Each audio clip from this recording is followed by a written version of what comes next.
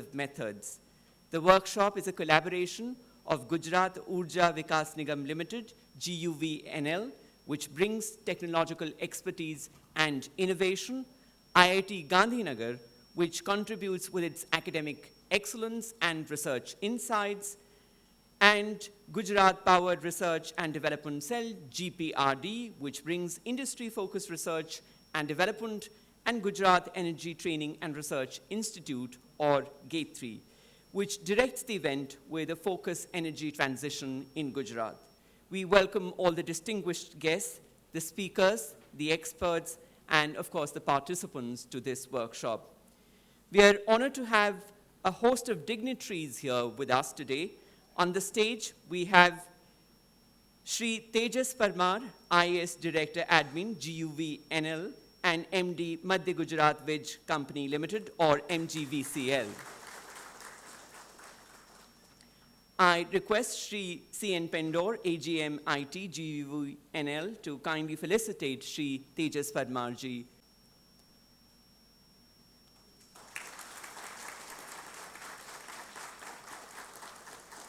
Thank you, sir.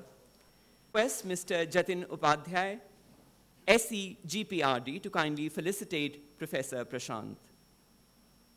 Professor Amit Prashant, Dean R&D, IIT Gandhinagar.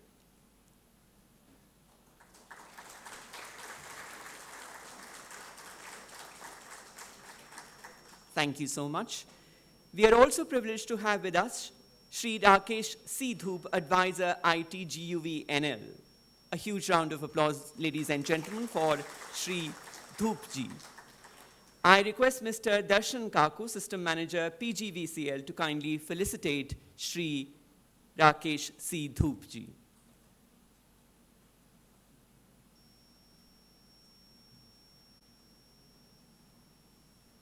Shri Rakesh C. Dhoop, Advisor IT Guvnl. V. Gandhi, Chief Engineer, Guvnl. A huge round of applause, ladies and gentlemen.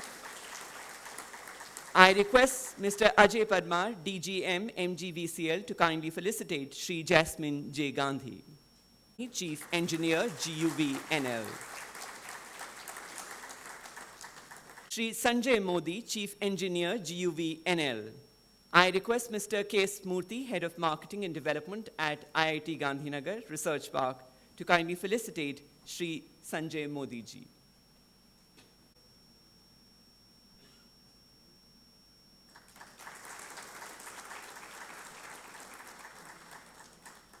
And finally, we also have with us Shri Jignesh T. Rai, GM Guvnl.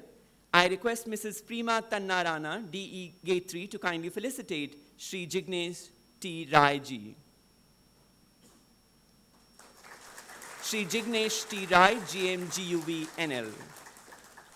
अब जासीन अतिथियों का अभिनंदन एवं साधुवाद. Driven by technological advancements, the power sector is undergoing a profound evolution. The advancements in the field of computer demand exploration of the intersection of IT and energy transition and delve into innovative solutions that are shaping the power industry. This workshop aims to bring together experts, researchers, industry professionals, and policymakers to discuss the opportunities and challenges associated with leveraging IT-enabled technologies. The workshop will examine the role of various IT-enabled technologies, such as artificial intelligence, or AI, machine learning, or ML, smart grids and microgrids, Internet of Things, or IoTs, blockchain, and cloud computing in optimizing energy generation, distribution, and consumption. It will also explore how these technologies are revolutionizing grid management, energy storage, demand-side management, and renewable energy integration, paving the way for a more efficient and decentralized energy system.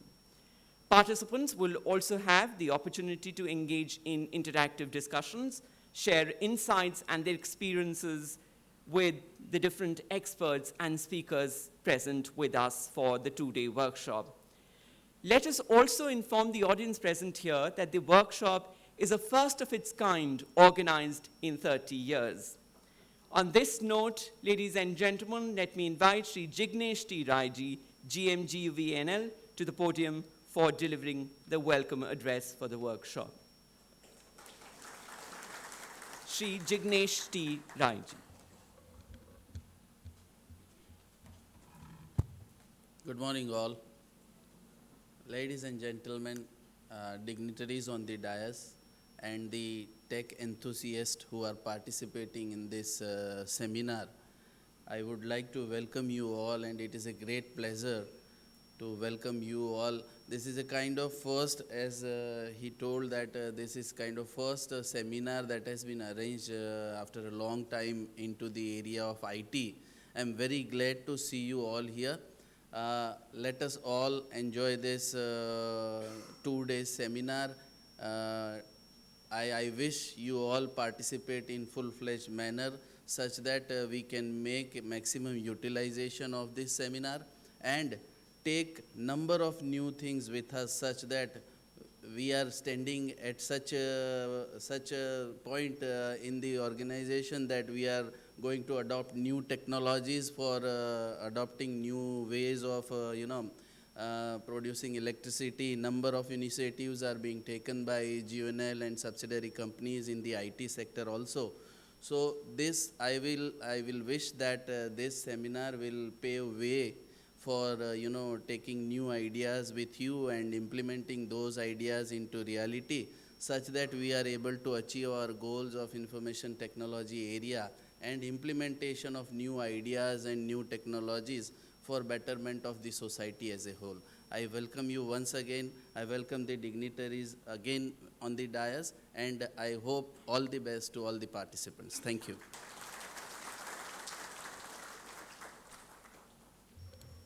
Thank you, Sri Jignesh T. Raiji.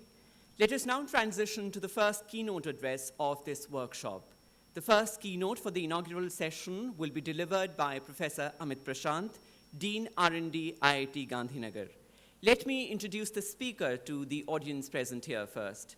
Professor Amit Prashant is currently the Dean R&D at IIT Gandhinagar. He was the officiating director of IIT Gandhinagar from 4th of January 2022 to 2nd of October 2022. He is a professor in the discipline of civil engineering. He completed his Bachelor's of Engineering degree from IIT Roorkee in 1997 and later went on to complete his PhD from the University of Tennessee, Knoxville, USA. He also undertook postdoctoral research for a year in the same university and later joined IIT Kanpur as assistant professor in 2005. He moved to IIT Gandhinagar in 2010. He was actively involved in academic administration as chairman SUGC at IIT Kanpur and also held the position of Dean Academic Affairs at IIT Gandhinagar. His research interests are in constitutive modeling of soils, earthquake geotechnical engineering, and applications of geosynthetics, which includes experimental investigations and numerical modeling. He has done field projects related to hill slopes, excavation, canals, ash dike, bridge foundations, barrage, and so on. He has conducted several industry courses in earthquake engineering, finite element method, and geotechnical investigations. He's coordinating a faculty development program for the last 6 years under the aegis of TEQIP scheme of the Government of India for engineering colleges in the country. So, ladies and gentlemen, please welcome Professor Amit Prashant, Dean R&D at IIT Gandhinagar. Professor Prashant, please.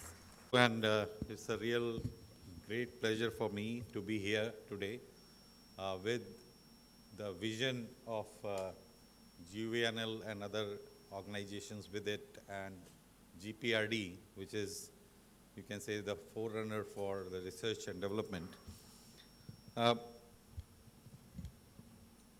Just before coming here, I was trying to get some information about how things are moving and how big is the system. And it seems like your organization has already moved way ahead of development of technologies, adopting new technologies, and also moving with the, you can say, future for whatever is required, thinking ahead of time. This workshop is a symbol of the vision that this organization comes up with. For last few years, I have been interacting with the team on campus, and I have always found the energy and the drive to do something which is meaningful, which is of interest, both economically as well as intellectually, which will provide the leadership not only to the Gujarat teams, but also throughout the India. And this is the signature of Gujarat state itself. Wherever I go outside, when I tell I'm from IIT Gandhinagar, Gujarat, okay, that's why. So when we tell things, they see something is futuristic, and they can relate with Gujarat directly. And this is not a story of today. It has been there for last 4,000 years, in a way. If you go to some of the locations like Harappan sites, you know, I think most of the people will know Dholavira location, right? And they had certain advantages related to navigation in sea, trading systems, you can say, logistics systems. And those were big technologies at that time, of course, right? As the technology evolved in different sectors, different ways, we always saw transformation happening for those countries where technologies came from, or those places. And some of those technologies could dominate the whole world. And you know what I'm talking about 400 years back, right? Such small change or small inventions that we see small today, at that time they were big in a way. So we all understand the importance of developing new technologies, adopting them in time, and showing the path to rest of the world, not to dominate them. Of course, that's not our style. Our style is more like Vasudhaiva Kutumbakam. We work together instead of dominate others. But we feel good and we feel responsible also to show the way. As Jagat Guru we call, right? It has been there forever. But that brings a lot of responsibility on all of us today. We have had, I think, around reaching to almost 80 years now, run with, after the independence. We got our foot on the ground. Certain sectors, we are leading now today the world, including some of the software industries, moving from services to products. We can talk about fintech. Are we leading in energy sector? Is there any chance to move in that direction? And that's where vision and the strategy will come in picture. This workshop, as somebody mentioned, I think, is going to be one of the landmark in that direction. The moment I saw the title, I felt very good that this is really amazing to see that people are coming forward with this. Elements of what you are going to hear have been developed to some extent. But there is a lot of scope in the future, coming future. And that will be done by the teams sitting here. So for instance, we started most of these technologies of integration, optimization, and minimizing some of the losses or some of the operational costs, to inventory management. All these aspects are prevalent in any of the systems that you work with. We have intervened in certain parts of those systems so far. but the scope is much higher. We start with measurements, we go to predictions. Now, this whole system requires a lot of investment, of course, but that investment has to be prudent, has to be based on what we are looking for. All these IT technologies, we club them together as IT technologies, but actually they are quite varying technologies in many ways. We had assumption some time back that this will be done by certain kind of engineers. And fortunately, you have a large team of those engineers. But let me also iterate that it is not essentially truth, that only they are supposed to do it. It is every engineer who has to look at this now. So in 70s, if you remember, electronics and electrical was introduced as BTech curriculum in every program, long time back. Today, it is still relevant, all the more relevant for any engineering. Another thing that is getting introduced now, and we just introduced in IIT Gandhinagar as another Gujarati leader, you can say, right? That data science is going to be another component which is going to pave every engineering or help every engineering in many ways. Now, what you are looking at is a combination of two in most of the problems, where you have to worry about electronics, sensors, all those things, collection of data, networks, and also you have to look at from the data science point of view, how to use that data once you have it, how to real-time use that data to optimize your systems in a way. So the nature of measurements, nature of data management, and nature of using the data back to the system, and the expectations in all these fronts are fast changing. And who is changing it? Not anybody else, you. Because you are discovering new things every day, and you want to implement new ideas into those systems to improve all these aspects that we are looking for. So that way, I hope not everybody here is from IT background. I hope. No? Mostly. Well, good for you, but I would like to invoke other engineers also to think like them. It is domain expertise with the support of IT systems which is going to lead the way in near future.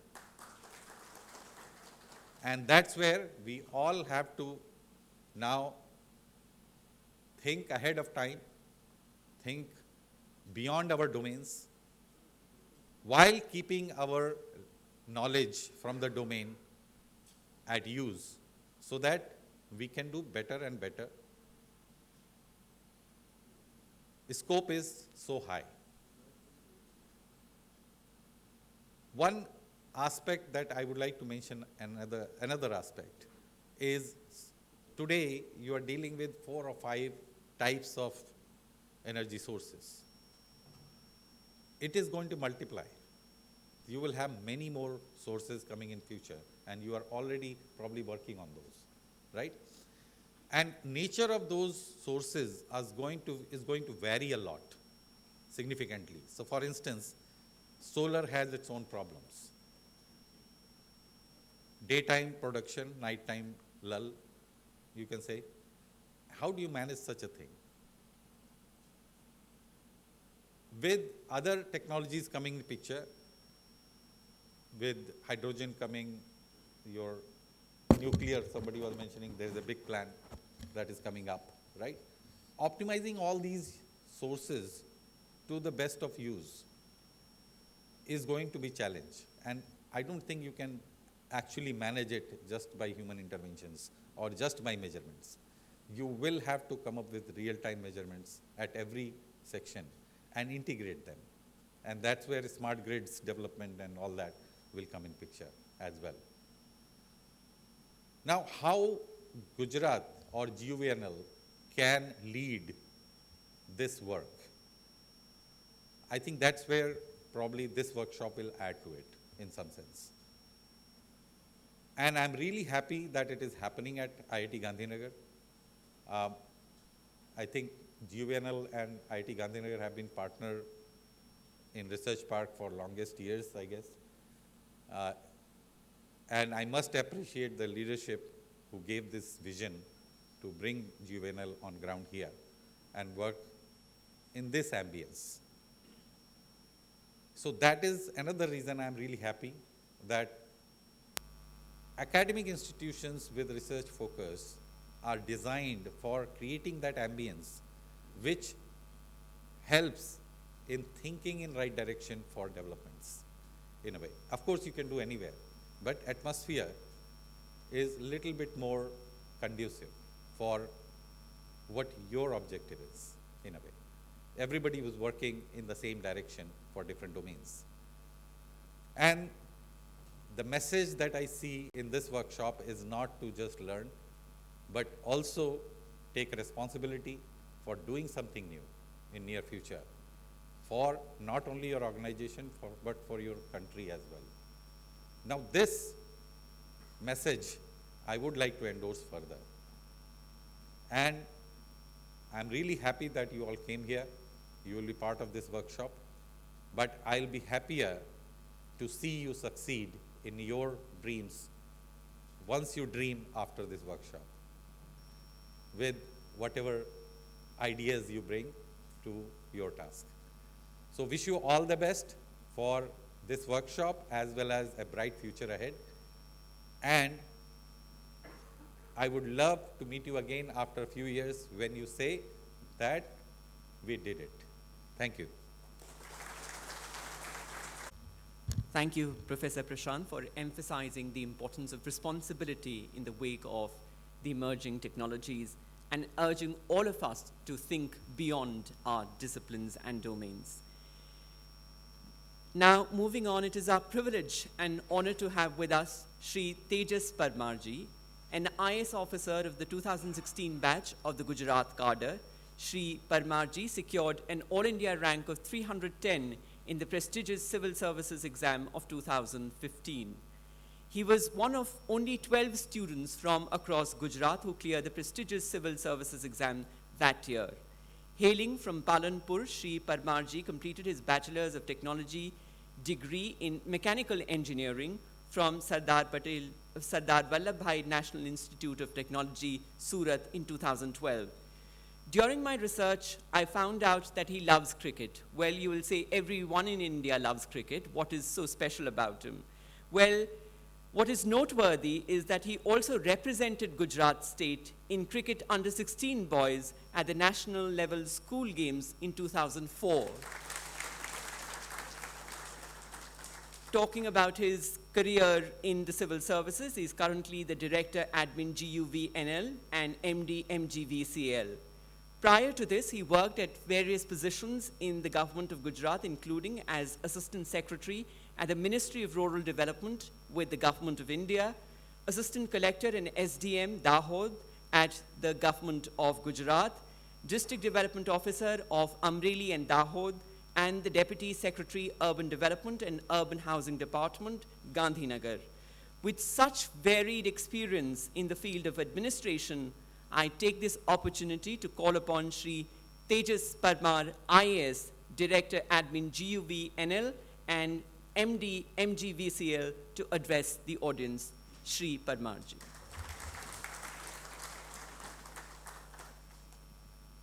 Thank you. Thank you for kind introduction. Shri Amit Prashant sir, Dean, IIT Gandhinagar. Dhub Saab, my dear colleagues on the dais and colleagues from various companies who have gathered here for today's workshop.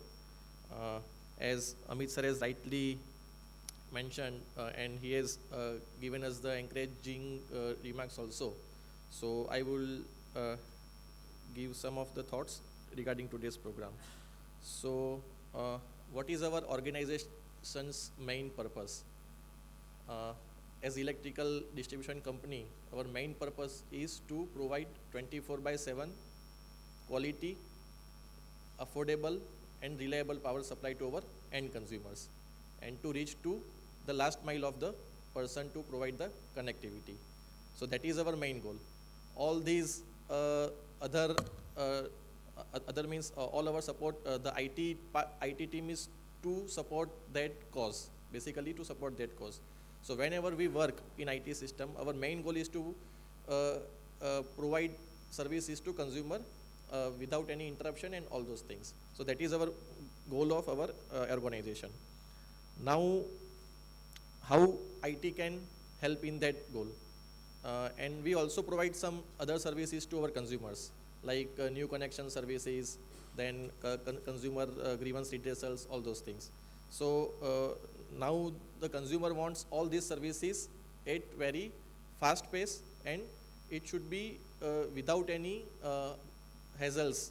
As we see in various government departments, if we want something, then we have to move from one table to other, and all those things we have experienced in our lifetime also. So we want to provide our consumers the hassle-free services from our organization, so our image is also good in people. So two things, to the experience should be smooth with minimum hurdle. So for this, our team is working, our electrical team and our technical teams are working in field. So we have to support those teams to deliver these services to our consumers. So that is our main purpose as a IT team. The second thing, our technical team also do lot of analysis of various types like T&D loss. To provide the services to our consumers, we have to have a good financial resources also with our help. And for to better our finances, we need our processes we need to use our processes in very optimized way, so that we can save our cost in providing the services and we can generate more revenue from our services. So to do all these things, we require very good analysis of our processes, and how can we optimize our processes so that we can save our cost in various activities, and also we can generate more revenue from the existing resources. So in that aspect also, our IT team should support our technical staff as well as our field staff, and all our other support staff like HR and finance. So these are the main two things that I think that our IT team should have the capability to deliver these things to organization. So by keeping that in mind, we have made various interventions in past, as you will see in our booklet also, that we have come up with many new interventions to provide all these services. But as rightly said by Amit sir, that with integration of new sources into our system, the challenges will be higher. And if we want to maintain our profitability, if we want to maintain our services, then we will need to think ahead, that how IT system can help in those mitigating those challenges and to overcome those challenges. So Gujarat state has done well, our IT team has done well so far, and we are ahead in many terms, like implementation of Geo Urja, and all those things are being looked after at national level also. They are seeing that as a very good step. But let me tell you, other states are also doing good. Now they are coming up with many good projects in IT sector, and if we don't keep the pace that we have kept so far, then they may go ahead of us. So as an individual also, you may see that the IT technologies are changing very rapidly. In our lifetime only, we have seen so many changes that your knowledge may be outdated after some years. So as a individual also, we have to keep yourself updated with new technologies and new programs and all those things. So what my suggestion will be that this 2 days program will not impart you everything that you want, but it will actually give you some idea what is happening at national level, what is happening in industry. So you may get some clue, and on the basis of that clue, you may also research yourself You may also find new sources where to learn from all these things and how to increase your capacity in that thing. My suggestion is that you make yourself uh, uh, in such a way that if a management wants to look after, if management wants to find one person that for this thing we require some persons, then your should name come first कि आप इसको पूछिए, इसको सब पता है. आप अपनी कैपेबिलिटी इतनी बढ़ा देंगे कि ऑर्गेनाइजेशन में अगर कुछ भी काम होगा तो आपके पास आएंगे. तो वैसा आपको करने के लिए आपको बहुत मेहनत करनी पड़ेगी. We have few people in this room only to whom management directly knows कि ये काम करने के लिए हमको ये आदमी चाहिए. तो मैं सबको गुजारिश करूँगा कि आप जितना भी अभी हम टेक्नोलॉजी के फील्ड में आगे बढ़ रहे हैं, जितना भी नए नए टूल्स आ रहे हैं, आप अपना इंटरेस्ट फाइंड आउट कीजिए. ऐसा नहीं कि सब कुछ सीखना है, which is not possible also. I find out कीजिए कि मुझे इसमें इंटरेस्ट है, मुझे इसमें आगे बढ़ना है और मैं इसमें काफ़ी अच्छा कर सकता हूँ एट इंडिविजुअल लेवल ऑल्सो, और मैं ऑर्गेनाइजेशन को भी काफ़ी अच्छे से सपोर्ट इसमें कर सकता हूँ. तो ये 2 दिन के वर्कशॉप में आप पूरा एक बार देख लीजिए. ऐसे वर्कशॉप हम लाते रहेंगे. हम लोग आपको अलग अलग जगह पे भी, जैसे अभी IIMs वगैरह में भी हमने भेजना शुरू किया है for overall development purpose. Few of IT people also going in those programs. So our goal of management is कि you are exposed to the best of the things which are available in India, and we have come up with new foreign study policy also, कि जिसमें आप foreign institutes में भी अगर आप apply करोगे और अगर आपको वहाँ पे एडमिशन मिलता है in your course which can be helpful to you as well as to organisation, then we will provide full financial support for those things. तो आप वैसी भी अपॉर्चुनिटी देख सकते हैं. तो हमारा मैनेजमेंट का एक ही गोल है कि आप खुद की कैपेसिटी बढ़ाइए और वो कैपेसिटी को यूज़ करके आप ऑर्गेनाइजेशन की कैपेसिटी बढ़ाइए. फाइनली कंज्यूमर का जो हमारा इंटरेस्ट है वो ध्यान में रख के तो हम कंज्यूमर को सबसे अच्छे से सर्व कर सके. तो मेरी यही गुजारिश है कि आप ये 2 दिन के हम काफ़ी अच्छे एक्सपर्ट्स इंडस्ट्री से आए हुए हैं. आप जितना नॉलेज उनसे निकलवाओगे उतना वो बताएंगे. यहाँ पे आके पैनल में वो जो बोलेंगे या फिर अपना प्रेजेंटेशन देंगे वो तो वो सोच के आए वो बोलेंगे, बट आप जितने इंक्विजिटिव होंगे उतना आप नॉलेज उनसे गेन कर पाएंगे. और बाकी जो भी नेटवर्किंग अपॉर्चुनिटीज आपको मिलेगी आप उसका फ़ायदा उठाइए. और फिर से मैं धन्यवाद करना चाहूँगा IIT गांधीनगर का कि काफ़ी अच्छी स्पेस हमको प्रोवाइड की, and the campus has come up with very in beautiful way. मुझे लग रहा है कि शायद अभी भी 4-5 साल में it will become a very beautiful campus.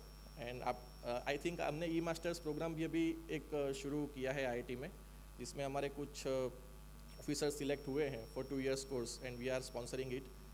So once again I thank IIT, and I wish you all the best, and enjoy 2 days, but just not only enjoy, learn with fun and provide your maximum to organization for our nation. Thank you very much. Thank you so much, Shri Tejas Parmarji, for highlighting the need to enrich consumer experience through capacity building. Well, it has been rightly said that we do not realize the value of a moment until it becomes memory. To etch these moments as memories, we would like to present a memento to all our distinguished guests on stage. I shall begin by calling out Shri C.N. Pendor, AGM IT GUVNL, to kindly present a memento to Shri Tejas Parmar, IAS Director Admin GUVNL. So he is being presented to Shri Tejas Parmar, IAS.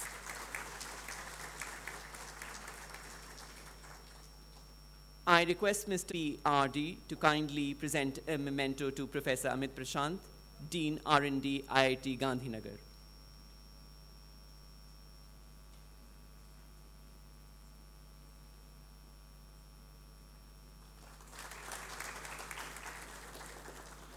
I also request Mr. Darshan Kaku, System Manager, PGVCL, to kindly present a memento to Shri Rakesh Seethoop, Advisor, ITGUVNL. A memento being presented to Shri Rakesh Seethoop. I request Mr. Ajay Parmar, DGM, MGVCL, to kindly present a memento to Shri Jasmine J. Gandhi, Chief Engineer, GUVNL.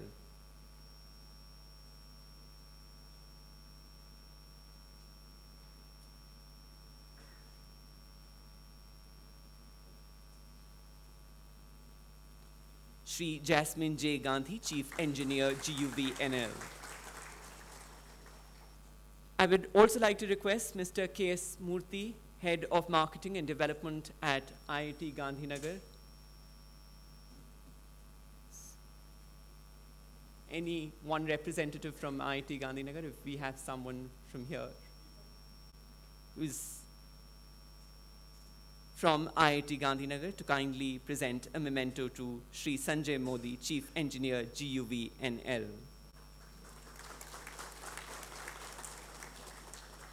And finally, I would like to request Mrs. Prima Tannarana, DE Gate 3, to kindly present a memento to Shri Jignesh T. Rai, GM, GUVNL.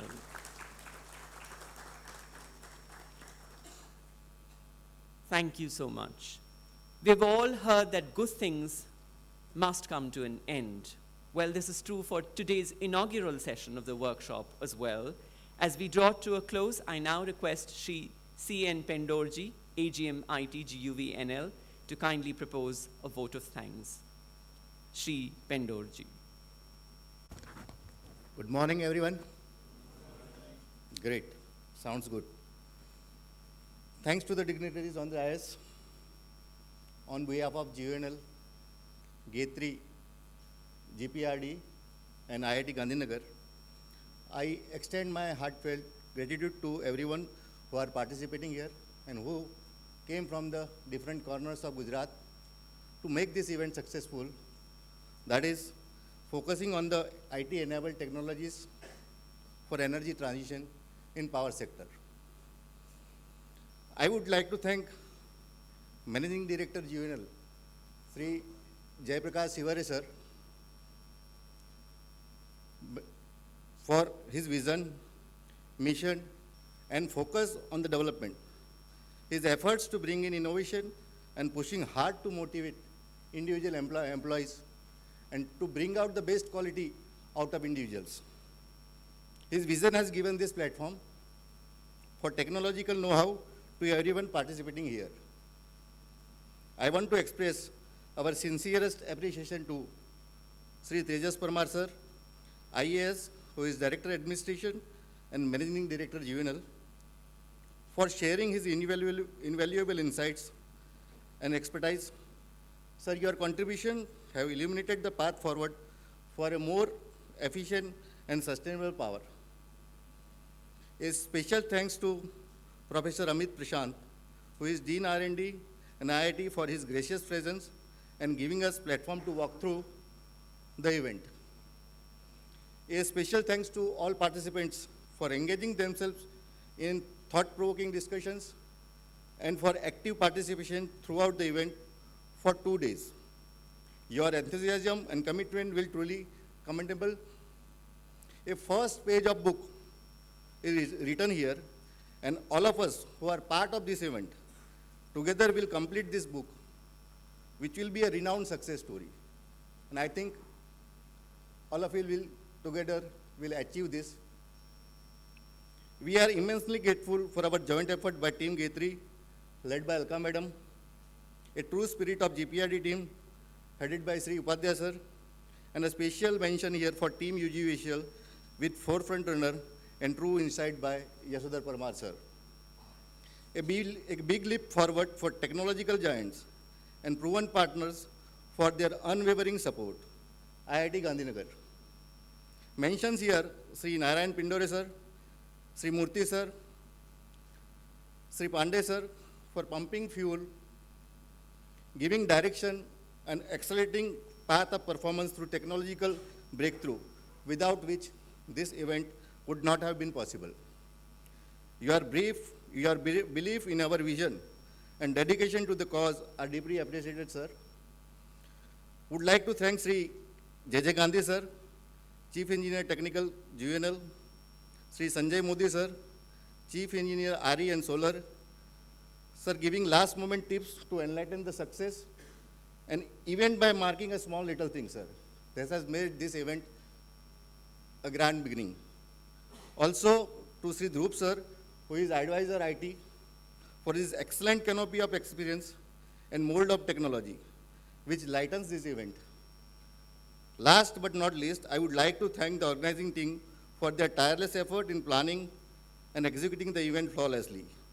Your hard work, your dedication have truly made a difference. Team Guvnl IT, Team GPRD IT, G3, and the staff of IIT Gandhinagar.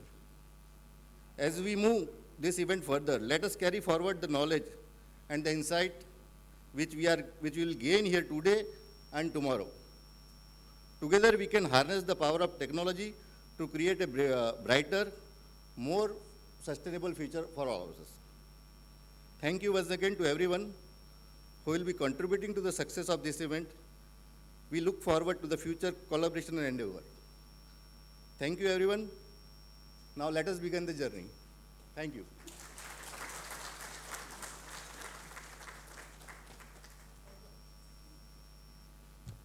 Thank you, Sri Sen Pendorji. I'm reminded of British author William Gladstone, who once said, and I quote, "If you're cold, tea will warm you.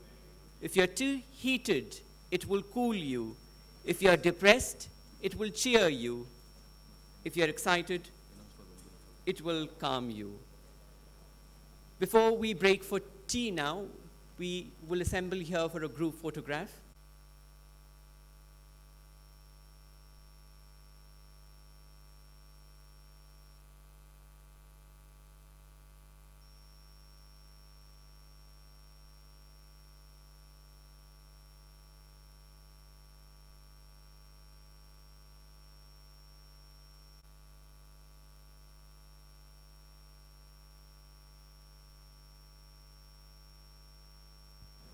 After the inaugural session, we shall break for tea now. We shall resume the session after the tea break with two interesting talks on smart grids and next-gen microgrid and smart city solutions.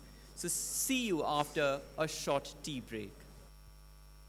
Participants are kindly requested to settle down as soon as possible. Before we dive into the next session, there are two important announcements to be made. First, you're kindly requested to keep your phones on silent mode during the workshop.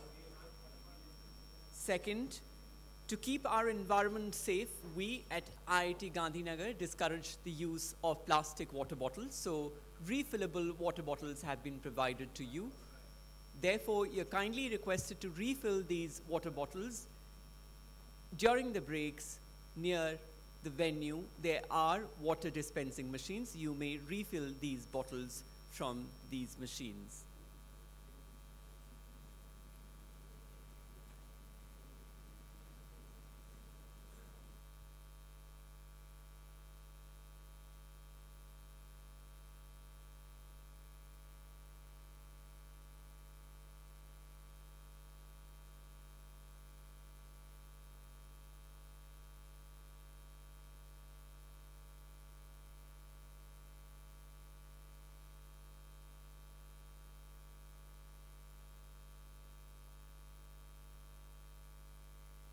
All of you are requested to kindly settle down for the next session.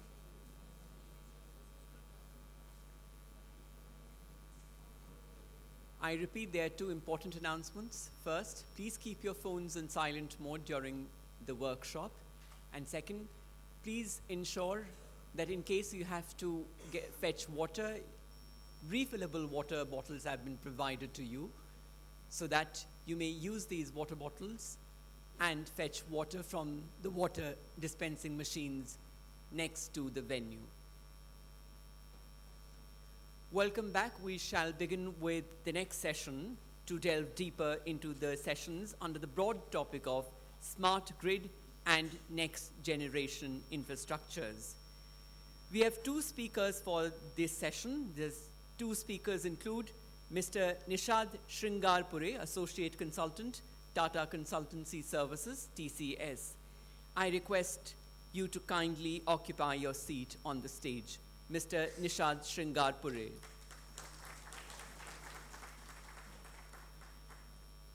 I request Mr. Parimal Chaudhary, DGM IT DGVCL, to kindly present a sapling to Mr. Nishad Shringarpure as a token of appreciation from the organizing committee. Mr. Nishad Shringarpure. Ladies and gentlemen. The second speaker we have for this session is Mr. Debmanlo Shen, India Lead Advanced Energy Solutions of World Economic Forum. I request Mr. Pratik Patel, Manager ITGUV NL, to kindly present a sampling to Mr. Debmanlo Shen. Mr. Jatin Upadhyay to kindly do the honors.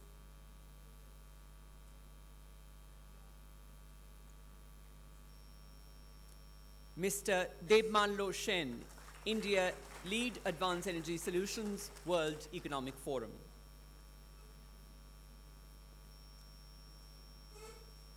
The first speaker for this session is Mr. Nishad Shringarpure, Associate Consultant, Tata Consultancy Services, TCS.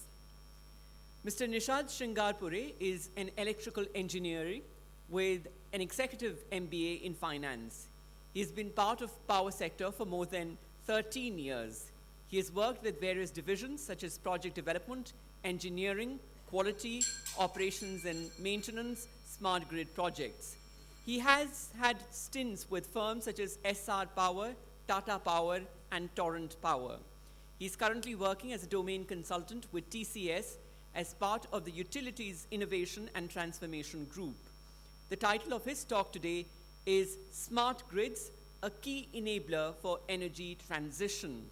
So, ladies and gentlemen, put your hands together for Mr. Nishad Shringarpure, Associate Consultant, TCS. A very good afternoon to everyone. Hope am I audible till the last? Okay, good. So today's topic is we are in the forefront of transition in the entire energy sector. So why this is important, how we are also part of that whole puzzle, we will learn in further sessions. Okay, so let me share. Okay, so how the traditional power sector has been. It has been a hierarchy, the generation, the transmission, the distribution. This was a very simple structure. It worked for many years. Minor digitization in terms of billing, efficiency, all those things were working till now. But now what is happening is the generation sector is changing. We are moving from non-renewable sources to renewable sources, which are sometimes predictable, sometimes not predictable. The peak load is changing because of installation of photovoltaics, rooftop solars, and many dynamics are changing. These also changes the connectivity that we have. It's okay. Thank you.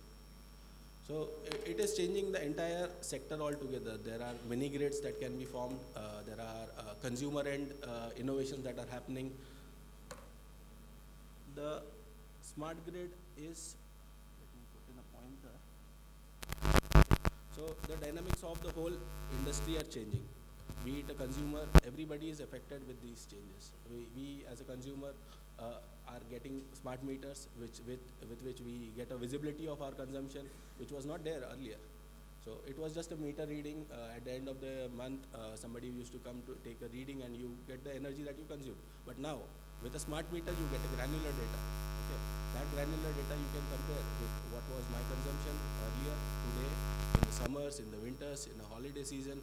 When I installed an AC, I installed an AC, two ACs, or so on and so forth. So the things are changing very fast. This is mainly due to the efforts by the whole community as a whole, the world together. We are moving towards a decarbonized environment. We have taken a net zero target of achieving that by 2050. Okay, and also the decentralization in terms of generation. So earlier the generation used to be near to the cities, okay, city centers where the actual load centers are. Now it is where the energy source is. By energy source I mean the wind, where the wind is blowing good, where the solar energy is good. So those centers are now changing. Okay, the dynamics of transmission are also changing with this. So if I install a solar PV plant, okay, so I will get solar irradiation during the day, okay, but it will not be available for me during the night. Okay, but with the battery storage, I can also support the grid by the solar energy that has been generated during the day. Okay. So what you install, where you install has become very important these days, and also digitization and enabling technologies like AIML, cloud computing. These are also helping the power sector to move and provide more consumer-centric solutions to the end customer. Okay. Let us look at some numbers where we are heading from and what we are going to do next. Okay, so if you look at the blue and yellow, these are the wind and solar energy targets that we might have to achieve going forward to 2050 if we want to achieve our net zero targets. Okay. The traditional sources of energy, coal, natural gas will be phased out, but they will be required for base load plants. That is the general consensus till now. But what is happening with battery storage? There are innovative things that are happening in the world. If I give you an example of a pumped hydro plant that is storing water at a height which can be later used as energy source for generating energy. That is kind of a battery. But if you look at a battery, you will visualize that there are two anode and cathodes. But this is also a battery that is storing energy. So there are innovative things that are coming up. With these dynamics, the whole sector is changing. Okay. If you look at the photovoltaic cell and the PV that we install at our homes, those are also changing how the grid performs, how the capacity of different transformers is to be assessed, how the network is to be enhanced. Those parameters are having a very important part in the further development and going forward in the grid. Okay. Some of the government's initiatives, Government of India as well as Gujarat are pumping in billions of dollars in terms of installation of PV, rooftop solars. Even they are promoting electric vehicles, then hydrogen, green hydrogen, battery storage. These all things are coming up big. Okay, so these hydrogen generation, green hydrogen generation, it will require some kind of renewable energy if you want to make it green.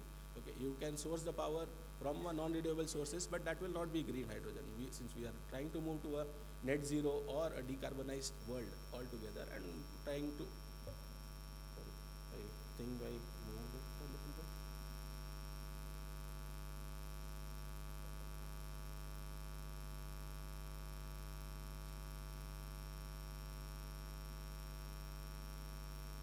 Okay, it is coming up. So, moving forward, what will be the focus areas? Okay, focus areas will be majorly concentrated into four. Okay, how we are able to manage the network, how the visualization of the network is. See, there are multiple agencies who are part of this network. The grid as a whole, if we consider India as a diverse nation, okay, so there are multiple utilities, private utilities, state-owned utilities, transmission utilities, private transmission utilities, generation utilities who have their own transmission network, and multiple combination permutations. All of these in unison are part of the grid. Okay, now how this grid operates is based on the parameters that we monitor on a day-to-day basis, be it a generation plant, or these all things are interlinked. The visualization and the situational awareness has become very important these days. Okay, if a PV plant or a wind farm in Mehsana or an offshore plant, it is not performing. So the data that is collected, that helps the network operator to maintain the grid frequency and the load. Okay. So everything is connected these days. So the systems also need to be smart and to cope up with these changes in the future. Similarly, if we look at the sources of generation, we used to have synchronous generators, okay, which maintain the 50 hertz frequency. Now there are photovoltaic plants. Now these are so the grid inertia, the 50 hertz that we get at home, that has to be maintained in some way. These are the challenges. Similarly, electric vehicle penetration, photovoltaic penetration, the rooftop solars that we have, wind farms. So the industrial and commercial consumers are also allowed to generate renewable energies. Okay, At their plant, they can install a large-scale utility-scale photovoltaic plant. They can also install a wind. That all constitutes renewable sources. So the dynamics of the grid, how the power is getting consumed, how it is getting generated, and when it is getting generated, how it is getting consumed, all are changing. Similarly, the field assets. Okay, the field assets, if I take an example, the lines that we installed 20 years back or 50 years back might be still running, but with a minor maintenance or a revamping of the whole entire structure, we can still work with that and it can perform. Okay, so assessing these conditions, how it will perform, when it will break down, all these predictive maintenance practices have become also important. Okay, since not only moving to a renewable sources or a decarbonized atmosphere, we also need to maintain the reliability of the network. Okay, the outages, the end consumer shutdown, those also have to be minimal. Also, the grid stability has to be maintained. So all these awareness have become very important these days. So let me give you what the smart grid is. Okay, the most popular term like smart meters. Generally, people translate that to a smart grid, but smart grid, it is one of the components of the smart grid. Okay, it has multiple uses. In the Indian scenario, we have the billing efficiency that gets increased. We can do a prepaid, postpaid metering with that, but it is like a chat GPT of generative AI. It is just a solution. The other components of the grid are also important and going forward will take a center stage also. So the smart grid is a convergence of two technologies mainly, rather three technologies. One is the IT technology, second is the operational technology, third is the field devices. The field devices are the ones that generate the data. Some devices or some equipments, like we say a transmission tower, it does not generate operational data. Okay, the structure, we cannot assess the condition of the tower. Okay, but doing a field inspection using a workforce management team, a field crew is assigned and looking after that, capturing pictures. That also forms a part of a IT technology that can enable the solution that we look at and which helps the overall reliability and maintenance of the grid. Okay, so all these technologies in together form a smart grid. Now, in together is a very important term here. Okay, these can be isolated systems, but the end result that we are trying to achieve, a predictive maintenance or something that is we are trying to forecast something. All this can happen if there are data sources from multiple things. Suppose asset management data has only the asset data. Okay, now the energy management system that contains the energy reading and all those data. But if you don't merge both of these technologies, if you don't leverage these technologies and the parameter and the data that are getting generated, it is of no use. You are just managing a system, you are just putting a system up and running, but it is not, you are not leveraging the technology, you are not taking advantage of the technology here.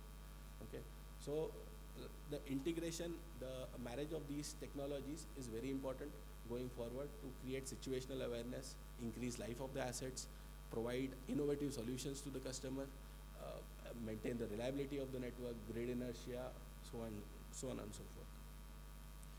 So let me describe a system to you, ADMS. It is Advanced Distribution Management System. It has multiple components. Okay, one is the DMS, which is basically a network analytics tool. Okay, it helps you design a network, situational awareness. You can do scenario analysis using multiple tools in DMS.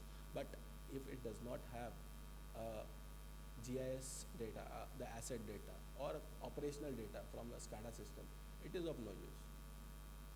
Similarly, SCADA, it gives you a situational awareness of the running parameters of the network, what is happening where, what you can do where.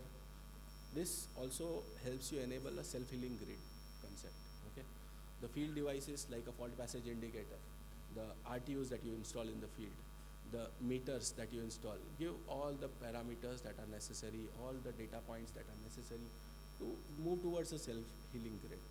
So all these technologies, when implemented in the right way, can give you desired results and also increase the operational efficiency. Similarly, a mobile device application. Okay. Now, a field crew is going to the field. He is aware of the network because of his past experience, but there are some changes that has happened recently. He will not be aware what has happened in the network, what has happened down the line in the network. So, a mobile application can help.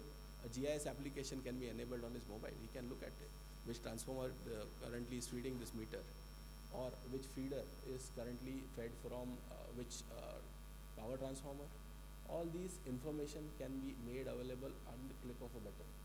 These meaningful information also helps in the operational efficiency, but also enhances the safety of the field crew that is working in the field. Similarly, a workforce management tool, a vehicle tracking tool, it can track which field crew member is nearest to the fault site, who can respond where fastest.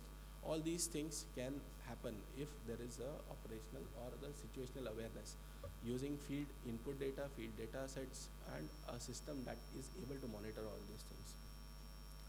If I give you another example of a use case, a traditional GIS, we install multiple meters, transformers, RMUs, poles, etc. in the network. We map them in the GIS. But what next? We have a hierarchy. What to do of that?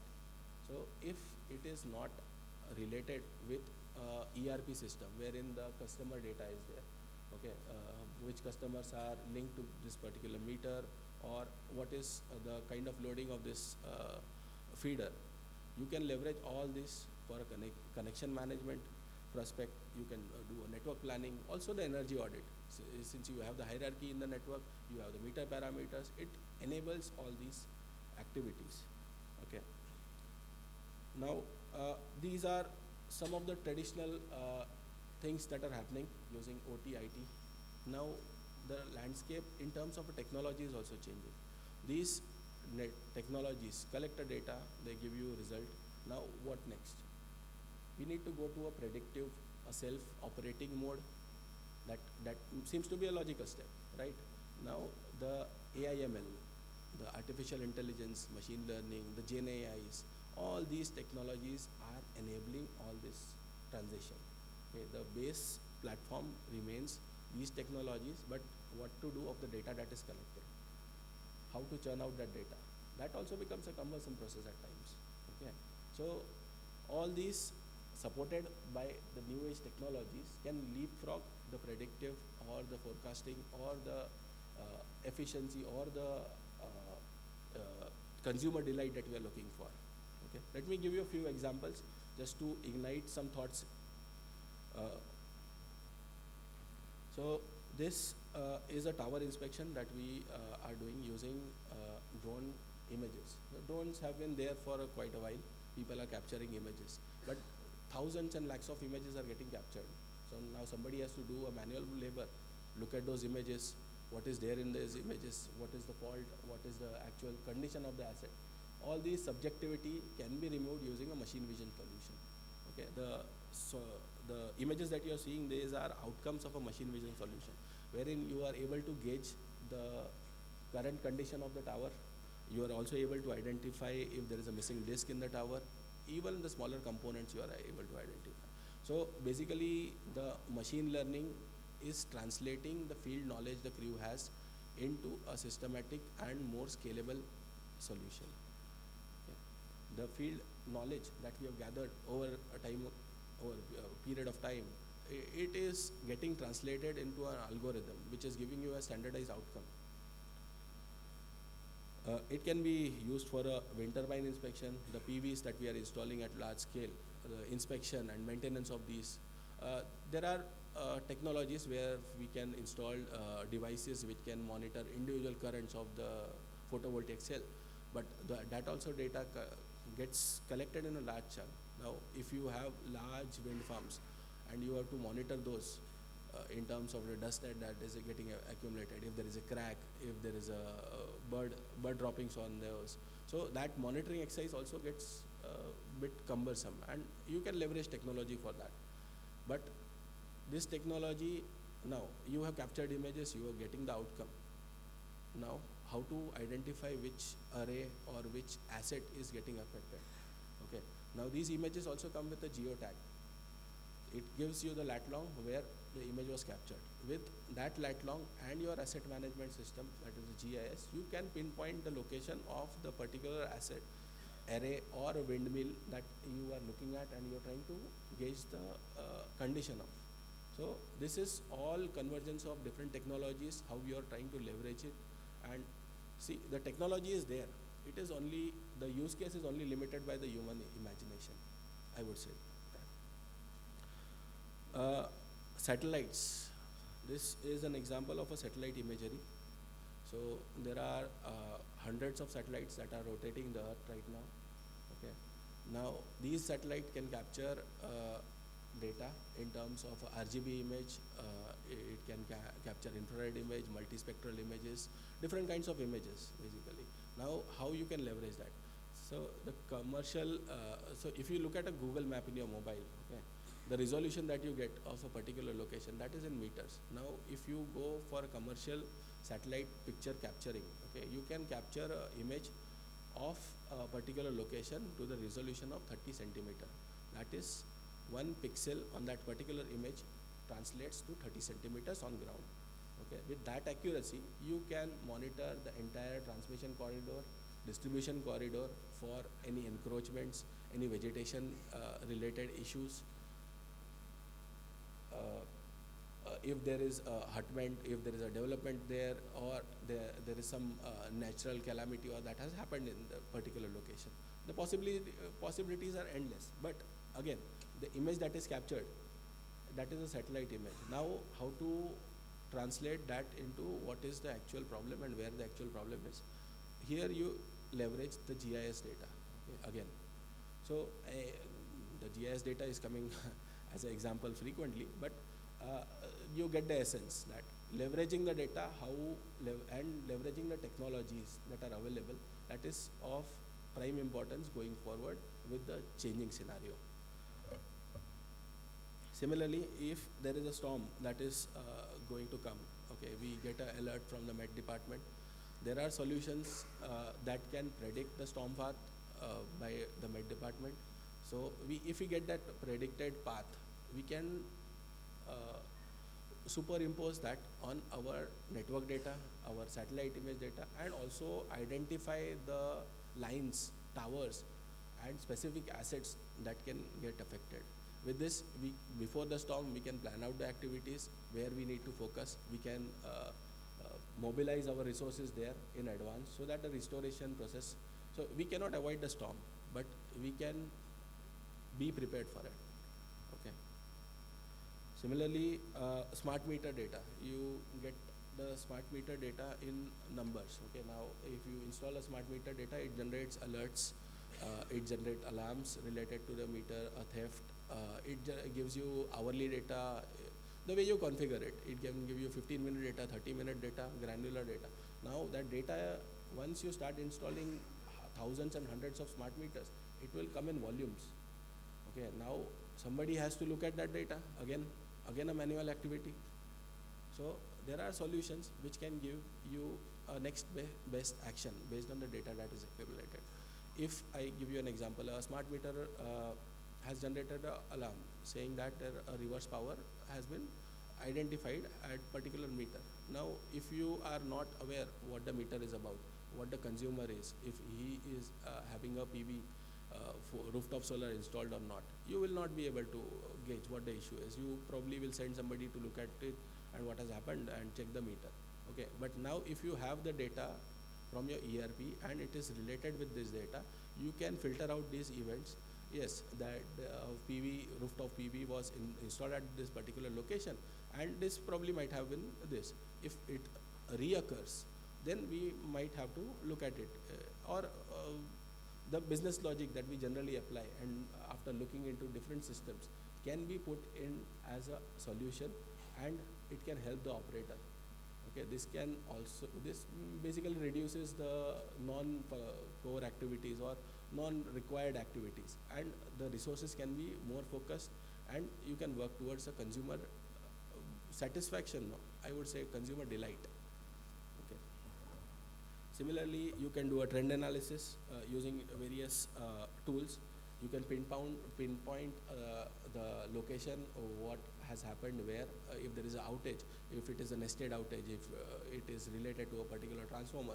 If you are not having a smart meter on the transformer, but smart meter downstream, you can correlate that these all consumers are from this transformer, and this probably has the transformer, there is a tripping or there is a fault with the transformer. Similarly, a feeder. These all things can be correlated, but you have the data, you have the platform, and you try to process, you put in business rules, you put in technologies, you leverage technologies that are happening, the machine learning, the artificial intelligence technology. These all things are making the jobs of the field operators easy to some extent. Let me give you an example of how the IoT sensors can help in the field. So there is a concept called line capacity. Okay, so the capacity of a particular line, how much power it can push through, it can transmit, depends on multiple factors that are there in the field. One is the design factor, what the line has been designed to do. Second are the ambient factors, the environmental factors. Okay. Now, if the field sensors are able to capture these environmental parameters, you can translate or correlate those with the design parameters and give a dynamic adjusted capacity of the adjusted rating of the line. With this network operator, he can make a informed judgment. Yes, this line can be loaded further, this line needs to be underloaded, there is too much heat there are I square R losses are higher. So all these judgments or the decision making can be enabled, and an informed decision can be taken on the go. Similarly, there are certain advanced use cases. Once we have a full-fledged meter, smart meter installation, it can. So now, what is happening currently? If I install a rooftop solar at my house, okay, the excess energy that is getting generated, I am only able to sell it to the utility. Okay. Moving forward, we can create a platform wherein a peer-to-peer trading can happen. So if I am generating X number, there is a surplus Y number, I can sell it directly to a customer who is next door in the community or wherever the grid, microgrid is located. So all these advanced use cases get enabled once we have the right technologies in place, and the right implementation of these technologies is also done. To give you some numbers and some predictions, so this is IDC, this predictions of what the utility spending will look like in coming forward. It majorly focuses on the Gen AI technology for chatbots, using of DERMS, the distributed energy resource management systems in the ADMS, and how it can enhance the existing efficiency of the grid. So these are the focus areas globally, how people are trying to invest in and making the grid smarter, and also bringing the cost, the end cost that is charged to the customer. Thank you. If there are any questions, anyone?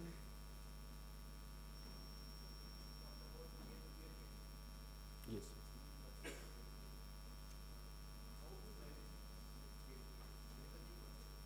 Correct. Yes. So peer-to-peer trading, now what the traditional give and take, or the buying and selling of the energy, how it happens. I am a generator, suppose a prosumer. It is basically a generator, a customer who is also generating energy. Okay. Now I am able to sell it to the grid only right now, because the structure is that way. If there is a microgrid, okay, a community or an environment, suppose IIT Gandhinagar is a community. Okay, this building is particular consumer and the other building is a new consumer. Now, if I am connected to a grid with external grid at a interconnection point, and this forms a microgrid, okay, I am able to trade the energy in between in this particular network, which enables reverse and forward flow of the energy.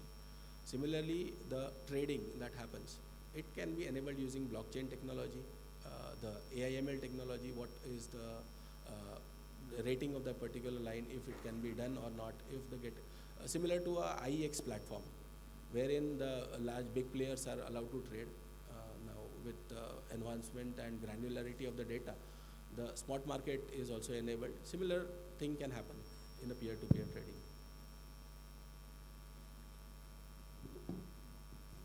The best suitable technology which a starter can use, according to you? Startup can use. Starters means those who are not aware of this technology, and if you would like to, B2B trading, P2P trading. Okay, you can use blockchain. in blockchain, what can you elaborate on that? You can. There was a pilot project in Malaysia, TNB, Tenega Power.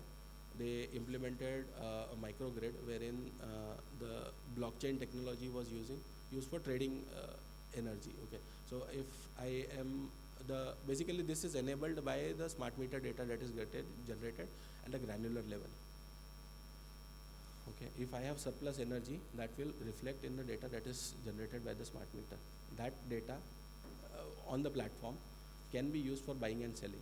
Buying and selling can be of different kinds. It can be a fixed type. It can be market related, like you see the dynamic change in price. Okay, if somebody is putting the price that this is my X is my cost of generation. Okay, now somebody is putting that X1 is my cost of generation. If that is lower, you can dynamically trade using a blockchain that yes, the lowest price gets the priority and the trade is enabled with that price. Similar to the IEX platform that we have. But that is at a microgrid level. Yes. So is this suitable for like smaller community? So IIT Gandhinagar is a big thing. Yes, it is suitable, but there should be a regulatory framework also in place since Okay. we are operating in a regulated environment. Okay, but going forward, who knows? With the granularity of data and the emerging technologies, this can also be enabled. And this microgrid is actually physically a grid, you are Yes, saying? it has an interconnection point. It can sustain on its own. Basically, that is a microgrid. I have generation within my premises. I have distribution within my premises. For any surplus or shortfall, I am connected with the grid to get the surplus energy from there.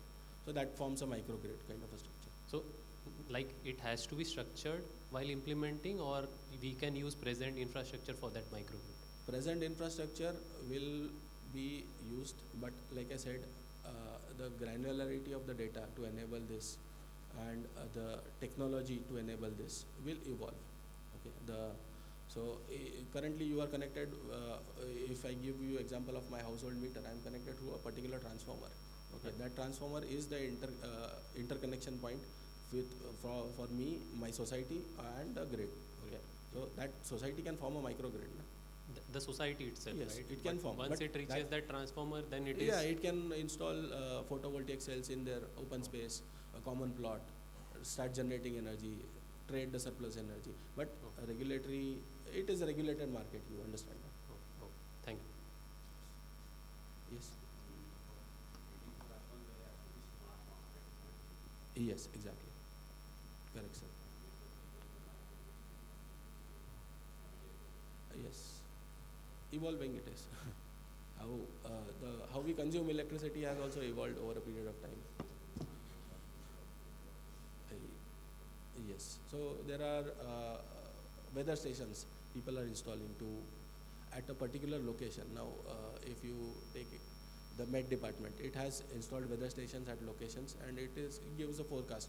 But that forecast is kind of for the whole city or the region. Okay.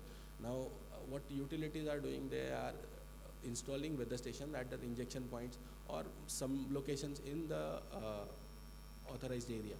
Okay, now with this granular data, they can understand what is the solar irradiation, what is the wind, what is the precipitation, and with this and the granular data that is getting generated with the smart meters, it can be correlated and a very accurate or near accurate forecast can be generated.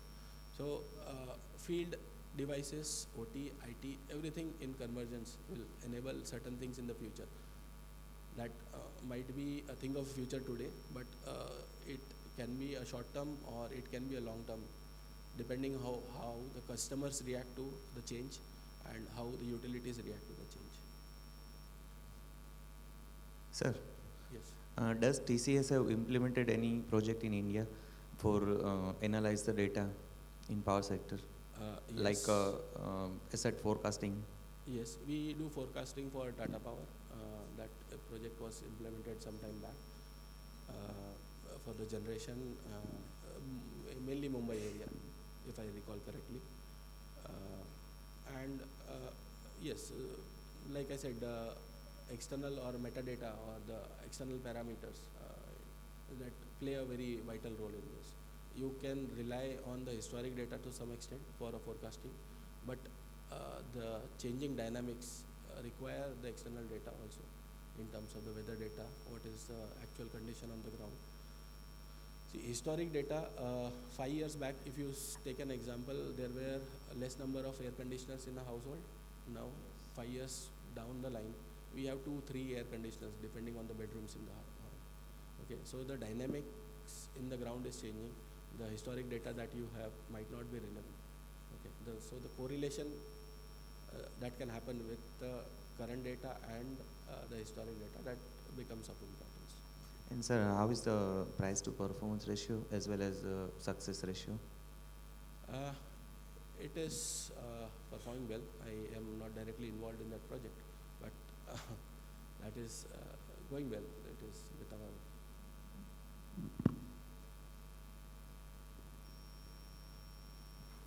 Hi.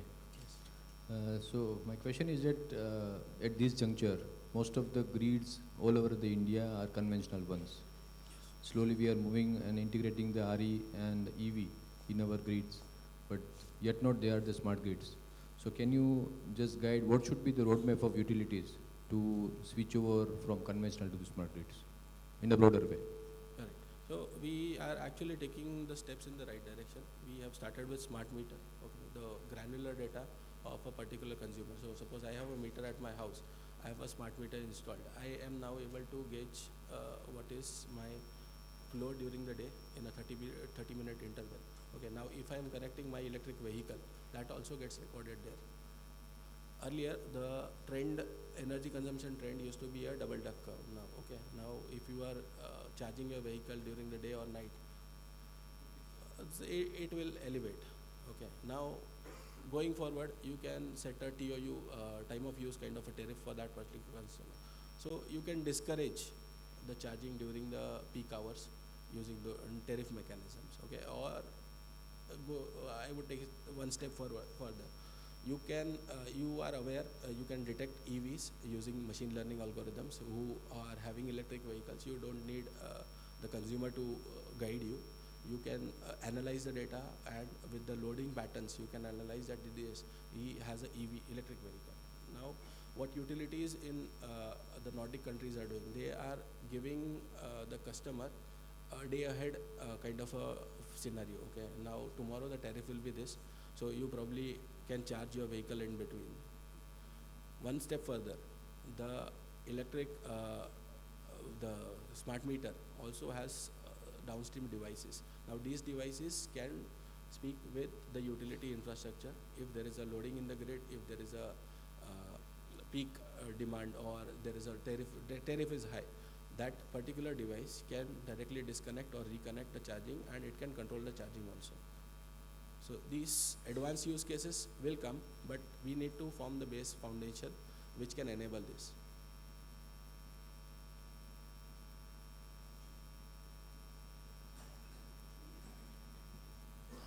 My question is from the perspective that more and more prosumers are right now interacting with the system. So whether the blockchain-based protocols has any real-time application across any entities for the purpose of detecting the energy theft or faulty meters or sort of system violations, are there any real-time applications using the blockchain-based protocols for detecting such sort of issues in the system remotely?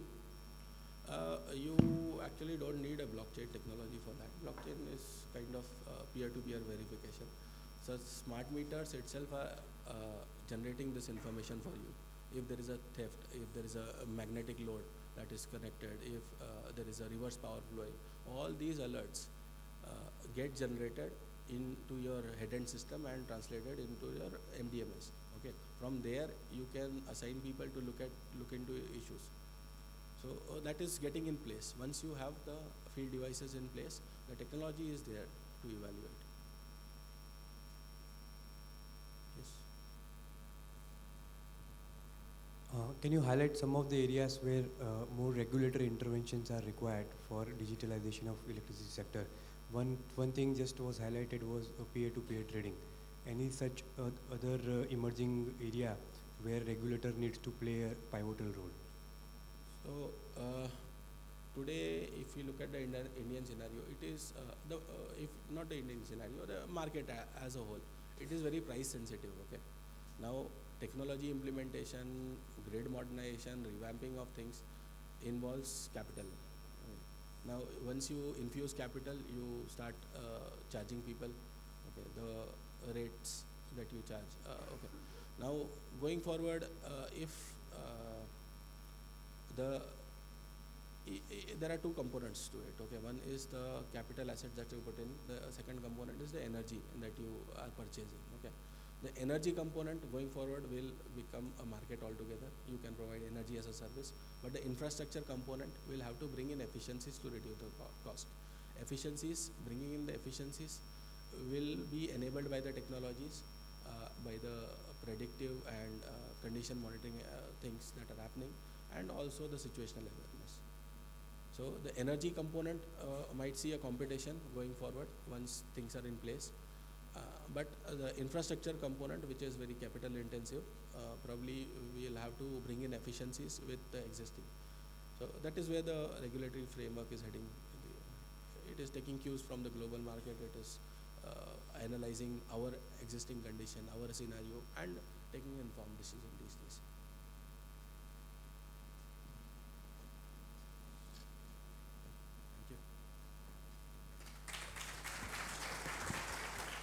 Thank you so much. Thank you, Mr. Nishad Shringarpure. In case you have more questions and more queries, you can connect with the speakers during the lunch time as well. Let me introduce the next speaker for this talk today, Mr. Debmalla Shen, India Lead for Advanced Energy Solutions at the World Economic Forum. Mr. Shen is an energy sector professional with more than 13 years of experience across conventional and clean energy systems. He has played various roles, including in operations, project development, asset management, business development, and management consulting. He holds a bachelor's degree in instrumentation engineering, a master's in thermal power plant engineering, and an MBA in finance from SP Jain School of Global Management, where he also featured in the Dean's List and was awarded the Global Citizenship Award. Mr. Shen is presently leading the forum's initiatives on advanced energy solutions in India and the work towards accelerating the deployment of emerging technologies like green hydrogen, energy storage, CCUS, that is carbon capture, utilization and storage, modular nuclear reactors, and sustainable aviation fuels. Before joining the World Economic Forum, Mr. Debmalla Shen was working as a management consultant in KPMG, where he was leading advisory work on energy storage and renewables. He has also worked with Customized Energy Solutions and Apraava Energy. Debmalla is also a selected mentor by Energy Sector Management Assistance Program of the World Bank, and he mentors young women engineers interested to make a career in energy storage domain. Mr. Shen collaborates with global leaders in frontier and fast-growing segments of the energy system. He calls himself the clean energy advocate. The title of his talk today is Digital Strategies for Future Energy Storage, Next-Gen Microgrid, and Smart City Solutions. So, ladies and gentlemen, please welcome Mr. Debmalla Shen. Mr. Shen, please.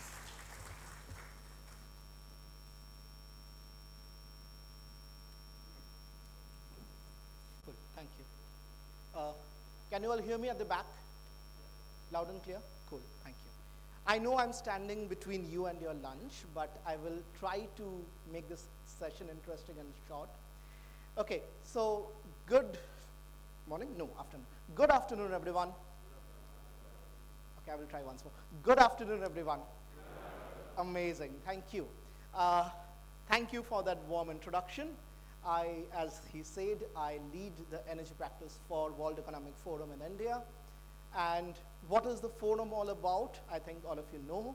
But very quickly, we are a public-private cooperation organization who believes that no single entity, who, no matter how powerful he or she may be, can drive a change alone. It's always through collaboration that change happens.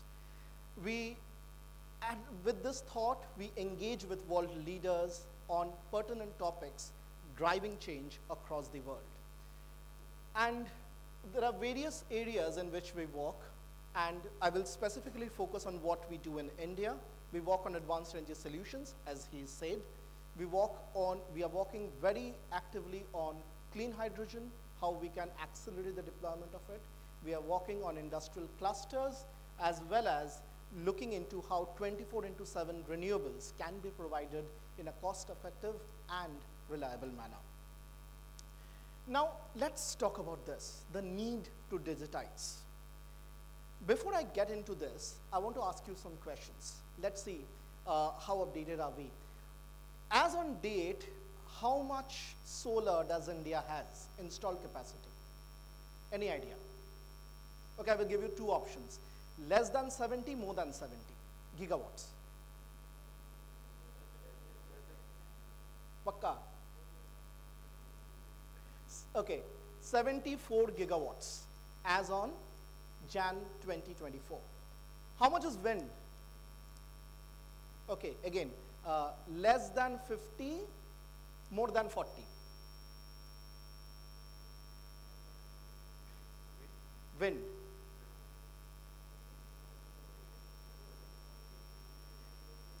Less than 50 or more than 40? Which one?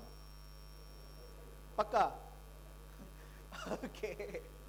I actually give the same option both the times. So it's 44 gigawatts. Okay. Now if we combine these two and see how much percentage of India's power capacity is being met by renewables, it will come to around 28%. If you add hydro to this, it crosses 40% to around 42% as on date.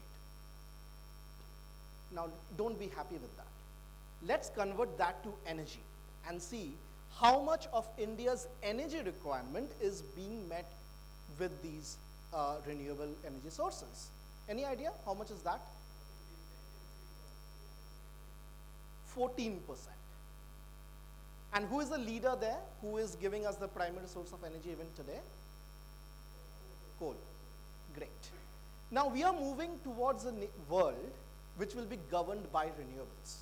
The target for 2030 is 500 gigawatt from non-fossil fuel sources of energy, which only doesn't include wind and solar, but also includes nuclear and hydro. Okay? Let's take an example. Where is the danger therefore coming from? How many of you remember 5th of April 2020? What a thing happened on that date? We had this 9-minute light off activity. Remember? 9 minute, what was the term? 9 minute ke liye, 9 baje 9 minute ke liye. Right? What happened? We switched off our lights, and after 9 minutes, we all switched on our lights. Simple. No. Let's go a step back and see what actually transpired behind this. In that 9 minutes, 32 gigawatts of energy went down and came up. Okay? 32 gigawatts. Do you think that happened only in that 9 minutes? No. The preparation to that started 2 hours back with hydro, gas playing the major role here. Because coal, you cannot just ramp up and ramp down coal like this. It's not designed for that. So who can do this? Hydro does it excellently. Gas does it excellently. So these two gentlemen actually played a very active role to keep the grid stable. The frequency actually dropped to 49.62 and shooted up to 50.12, both dangerously high and low. But then we managed to not see anything that would have gone onward but manage the grid. Now this is a grid where renewables is just how many percentage? 14%. In a decade's time, we will be looking to a grid where this will reach to 40%. Now imagine what happens in that kind of a grid. So therefore, monitoring, therefore, looking into these intricacies and having those real-time feedbacks becomes very important in a grid which is overtly powered by variable energy sources. And therefore, comes something which is very close to my heart, that if I am looking to a grid where I'm saying, okay, coal you go out, gas you go out, and I replace you what? Renewables, which is primarily what? Variable in nature. Can you say, sitting here, tomorrow at 12:02, I will generate 25 gigawatt of power from wind? Can you say that? No, you cannot. There will always be that uncertainty. No matter how effective your forecasting and scheduling softwares may be, there is always that uncertainty. But can you live with that uncertainty? No, you cannot. So therefore, you need a buffer. A buffer who will act as a bank wherever I'm producing more than I need. Now, renewables has this typical supply-demand problem. Okay? It generates more when the demand is low in afternoon, right? Solar is generating at full-fledged, but the demand is not there. Evening 6 p.m., when demand actually shoots up, solar plummets. And wind is just rising. Okay, wind doesn't blow at full speed at 6. It goes to around 8 or 9 when it blows at full speed. So what is happening? There is a typical supply-demand problem. Who comes in there? Now it's coal. What do we do? Okay, coal, din ke time pe, let's take coal to technical minimum, and evening, let's ramp it up. But how many days can we do that? Okay, we are actually playing with the life of a coal plant. So therefore, there is a requirement of a buffer. And is it only for this? No, it's not only for this. Renewables, the forecasting and scheduling mechanism is becoming more strict. Gujarat has been an example there. For solar, you know, the deviation has been limited to 2%, right? So how do you do that? So therefore, no matter how, you know, rigid your softwares may be, you need a buffer which will enable you to stay reliable. The other gentleman which comes into this spectrum is electric vehicles. Now, so many electric vehicles on road, today we don't feel it because it's primarily two-wheelers and three-wheelers. But if I have a substantial number of four-wheeler entering this market, now these people will charge their vehicles anytime in the day. How do you regulate such a grid, which becomes so dynamic, right? So therefore, again, you need someone who can act as a buffer. Last but not the least comes in something known as transmission and distribution. Now in transmission, so if there is so much of renewables, you need to build so much of transmission network, distribution network for that. But then the problem with renewable is, if I'm building a transmission network of renewables, I'm not using that transmission network 100%. I'm just utilizing what? 20 to 30% of it. But then on certain months or certain days is when, during monsoon, when the wind blows, it gets overloaded. Now what will I do? I build a new transmission network? No. That is where again storage comes in. If there are certain instances where you're overshooting your load, what you can do is storage can come in and extract that load so that you don't build an entire network for yourself. That is exactly what is happening in Kutch and Ladakh today. Instead of building a total transmission network, they're looking if we can augment that with batteries. Does it only happen in these front? It also happens on distribution front. Distribution transformers. Once it gets overloaded, loaded to 70%, the norm says upgrade it.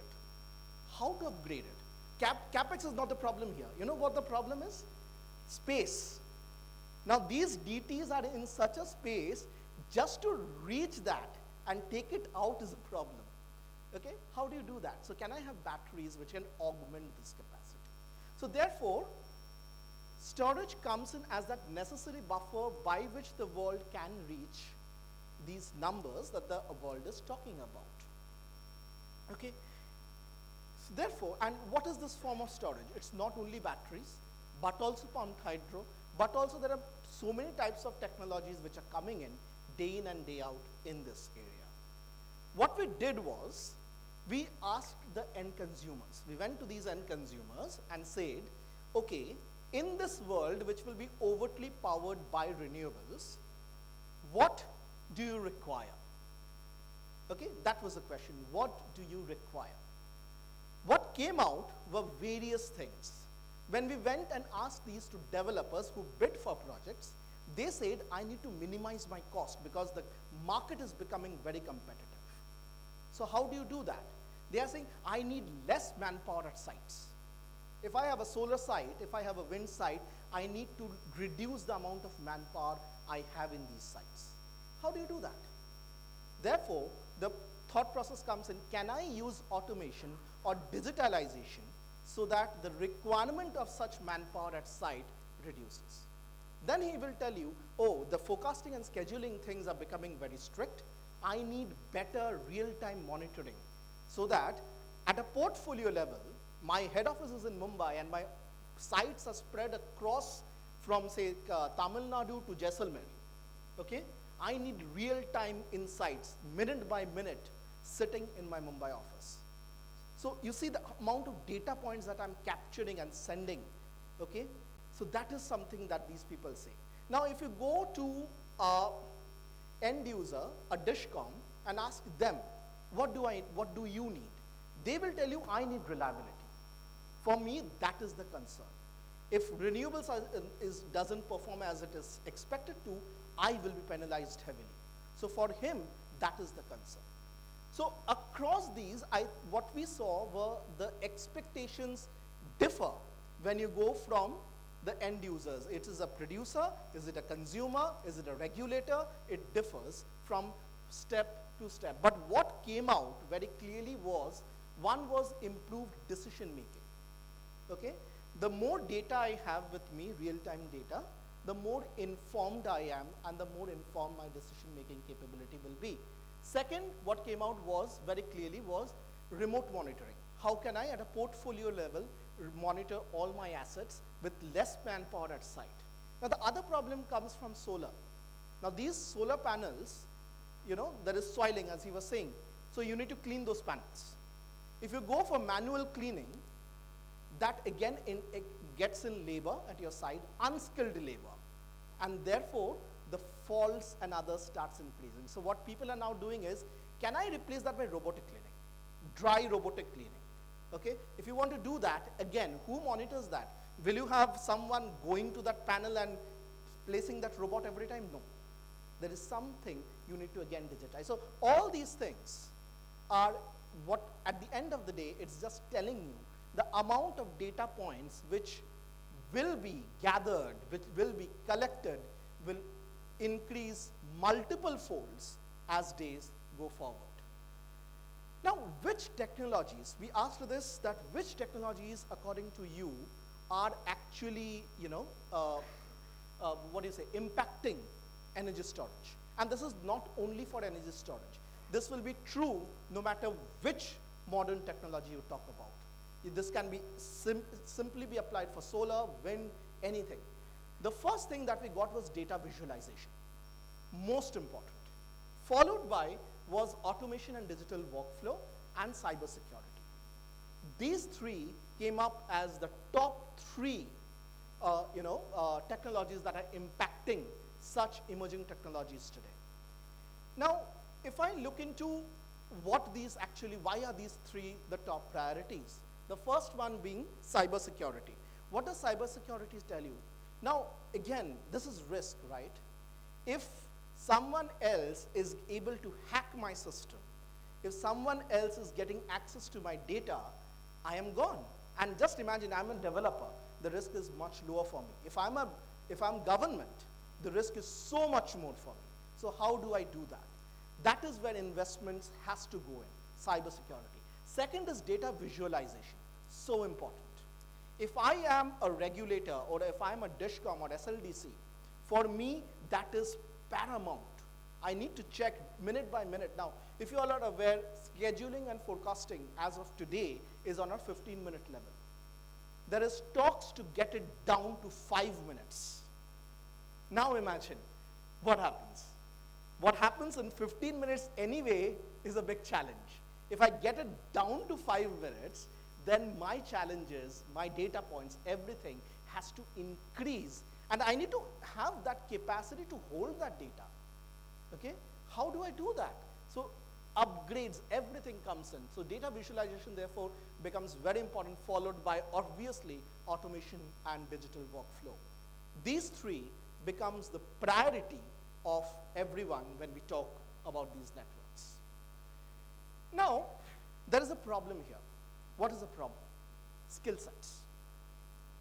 Are we competent enough in a world which is being governed by so much of digital data sets or automation coming in? What we found out was, if you see the top, 40% expressed that lack of digital skills was a barrier to move towards digitalization. 39% cited lack of digital mindset. So obviously, if the competency is not there, so I will not move towards that kind of a system. And 90% regards digital skill training as fundamental in their organization. Now again, so building that skill set within whoever is working.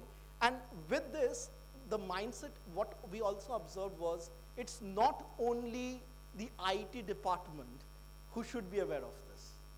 Now there is this amazing mindset of people that, oh, this is not my job is just data entry, and then the IT people will take care of. No, that doesn't work in today's world. You need to be at least be aware. Now the vice versa is also true. As IT people, you need to understand. I'm not saying you have to do a thesis on that technology, but you need to understand how a battery operates, how a pumped hydro operates. You need to know the nuances at least, so that the product or the service that you develop actually makes impact at the end of the day.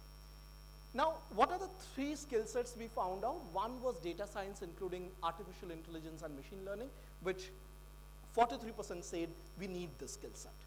In a world which is getting digital every day, second by second, we need this skill set first.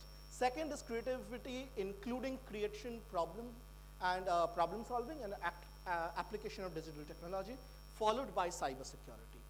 These 3 came out as the top 3 skill requirements. Now this is not only for India. This is what is coming up globally. It's not only India's problem here.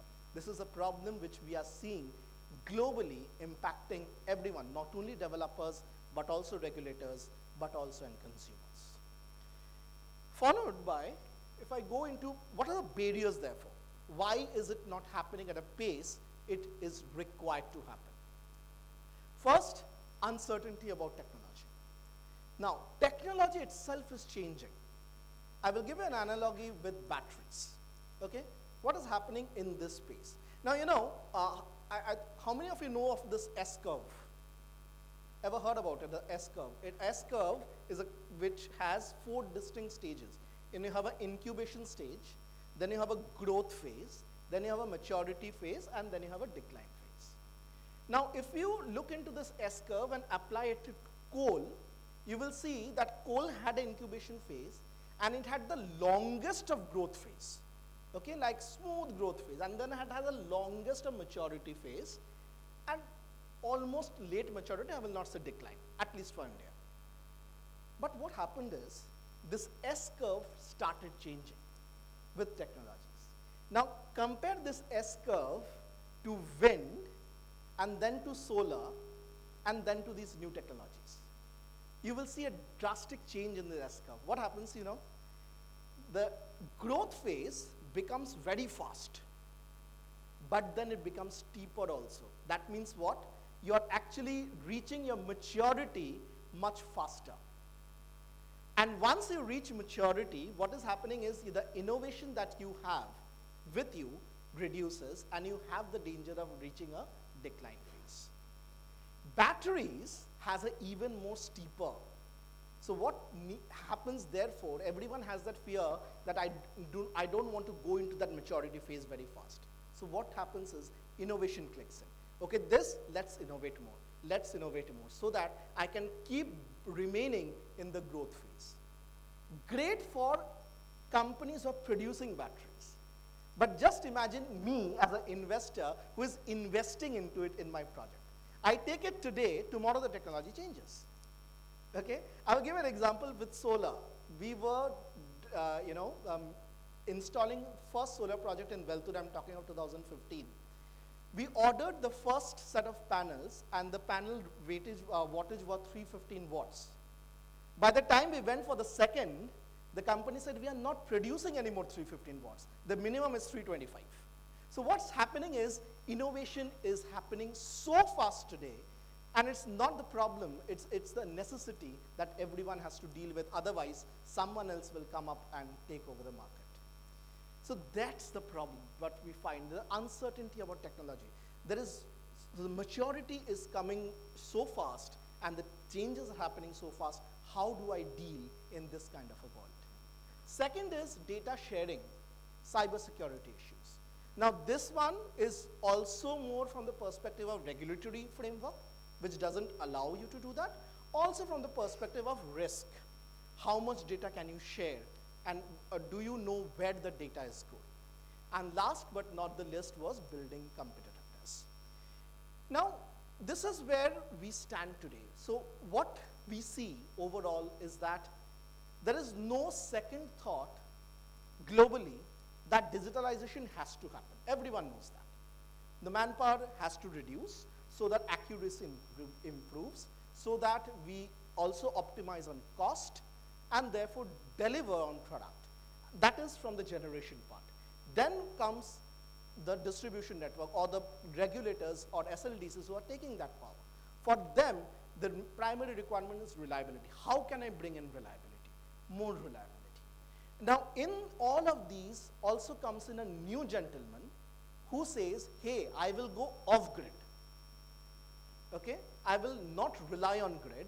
I will completely go off-grid. I don't need you. Okay? And therefore comes in another concept known as open access. Now, many of these players who are power, intense, like say a cement factory or say a steel factory who needs a lot of power. Till now, these people were had their own captive coal networks, coal power plants through which they would power. But now, due to sustainability initiatives, they are now looking towards generating or procuring that power through renewable energy sources. And they don't want to tie up with the DISCOM.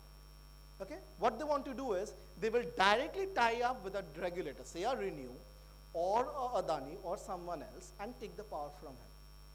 Now for the DISCOM, this becomes a problem. Why? Because you can take the power from him, but you will use my network. Right? You will use my network, but take the power from him. So for me, I have to manage those extra level of dynamics which comes into my grid. The other problem is if I go completely off-grid. Many of these campuses now are trying to do that. We were working with IIT Kanpur, and this is 2017, where they had this concept that I want to completely go off-grid and make my campus self-sustaining. Of course, it didn't happen at that point of time because the costs were much higher.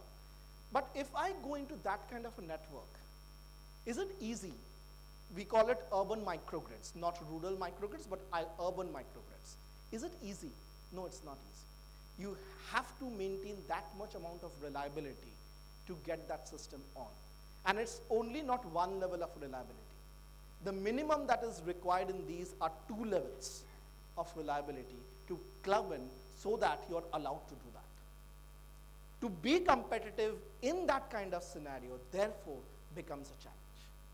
So microgrids, what we have seen is if till the time you're connected to the grid, we call it grid-connected microgrids, it's still easier. But if you go to these rural microgrids and find, okay, once an installation is done, don't go the next day. Go 2 years later maybe. And then find out what is happening to these microgrids. Many of them are struggling to even survive. Why is this? Because data and other things which used to happen, which were to happen, were not managed in the way they should have been managed, and therefore it fell flat. So therefore, and also the problem with these off-grid microgrids rural is that today maybe the transmission network has not reached there, so it's making sense. Tomorrow, as soon as the transmission network reaches those villages, I don't have any further requirement of the microgrid. What will I do with that? Okay, so they fall flat. Many places what we tried to do was to integrate solar pumping through microgrids, so that I have a panel at your home. You use power through for pumping through that, and your household also. But again, at the end of the day, it's only till a point that you can manage such distributed remote setups being at a centralized location. I will take a pause here and keep it open to you if you have any questions at this point of time. Yes, sir.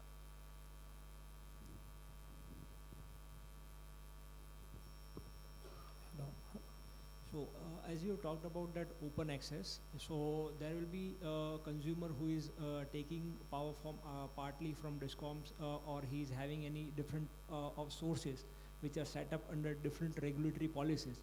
So what would be the best mechanism, or means if you have gone through that, would be appropriate for the monitoring and accounting purpose of the flow?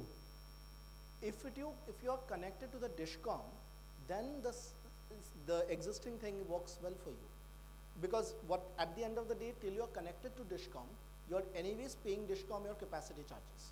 You anyways have to pay for it. What you are not paying is the energy that you are not taking from the DISCOM. So it's just a negative, kind of, it's just a balancing that you do there. Now the other thing which happens here is that is when meters become very important, and today we have this concept called prosumers, right? You don't only take energy, but you also are giving energy, specifically for rooftop. So there, I think bidirectional smart meters and others comes in handy. But billing way, I don't think I have seen any changes there. No, it's not about the changes. There is a consumer, like if you talk about the steel industry, right, who is very power intensive. Correct. So he is taking part of its consumption from DISCOM, or let's say he has 3 multiple sources where he's taking power from. Okay, so he has set up that sources under different regulatory policies. Acha, okay. So the issue is we have to, DISCOMs need to provide a set off of that power, because he is ultimately consuming power from the DISCOM network. So while doing the accounting for that, so there are different issues when we come down to 15-minute settlement or a 5-minute settlement. Right. So what would be the mechanism that can be provide solution to this, that effectively we can provide the set off, at the same time we can monitor that, and also we can integrate all the different sources in the same thing. So for the calculation part, generally what happens is when you sign these contracts, the calculation part is detailed in the contract itself. How will you calculate an offset, whatever you're taking and what you're not taking. That part is detailed in the contract, and specifically because if say I'm using 2-3 states who has different policies, then that comes in handy, and that is not from the perspective of the DISCOM, it's the responsibility of the producers who are sending this power. Okay, so you need to have those things detailed. Now with the open access open access, what do you say, the framework and which is being the dashboard which they have under POSOCO, they give those formulas there. So you need to take that. As of today, I don't think there is a online way of doing it. It's through POSOCO that you need to derive those formulas from there. That's how it is to run. Thank you.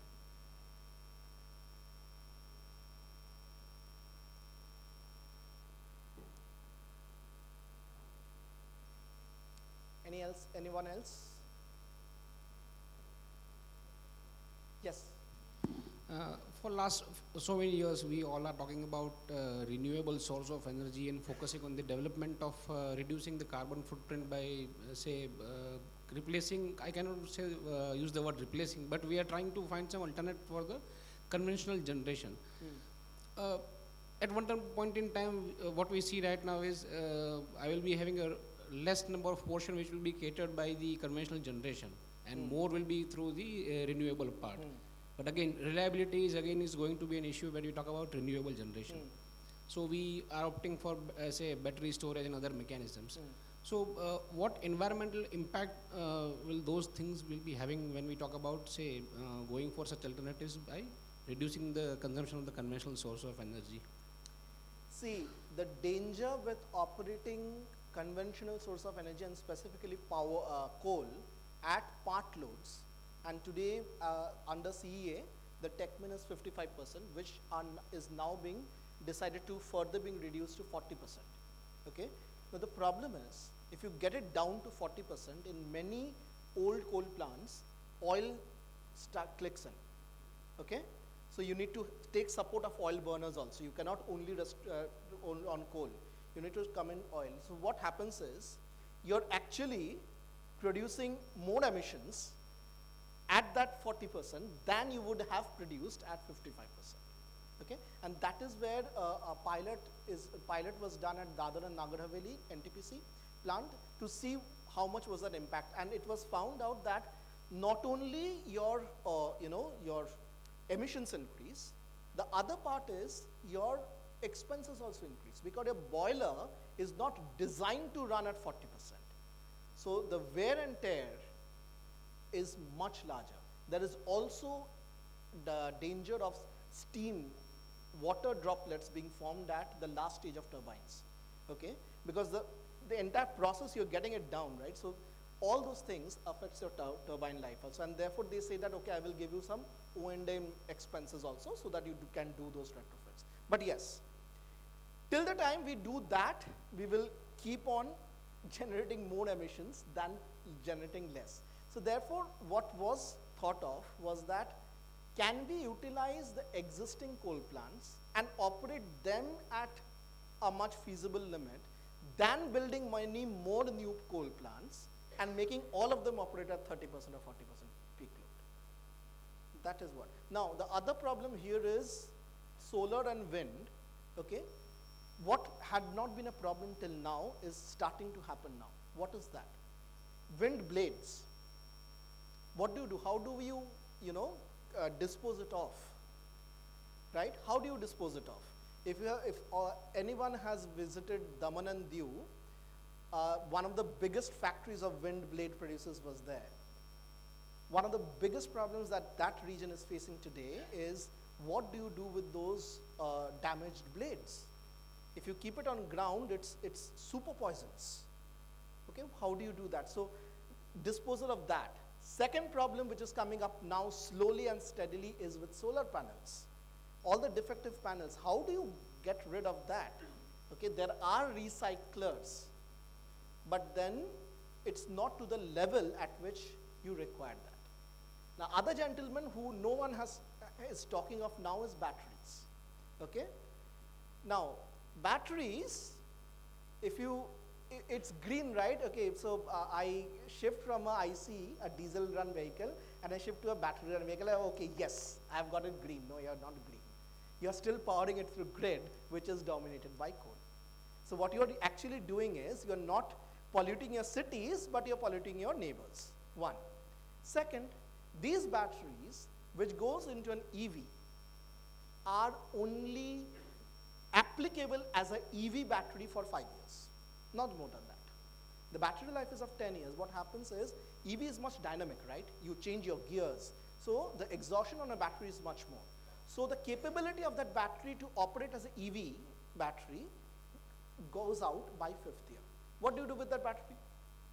So therefore, this concept came in as second use of batteries. So use that in stationary applications. Okay, I do it. After the 10th year, what do I do? If it is a lead acid battery, we all know that lead acid battery can be recycled and renewed and shifted back. That's fine. But that's not true for the lithium-ion battery. Okay? There are processes, but that recycled battery cost is actually more than a new battery. Why will I buy therefore? Okay, so therefore that is a danger which is coming up. But even that is not a problem. Let's go a little more down. Production of batteries. World's third most carbon intensive process is producing batteries. Okay, so until and unless you make that green, nothing is green. Yes.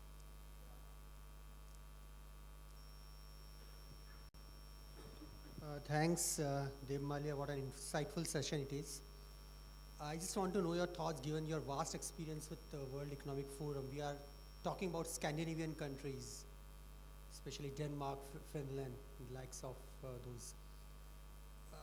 Is net zero carbon emission a distant dream, or the way those countries they have their vision? What are your thoughts? Is it achievable? You want a true answer? Okay. Okay. What is net zero? Anyone? What is net zero? Yes. Huh.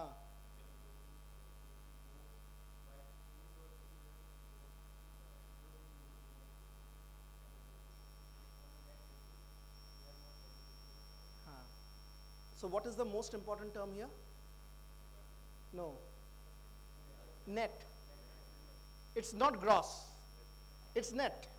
So what I was saying, I will keep producing emissions, and then I will plant more trees and get in more EV batteries, okay, to negate that. So I'm not saying it's zero, I'm saying it's net zero, okay? That is what is happening. How do you do that, okay? How do you do that? It's, there is this new concept in the world known as greenwashing, okay? What is greenwashing? Now you get a coal plant, okay, and you say, okay, coal is dirty, fine. What I will do is, I will have CCUS along with this coal, okay, carbon capture, I will have carbon capture, so coal becomes green. Coal plus CCUS is green coal, okay, so net zero. Now, if you look into what, India is much better, if you look into what is happening in Scandinavian countries, specifically UK, okay, the gas prices have shooted up like anything, and UK has been facing tremendous power crisis. So it's as well as they're burning diesel to produce electricity. So yes, net zero theoretically, mathematically is possible, but if you want to keep a hand on your heart and say, hey, I'm at my net zero, then it's still time. Yes, sir. Thank you. Thank you.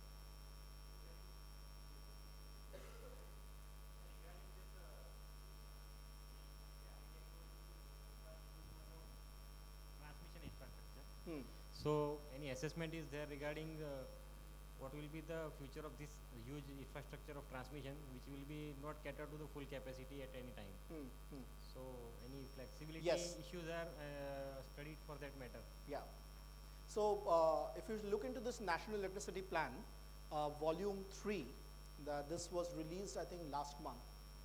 So, they actually take care of how much is the transmission infrastructure build-up that is required, okay, to cater to 500 gigs of renewable. If 500 gig has to come up, what is that expansion required, and where are those networks that is required? So, the Volume 2 part was generation, which talked about that by 2030, India will be a 776 gigawatt grid with 280 solar,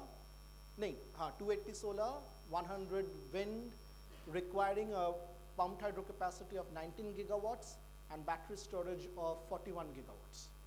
Okay, that is what they say. But this is only generation. Now to tackle that, how much transmission network you need, this third volume talks about. I don't remember the exact number, but it talks about that. But still it will have underutilization issues. It will be. There will be a lot of underutilization. Okay, and that is where, therefore, there is this special task force that has been set up to look into areas where, rather than building a total new transmission network, can we have batteries there? So the first one, and This week, the MNRE came out with a directive for Ladakh that they will be building they have a plan to build a 10 gigawatt of solar plant there. But Ladakh doesn't need 10 gigawatt of power, right? So what do you do with that? So you have to transmit that to the northern grid. So how do you do that? And building a transmission network in Ladakh is nearly impossible. So therefore, batteries. Similarly, for Kutch, where this 13 gigawatt is coming up, right? So how do you transmit that again? So batteries, they are looking into this. But the batteries have temperature issues, and all these regions have temperature problems. Yes. So that's why it's still in planning stage, right? Yes, sir. Since net neutrality in environmental context has been discussed, so now in the digitization context, I would like to ask whether are we going to create more jobs than we lose due to digitalization, and how are we going to achieve it? You're making me answer all the wrong questions. Okay. So what is so if you go into digitalization, but then one thing which is happening here, specifically for data centers, okay, because the more data, therefore data centers comes in, right? One thing which is happening here is many of these companies, like a Microsoft or others, they are looking into ways via which that can be made sustainable. And it's not anymore renewable they were anyway talking about, but now that discussion has gone into SMRs, small modular reactors. Can I power my data center through small modular reactors so that I can make it green? Okay, that is one thing that is happening today. The other part here in data centers, what was happening is, for redundancy, and you had tier certifications for data centers, right? So they always used to consider DG set as the primary backup source. So if I have a 500 megawatt data center, I need 500 megawatt of DG plant at site. Okay, so now at least they are considering batteries as a backup source. They are recognizing batteries as a primary source. So yes, of course, power consumption for data center, if you look into the CAGR, or data center power consumption is huge. And the way of only dealing with it is if we can look into powering that through renewables. Again, challenge.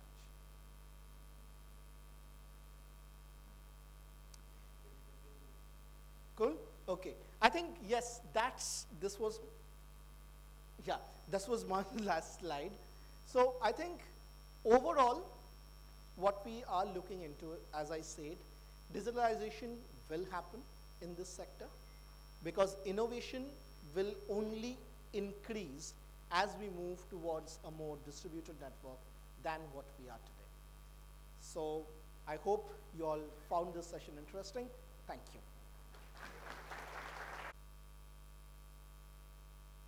Thank you, Mr. Debmanlo Shen, for providing a perspective through numbers and answering the questions quite frankly. As we have just lunch immediately after this, but before we break for lunch, I would request Mr. Jignesh Borisagar, EEGPRD, to kindly present a memento to Mr. Nishad Shringapure, Associate Consultant, TCS.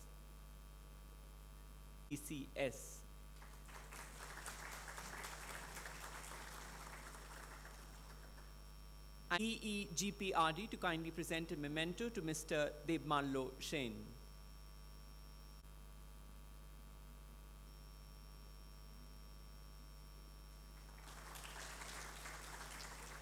That was Mr. Debmanlo Shen, India Lead for Advanced Energy Solutions at the World Economic Forum.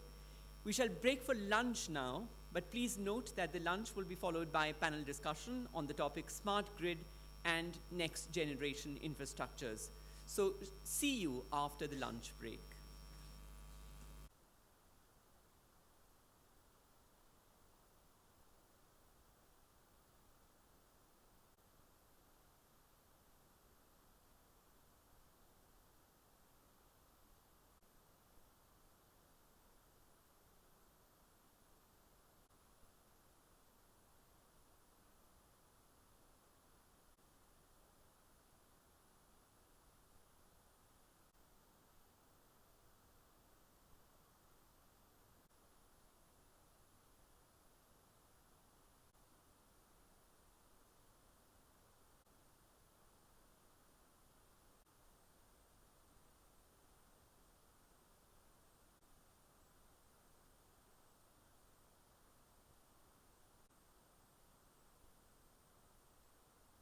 Aditya Rawal.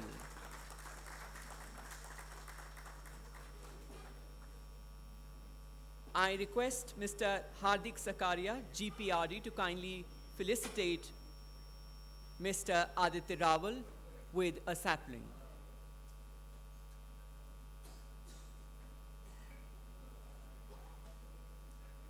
Hardik Sakaria, GPRD, felicitating Mr. Aditya Rawal, our first panelist for this panel discussion, ladies and gentlemen. Let me introduce Mr. Aditya Rawal to the audience present here. He wears multiple hats. He's a digital transformation leader, supply chain specialist, project management professional, and cloud digital leader. With over 2 decades of experience at TCS, Mr. Rawal has helped one of the largest integrated non-ferrous metal producers in the world towards realizing their digital journey in logistic, automation, and governance. He helped implement an IoT-based RFID solution, which was awarded the CII DX 2021 award for most innovative best practice in digital transformation in supply chain. In his previous role as a program manager, he was responsible for managing projects and accounts for various clients in India and the USA across multiple domains, including telecom, power, financial services, and media marketing. A huge round of applause, ladies and gentlemen, for our first panelist, Mr. Aditya Rawal, Delivery Head at TCS. The next panelist that we have today for this panel discussion is Mr. Jatin Upadhyay, SEGPRD. So, ladies and gentlemen, please welcome Mr. Upadhyay. I request Mr. Chirag Chaudhary, GPRD, to kindly felicitate Mr. Upadhyay with a sapling. Mr. Chirag Chaudhary.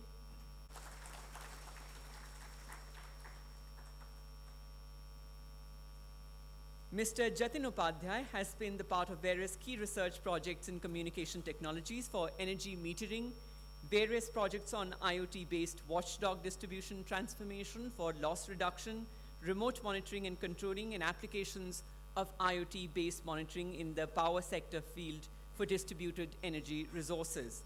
Other key projects through which Mr. Upadhyay has proved his mettle include the use of innovative medium voltage testing setup for HT consumers metering, remotely controlled and monitored system for reactive power management, accessing power quality issues and remedies in power sector, and various other initiatives to enhance the power reliability through new equipment. He is in the team of key researchers for 3 patents awarded by the Controller of Patent India. Although he told me to shorten his introduction, but I decided not to do so. So, ladies and gentlemen, a huge round of applause for Mr. Jatin Upadhyay, SEGPRD. Our third panelist is Mr. Debmalo Shen, India Lead for Advanced Energy Solutions at the World Economic Forum. He has already proved his mettle through the presentation a short while ago, so I am not introducing him at the moment, and due to prior commitments, he'll be only here till 2:30 p.m. And the panel discussion here will be moderated by Mr. Sandeep Shah, CLA Global. Please welcome Mr. Shah as well.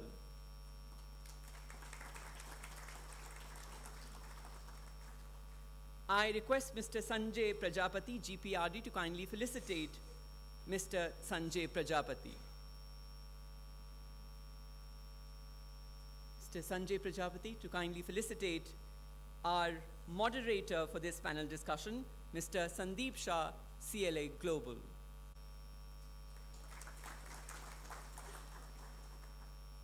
Mr. Shah will be moderating this panel discussion, and he has varied experience, including in the Metrolink Express for Gandhinagar and Ahmedabad Company Limited, Gujarat State Petroleum Corporation Limited, Deloitte India, and Torrent Power. He's a highly accomplished IT professional with versatile, varied experience in spearheading IT projects with extensive expertise in architecture, delivery and project management, IT infrastructure management, project direction, and team management. He has many awards to his credit, including the winner of Cloud Champion 2021 at the Cloud Summit jointly organized by Enterprise IT and TeamViewer, winners of the Icons of the Industry Award 2019 by Enterprise IT World magazine. He was also featured as India's top 100 Power List CIO in the January 2008 issue of CIO Decisions magazine. A huge round of applause, ladies and gentlemen, for Mr. Shah. So now it's over to you, Mr. Shah, for moderating the discussion.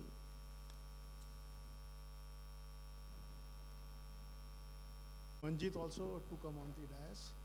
He's from TCS. He will be supporting by support the Aditya actually. So good afternoon. I think after lunch it is not a good time to start the discussion. So bear with me if you feel sleepy. I mean that's everything is okay. I'm very much into the IT since more than 3 decades, and I was also instrumental in architecting your e-Urja project actually when I was in the GIPL. So I know that there are few challenges you also must be facing for the operation of e-Urja. Along with that, the data center and the network, other thing was also designed under my leadership when I was in GIPL. So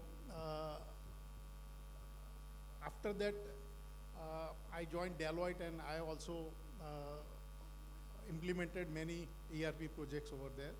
So electricity, it is in my blood actually, I would say, and I am very much inclined to providing solutions to electricity sector. And as you all are aware about the trend which is changing in the utility sector, everything is becoming smart, and everything is becoming intelligent also, so that you get the a proper response even before the event occurs actually. So I would like to start the discussion with the because our topic is smart grid, so I would like to ask question to Aditya and Jatin also, that what are the key components of smart grid, and how it differs from the traditional electricity network. Thanks, Mr. Sandeep. So, Dev Malia, you were referring that you are feeling rather guilty that you are standing between lunch and the audience, but I am rather feeling more guilty to prevent all of them from dozing and, you know, just have their attention. So it's always good to start with a question, right? What is the most perishable commodity in the world? Very easy answer, and I just want, anyone, most perishable commodity? Power, there you are. And you know, the fact that anything that is perishable, it has got, you know, almost zero shelf life. It is the most difficult item, or whatever you may call it, to manage. And that is true with power. So when these grids were set up almost 100 years back, the idea was, you know, a centralized power station that will generate, and then load centers, and you are transmitting. Full, you know, credit to all those great engineers who had designed, but a very simple thing, maybe they did not answer, or they did not attempt to answer. That this electricity that we are using right now was produced just a second ago, right?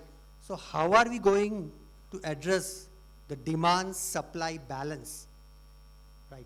This went on unanswered, or maybe attempts were done to an extent to bridge that gap or to find the right balance. And eventually, as you know, as everything happens, everything becomes smart, and then it is recognized. And that's how smart grid concept came into picture. One more question I want to ask you. All of you are part of this entire supply chain, be it generation, transmission, or distribution, or part of power trading or the regulatory bodies. As long as you feel that you are selling or providing a services, no matter it's an essential service, this problem will never get resolved. You have to raise your bar to the level that you are selling an experience. You are selling a certainty to your client. Take for example, if there is a young doctor who is starting his maternity home or clinic in a town, as per the mandatory protocol, he has to have a backup DG set.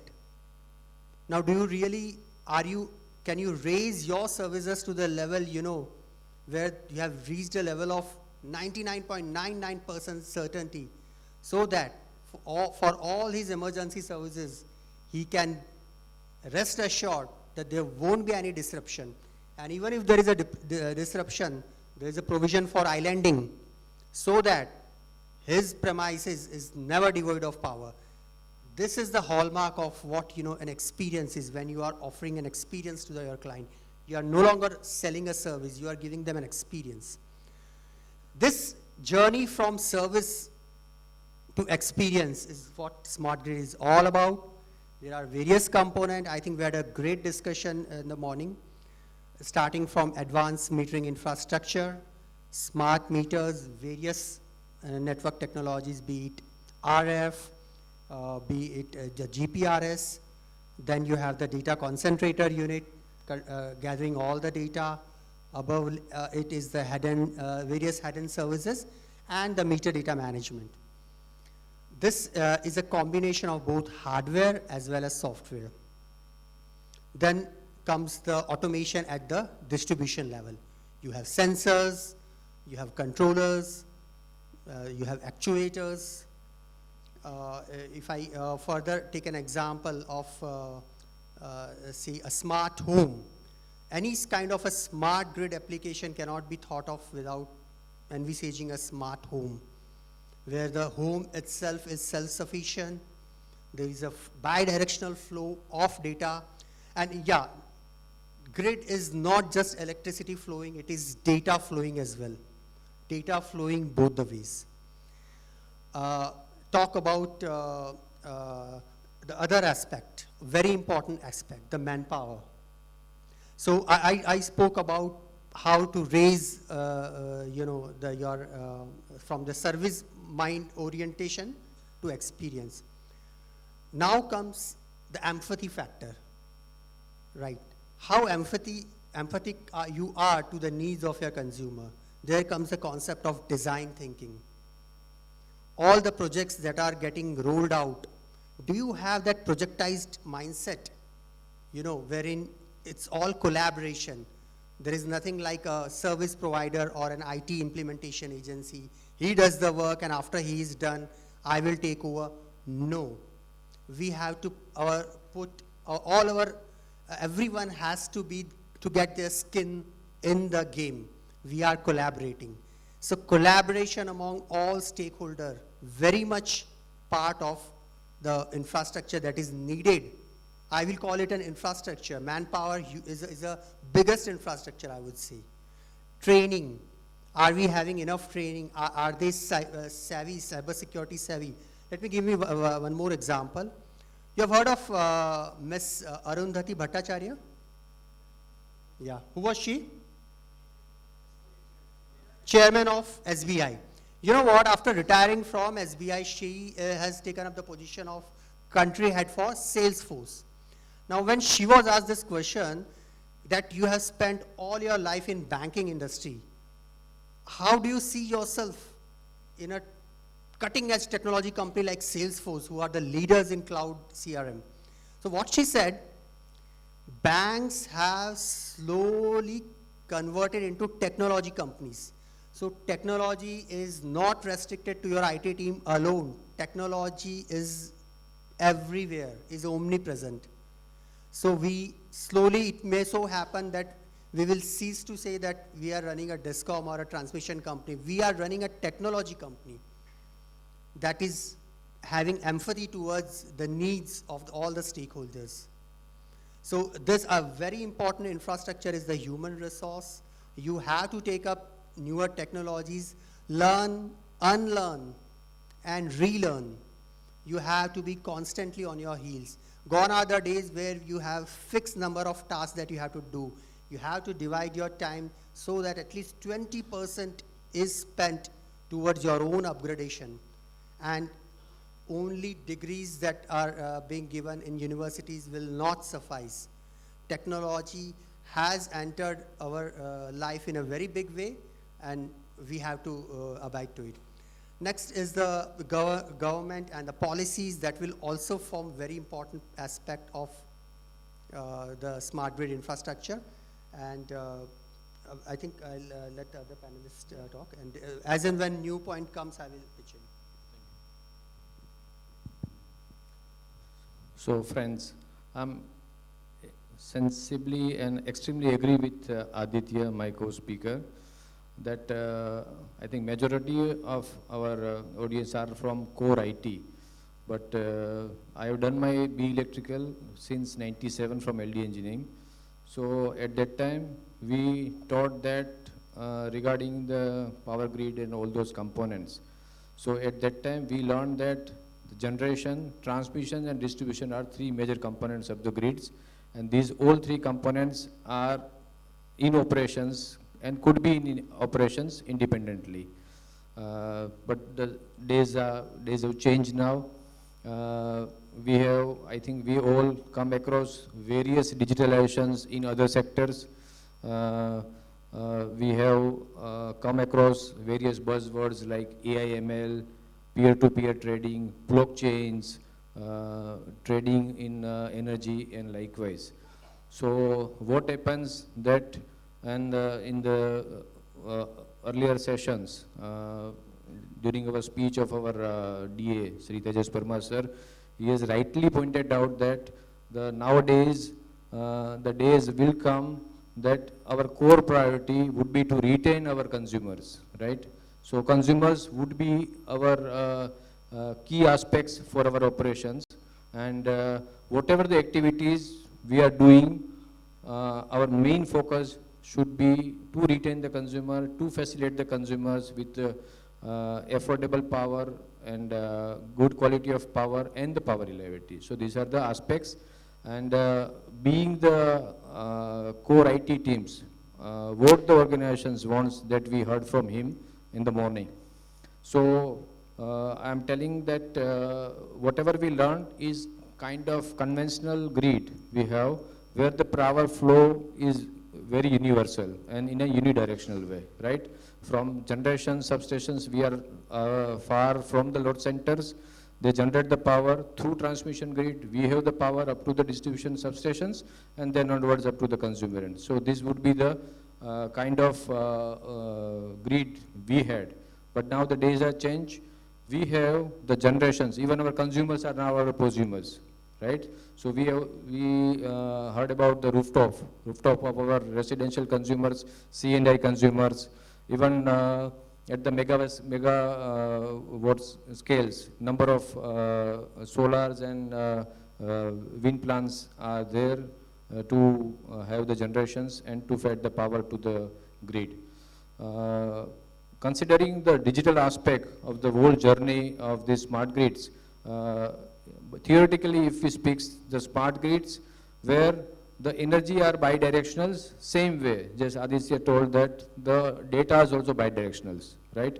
So with the key components of sensors, hardwares, softwares, and the basic requirements at the field level, combinedly these whole components comprises of the smart grids.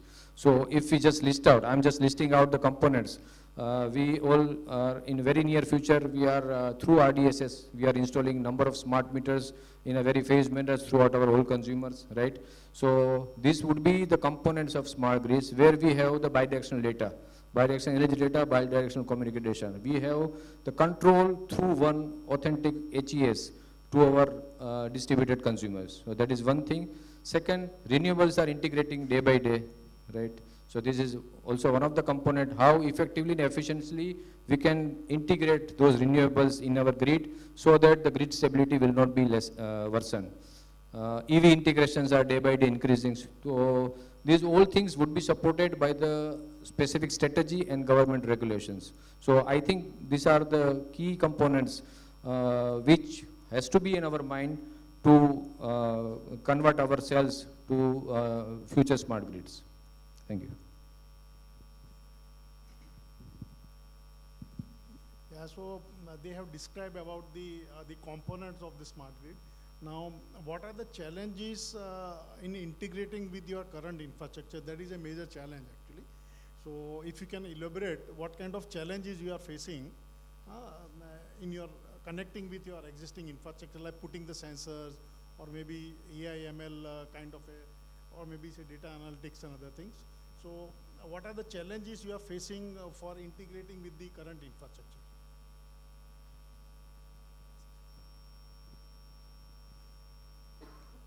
Yes.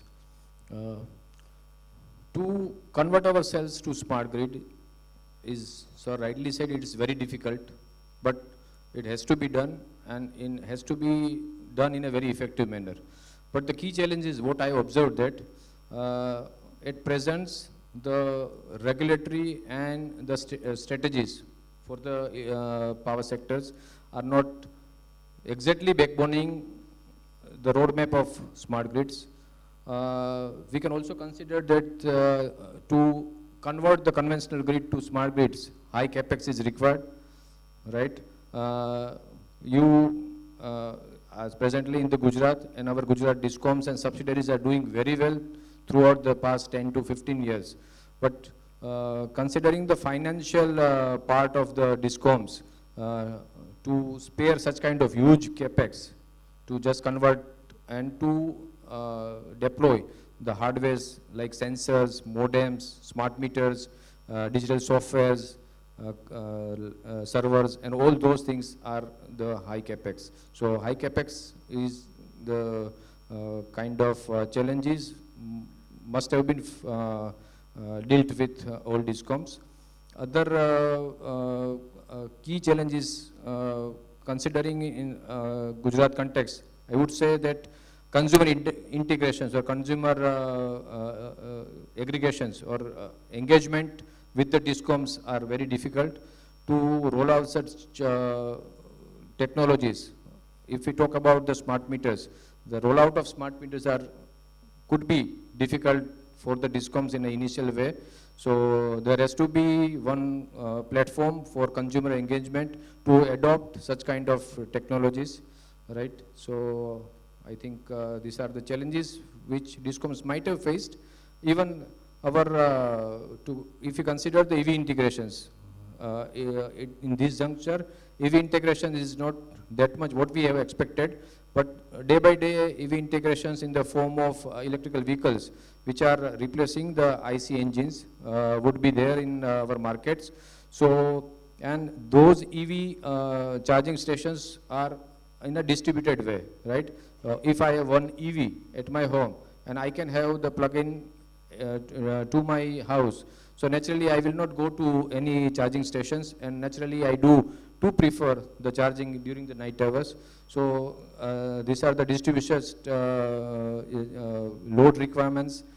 The electrical people might have heard that in today's load curves, there are two peaks we have observed due to those EVs and renewables, evening and morning and late night peaks we have observed. So to match the load curve with the demand, it's also a very difficult task. So I think these are the challenges the power sector would be having. Thank you. I'll also want to add a few things. See, the infrastructure of the earlier grid, the existing grid, which I may call it, or you may call it legacy, so that it's a huge cost to upgrade, to equipments that are compatible with smart grid infrastructure requirement. So having said that, it again opens a huge market. Now, who has that kind of a money? Of course, government comes up with their 5-year plans and they outlay some budget. At the same time, lab POC and field POC also has to be done, right? So if any IT implementation agency is investing, it cannot be done in isolation. They have to work with academics, because the pure research happens in institutions like this, IITs, right? We may call it a lab POC. The industry can provide the commercial viability of such research. They can also, commercialize the entire technology. Government and institutions like Guvnl, they can provide the seed funding. They can also help in technology incubation. They can also come up with policies that promote startups to take up such initiatives, such risk. So it has to be a combined, these challenges are there. It has to be addressed in a combined way. Other challenge that I see is cybersecurity. Now, every node has an IP, and every endpoint, I would say, not node, every endpoint is vulnerable to attacks. We have seen, like, there are many equipments, or rather 99% of these equipments are manufactured in countries that are not having that smooth relationship with our country. Just imagine the kind of damage that they can do to our country if at all there is some hostility, right? Because they have the know-how of the entire network infrastructure. They have been the supplier. So we have to achieve self-sufficiency in those manufacturing equipment also. This is one of the challenges that, Make in India initiative of our Honorable Prime Minister wants to address, self-sufficiency, self-reliance. So these, and apart from that, what I said earlier, I'll further elaborate. More collaborations so that, the people who are working on field, they are made aware of these technological advancement very quickly, and they are brought up to speed. So these are some of the points I thought I'll share. Thanks. I think one thing which has changed drastically, and as they were saying, initially it was sale of power that used to happen. We sold power, the developers sold power. That very soon changed to energy. We didn't realize how fast sale of power changed to a phenomenon called sale of energy. And today, we call it as something called EaaS, Energy as a Service, where clients no longer tell you, hey, I need renewable energy, give me 250 megawatts of renewable energy. No, that doesn't happen. They tell you, I need 250 megawatts of clean power, end to end, you manage how you give it to me. That means he no longer takes only energy from you. What he is also taking is, he takes energy, he takes the carbon credits associated with that energy, he makes you responsible for any deviation on that, and they set SLAs, service level agreements, that I need this energy at 99% availability. How you do it, it's your problem, it's not my problem. I need green at the end of the day. How you make it green is your problem. And the beauty here is they are ready to give you a premium for that, to make it green. So therefore, I think this evolution from sale of power to that becoming energy as a service itself creates smart grids as well as smart grid networks in a beautiful way.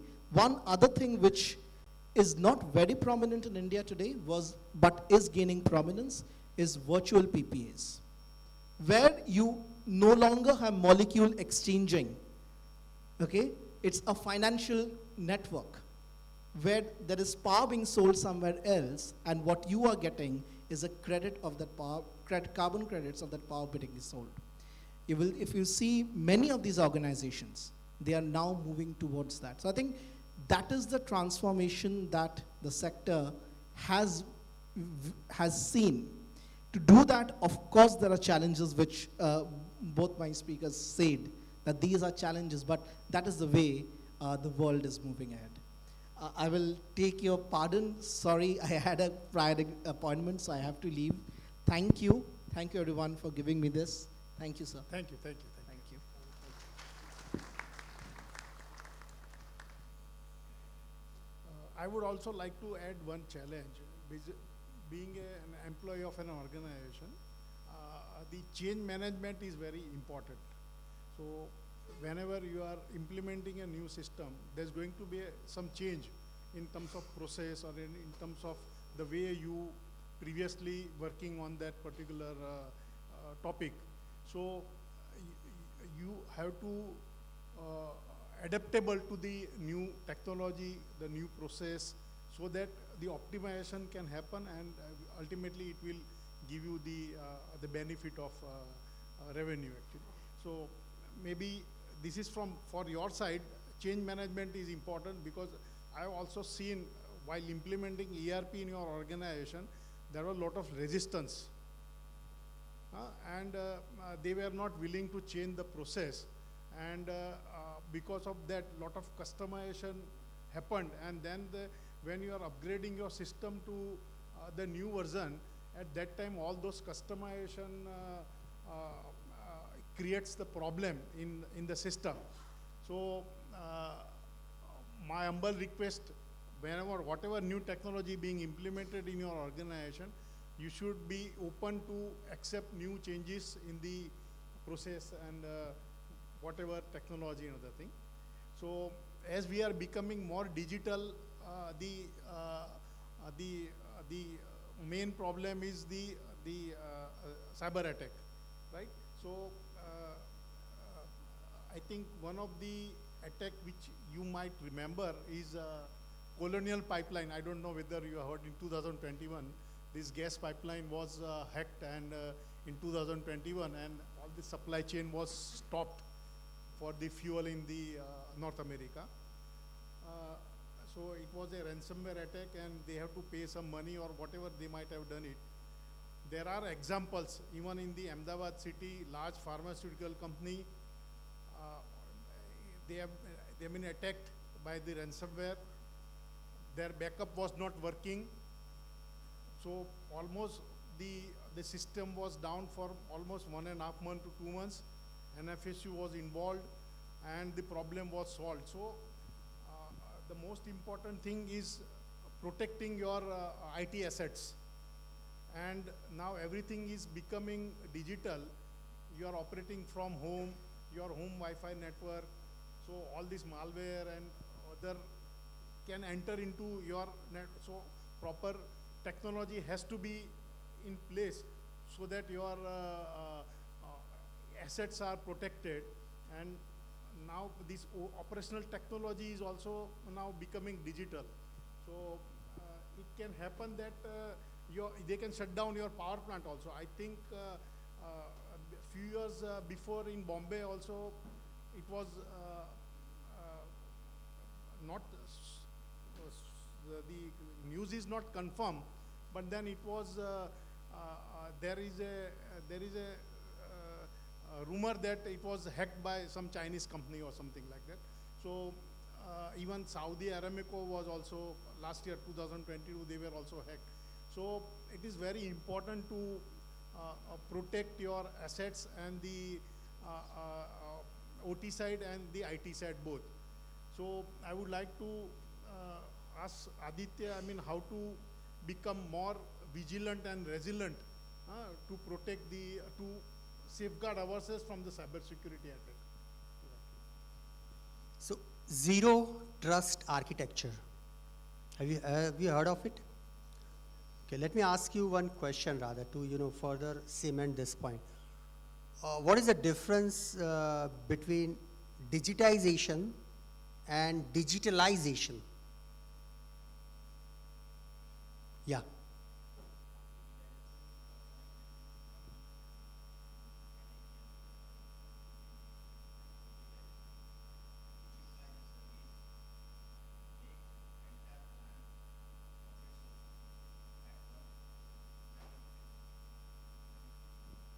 bang on target. Perfect. Let me give you yet another example. When you, all of you are, I'm seeing iCards on your neck. When you are approaching your office every fine morning, the guard, maybe he recognizes you and he's seeing, and as a protocol, he's being asked to see that yeah, the person is having the iCard. He won't take that precaution to actually see the iCard and compare it with your face and then allow you to enter. Right? So it's as simple as, you know, you are giving your document to someone, that person is taking a photo or Xerox copy, he is keeping with us. That is digitization. What is digitalization? As opposed to this, if your company tomorrow installs a face recognition system or a fingerprint biometric, right? The guard may be or may not be standing there, but you are supposed to prove your identity. The system is going to match what is stored in their database with what you are producing today, and every day it will validate. So zero trust architecture is don't trust, validate. And this is the response, this is the key to prevent cybersecurity attacks. Of course, at the programming level, there are various things that could be done by a developer to prevent, let's say, SQL injection or distribution denial of services attacks, by anonymization or pseudo-monetization of variables. A lot of things for developers to know and understand. But fundamentally, machine first, we at TCS call it machine first delivery model. Let the system, the processes, let them have the first right of refusal. So cut down on human interaction and have a zero trust architecture where the system itself is streamlined in such a way that it does all the validation. That is the key to prevent all kind of cybersecurity attacks. And as per the statistics, one of the statistics from IDC, the world leader in conducting the surveys in IT and more than 80% of all attacks are because of they are able to manipulate you, your entire persona. They have done all kind of research through social media to know your persona, and then they try to simulate your persona, and that's how the cybersecurity breaches are happening. So again, zero trust architecture is the key, and machine first, let the machine have the first right of refusal, and minimal human intervention.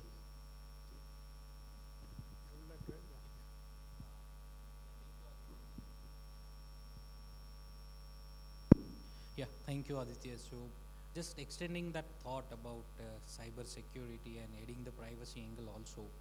So see, there are three pillars of cyber security. One is that we need to have continuous monitoring and upgrade of the technology. So the technology front is more or less secure. Okay, if you just now Aditya shared the statistic which is referred in the IDC report as well, is that 80% of the attacks are due to human behavior. Okay, so it's not because of technology. Technology lapses only cause for 20% of the attacks. Now, in order to prevent those 20%, now the question is that how do we prevent? So, in order to prevent that 20%, our technology needs upgradation, monitoring continuously. Okay, we cannot rely on a system or a old antivirus definition. Just a very novice example. We cannot rely on an old antivirus definition. We cannot rely on old firmware definitions of our firewalls. So technology lapses, we have to breach, and it's a continuous exercise because the hackers are also continuously evolving. Technologies are continuously evolving, but the attacks which have happened, which has done the damage to the business, okay, those are not because of this technology lapses. Okay, that's where the second part of this ensuring cybersecurity comes, is about human behavior and awareness. Okay, don't share your password. This is the simplest thing, okay, but normally we don't follow that practice. So the human behavior aspect of ensuring that cybersecurity is utmost important. Who has access to the IT systems? Okay, who has access to, who has admin level access to the IT systems? Okay, all those kind of stuffs by protocol, by procedure, we have to implement so as we can reduce the risk of having lapses where human intervention touch points are there. Machine will do, technology will do, everything will be there. Okay, that battle is only 20% of that. 80% is what we have to deal with our manpower and the skill sets with which we are deploying. So that is one part of it. The third pillar, okay, which is very important that particularly in our Indian ecosystem we should follow is that we have a body called CERT in, I think we all are aware of that. So it continuously shares the advisories, it continuously monitors what is happening around the world. Okay, and in a day I think they are releasing more than 400 vulnerabilities which could be present in any of the IT systems. So they have a framework of auditing the IT systems, okay, be it a software or hardware, or even when we talk of smart grid, so it will have a combination of everything. So devices will be there, codes will be there. So the auditing has to happen every year, and the framework is also evolving depending upon how attackers are evolving. So certain empaneled auditors are there. The regulatory framework supports that, and we can go for that audit as a part of our continuous exercise to strengthen our IT system itself. Okay, that to bridge that lapse which can happen in the technology. And the regulatory framework, okay, particularly in India we have IT Act, we have now Privacy Act also. Okay, the draft bill is already presented. So what do we do? How do we ensure in our systems that security is taken care, privacy, data privacy is taken care? Okay, so that is the principle which now has evolved, is that everything has to be by design. Okay, so privacy by design, privacy by secure needs to be ensured. Okay, and that is how everything what we deploy, be it our app, be it our IT system or everything, okay, that has to get audited, and it's a continuous exercise which we need to do. We cannot do it and rely that, okay, I've done that 1 year back, 1 month back, and today also it's secure. No, it won't be. So that is how it is supported by regulatory framework also. How do we make our meters secure? We have Electricity Act in place. It's a punishable offense to steal that meter which has been installed by utility. So this kind of regulatory frameworks are also evolving and getting in place, which will help to strengthen this kind of things. And one more thing which I would like to share here is that see, our government, central government intelligence bureau, IB, as cyber security division, actually we have been part as an organization. In fact, I have had experience of where this kind of audits are happening. We as a nation has a list of critical infrastructure in place which could be of interest to enemies. You might have heard the news of that X country is trying to attack government websites, X country is trying to hack ISRO's website, or some sort of this news you must have heard of. So to respond to that, okay, how do we respond to the physical attack on the country? We have army. So IB has actually prepared that list of critical assets, and which is imperative because we are talking in the context of government body. Guvnl is the core of this entire distribution in the region of Gujarat. Okay, so we have that, and they are actually doing that monitoring by installing the devices which will continuously monitor the traffic and assist the utilities. So this kind of initiative in the ecosystem is where we can leverage to continuously strengthen our IT systems. Yeah, thank you. Yeah. So I would also like to add 2 or 3 points. The first one is the least privilege to the users. Okay, so if he's supposed to work only a particular task, I mean those authorizations should only be provided to that particular user. Second could be the multi-factor authentication. So not only one password, then he can log into the system and then he can do many other things. So device is also to be tracked actually from which devices he is actually accessing your central server or other thing. So these 2 things are also important, and the micro segmentation of your network actually. So even if the attack happens in a particular zone, it will not spread to other zone. your network is secured, only that area is affected, and that can be taken care by proper remediation of the solutions or the thing. So, the Manjit rightly said DPDP Act is already in place now. So digital personal data protection, there is a framework available. I think you are all carrying your consumer data, right? So, I mean, even if if the data is being used for some other illegal activity or maybe some kind of a promotions and other things, if they found that the data is leaked from your company, then it can land into some problem. So whatever data, personal data which your company is carrying, because most of the consumers are having all their personal data within your system. So you will have to protect with a particular framework and ensure that the data leak doesn't happen from your system. So coming to Jatin Bhai, I mean, what is the latest innovation you could see that in the smart grid, and what is the one technology which can be a game changer?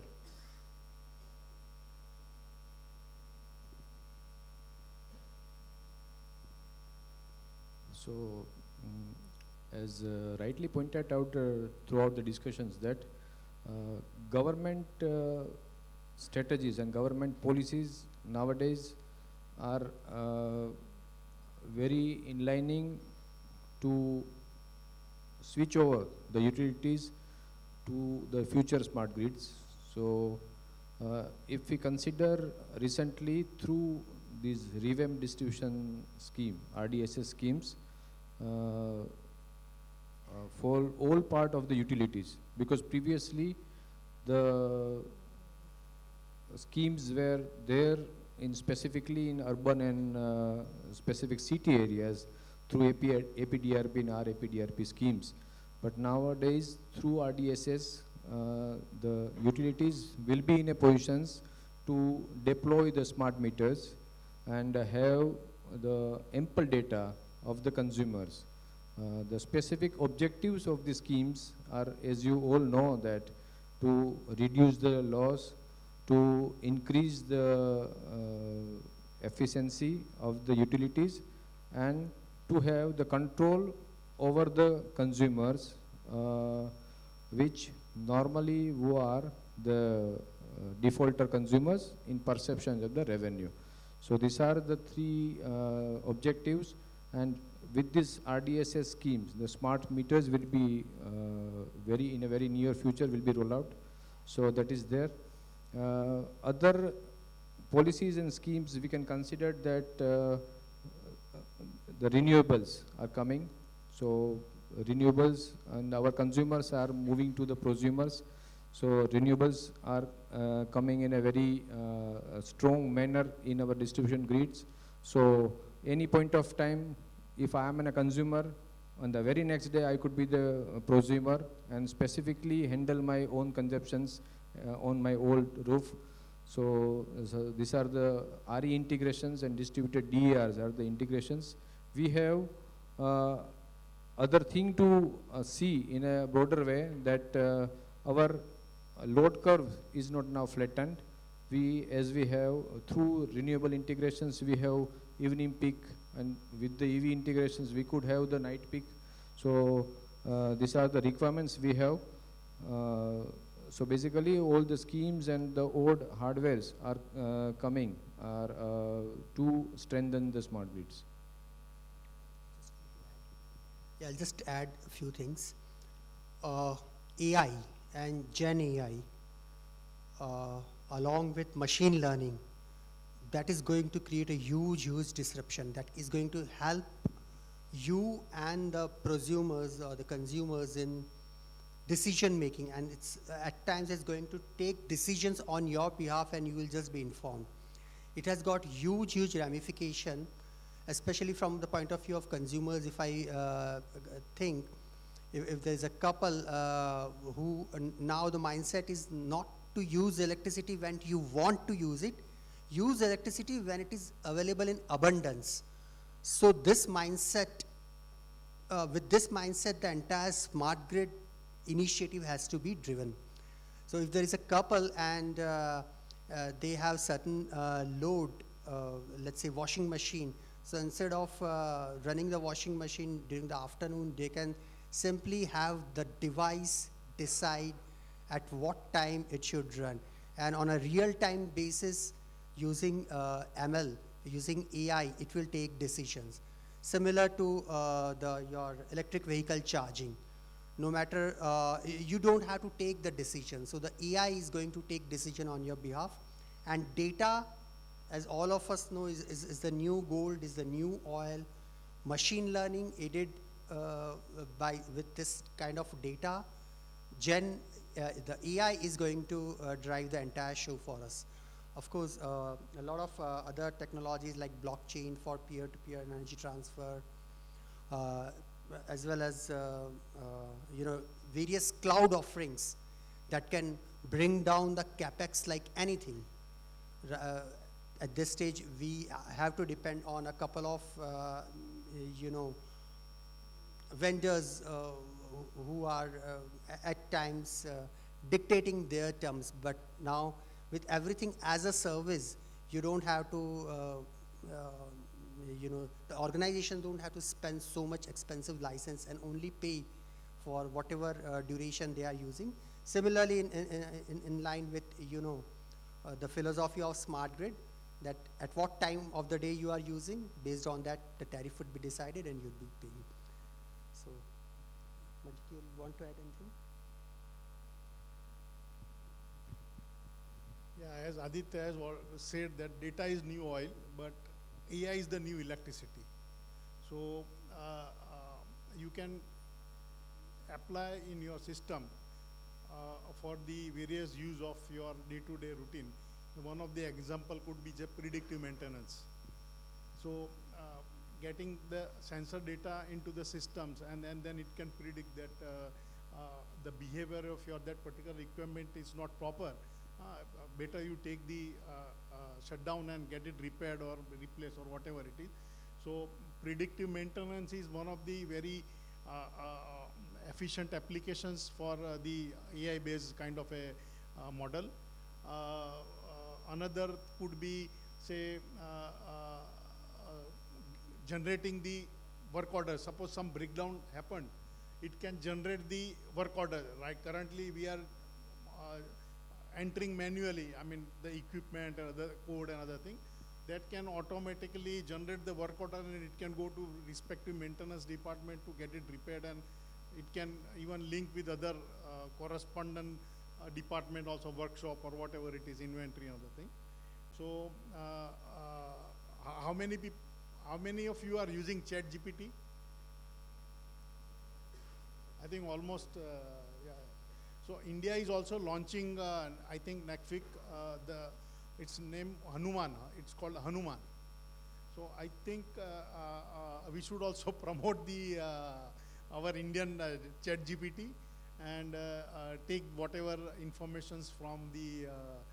So now the limit of the time is over. Now, if audience wants to ask some questions, we are there.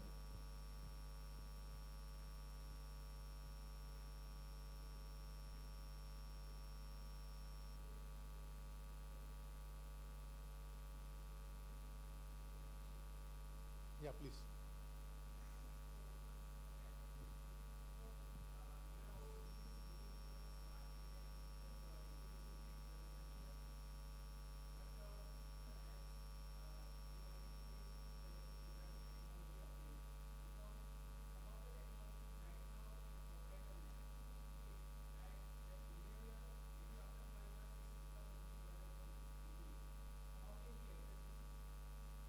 So when you are buying a new technology, you will have to ensure that it is interoperable with your older system, or the data exchange should happen on an open protocol actually.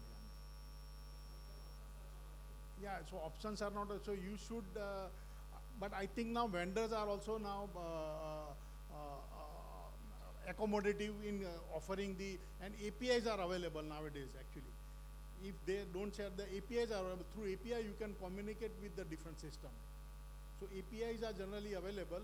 So before you take any decision, I think that should be the first point of your condition to purchase any new things. I mean, whatever old systems are there, we understand because that contract cannot be changed now. But at least for the new equipment which you are buying, they should on an open platform or maybe API should be made available to you.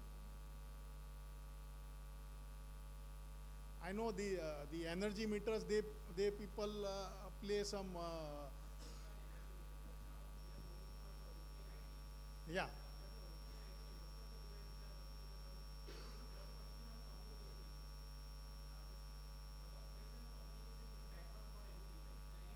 Yeah, absolutely. Yeah, the protocol is proprietary. I agree with you. And yes, yes, yes. I mean, so anyway, you'll have to twist them whenever you are buying some new thing. You will have to maybe use some. You'll have to use your power.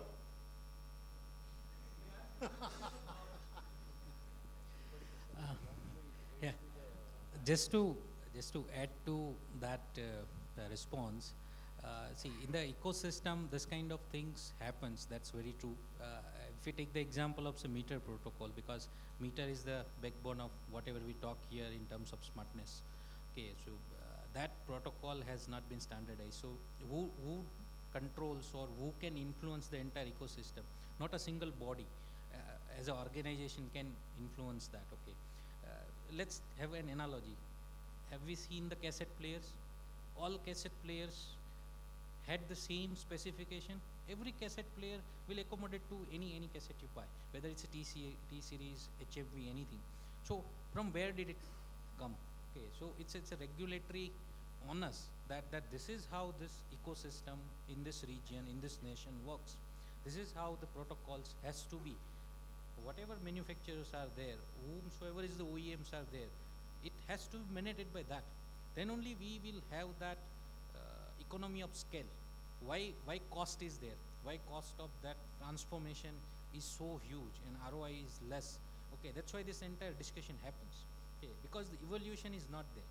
Okay, once the regulatory framework is there, there are 10 players out there to do the transformation. When there are 10 players out there, we have a cost economies of scale, which will reduce the cost. And once we have reduced the cost, okay, then the scale can happen of this deployment of these technologies. Look at the mobile phones. 10 years ago, we had something different. Pager vanished in 2 years. Okay, now the Android. Okay, Android is the backbone of the thing. Okay, Android is common. Whomsoever is the manufacturer, when you buy Android phone, whomsoever is the OEM, the features, the fundamental thing remains same. So that's how that ecosystem has to evolve. And if in this context, it's a hard fact, but regulatory onus is there to regularize it, at least a protocol. Meter protocol has to be standardized, first of all.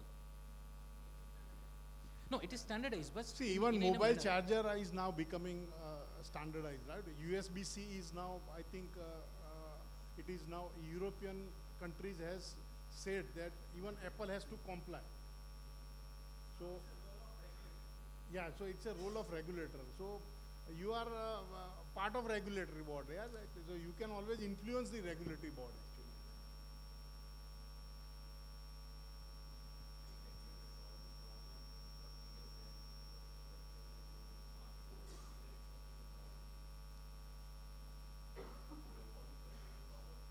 Yeah.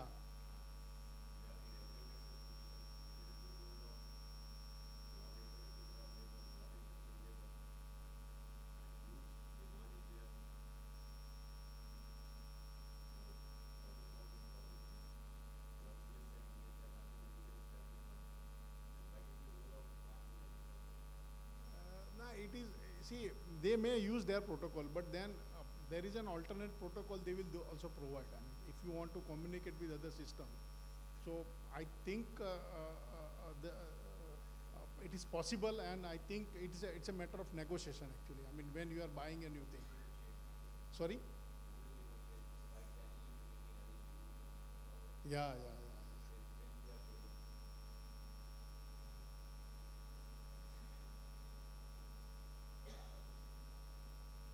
That's true, that's true.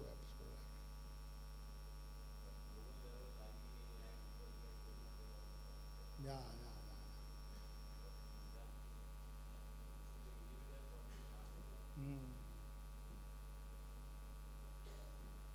So one of the major challenge, I would say.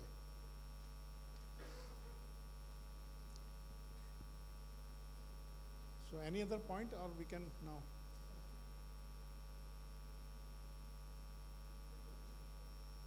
Yeah, thank you.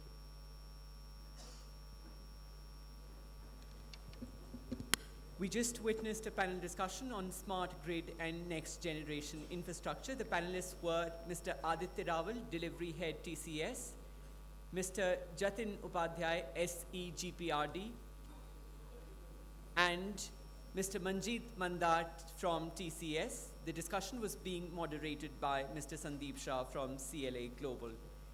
Before we call it a day for this panel discussion, I would like to invite Mr. Jaydeep Tripathi, Senior Manager IT, Guvnl, to kindly present a memento to Mr. Aditya Rawal, Delivery Head, TCS. Mr. Jaydeep Tripathi, Senior Manager IT, Guvnl, presenting a memento to Mr. Aditya Rawal, Delivery Head, TCS. Now I request Mr. Prateek Patel, Manager IT, Guvnl, to kindly present a memento to Mr. Jatin Upadhyay, SEGPRD. Mr. Jatin Upadhyay, SEGPRD. I request Mr. Deepak Gohil, Manager IT, Guvnl, to kindly present a memento to Mr. Manjeet Mandar from TCS.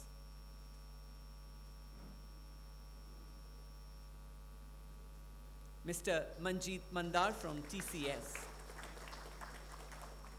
And finally, the person who was moderating the panel discussion, I request Mr. Amit Garvi, Assistant Manager, Guvnl, to kindly present a memento to Mr. Sandeep Shah from CLA Global.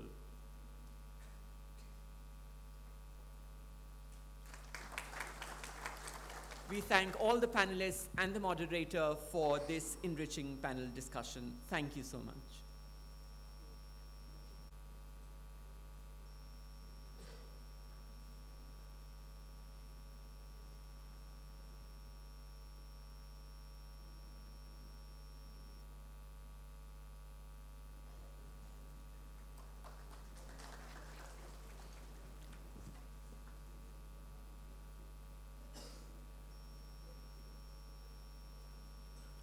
Now we move on to the next session of this workshop, as we have been talking about the two terms that have been recurring in all the discussions throughout this workshop, the word artificial intelligence and ML, or machine learning. We shall begin with our first speaker of this session, Mr. Abhishek Martan, General Manager IT, Madhya Pradesh Madhya Kshetra Vidyut Vitran Company Limited, MP MK VVCL, Bhopal. Let me introduce Mr. Martan to the audience present here. Before that, I would like to invite Mr. Parimal Chaudhary, SEIT from DGVCL, to kindly present a sapling to our first speaker of this session, Mr. Abhishek Martan. Mr. Parimal Chaudhary, to kindly present a sapling to the first speaker for this session, Mr. Abhishek Martan, IT, Madhya Pradesh MK VVCL, Bhopal. I request you to kindly take your seat on the stage here. Let me introduce Mr. Martan to the audience present here. Mr. Abhishek Martan has over 17 years of invaluable experience in IT project implementation and monitoring. Throughout his career, he is dedicated to delivering innovative IT solutions aimed at driving organizational performance and revenue growth. His expertise lies in orchestrating the successful implementation of large-scale technology projects, from conceptualization to execution within the discom sector. He is adept at dissecting complex problems, devising strategic solutions, and leading end-to-end change management initiatives that result in tangible business outcomes. So ladies and gentlemen, please welcome Mr. Abhishek Marthan, General Manager, IT, MP, MK, VVCL. The title of his talk today is AI or ML for Future Energy Ecosystems. Mr. Marthan, please.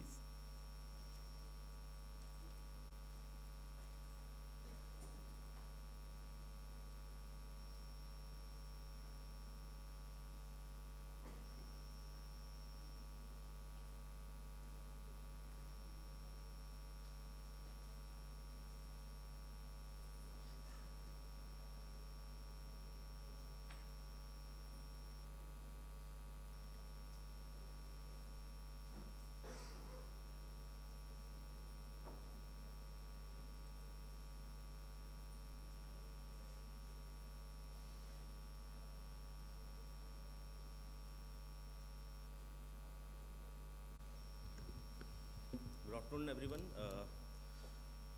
Let me introduce myself first. I am Abhishek Marthan, as the person has introduced me. Initially, I was not supposed to attend this presentation because our managing director was supposed to be here. But in a short time, he got transferred, and I got very short time to present.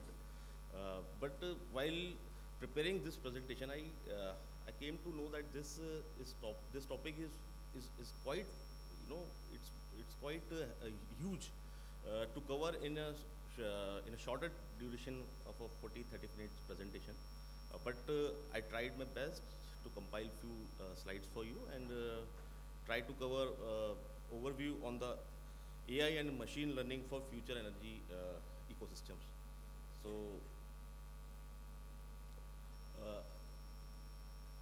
First of all, we should understand that global industry companies are 1 trillion operational loss facing currently. This is in terms of their reliability, production, safety, energy, and emissions, while they are using the traditional and conventional approach. So it's a market research, and its impact is on the global side as well. So since those are using legacy and traditional approaches for their operations, so looking to that upcoming and emerging technologies, they can reduce their losses using those technologies. So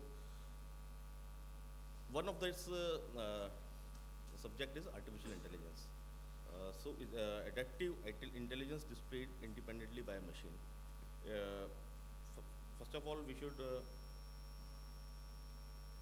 understand what is artificial intelligence. So John McCarthy defined as the science and engineering of making intelligent machines. So this phrase was quoted in around 1956, but the relevancy of this old code is justified in this present era, because artificial intelligence is are of two types. Artificial general intelligence, that it's a general application which mimics the human actions, like singing, drawing, presenting. The advanced version of AGI is artificial narrow intelligence, or we can call it an expert system. Like in current days, augmented realities and predictions, analysis, data analysis, all those comes under that artificial narrow intelligence. So why this AI is working? So basically, it uses computing power, abundance of data, algorithms, and research breakthroughs. So computing power is one of the factor wherein the power utilization is is the analysis is being analyzed on a very narrow margin. The data availability should be there, And the correct data and precise data should be there for analyzing and predictions or find the anomalies.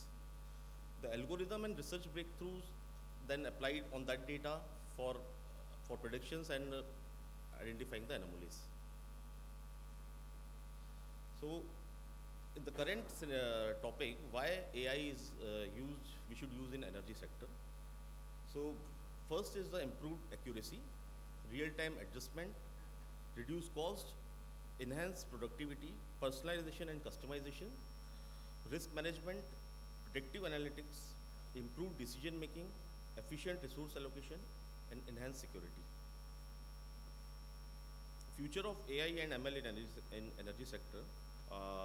I'll explain in detail in coming slides.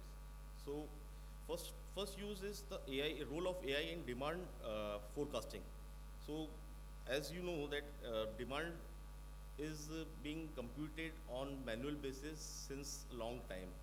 The demand of the power is in the energy sector is a key principle, the key factor, wherein the legacy and conventional approach were being used for forecasting the demand. Since the data of the generation, the data of distribution, the data of transmission is now being available through various IT and OT sensors. So the use of AI and ML is, it's very key factor nowadays, because now on the basis of the accuracy of the algorithms, the predictions, the demand forecasting is nowadays being a key factor, because based on that demand or accuracy, the government or the utilities are now able to plan their production capacities, their distribution infrastructure augmentation, and the planning of that future infrastructure as well. So it's a huge, it plays a huge role nowadays in load forecasting. So futuristic scenarios of long-term energy planning can be achieved through the data analytics part. So under that, predictive modeling of energy demand is being done using the historical data, economic indicators, population growth controls, the technological trends. As I said, that the technology equipments, IT, OT sensors are being used in various devices since in the generation of the electricity till the distribution. So those IT, OT sensors are quite useful in that predictive modeling. The scenarios analysis for policy formation is being done through AI and ML as well.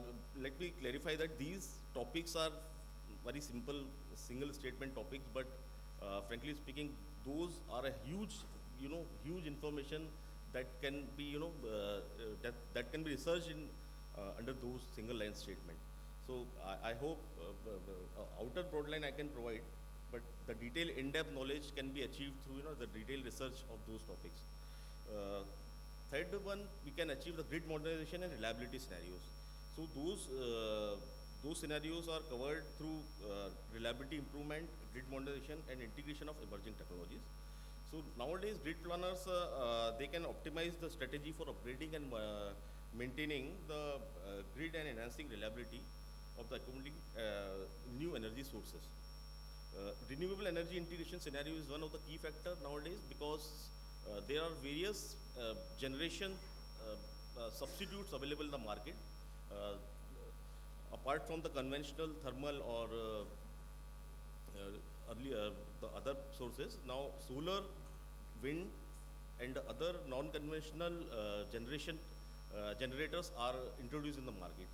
But since those are working in an isolated manner and their integration in a grid is more important to analyze that the generation is being properly done for the purpose of distribution, because ultimately those all and generated energy has to be distributed to the end users. So until those renewable generators are not integrated into the grid, the objective cannot be achieved. So this is one of the key factors that will be, that are being done in the energy utilities. The global collaboration and integrated energy system, as I said, that the generation utilities are to be integrated for the global collaboration. So the machine learning for adaptive grids, it enhances the flexibility and adaptability of the energy grids to accommodate dynamic changes in demand and supply. So as I said that the generation is to be managed for proper supply. So proper supply and generation, there is a middle layer than the demand. How much demand is there for generating and how much demand is there for supply. So all those things are to be done through the machine learning and artificial intelligence algorithms. Thus, the artificial intelligence and machine learning are now being used for self-healing energy networks, like for control system, real-time measurement, artificial intelligence, fault tolerant, and real-time information. All those things, all those parameters are being managed under the control system for self-healing and protection and self-restoration as well. So, as I said, the fault detection and localization can be managed through the AI and ML nowadays. The fault prediction through the sensors of the utilities, they are being done through the algorithms written after that, analyzing the data received from IoT sensors. Using these fault predictions can be done, and the automatic decision making can also be done. Like if the utility wants to understand why this has been done, so they can take the preventive measure to minimize those faults. So the energy storage optimization can also be done. Nowadays, many firms are doing research under this topic, energy for the storage system during disruptions, ensuring utilization, efficient utilization of stored energy. It is also being used for adaptive load balancing by proper planning and analysis of scenarios.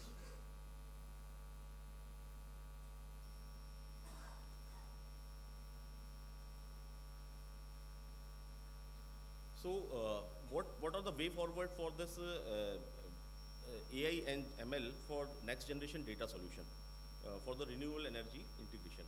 As I said, the IoT, ITOT or IoT devices are being used on a large scale in the industry. So all those things comes under the purview of AMI. The smart metering and the advanced metering infrastructure are being developed under the smart grid projects, wherein the smart meter data from the consumer premise are being captured. The feeder data from the feeders, 33 kV or 11 kV feeders can be captured, and the substation data is also being captured. So all those data are coming through IoT devices and IoT sensors. They are being stored, and now the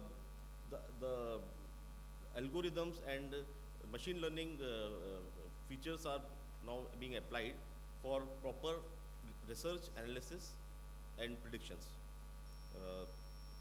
Under that AMI, IoT sensors are the key role, are playing key role for obtaining the data.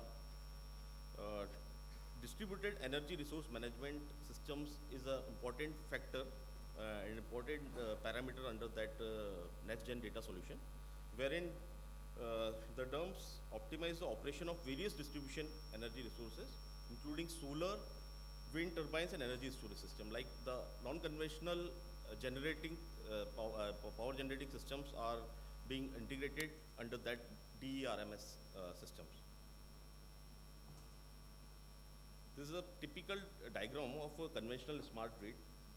You can see that there are various sources through which the data are being collected, through smart meters, through PMUs, signal transmitters, data transmission system is there. Smart security systems are being placed, smart supervision systems, renewable energy sources are there, and plug-in EVs and controllable batteries. All those equipments are connected in a grid, and since those are communicable devices, the data are being coming from sources to the data center, to the application systems. So those all data are being monitored and analysis are being analyzed in a conventional smart grid. Now I'll speak on few of the topics that we are working in our utility through AI and ML applications. So currently we are working for vigilance priority generation, for identification of the theft that are being done in various areas. So all those things we are doing it through analyzing the consumer data, the consumer meter data, consumer billing data, and their payment data. So we put some algorithms in all those things. Like this flow says that input is the billing data. We process data and scale those data. We train and test data, split them, and model building is being done through the binary classifier algorithm. There are other algorithm as well, like logistic regression, random forest, but we are using binary classifier since it is giving us a more accurate probability. So we train the classifier this data through the modeling. We validate the model, we fine tune the model, we make predictions, and the output through binary classification. After that, post-processing of data, we give that data to our field officers for checking for the theft in the consumer premises. As per the current results we are obtaining since last 1.5 years, the accuracy of this model is 70% around. So it is helping us for preventing the theft in various theft-prone areas. Not only this, now it is helping us in our revenue realization part, and also for minimizing the loss that we are occurring, the many distribution companies are occurring due to this problem. And another scenario we are using is default predictive modeling, wherein we are identifying that how many consumers can probable theft, can probable default after a certain duration of time. So after analyzing their payment profiles, their consumption profiles, we have arrived on some specific points that after how many months a consumer will become under the default category. Like after 3 or 4 months, if they are not paying, they will not continue to pay for more. So this study we done, and now we are in a position to identify after how many months the consumer can default under that regime. So the current accuracy of this modeling is 73%. We have used random forest model for this subject. We are also using AI ML for our voice bot that we have developed in-house for our utility. When earlier systems, like many of us are knowing that the call center operations are being managed through the human telecallers, wherein a lot of expenditure has been made by the utilities in handling the manual call centers, and so we did the development of this voice bot, which helps us in minimizing the operational cost, and the complaint time resolution is drastically reduced using that initiative. So as I said previously,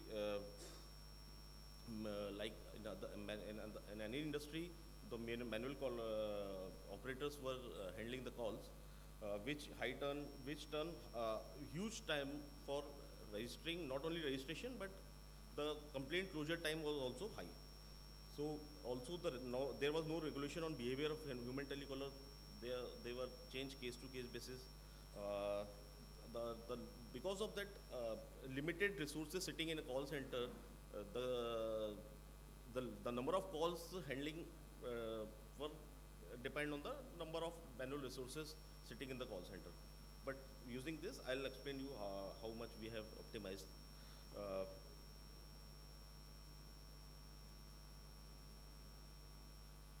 So there are 4 modules which we have worked on: the telecom line management system under this project, automated conversion recognition and response system, in-house speech recognition engine, and cognitive automated telephoner.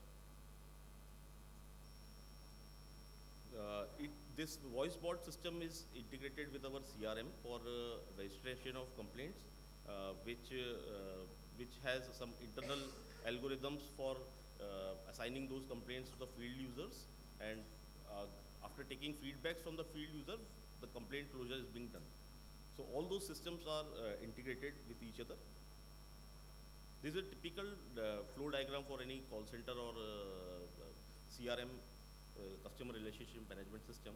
When after incoming call, the case got registered and created in CRM, and after IVR conversation, if case resolved, then it got closed in CRM. If no, then transferred to agent.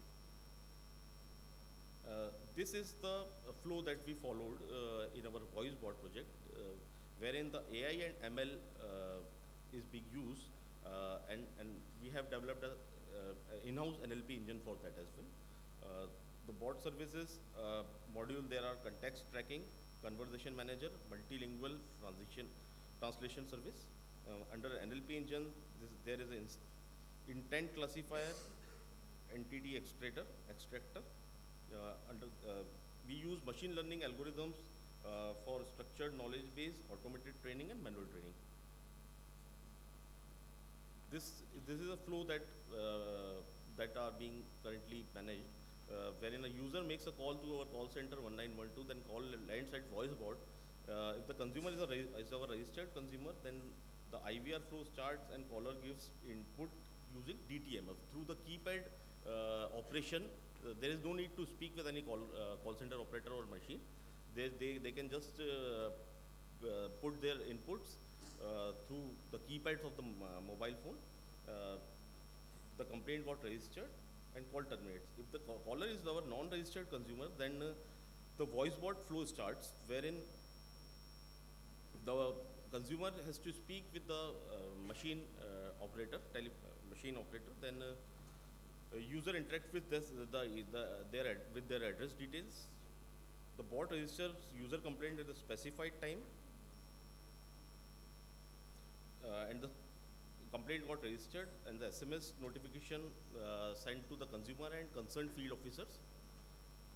Bot tells user that his complaint is registered, and the call terminates. So since using this system, now we have almost nullified the new need of human telecaller. Earlier we had the capacity of 120 manual operators. Now it has been reduced to 50 operator only, and the incoming channel facility was earlier it was around 300. Now we have increased it currently to the 500 and 1000, and we can dynamically increase the incoming facility through that internet-based calling. One of the key factors is that complaint registration time is reduced by 50%.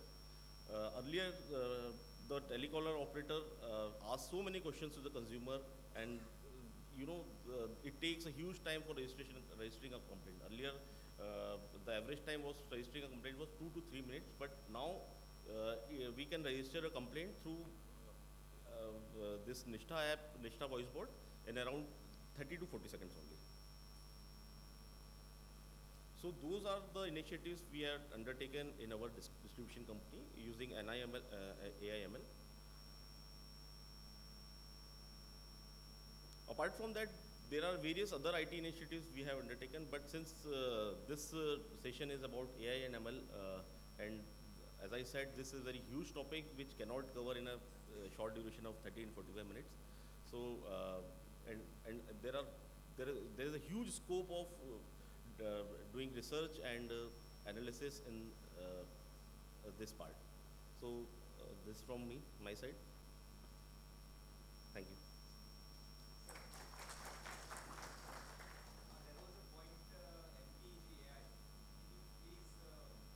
Which one? MPEGA. Where?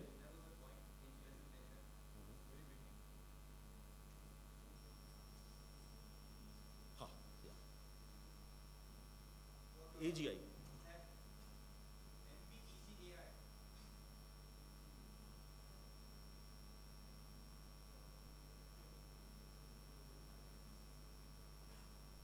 Is this section?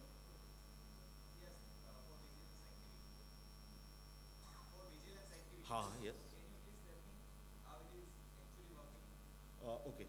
So we are having data of consumers billing, their payment data. So based on their consumption pattern and their payment pattern, our system has identified using that binary tree algorithm that how many consumers maybe come, maybe may are consuming the electricity through, through any malfunction in the meter or through any tampering in the meter. No, currently we are not using a smart meter. No, the meter data is coming from the feeder or sometimes from the transformer. But under this vigilance priority generation, we are not using meter data. It's only consumer billing data.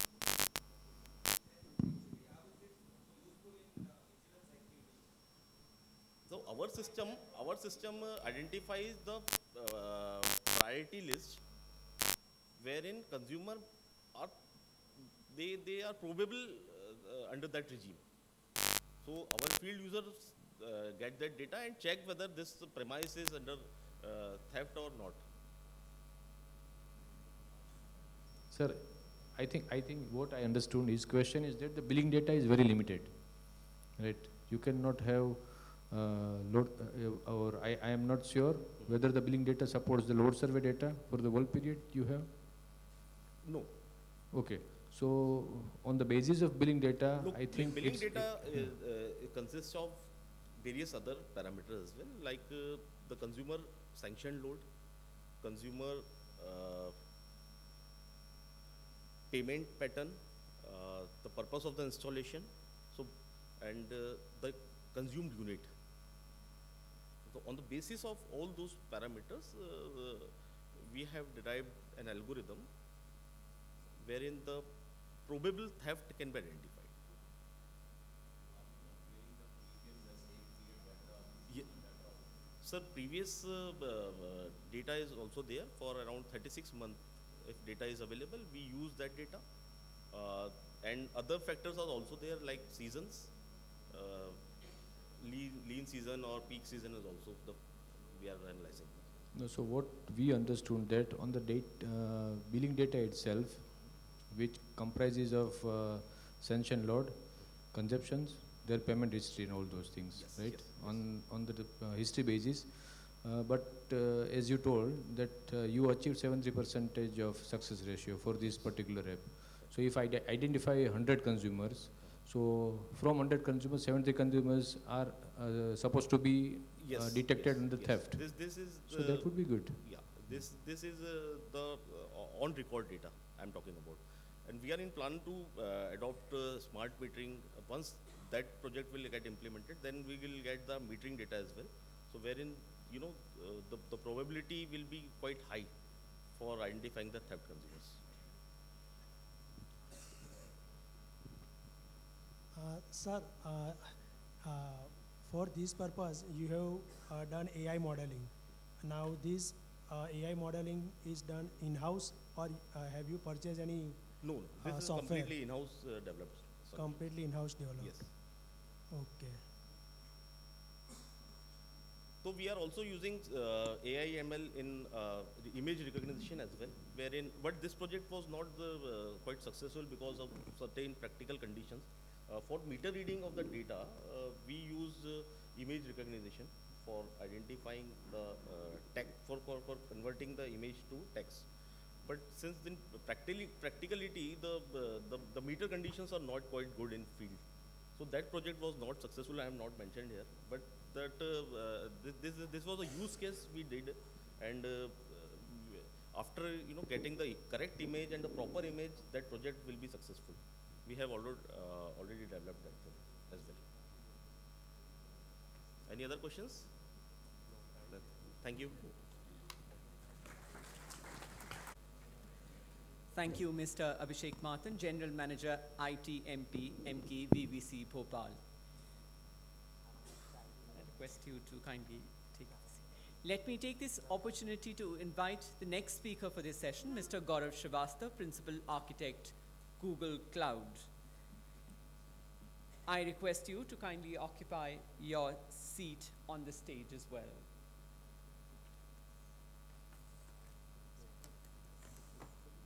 Meanwhile, I request Mr. Sunil Jadhav, EE System Manager, UGVCL, to kindly felicitate Mr. Srivastava with a sapling.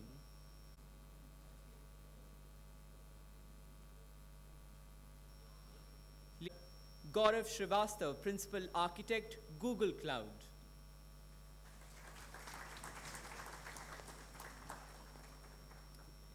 Let me introduce Mr. Gaurav Srivastava to the audience present here. Mr. Srivastava has been working in the area of infrastructure modernization and cloud adoption for more than a decade. He has been instrumental in cloud awareness with the Government of India from the nascent days of cloud computing. He has extensively worked in the advanced metering space for the adoption of cloud and helped in removing many hurdles in the adoption of the cloud platform. He has more than 17 years of experience. Prior to joining Google Cloud Platform, he worked for over a decade with Microsoft. The title of his talk today is Blockchain and IoT Intervention in Power Sector.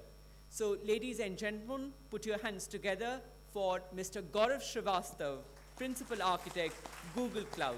Mr. Srivastava, please.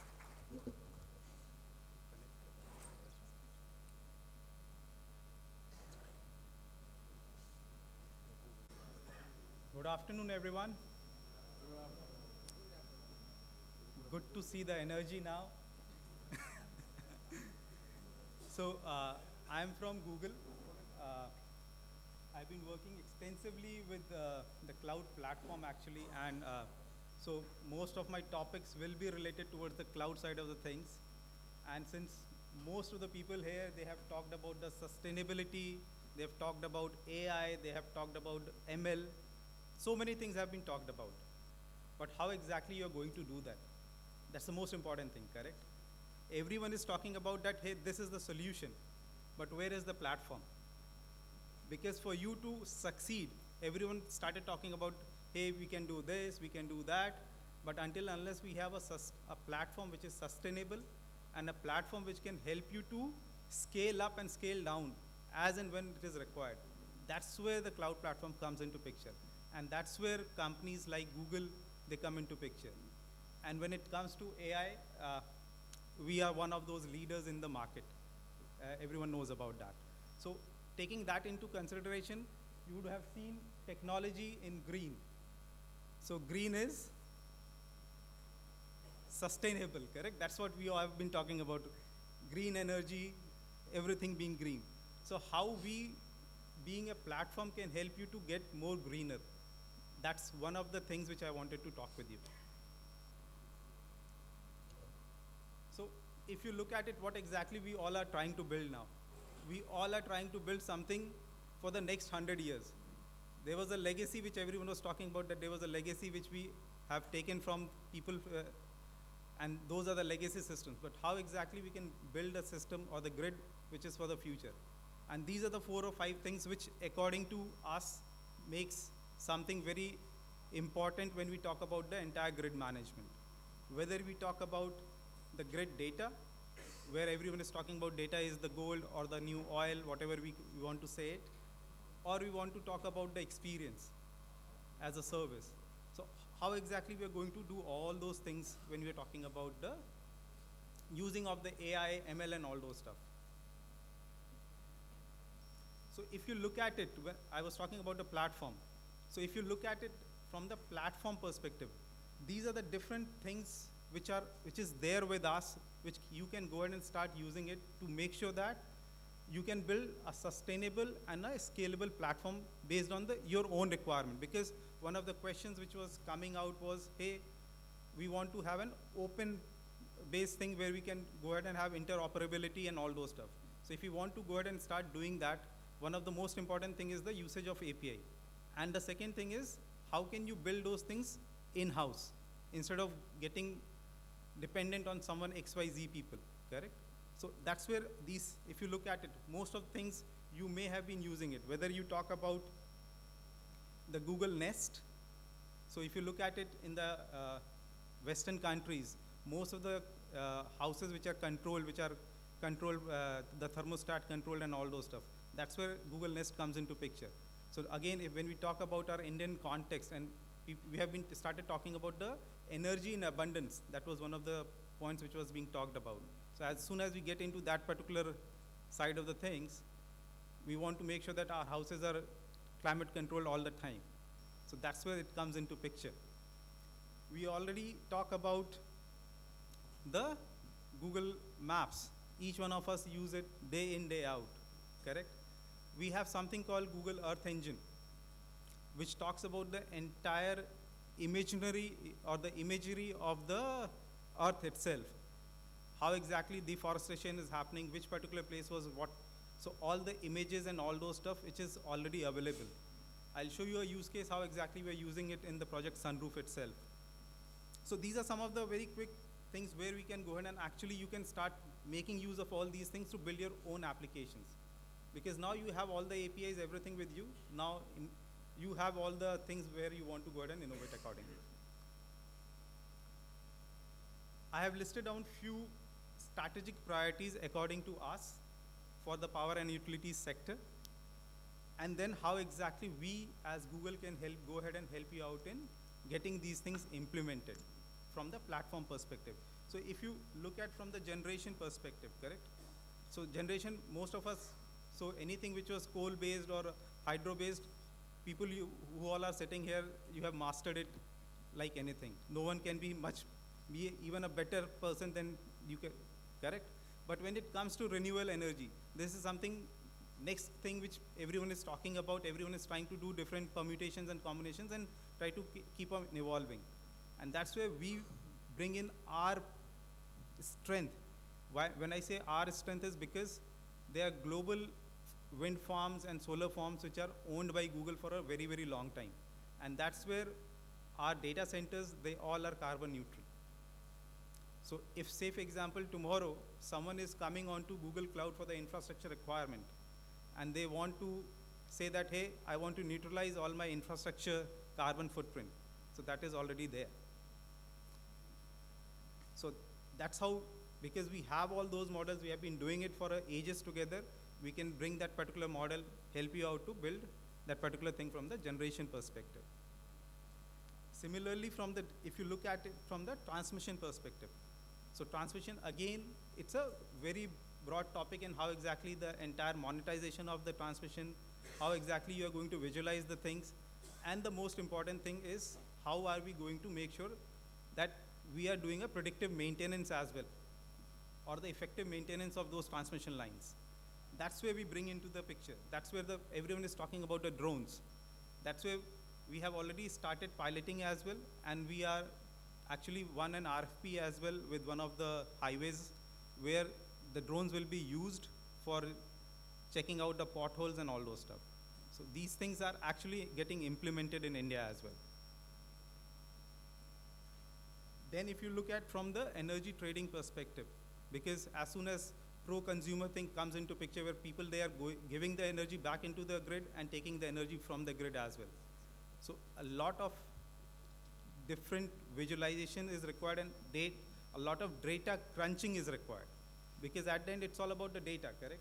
If I'm not able to do the proper data crunching, then it becomes very difficult to make sure that the actual things are coming into picture. It could be someone is taking out energy like anything, and they are doing mining, correct? Crypto mining is something which people are doing like anything, correct? They're just taking out, and we are not aware how exactly one find a particular good amount of energy has been choked out from the grid. So that's where we can bring into the systems which using the AI and ML models which are already there and improvise on top of it.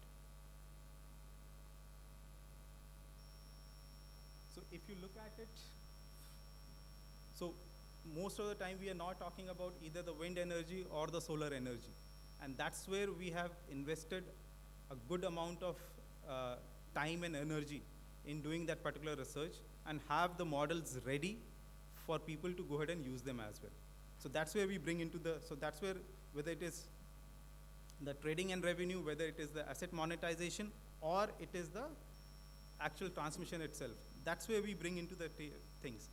And again, if you look at on the left side of the things, how exactly I'm trying to do that, I have mentioned the technologies as well. A very small glimpse of the things. So if you look at it from the forecasting use cases, so if you look at it, the forecasting becomes very, very critical when we're talking about the wind energy or the solar energy, because wind is not available 24/7 and it is not blowing at the same speed. So how can we forecast that particular thing that, hey, from this particular wind farm, this is amount of energy I'll be able to go ahead and get it. Or this is the time when the things will be low on this particular side of the things. Similarly for the solar energy, when the rains are there and all those stuff, so energy will definitely go down, and how exactly we would be able to go ahead and do that.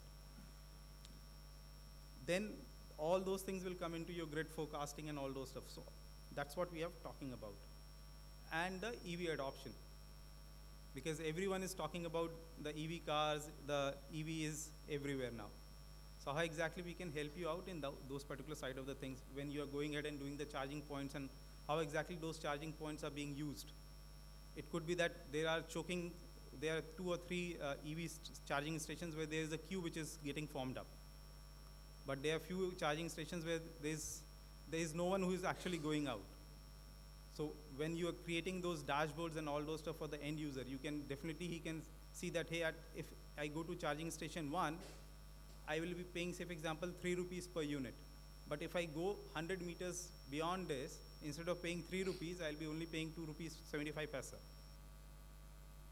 That's how the entire thing will work out on the consumer side of the things, and will help to increase the overall revenue as well. So total energy is one of the classic examples which we have worked on for a long time. And that's where they were able to do they have made use of the analytic capabilities of the platform itself, used the models, created on top of it, and they were up and running in less than 6 months. So that's the speed which we are talking about. It's not only about the thing that, hey, I can do it, but the speed at which I can do it is also very important. And that's where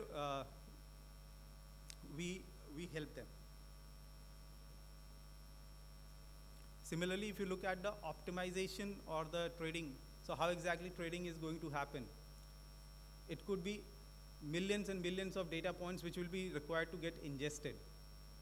Can those data be utilized, analyzed, and visualized at a lightning speed? Because that is the critical thing when we are talking about it.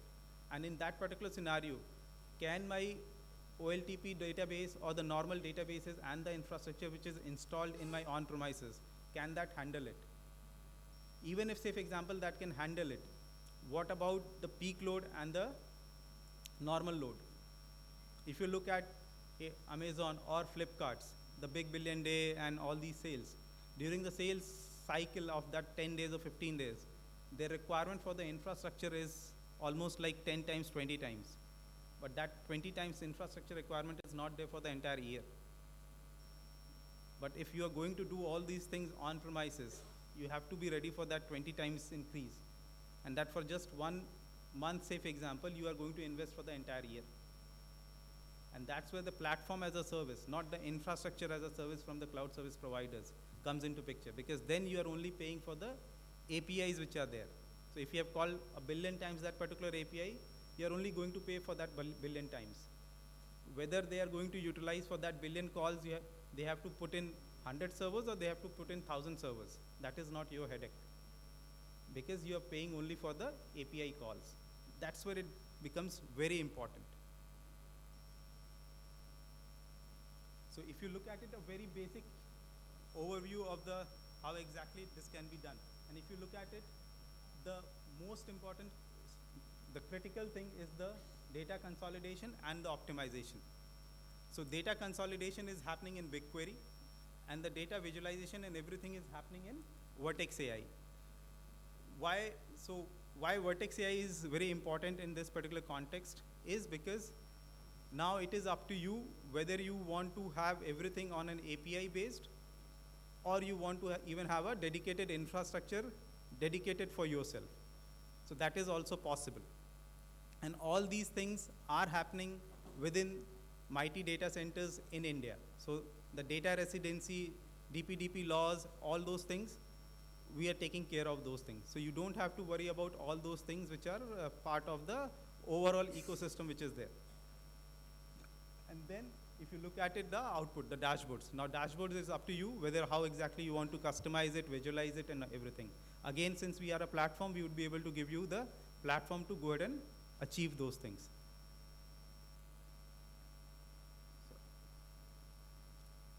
So again, NG is one of those platforms which have been using this journey for the monetization, and they have actually gone ahead and made good use of the technology which is there.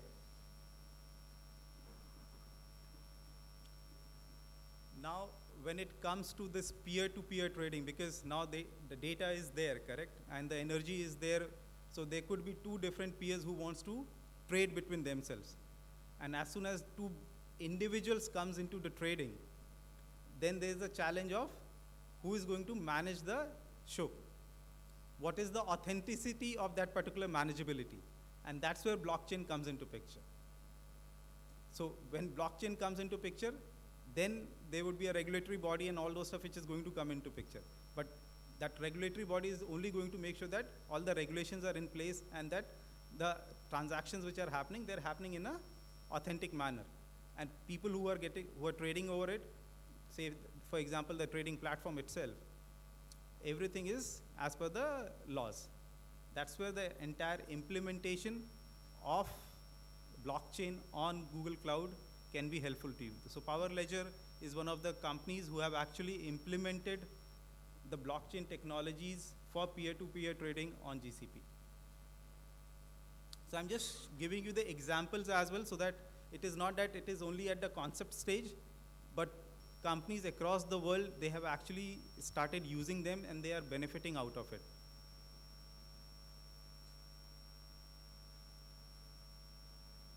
The next one is all about your asset monetization or the optimization of your assets. One of the most important thing when we talk about the asset optimization is the workforce which we have. So they are our biggest assets, correct? So if I can optimally start using the people for their optimal time, I'll be able to save a lot. For example, you could have only, say for example, 10 data scientists, 20 data engineers or 100 data engineers. And then say for example, 200 data analysts who are going to go ahead and do the data analyst. But now if say for example, you have a wind farm and you have to make sure that the data is getting captured, the data will get captured. But for making sure that the proper maintenance of those windmills are happening, if there is a cut on a particular blade, then a data analyst have to make sure the pictures have to be clicked, and then that picture needs to be analyzed by someone. And until and unless that particular person says yes or no, there is a huge turnaround time. How can AI can go ahead and help you out to reduce that particular turnaround time? And that's how you would be able to get the more out of your assets, which is the workforce itself. And that's where in the previous, where I showed you the Vertex AI, comes into picture, which gives you the APIs for the visualization as well.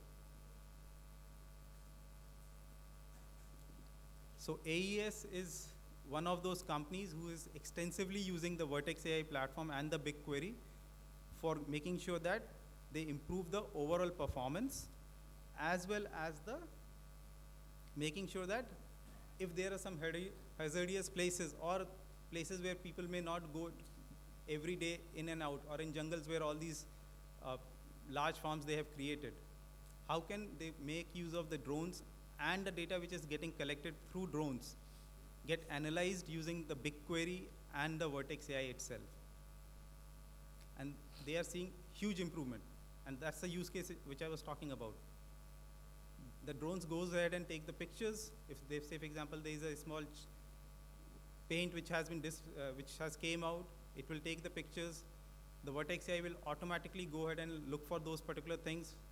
It will say, go ahead, there is no problem, or there is a problem as of now, correct? As soon as it says there is a problem, in that particular scenario, it will be given to a data analyst to go ahead and have a look on top of it. Otherwise, all these false positive cases will be automatically taken care of. That's how we are able to help them out. So I'll play a very small video where it talks about the same thing.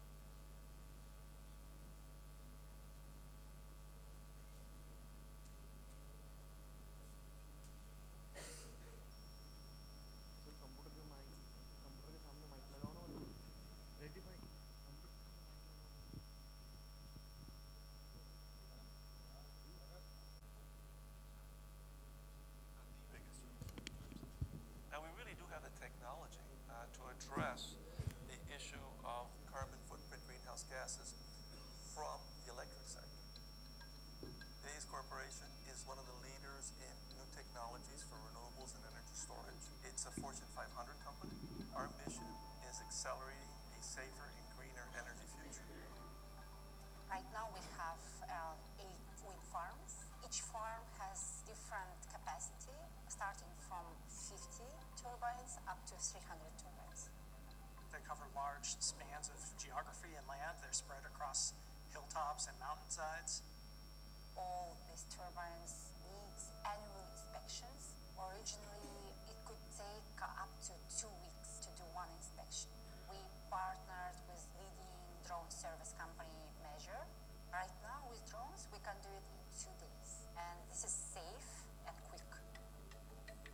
For a wind turbine inspection, we go out with our pilots, and what we're looking for is cracks or defects, things that may need to be repaired. On a typical inspection, we're coming back with 30,000 images. Spending 4 weeks reviewing images, I don't think anyone's going to argue that that's the best use of a highly trained engineer's time. How do we speed that up, and how do we make it 10x more efficient? That's where machine learning and AI comes in. We've built a great end-to-end solution using Google Cloud's tools and platform. With the AutoML Vision tool, we've trained it to detect damage. We're able to eliminate approximately half of the images from needing human review. The remaining 50% of their time can now be very focused on identifying that damage and really determining the right course of action to remediate it. Moving from reviewing images to training machine learning models, it's a much higher order employment opportunity for people, and one where we're trying our team. Google Cloud has been a great partner. Their technology is consistently among the world leaders, and they're just a great person.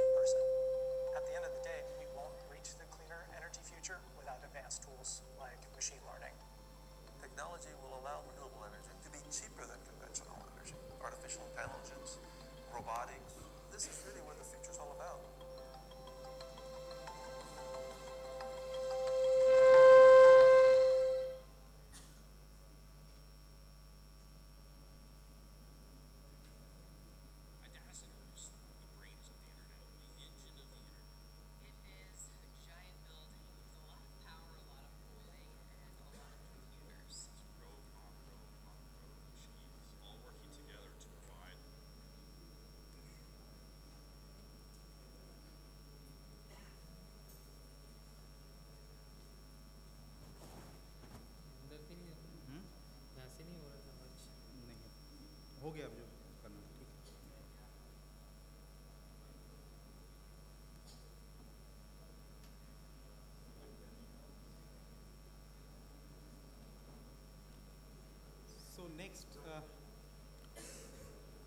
The another big thing which everyone talks about, eco kar raha hai. Eco ho raha hai.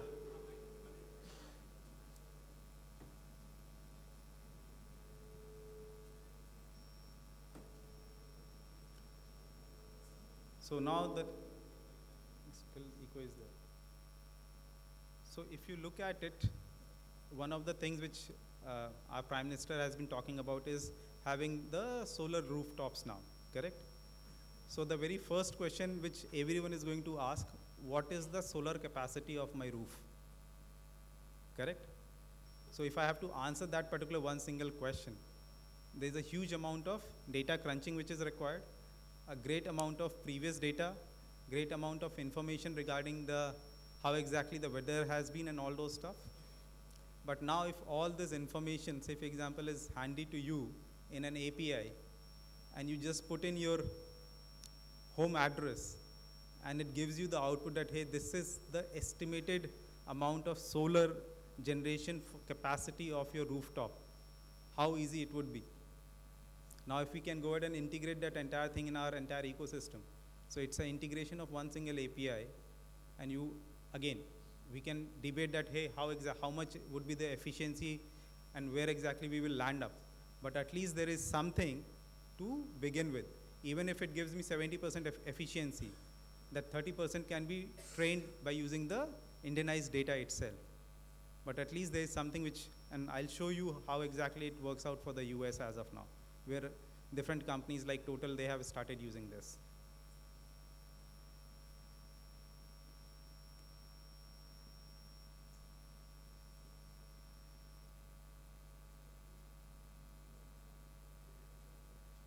So I have just for the sake, I have just entered an address there. Just because I know that particular address, so I have entered it to check how whether the values it is showing is actually correct or not, and to validate with the actual usage itself. So as soon as I go ahead and put in the information and hit on go, it will actually give me the entire values. Sorry, my bad.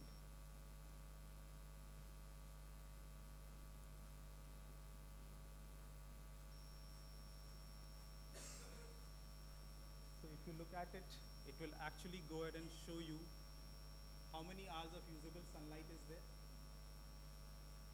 how much square feet is available, all those information. And all this information is available because of the Google Street, the street view which we had, including the APIs which are there for the Google Earth Engine. Then all the computation happening in the backend. So if you look at it, 3 or 4 different APIs of Google itself, they were joined together and give you one single output.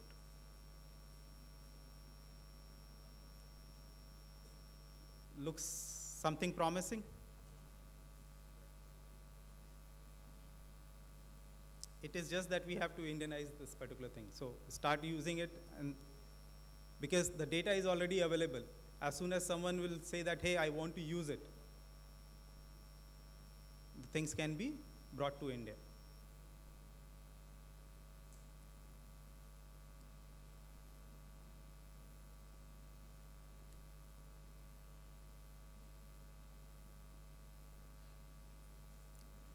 And that's what I was talking about, again, Total Energy, which is actually using this particular thing to go ahead and see how exactly what is the solar power usage and how much it can be generated from a particular place.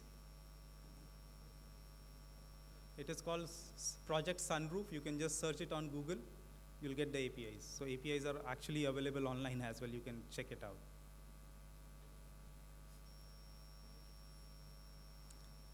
Now the next thing which we were talking about, how is the accuracy? So for this, what we have been using it, the Google Earth Engine, which has tremendous amount of data which has been covered over the last so many years. And now earlier it was only available for the academic usage. Now it is a enterprise version of the same thing is also available. So anyone actually can go ahead and start use the Google Earth Engine. It has been used, some of the examples are the flooding which happens in the Assam and all those stuff. To get data for that particular thing well in advance. So the forecasting of the floods which are happening, it is extensively used there. And the data is actually being provided to the government of India. So if I give you one single picture how exactly this entire thing can be done, this is how exactly it will look like. If someone wants to do this particular entire stuff for the utility itself, how simple it is in terms of the APIs or the platform which will be required, instead of the complex installation of multiple servers, multiple operating systems, multiple data classifications and AI models and all those stuff. Instead of that, how exactly everything will become something like a PaaS service from the cloud service provider itself, and you will be start getting into actual action. People, one of the speakers, they were talking about the lab POC and the actual POC in the on the field, correct? So if you just want to go ahead and do a point of view, or say for example a POC, this is how you would be able to achieve it quickly.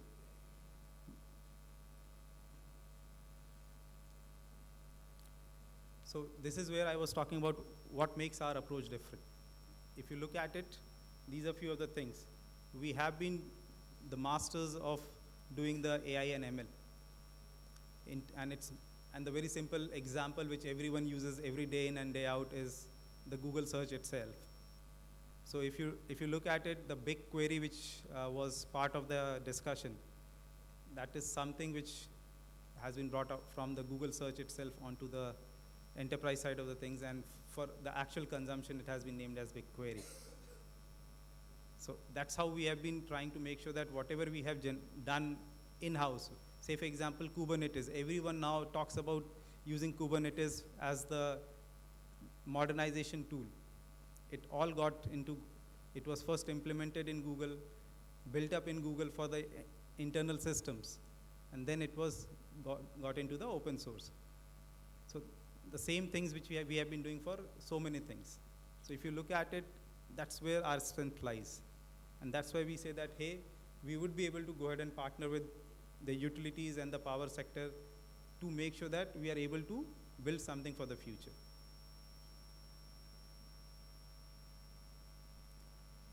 So this is one company which was something like wanted to do something completely different in the renewable energy.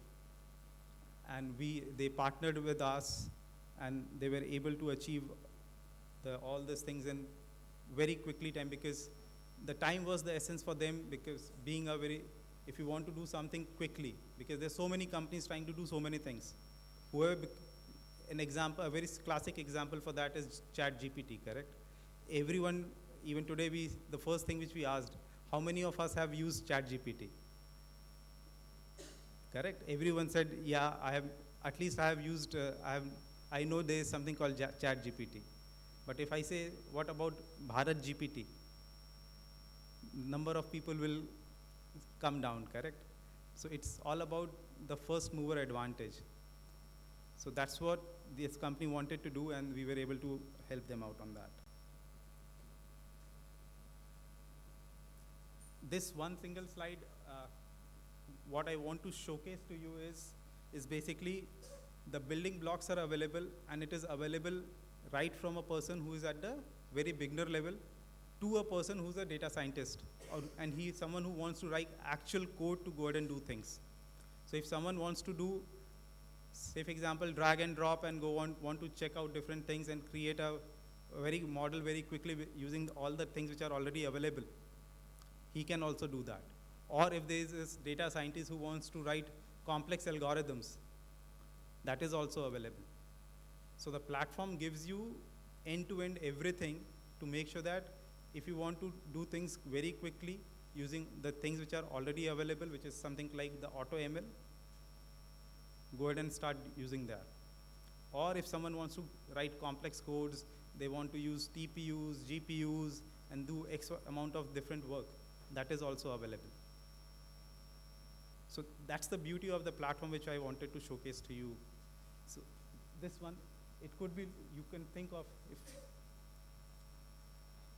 if the solution, if you start from site, language, on-prem, built-in tools, or the different types of data itself, correct? Because at the end, everything boils down how exactly or how quickly we can process the data.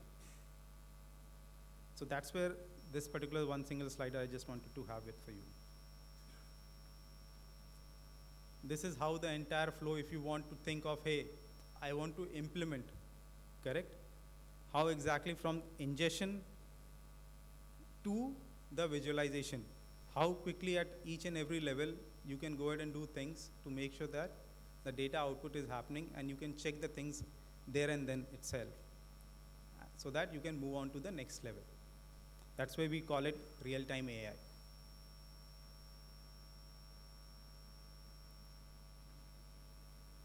Lastly, some of the companies across the world who have partnered with us in the power and utilities sector. This is a list which have been working with us for a long time with us.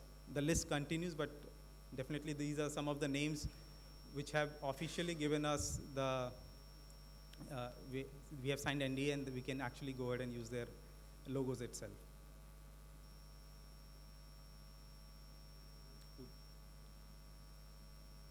Any questions? I can take it up, or I think I'm almost bang on time. Yeah, sure.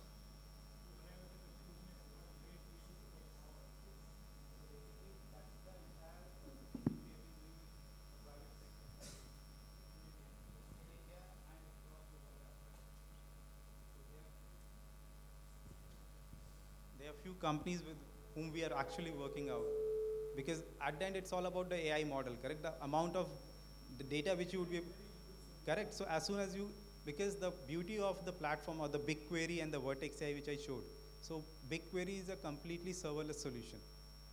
So it's your storage and your compute, they both are discrete.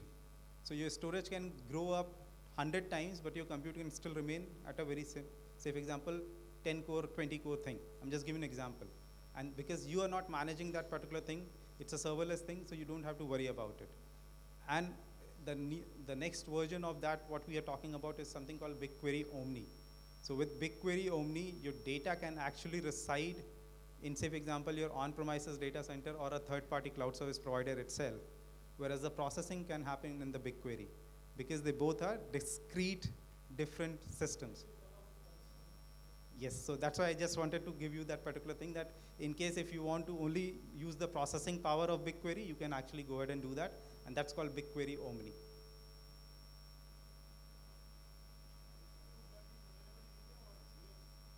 As of now, the project Sunroof, the APIs are enabled for US.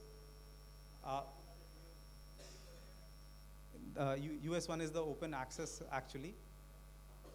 So it is basically, it's all about the demand, correct? So as soon as someone says that, hey, I want to go ahead and start doing a POC type of thing, or I want to go ahead and implement it and all those stuff, correct?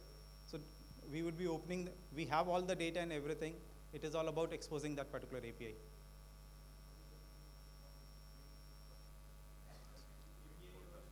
Sorry? Mm-hmm. Yes. So we have the entire, so we have a team which works extensively on that. And we have our in-house, because we being from the data center perspective itself, all our data centers are carbon neutral. So we have certain, our own farms as well. Yes.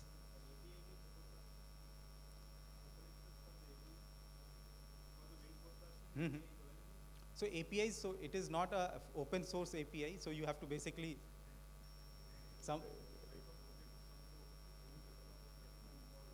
yes. No, so we have, so that is something which would be on a subscription basis, you can go ahead and take it out. So it is not a free version. So just like the Project Sunroof, which is actually, we have open sourced it now, and which is the Google think tank, that anything which they go ahead and develop it out, they try to give it to the open source community. So that has came to that particular level that we have actually given it.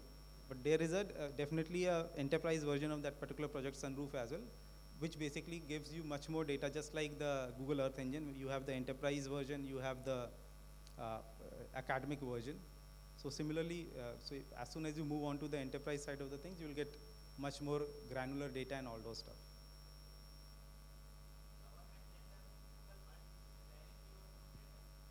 Sir, if you have been working in this particular, so none of the OEMs, they actually come and do a direct participation. It is all through the partners itself.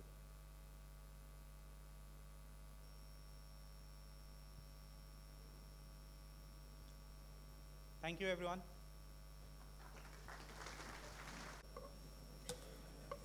Thank you, Mr. Gaurav Srivastava, Principal Architect, Google Cloud. I understand that there is tea break after that, but we have the guests here, so I request you to kindly bear with us for at least 2-3 minutes. So I would now like to request Mr.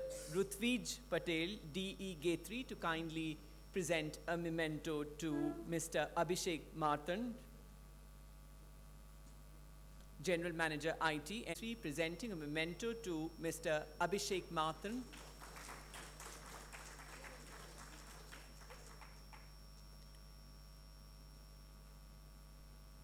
Now I request Mr. Umang Joshi, GPRD, to kindly present a memento to Mr. Gaurav Srivastava.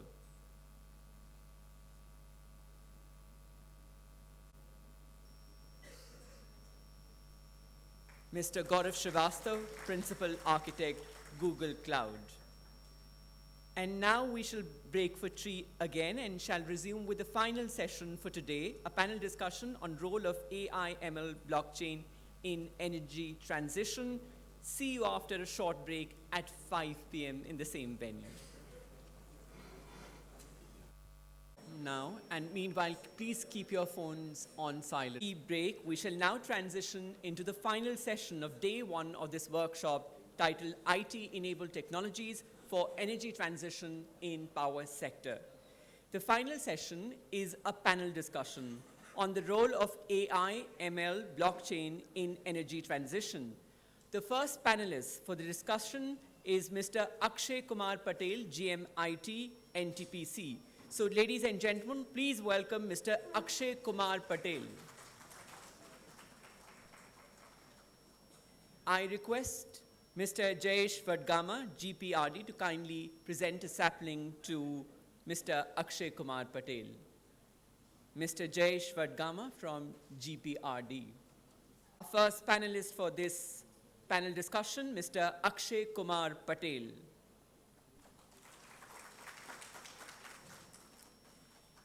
Our second panelist for the discussion is Professor Naran Pindoria, Associate Professor, IIT Gandhinagar. So, ladies and gentlemen, please welcome Professor Pindoria. I request Mr. Kalpesh Patel, Assistant Secretary, Guvnl, to kindly present a sapling, in fact, to Professor Pindoria.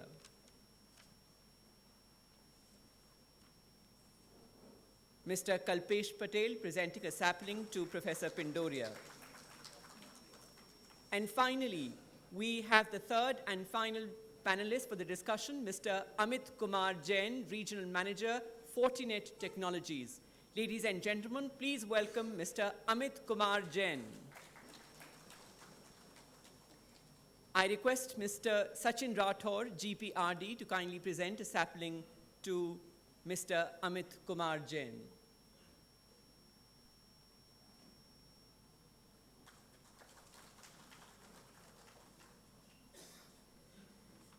Meanwhile, let me introduce, I request all these panelists to kindly take their seat on the stage as well.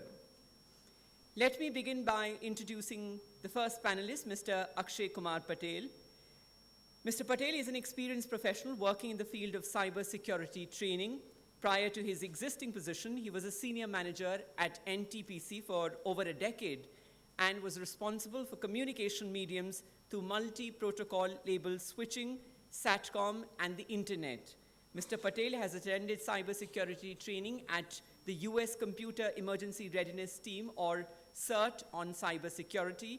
He has experience in multiple capacity in plants and offices of NTPC, IT and OT systems, including on application, infrastructure, cybersecurity, and others. Mr. Patel is responsible for the coordination of cybersecurity of thermal power generation utilities across India, as NTPC is the nodal organization for CERT Thermal. A huge round of applause for our first panelist, Mr. A.K. Patel, GM, IT, NTPC.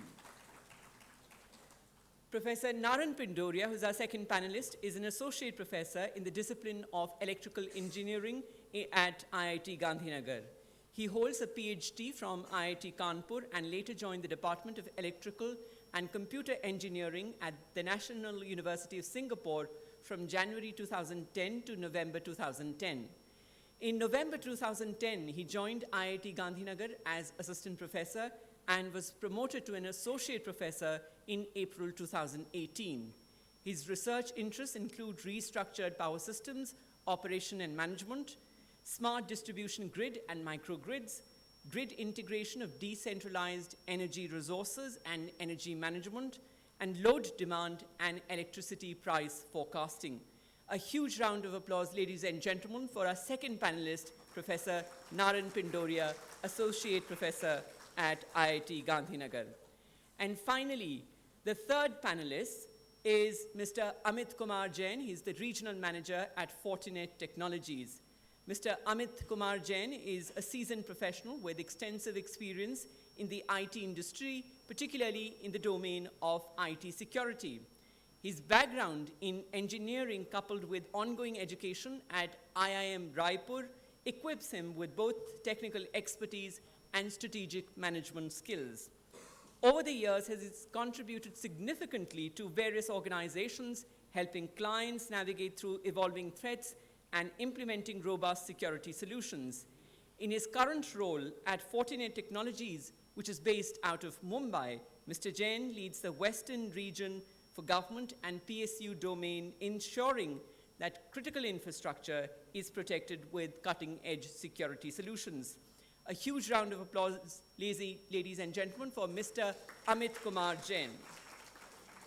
And finally, as you heard Mr. Gaurav Srivastav a short while ago, he is the moderator for this panel discussion. I request Mr. Gaurav Srivastav, Principal Architect at Google Cloud, to kindly moderate the panel discussion titled Role of AI, ML, Blockchain in Energy Transition. It is over to you now, Mr. Srivastav, for the panel discussion. Yeah, sure.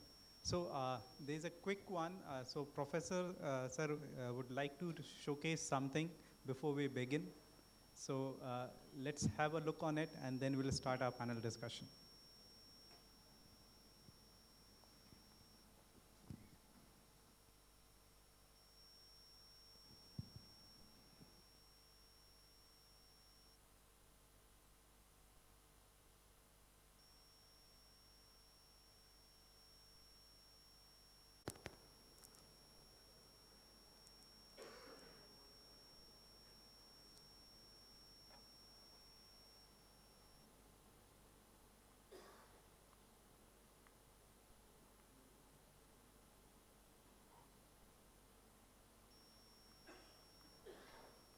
Okay, thank you very much, and very good evening to all of you. I thought of set the context here for this panel discussion. So it's my pleasure to present very quick real use cases in AI and ML application in power sector, and I will also focus about blockchain application in power sector. So very quick here. We know that electricity system has been now transforming into so-called 3Ds, decarbonization, decentralization, and digitalization. So we talk about digitalization today as a part of the topic, but when we talk about decentralization, that's where decentralized electricity market play the important role. So most of the points we have already covered, for instance, but the digitalization part where we talk about AI, ML, data analytics, 5G, blockchain, this play the important role in electricity market or power sector, I would say. Decarbonization, we know the renewable energy, and that's where one of the slides I focus about real use case while considering Gujarat as a use case here. We closely work with SLDC in Gujarat, so I thought of covering that aspect to relate our discussion today in a practical sense. So this is one of the articles that I was referring, and this clearly states that forecasting and scheduling that would allow state, specifically SLDC and WRLDC, to better manage their renewable energy resources, particularly RE-rich states like Gujarat, Karnataka, Maharashtra, Madhya Pradesh, and Tamil Nadu. Considering that as the use case, I thought of giving the scenario here. All of us know the position of Gujarat in terms of power generation, transmission, and distribution. The important part here to focus about RE segment, which has around 14 gigawatt of installed capacity as on December 23. Considering the growth rate of RE against the thermal power generation, we expect the exponential growth of RE generation here, and that managed by our stakeholders like generation companies, transmission companies, and 4 discoms, other than the private companies like Torrent and all. So, and moreover, the important part is the transmission corridor. We have an intra-state transmission corridor, interstate transmission corridor managed by STU and CTU also for a 400 kV line and also. I understand many of you are having an IT background, so I am thinking of giving the context here. And the other part of network, we have a very much diversified RE generation, and most of the RE generation, if you look at, most of the wind farms are located to the coastal area here and here, evacuating this power to the center part of Gujarat, where the resources are very limited in terms of RE. So how they meet their RPO, renewable purchase obligation, for those utilities. For example, MGVCL here, how they meet the RPO if they do not have the RE generation. So the critical challenge evacuating RE power, and that too intermittent, is very important for a grid operator to manage the grid in a better secure manner, I would say, and the reliable manner. So when we focus about RE, major part here, because of the guidelines, I mean ACRC guideline, CRC guideline and the ACRC, meaning GRC guideline, we know that RE generators, meaning the wind farm generator, has to forecast the wind power generation in day-ahead market with minimum 12% accuracy, whereas solar PV generation has to forecast up to 8% accuracy, otherwise there will be a penalty. So now if we look at the data here, this is the data of, let's say, 21st June 2022 and 22nd June 2022, and if you look at the wind power generation variation, it's just opposite in a consecutive day, which means if I am interested to forecast this power generation on 22nd, and if I fully rely on 21st, my result would be very much disturbed. Meaning the accuracy would not be certainly less than 12%, for example. Similarly, other day, if you look at 16th August 2022, this was the profile, and 17th August 2022, the generation was around 4 gigawatt, whereas peak here it was around, the peak went to up to 2500 megawatt or so. But the profile, if you look at, is just opposite. Again, the forecast of this wind power generation based on the previous day would not be reliable. So this is the wind power generation, which is highly intermittent compared to solar PV generation. Again, 14th March 2023, this is the profile. Most of the time solar PV generation profile follows the parabola, if it is clear sky. Then the next day, 15th March, the parabola has reduced a lot, and this is about 50% reduction of power generation. And next day, the peak comes, and then you see the solar generation follows the previous to previous day profile, which means I cannot simply forecast based on the persistent model, which means just following the previous day or previous to previous day, which means there is something is required based on some kind of artificial intelligence, some kind of smartness instead of just a time series based forecast model. This is very clear use case here. Then what we do, I mean not we meaning this is what the profile based on the forecast as of today at SLDC level, okay. So Gujarat SLDC, so 21st June, 22nd June, and you see the forecast in a day-ahead period and the real time. If you see the forecast error was plus minus 1500 megawatt. This is just a one simple illustration, and we can see how this quantum of error would really be the challenging task for a grid operator to manage this much variation in a day-ahead market. And further, overhead market. We have a two zone of time operation here. And similarly, if you look at the August scenario, now next, the solar PV generation forecast. If you look at solar PV generation for actual generation, which is a green curve based on the previous data, and the day-ahead forecast, real-time forecast, color codes are given. But the takeaway message here is, as expected, solar PV generation for 15th March, just based on 14th March, ended up giving huge error in day-ahead market. If you see the day-ahead error, this is what the dotted blue color, day-ahead error went to negative 1500 megawatt. It's a huge forecast error, but the real-time error was very close to zero, because real-time is just 1.5 hours before the actual delivery start.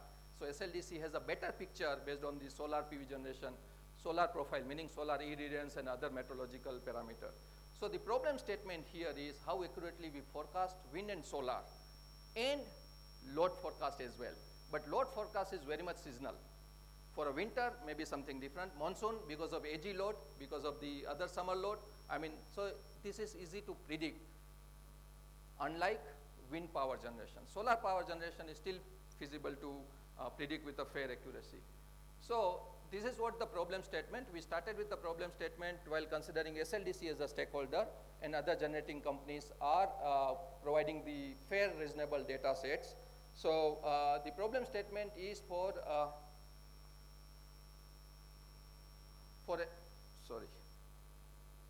problem statement is for system operator.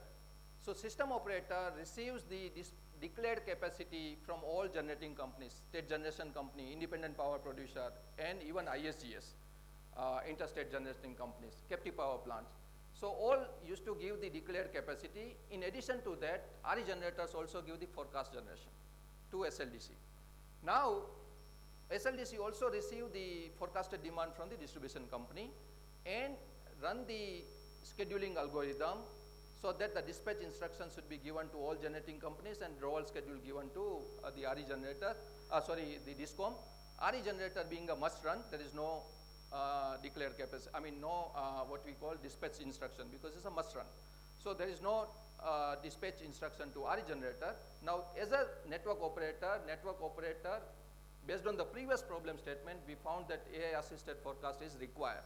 And based on this forecast, we can have an improved wind and solar generation forecast, improved demand and electricity market price forecast. Now, because Guvnl participate with IEX, Indian Energy Exchange, to buy a power in a day-ahead time frame and RT also, right? So we need to forecast what is the electricity price at which I should bid into the market. So electricity market price forecast is also required. Then based on this forecast, the schedule algorithm and blockchain. Blockchain I will introduce later. So these three tools we are introducing in offline at SLDC first, and then we'll slowly integrate in an online module. So this is what our plan, and we are going ahead very soon with this forecast. So there are multiple multiple modules that we are introducing. Given the time limits, I'm not introducing this.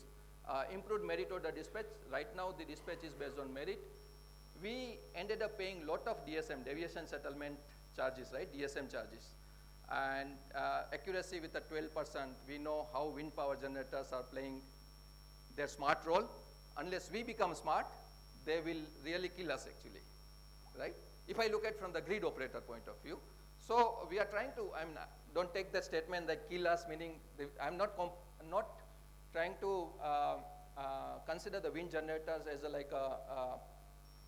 so the point here is the grid operator should have a better tool to manage the grid, and this is how we are trying to build this skeleton, the framework here.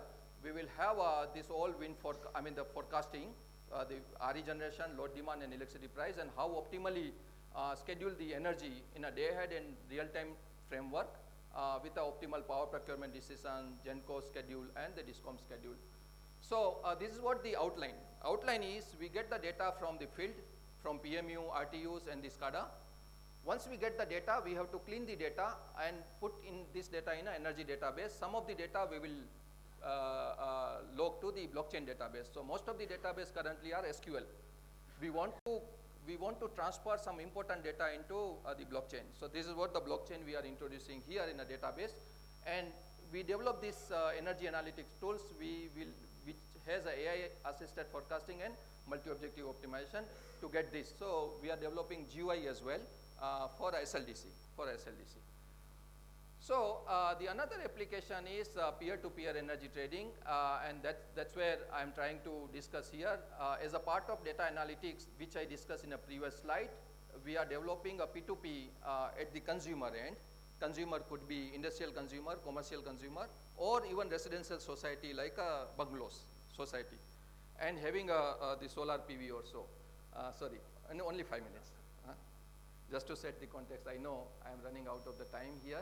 So the point here is how the consumer having, let's say, the excess solar generation or the battery storage, having a battery storage, and maximize the ROI based on the investment, right?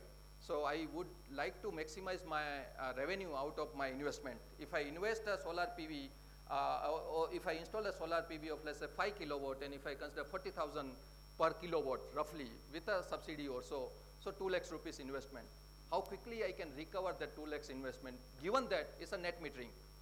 And net metering benefit I will get accumulated towards the end of financial year, but my investment is upfront. Can I get an opportunity to sell the excess power to my neighbor at a negotiated rate, which means I'm getting the benefit at what rate? And a net metering rate. If I at a FIT, feed-in tariff, then 2.75 rupees as per the GRC, or what is the latest rate today, 2.75 rupees per kWh, whereas my neighbor buying electricity at 7 rupees, including tax or so, right? This is what the rate. Can I negotiate this rate and say 5 rupees? I get a benefit, 5 minus 2.75, and my neighbor will get a benefit at 2 rupees. What's the wrong? It's the same situation at open access. 1 megawatt and above consumer are doing open access, paying the transmission fee, wheeling charges. I can pay transmission charge to, let's say I'm a customer of Torrent, and my neighbor is the Torrent customer, of course. I'm transacting the energy through the corridor laid down by Torrent. I will pay that wheeling charge to Torrent. Nothing wrong, right? The only problem there is Torrent will lose the business. That is the roadblock. Otherwise, model exists at a 1 megawatt and above consumer. Open access is right there. You inject the power in Jamnagar and get a credit in Ahmedabad. That is there. What's wrong? Correct?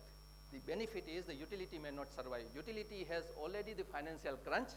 Now we are trying to take away their consumers because of decentralized energy market. Central electricity market is already there. India is the unique country having 3 power exchanges. IEX in Delhi, PXIL is in Mumbai, and very recently HPX has started. India is the only country across the globe having more than 1 power exchange.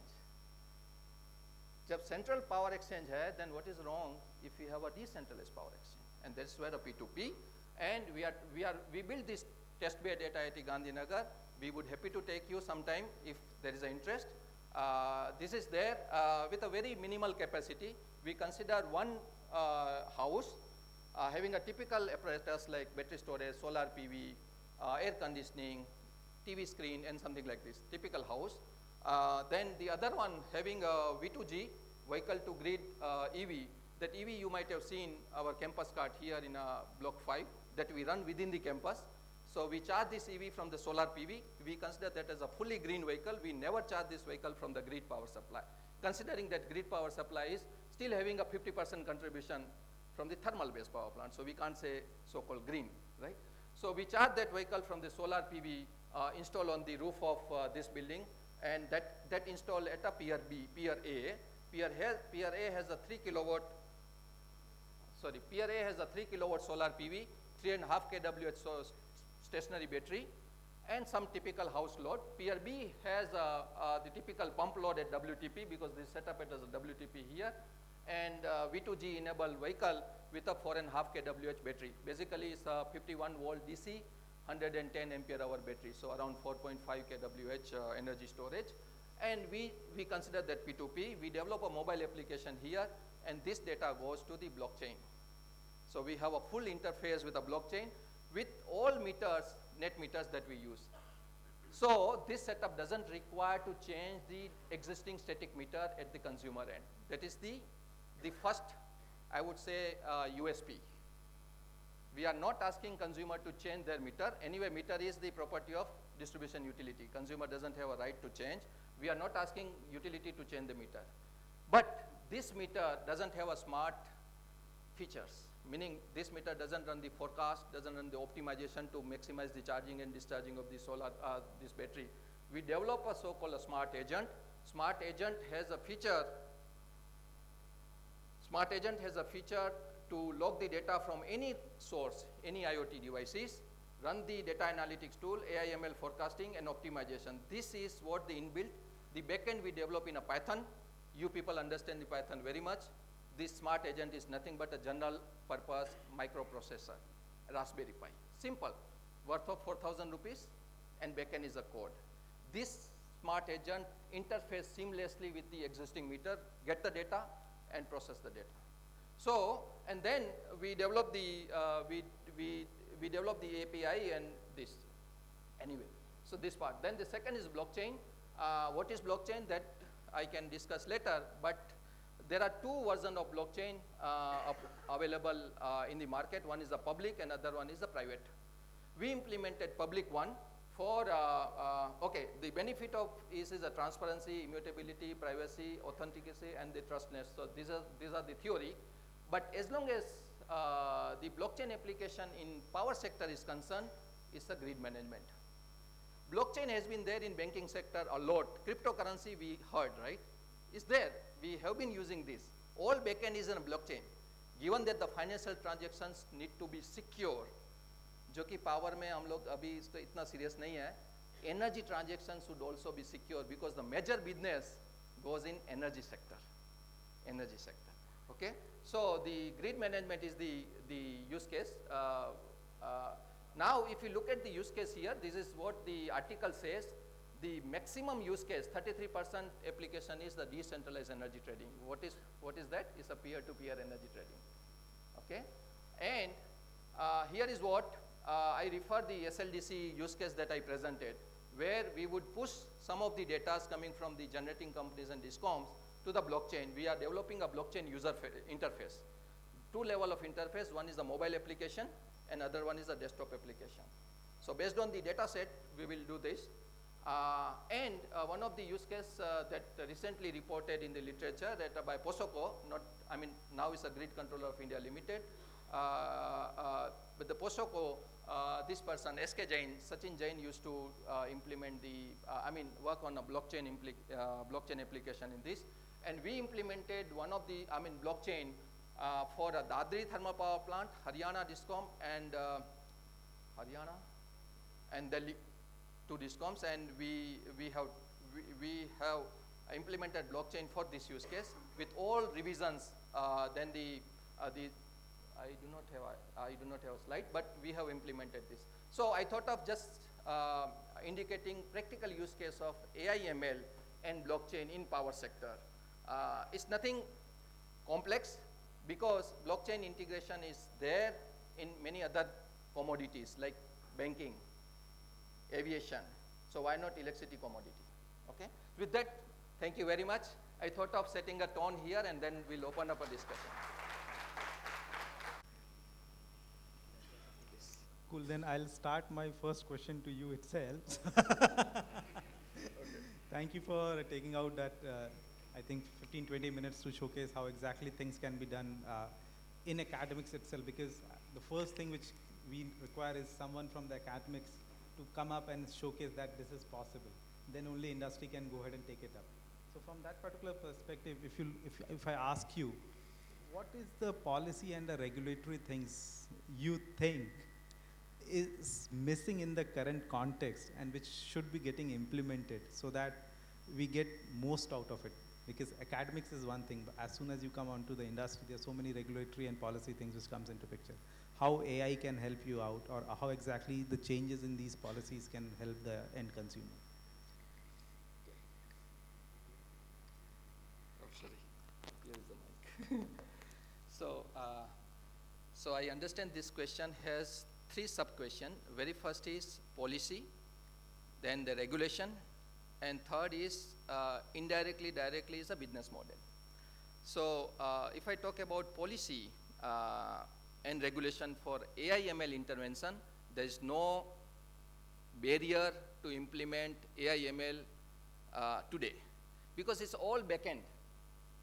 In the front end, where there's a physical power flow or physical communication, there anyway AI ML doesn't play any role.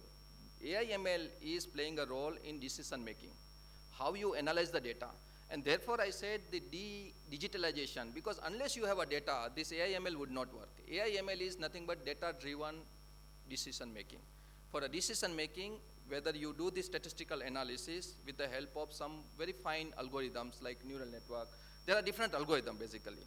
So for AI ML intervention, the policy regulation would not be the problem.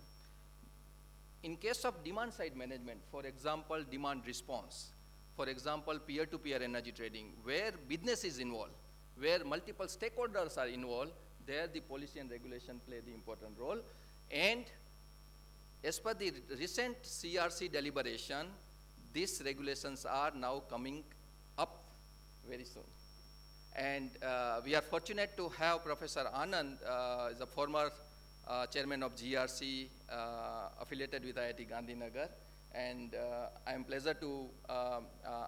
happy to say here that we closely work together and trying to understand if we want to roll out peer-to-peer, at least at the POC level, at the utility scale, what should be the favorable policy and the regulation in place, including the tariff rate, the boundary, so that we can able to really roll out peer-to-peer energy trading.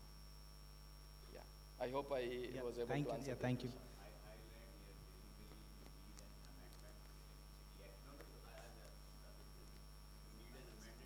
So that everyone can listen it out.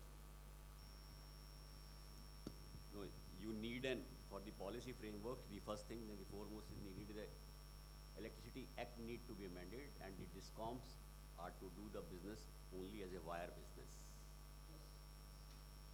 What he has given a practical demonstration, everything is possible. So this work has been for the amendment of the Act has been going on for the last decade, but there is a resistance, as the Professor Saab has already said. It's a loss of the business for the utilities. How do we compensate it? The moment this Act takes place, everything will follow. So there should be win-win situation to all stakeholders actually. So yeah. Sir, a question to you actually. So you have been a veteran in this particular industry. So how do you envision the role of AI and ML in the energy sector itself?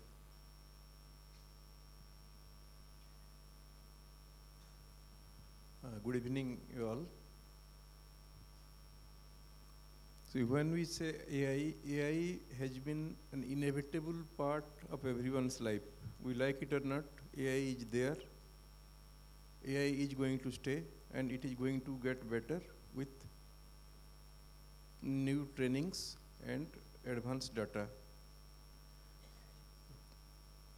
Now, I am from NTPC and probably generation utility, thermal generation utility. So what I can say, what we are using or we are planning to use in AI, I can just summarize. As a person, just like an employee, what we are using is this ChatGPT.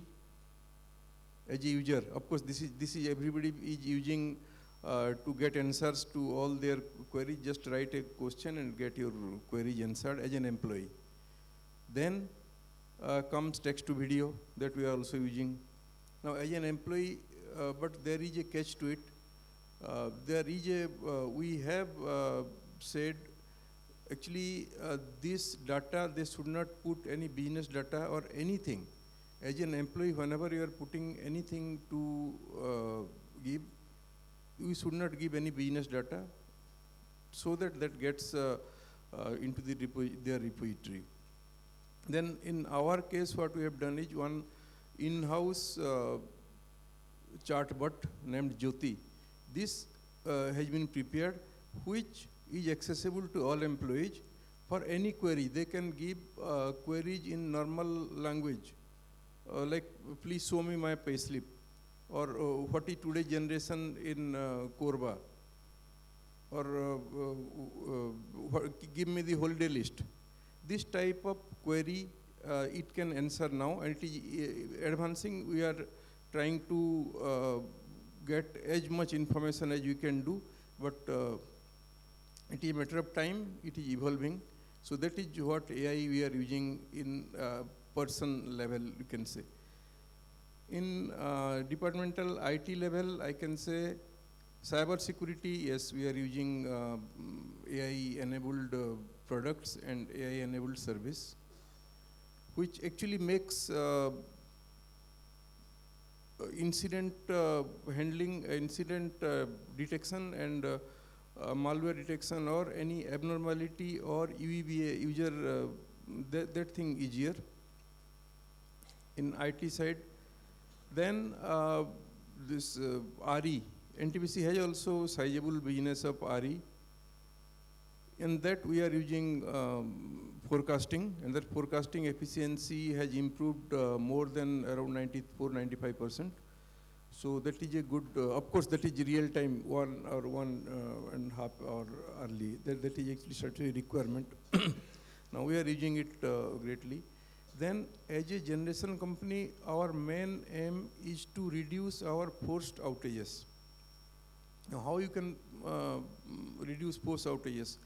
If you can predict the equipment life, predict any such problem by analyzing the details, because no equipment or no machine fails immediately. Like a car, it doesn't just stop working from fine day. It will give telltale sign, some sort of indication, some sort of parameters beforehand to before it fails. Now, if you have large number of data, like 10–15 years of data we are analyzing, and we have implemented it for boiler tube leakage prediction. Of course, it is still evolving, but we are having quite, because whenever we find there is a possibility, we actually take down, and we are seeing the possibility, success rate, it is encouraging. Now, similar is the case with other equipment, actually advanced pattern recognition, that thing we are actually taking, which will analyze, which will be AI enabled, and this will take parameters from across the equipments and across the systems, and it can through computing and all the things, because when there was a failure of, let's say, TG or boiler or some boiler feed pump or some auxiliary pump goes out, if you see earlier cases when that was failed, and earlier, before that, what were the signals or what were the parameters?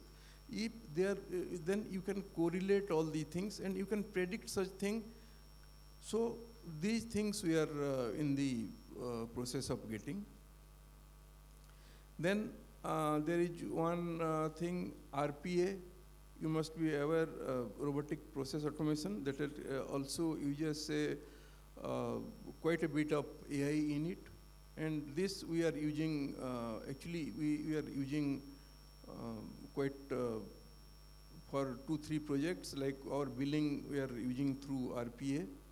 So that thing we are using this robotic process automation is basically anything which you do can be repeated through a robot, and including reading from text and PDF files or some format, everything it can generate. Then after RPA, there are many developments, like in recruitment, this AI is being used. Now we are planning to use in recruitment section also, because of this social, suppose you are recruiting someone, you must see the social, you have to scan all these social habits or social presence of that person. You can have fairly good idea about the antecedent, or you can say the behavior, or that sort of a thing of an employee, and this can significantly help in suitably identification of persons. Of course, that will not be a game changer, but that will be helping reinforce whatever in interview and all these things, so that interview questions can be framed in that line. Blockchain, we are not yet using or planning as of now. Probably that thing will come once this peer-to-peer or some sort of accounting practices will have to go. So I feel wherever larger data sets as analyzed. And one more thing is what we are using is this deviation. What are the present 15-minute time block, whatever is there, we are getting data. You have to scan through, analyze lot more data, and see what actually we have to do. Should we increase the generation, or should we decrease the generation to get maximum incentive? So that is it right time to, what should be our generation level? How can we maximize our benefits through proper prediction of our generation? Probably that's all I can say now. Thank you, sir. So, Gaurav, I would like to add here. First of all, sir, thank you so much for giving that insights. But before that, all of us are from computer science background in this room, probably, most of us. Do you know which industrial revolution computer science was part of? There has been different industrial revolutions, right? 1, 2, 3, 4, like. So third, I think, was computer science, and most of us are working on computer science domain. AI and ML has been part of Industrial Revolution 4.2. So as Patel sir rightly said in the first statement, that all of us have to accept, it is forcefully or willingly, we have to accept AI and ML. So, you know, there is no exception to it. But this word sounds, you know, quite technical. What is AI? What is ML? So any idea, like, which comes first, egg or chicken? Like, AI comes first or ML come first? Who come first? Any idea? AI. Actually, it's the other way around, I would say. What is AI is like, and Professor Pindoria sir is also here, and he would probably correct me in case if I am wrong. So according to my understanding, machine learning comes first. What it does, it collects the data from all of us, all the machines. Probably to give a live example, Professor Saab is from IIT Gandhinagar, and he has done his PhD from, say, electrical science, right? So he has got that knowledge of electrical science. And similarly, there are other professors also in the same department who are talking about electrical science. So all this information is nothing called as a central repository of, say, machine learning. And when they collectively take a decision, that would be a decision that would be brain of 5 different professors, And so the decision would be, something which is very unique, very precise, and very accurate. And that is something which we call as AI. So ML come first, and then it is AI. To add on it, I think, there is a saying, garbage in, garbage out. Whatever we put in will come out. Very few presentations I have seen what Professor Naran has shared in initial 25 minutes, and everybody was like astonished. Wow, this is something that we are here for, right? And believe me, sir, it was wonderful, and everybody was astonished.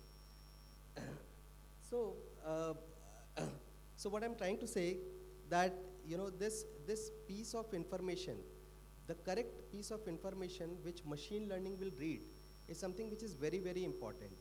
And the major stress, what data AI will project out, will depend upon what information machine learning is reading the data.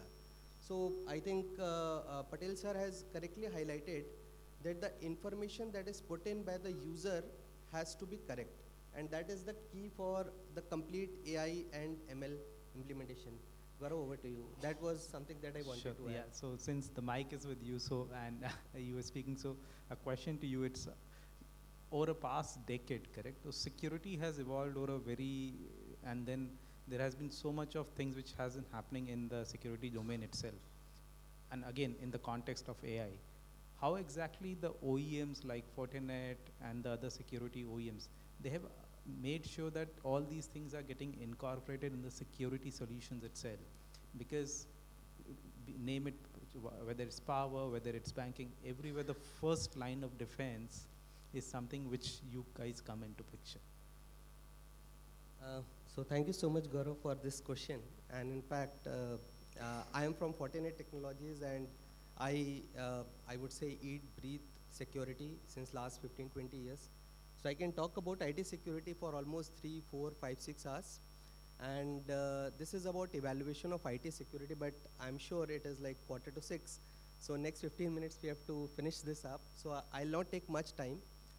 Probably, to be very honest, I would say security has evolved from, I would say a desktop level antivirus. Every one of us have either used it or probably, in office or in home. With antivirus, it evolved to gateway level security device. Then it have moved to application security like mailing security. We all have received, phishing emails.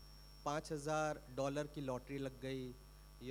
There was a Valentine week, so multiple proposals and all those stuff. So there has been mailing security. There has been web application security. So all these securities.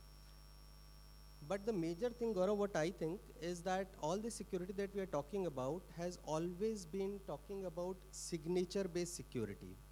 Signature-based security, when I say, जैसे किसी को बुखार हुआ तो बुखार की गोली दे दी doctor ने. That is like, that is virus and antivirus. So everything that we have talked about in last so many years was always a signature-based security. One major change that I have personally felt and seen is about beyond signature, there is something called as behavior-based scanning. And why it has evolved? Because chat GPT की हम सुबह से बात कर रहे हैं, right? What do you think कि एक malicious code लिखने में कितना समय लगता होगा? Any idea? क्या किसी को बहुत expert होने की ज़रूरत है? Answer is no. Chat GPT आप open करिए और उसमें एक query डालिए कि I want to create a malicious code for so and so thing. Probably with an accuracy of say 78-80% types, it will give you a code and you can run it. And that would be a unique code. Do you think this unique code जो बनेगा उसका antivirus या anti-signature security OEMs के पास होगा? So answer is no. It is practically impossible. So what security OEMs have done, apart from signature-based security, we have also evolved into behavior-based scanning. In behavior-based scanning, what we do, actually, whenever there is a malicious file which seems to be malicious, we actually run in a virtual platform of operating system and applications. And that technology is called as sandboxing. Most of us are probably aware of it.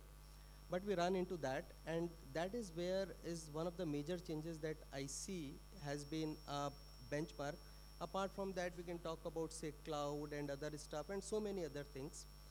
But this is something which is very basic I'm talking about. But if we talk about adaptation of IT security, it goes from, say, endpoint, and it has evolved in endpoint.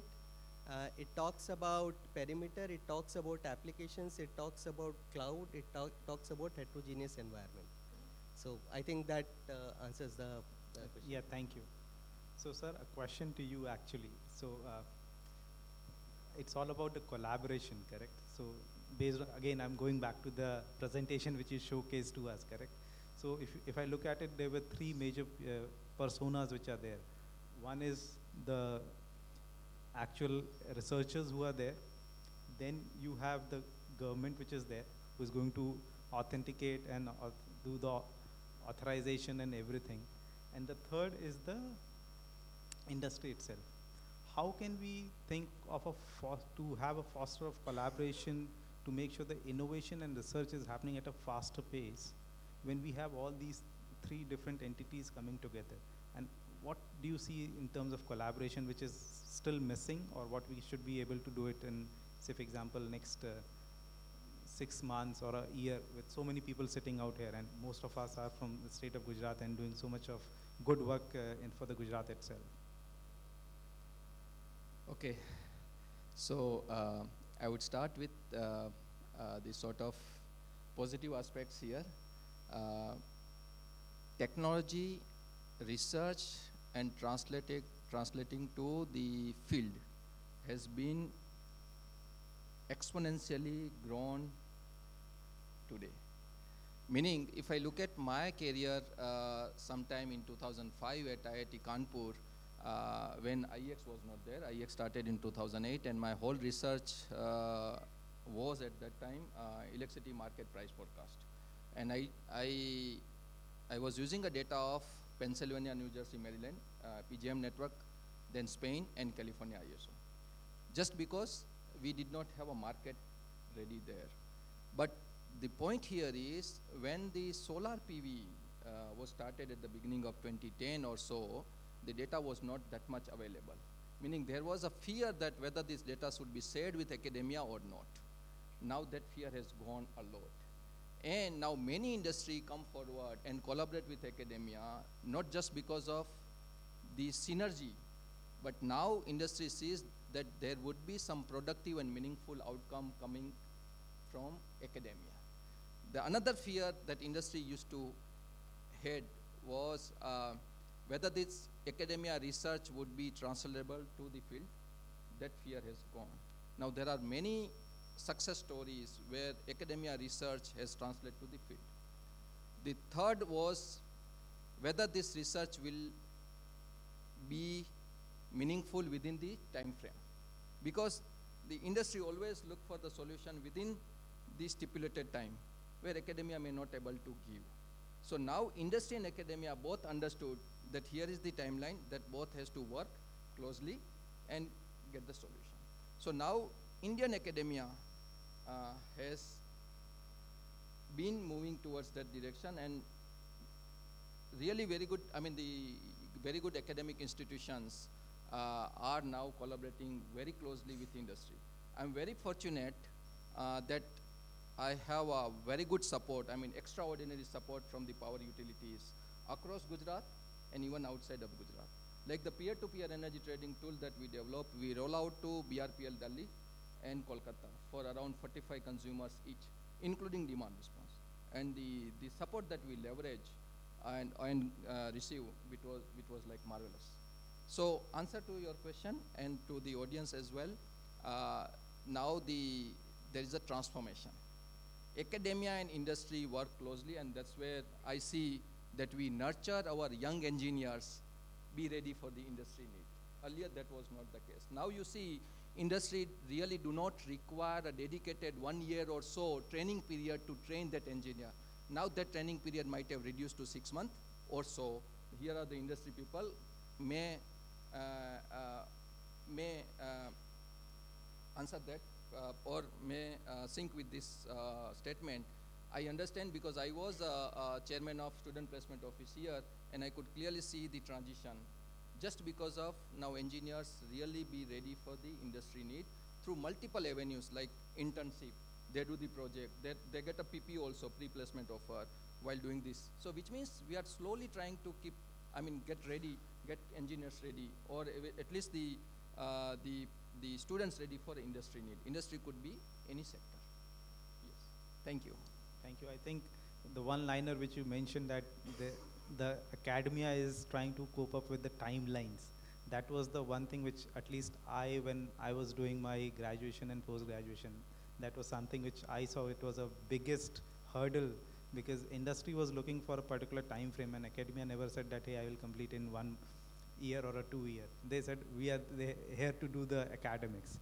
So we were not bothered. So that was the biggest gap, at least I think, as you mentioned. It is coming closer to closer, and hopefully we'll be able to be at par with the developed countries in terms of getting that particular gap fulfilled, and then have more funding coming in from the industry itself to the academia. Yes, so it's a joint funding. It's partially from industry and partially from Ministry of Education, Ministry of Science and Education, meaning DST, Department of Science Technology. Most of the central government fund the funding schemes are very much encouraging when the industry is also involved, not in-kind support, it's a financial support as well. That's how the grooming started actually. Thank you.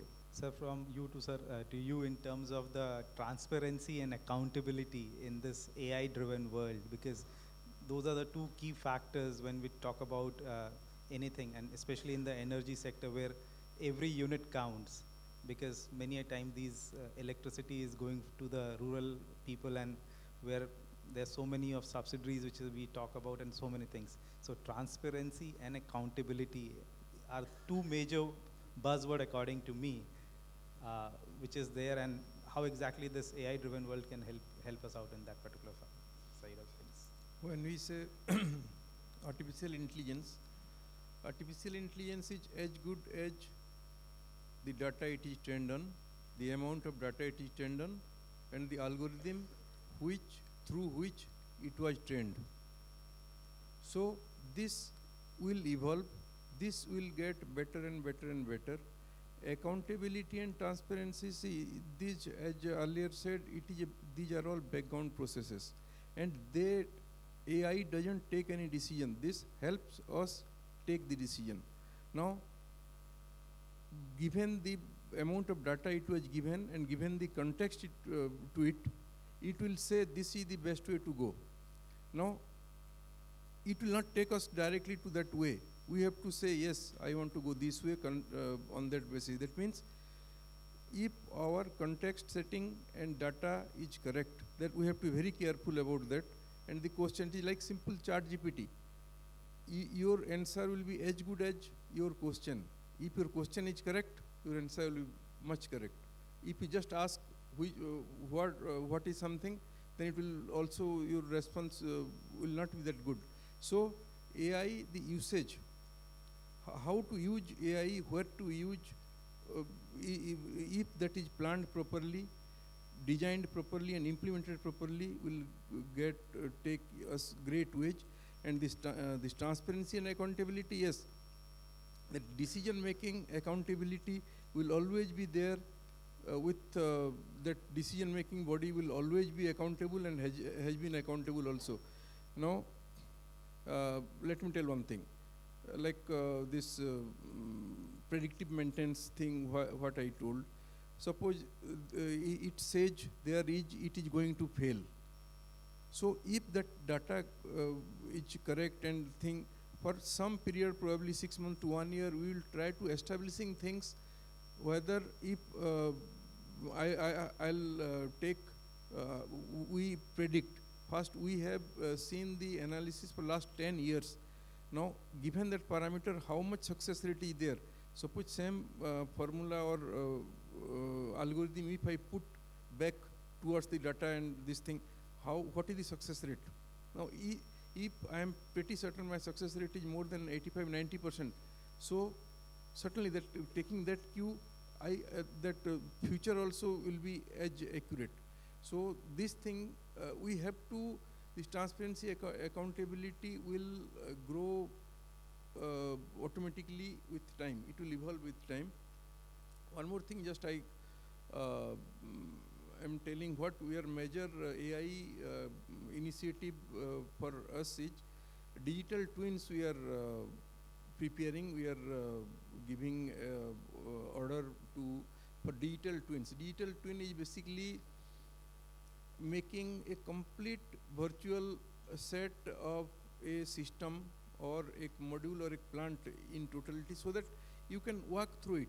You can turn this, you can open this. It is as if like a turbo generator.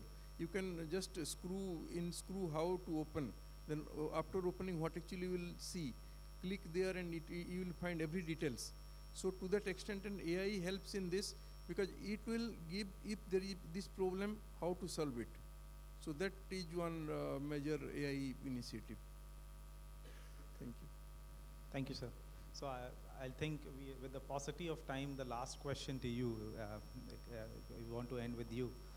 We all know security is a journey. It's something like, it's not that, hey, I install this particular thing and I'm done with it. It's a complete journey. So what are the key matrices which you are seeing in the industry itself, which is impacting the decision making of the power sector itself to get to the extreme of getting those security solutions built in? Because many a times when I have spoken to multiple people, sometimes they say, "Maine XDR laga liya and that's more than sufficient for me." But I don't think this particular sector can be just taken care of the security with just a minor XDR. Or so how would be you make sure that all this, the journey is there? And so one thing I must say, Gaurav, you articulate things very well. Inside one question, probably there are 5 different questions, and then we have to answer it. Yeah, but good that you asked this question. Okay, so first thing first, why do you think that IT security is even needed in, I would say, power or energy sector? Why do you think? Why it is needed altogether? That is like question number 1.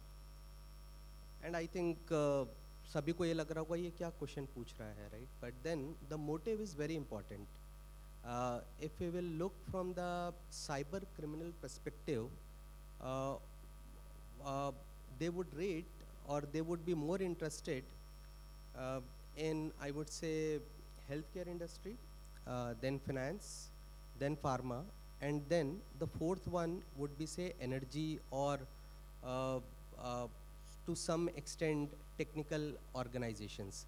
So energy stands 4th. So that is the reason it is very important for energy sector to focus on IT security. That is one. Secondly, what is more important is that, what do you think, like India would hit 5 trillion economy this year? That what has been projected? Anyone has got that thought that India will hit 5 trillion economy in 2025? That has been projected by our Honorable Prime Minister. Definitely, thank you. And we would be 3rd one, right? Do you know cyber crime is a 10 trillion economy? 10 trillion economy. That is the 3rd largest economy in the globe. First is US, 2nd is China with 17 trillion, and 3rd one is cyber criminals. Yeah, so that is the 2nd important parameter why cyber security is important. And when we talk about journey, and believe me, cyber security, you will never be able to say that I have achieved cyber security, because cyber criminals are becoming advanced, and with the adoption of technologies like AI, ML, daily new threats will come, new type of threats will come, and then accordingly we have to implement security solutions. But compliances, the government regulations has been the key factor and very important factor. And to be very honest, we have been reading government regulations of different countries, and the kind of regulations which government of India, or probably certain, has been advising to different government bodies or say non-government bodies also has been visionary.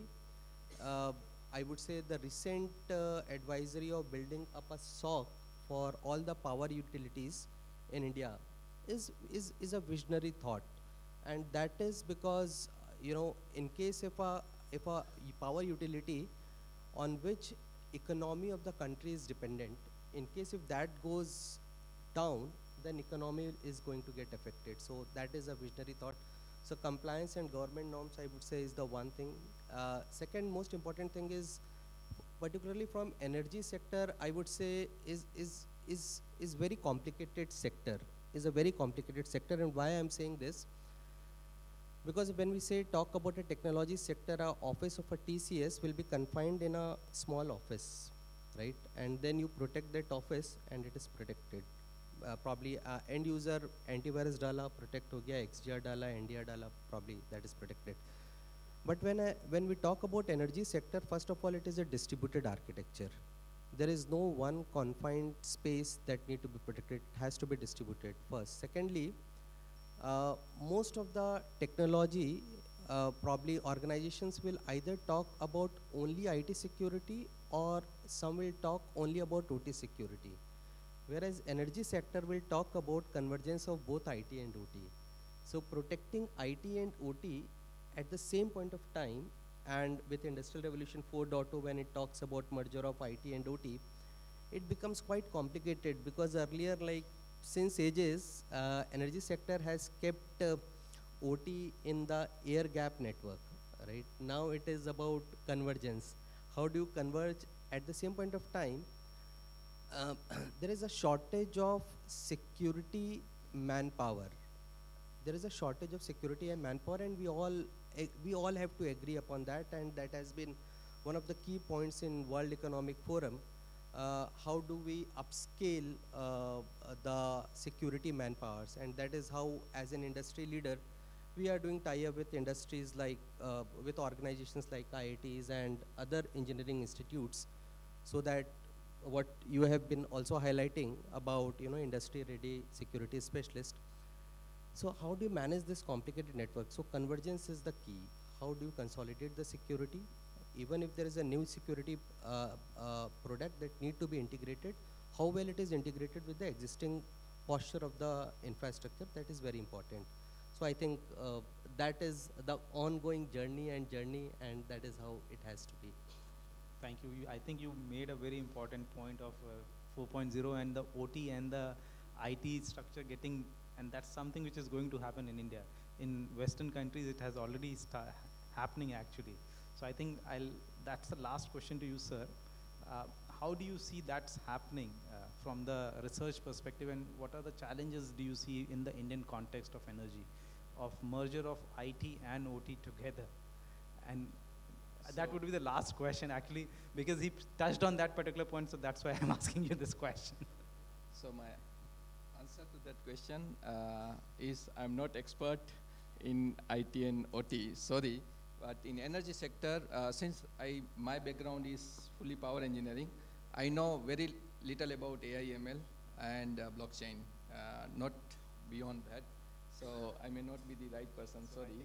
Sir, yeah, because we are doing that.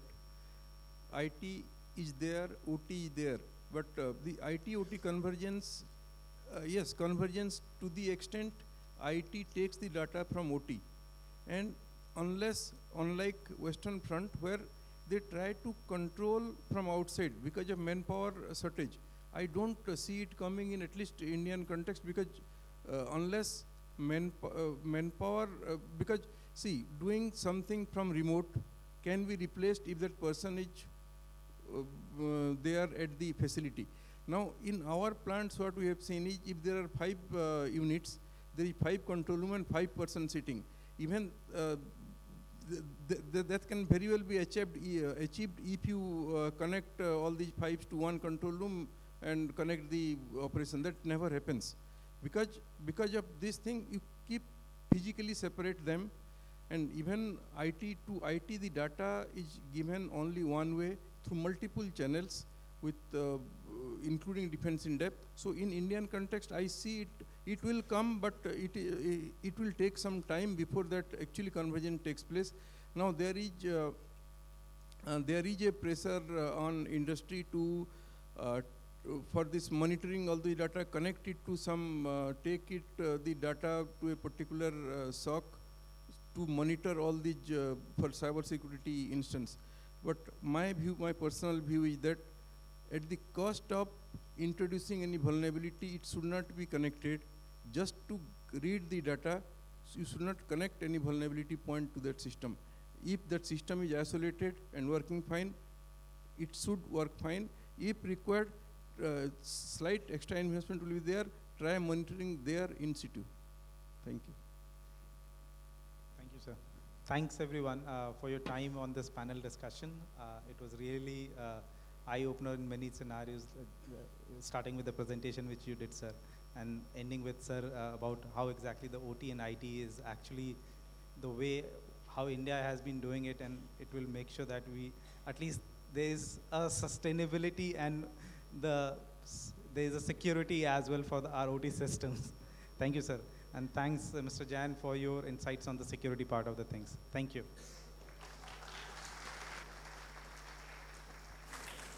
We thank all the panelists for the thought-provoking panel discussion on the role of AI, ML, blockchain in energy transition. Mr. Akshay Kumar Patel, GMIT NTPC. I request Mr. Sandeep Chauvatia, Guvnl, to kindly present a memento to Mr. Patel. GMIT NTPC.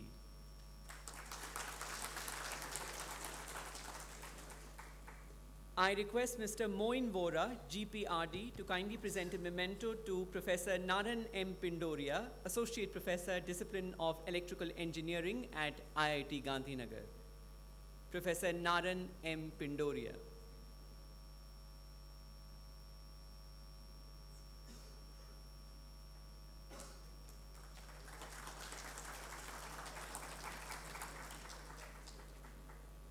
Finally, I request Mr. Mukesh Sarvaiya, Guvnl, to kindly present a memento to Mr. Amit Kumar Jain, Regional Manager, Fortinet Technologies.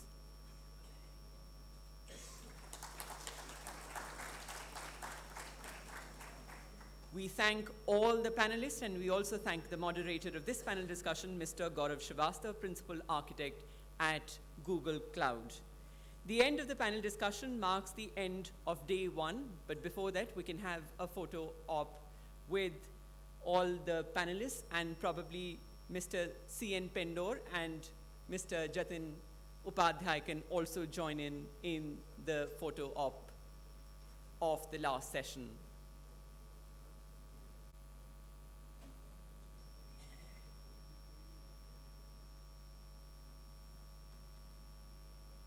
Important announcements before you leave. First, and the most important, it is believed that a way to a person's heart goes through their stomach. That is, if you want to please someone, treat them with food. We know this, and we have planned a gala dinner for all of you at the lawns next to the guest house near the sports complex. That's the first announcement about food. Second, accommodation. The stay of all the participants has been arranged in the hostel area. You may get in touch with Pankaj Bhai, hostel caretaker in Hostel C. And finally, the food for your soul. That's right, tomorrow's session, we shall begin the day 2 of the workshop at 10 a.m. at the same venue with 2 thought-provoking talks. And before that, we'll have breakfast as well. So see you tomorrow at day 2 of this workshop at the same venue.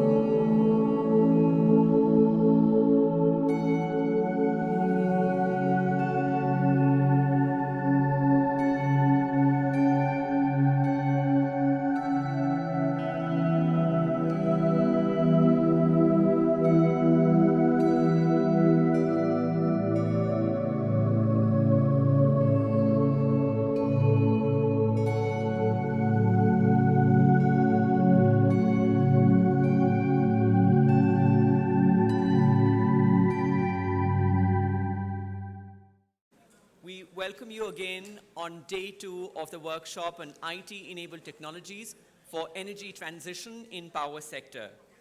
The workshop is a collaborative outcome of Guvnl, IIT Gandhinagar, GPRD, and Gate 3.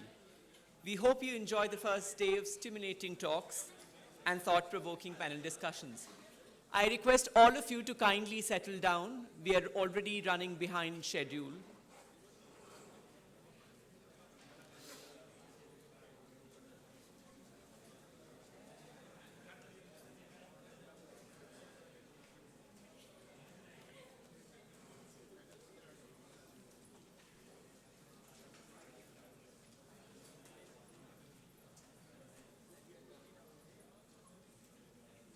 I request all the participants to settle down as soon as possible.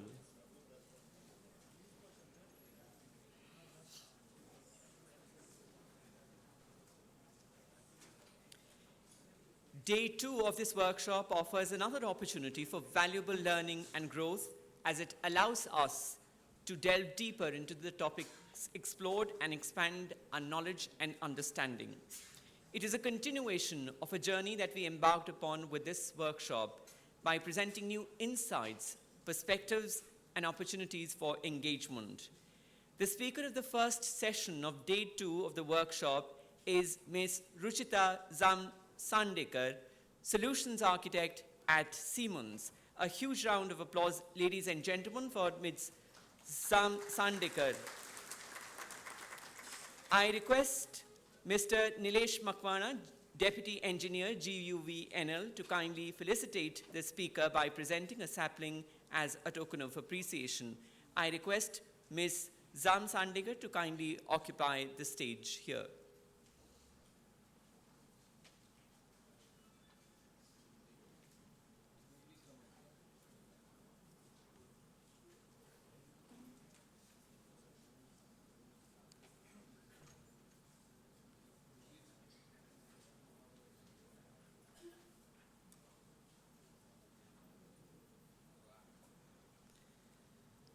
Mr. Nilesh Makwana, Deputy Engineer, Guvnl, presenting a sapling to Ms.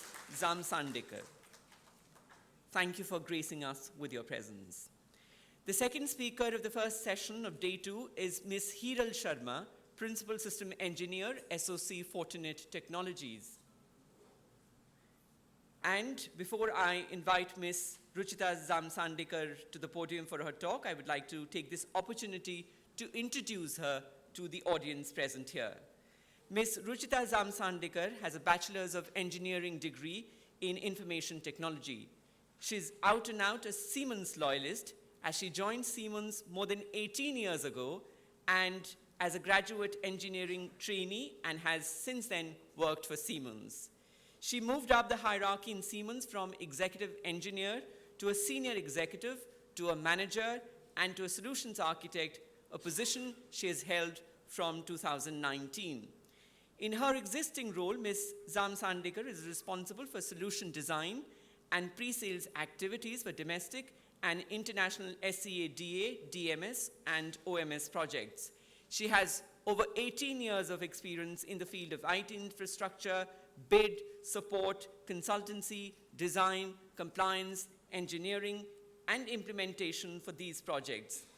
The title of her talk today is Real-Time Monitoring for Future Energy Optimization. So, ladies and gentlemen, please welcome Ms. Ruchita Zam Sandekar, Solutions Architect at Siemens. Ms. Zam Sandekar, please.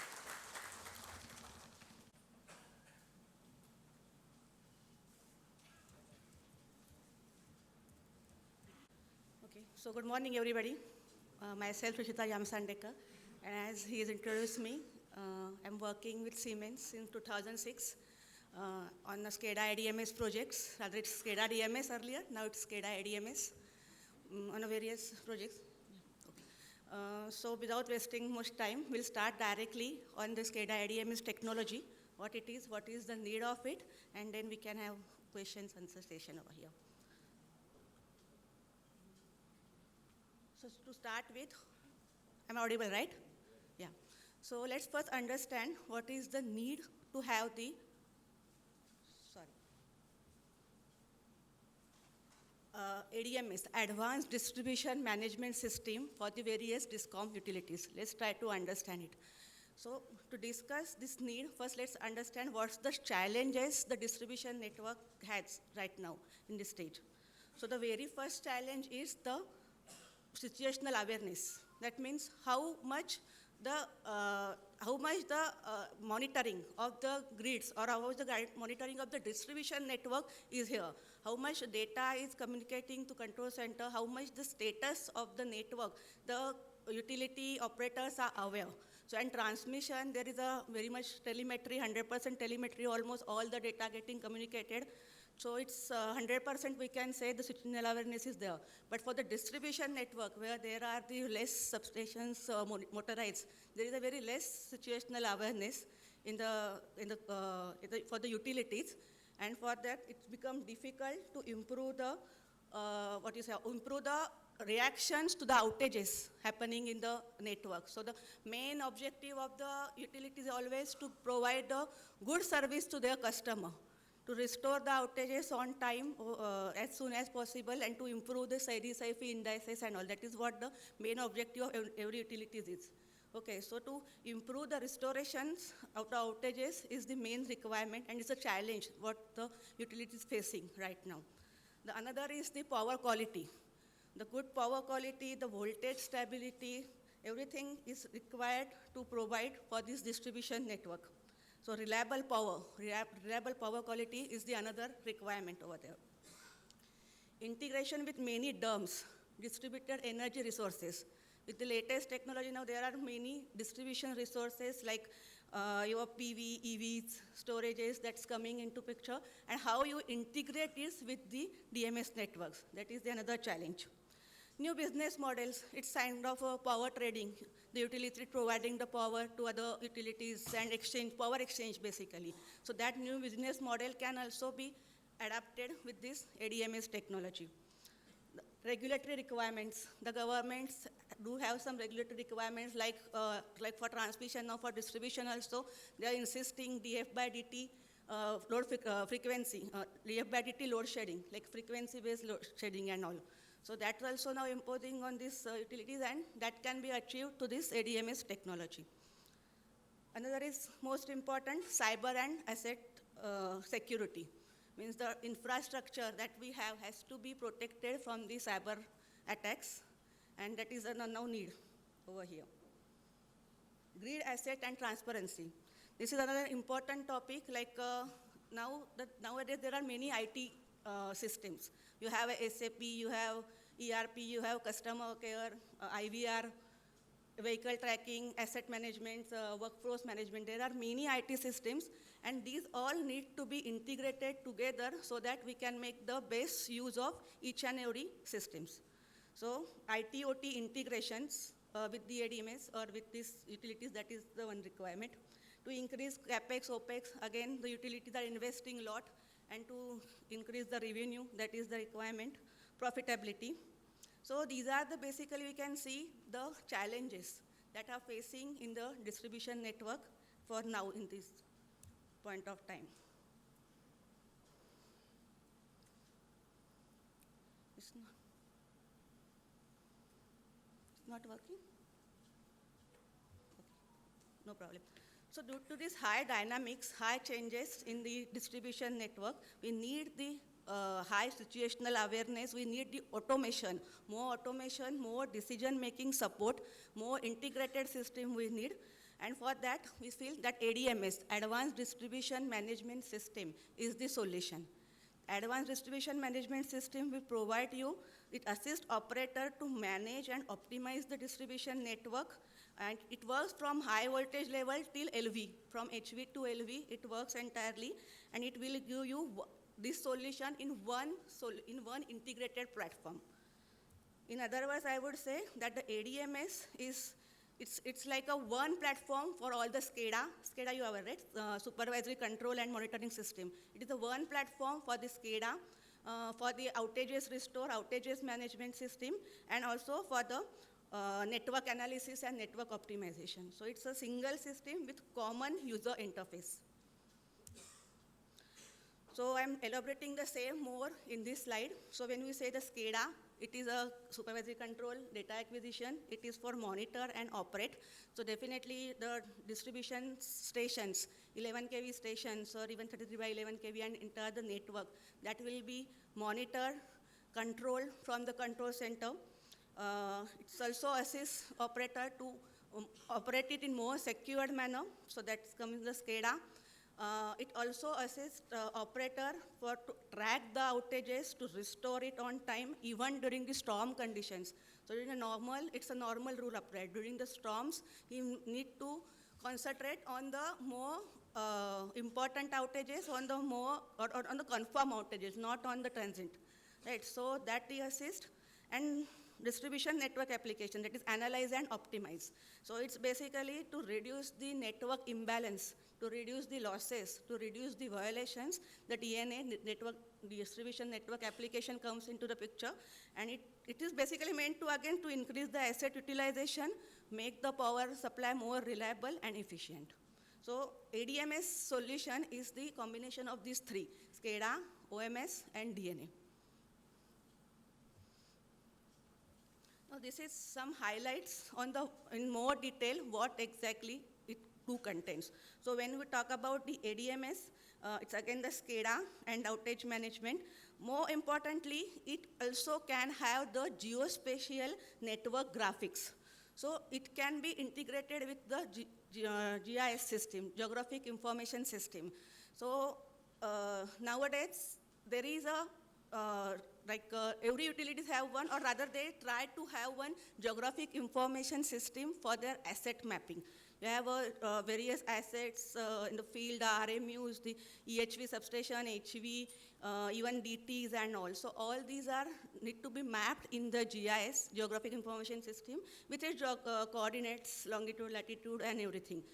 So this database is already available. It is expected that the same database should be mapped in the ADMS so that it has a consistency, the SCADA and GIS, and that is possible. We have a single source, the GIS, and all assets get mapped into the ADMS. The advantage is that along with the ADMS functionality, we also get the GIS coordinate, geographic coordinates, and it's become easier to track the outage, where the location of the outage is. You can dispatch your crew at that location because it is integrated with GIS. We have a geospatial maps integrated. So that is the advantage. Under the distribution SCADA, yeah, it's you can control, monitor the single phase or a three-phase network. That is there. You can trace the network over here. You have a visualization of topology before execution. For example, in distribution, it's a huge network. You have many DTs, you have many RMUs over there.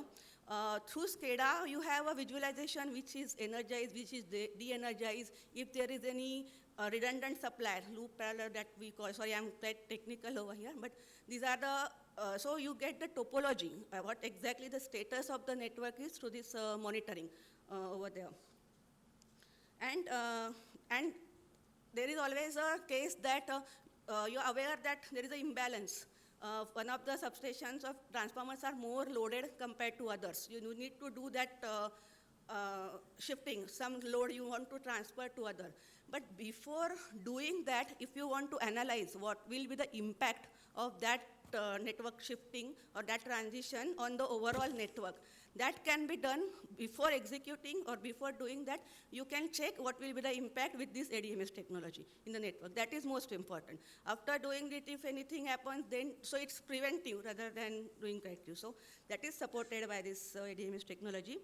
When it comes to DNA, yeah, the most important is it assists operator to locate the fault in the network. So you have a trippable circuit breaker, you have FPIs in the network, you have a fault, relays, fault current relays, impedance relays, various things are there.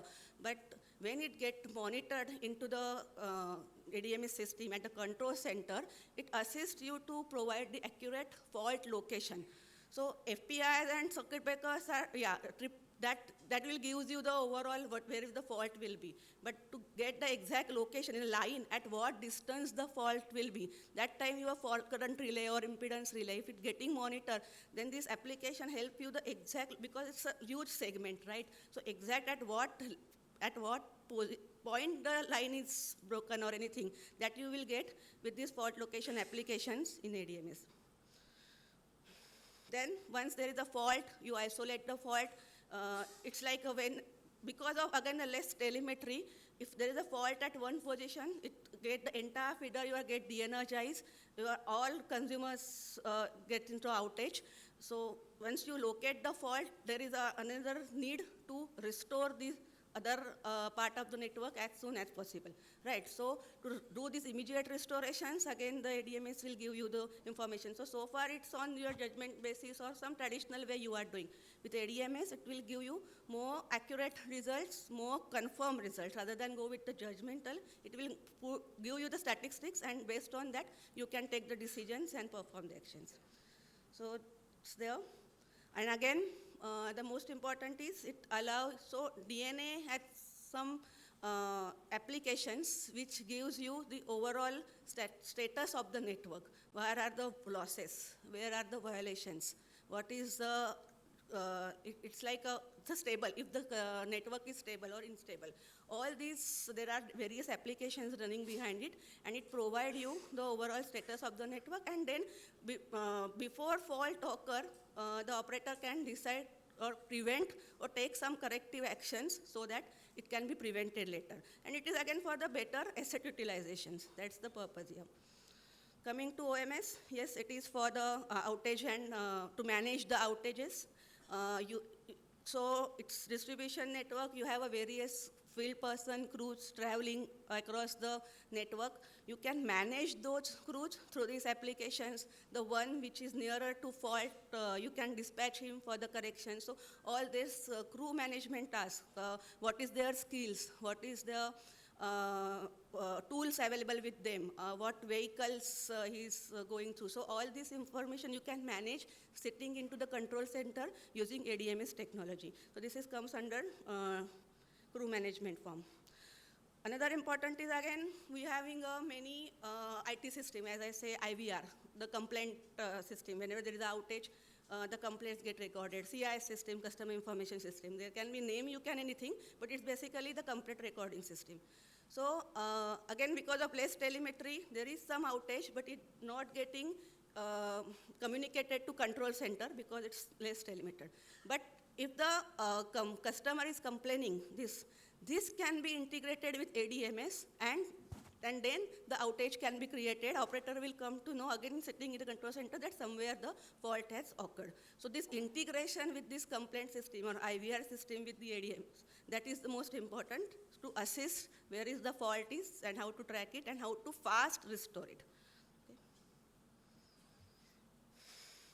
This is something when I say it's a single system with common user face, this is something we can have.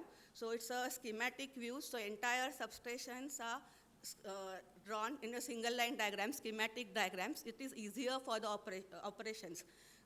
So each view has its own advantage, right? So if you ask someone to go in a geospatial view and do the operations, you won't, but in the SLD diagrams, it is easier to do any operations. Geospatial map is mainly used to track the, to view the outages, to track the crews and all. Outage management, it's a tabular display where it will provide you the dashboards, the overall in the entire system, how many are the outages, how many are in. So outage can be anything, unplanned, the fault, or it can be planned for some maintenance work.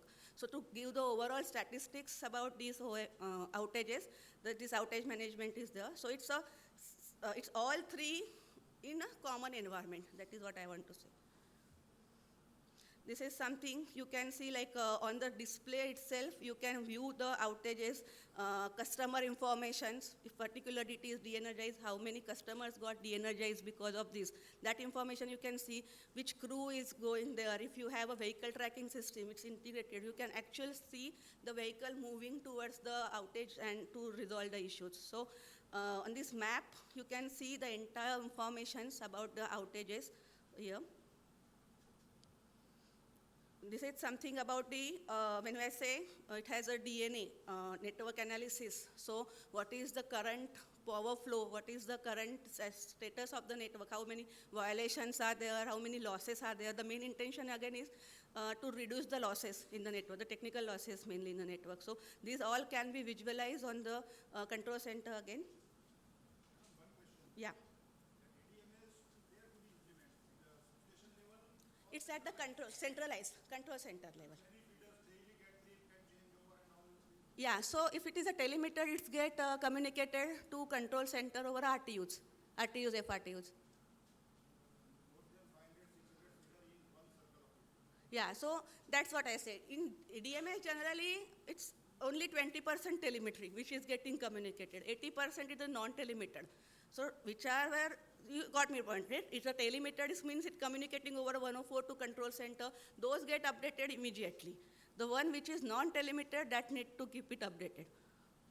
Yeah, but it's a central system. It's to be kept at the control center. The one which kept at a substation is the local SCADA. So it monitor only that substation. But so problem is that substation, for that substation, yes, it is, but it's basically the overall monitoring, not for the one substation. It is for the total monitoring. So it need to have a complete network in front of it to do all the analysis, to do this power flow, violations, losses analysis. It need all the network. And for that, it should be at central, at control center. Okay. So it's not limited to only monitor and control. There are some advanced applications. That's the reason it is required at center position. Okay.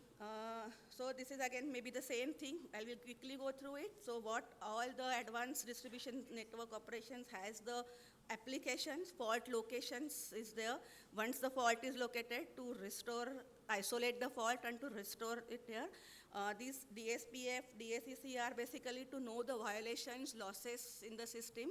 So it gives you for the entire network again, what are the, it's at the head level, at the substations level, what is the active power, reactive power, what are the violations under that substation, bus violation, line violation, transformer violations, what are the losses.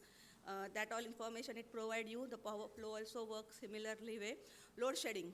It's also help to shed the load manually by entering some megawatt value. It will give you so how traditional ways, you have some load list, right? Load shed list. And from there, or right now it is, I think, more the rotational. 2 hours, this many will be shared, then 2 hours, this many will be shared. So that's also supported by this ADMS platform. Plus, in emergency, you want to share certain amount, you enter, it will give you the feeders that can be shared depending on their priority, consumer connected, their history.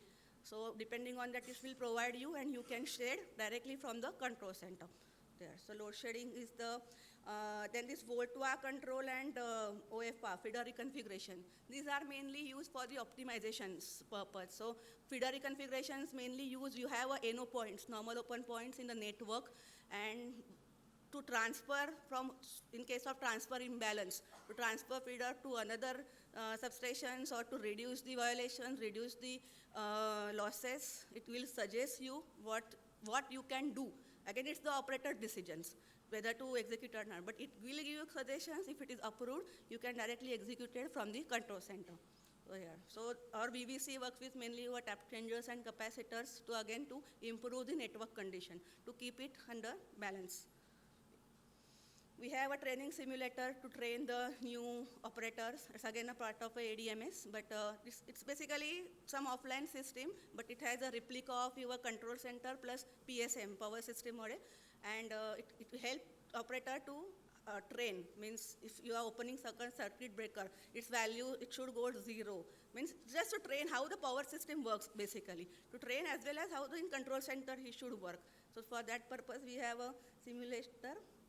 So these are typically comes under DNA applications, and when we come to the OMS, we have the ADMS rather will have this set of applications where the outage management, incident management is there, trouble call management, I say the IVR, the complaint login. If there is a customer is complaining about the power loss, that can be logged into the trouble call management, and that will help to find out where the fault should be. So that is the crew management, as I explained already, the various field persons, you can enter their details, their skills, their locations, and it will assist you to which crew is nearer, and you can dispatch him for the field work. Storm management is there. So basically under normal conditions, OMS work has one set of rules. Under a storm, it has some different set of rules, and it assists operator it guide operator to concentrate on more critical outages. Okay. Now this is most important is about integration of ADMS with the different IT systems. Okay, so it's always requirement that none of the systems should be standalone. It should always be integrated with the many systems. So, this integration should be with the advanced technology that is web services. We are going to do it. Integration should be web services. It should follow some SIEM standard. Again, it should have some IT security. Right? During the integration, there should not be any tapping of data and things. So it should be in a very secure manner. So there is always a requirement to have a ADMS integrated with the various systems. So these are the systems like GIS I explained, the IVR I explained, asset management. So these are the mini systems which are again related to your utilities only, and these can be integrated. So in more brief, I can explain you over here. So here you can see the different use cases that can be with the different system. For example, if you have a customer information system, so customer information system, when you integrate with ADMS, in ADMS the outage gets created. It gets communicated to customer information system, like this is the outage, and ADMS also predict how much time it may require to restore the outage. The same time, if it is communicated to CIS, customer information system, CIS can inform the customer that you expect the outage, whatever, that messages come, that the light will be off or power off will be from this time to this time. So this kind of integration can be done. You take the input from the ADMS and send it to a customer. Or the new outage records that can be created. Suppose you have a SAP ERP system. There you have a maintenance work. You created like this is the asset for which I want to do some maintenance work. So this maintenance work got initiated in the SAP system or ERP system, but you can integrate it with the ADMS. You have a plan outage there. You can create all the switching procedures, switching actions over there. So, and then you can send it to workforce management who are actually going to implement that outages. So once the time is there, you can send this to switching to this workforce management, FFA, field force management, whatever name you say. Basically the one who is going to implement it. You can send this information to them. You can take the status from them and update in outage. For example, you plan for 2 hours, but there is some delay. Something is there. So that status you can take and you again update to CIS. So these are the certain use cases with which you can take this information from the MDM, meter data management. You have a smart meters now. Smart meters do connected to MDM systems. Okay, so MDM do have all the information. So if one of the customer complain about the power loss or something, once I'm done the restoration, I can ping that particular meter with the help of this MDM integration if the power is restored or not. If the power is restored, so this is to ensure that yes, the restoration is successful work. So that kind of integration you can do with there is a planning software, analysis software. These are offline software. So this can be so for with all other systems also it can be integrated over a web service. It should be or advanced technology, I would say.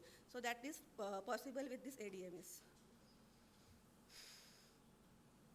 This is just to give you about the GIS. So how the GIS system look like, and you can take all the existing data, which is bulk data, all the existing data to the ADMS. This is the one-time integration, like one-time integration. After that, there is an incremental integration, because again a huge network, many changes every time, every day you will add some DTs, some RMUs, some lines, something and happening over there, right? So all these changes, if it is done in the GIS, you can take it back to ADMS system through the GIS integration automatically. So that is the important advantage it has. No need to create two different database and manage them. It's a one master database and you are taking the data from there. This is just for the purpose. So in nutshell, when you say what are the key benefits you will get with this ADMS system is, so you can monitor and control and optimize the distribution gate. It integrate the renewable generation DERMS, as I say. It also get integrated and it will also use in all your calculation. Integrated means not only to monitor, but it should also use for your optimization purpose and or your analysis purpose. So that is there. It shorten your outage restoration times, definitely, because you have a more awareness, more monitoring, and then wherever possible, you just by executing command from control center, you can restore those. And then remaining you can later. But it will shorten the restoration times under the severe conditions, definitely. It optimize the network, optimize the asset utilization with minimal network load and losses. So if the violations are less, the chances are less, right? So that way it will optimize the network, the assets life, we'll say. It will efficiently manage day-to-day maintenance and repair efforts. And again, the most important high cyber security requirements. So it keeps your infrastructure behind the firewalls and all, and it's more secured. So no one can penetrate to attack. Yeah. So that's about the ADMS. I think, yeah.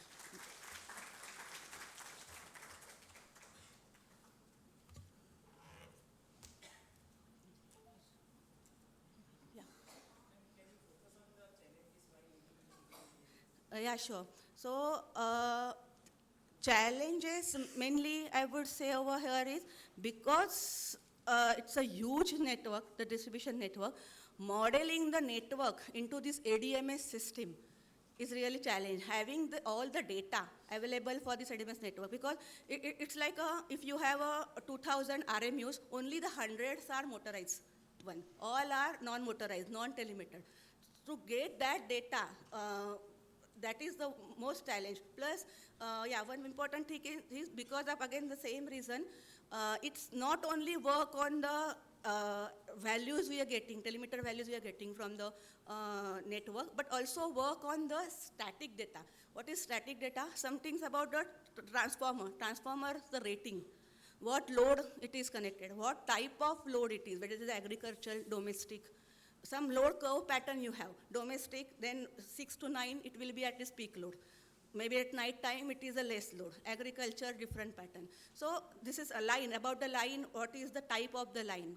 It's resistance, reactance, these are static data. So this data is very important, and as accurate your data provide, the more accurate results you will get. So this is the one challenge, having the data. Nowadays, there are the GIS, again, good thing is you have a GIS, all the assets are mapped in the GIS. So from there, we do get, even if the utility don't have this data, GIS person while doing, he do have all this data. So from there, it can get it. But with GIS integration also, the data model, GIS is always prepared just from the asset point of view. It's not a model considering the ADMS point of view. So modeling in ADMS is different, in GIS is different. So if both go well, then nothing like that. You have a ready-made data available, it's get automated. You have a data also available because it is there in GIS, so more reliable data available. But this is one challenge about the network modeling in ADMS with GIS or without GIS. Another important is everything is done. You have a proper network. During the operations, again, wherever, again, telemetry and non-telemetry, it will come again to that. Wherever there is a telemetry, you getting the status, circuit breaker, open, close. But wherever there is non-telemetry, okay, there if the field person, if the operator is opening, manually updating the status, that should also get conveyed to control center. So I remember in one of our project in CSC Calcutta, there means that their network was so up to date, any changes in the network are getting communicated to control center and they are actually doing it. there. So to match the network conditions, because it's very less telemeter there, so you have to match both these things, what is there in network, even the jumper cuts grounds you are adding there. Same unit also to replicate over here. When you match with them, it will give you more reliable output on the terms of losses, violations and all. So that is something the efforts need to be taken if you want to take the maximum advantage of this ADMS system. That is there.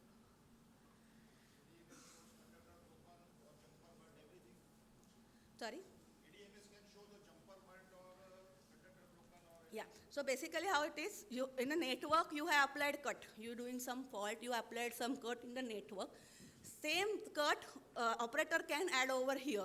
Okay, so this is basically, because it's a shift, right? Operator works in different shifts. So to match with the conditions and to aware that some work is going over here. So ADMS, so operator can apply the cut in ADMS system. He can show its de-energize. He can apply ground also because it will get grounded. Then you will start working. So all these things can be replicated in the ADMS system. It's not telemetry. Right, it's temporary. So temporary added over there, the same way we can add temporary over here, because that is important, because all network statistic will work, right? If I have taken one line in outage only, then accordingly my everything will change. So it's just, yeah, so it's jumper, curves, grounds, whatever the equipment you are applying in a network, same you can apply over here also. But again, it need to be communicated to control center.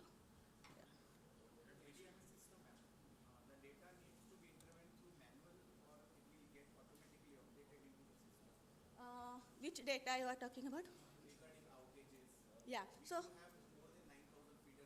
right.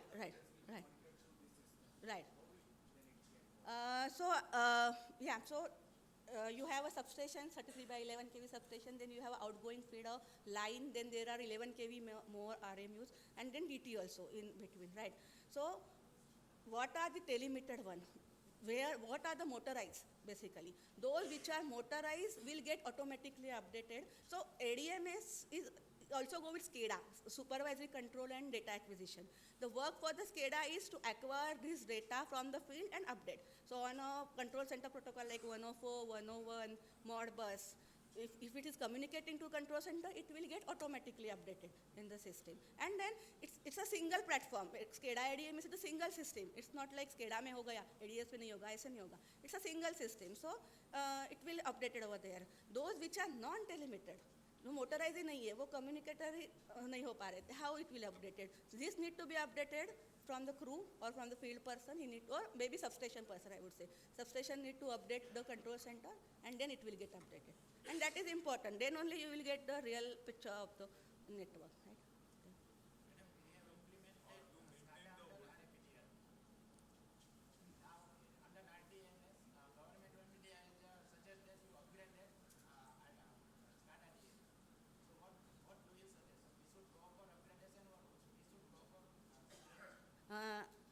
What you suggest on what? Yeah, I understand RAP-DRP scheme was there under which many projects got implemented. Yeah, then now it's a RDSS, so it's a similar specs, I would say the similar requirement, but few advanced features they have asked with in terms of integrations and all. Okay, so what's the question? Government of India suggests to upgrade that existing SCADA. Right.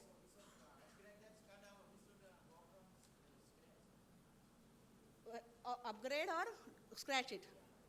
Then we should definitely upgrade it. The one reason is it got implemented few years back, 2012 or 2013, 14, it should have get implemented, at least started, right? So from cyber security point of view, it should always be updated. The system should always be updated. The patches and all should be updated. So old system, your hardware supports and everything will stop over there, right? So it should upgraded to new ADMS system. But at the same time, it should get utilized also over there. So what challenges you face during the RAP-DRP should not face now in RDSS. So that things to be taken care of. So it's not only the ADMS implementer responsibility. It should be the joint responsibility, utility as well as this, to make this successful. So the integration is always a critical, and if it works, it is really helpful. If not work, then both system remain standalone only. So make that integration. So in RAP-DRP mainly I will fail, again the SCADA ADMS work, SCADA DMS I would say, I won't say ADMS there, it's only DMS, there was no OMS or anything. It worked, but at some point of time it becomes standalone. It was not much integrated with CIS and I think customer care and billing, it got integrated, but that limited. So with RDSS now it should get integrated with more and more system, then only you can make more utilization of it. So it should always be upgraded. Start from beginning means? Okay. So,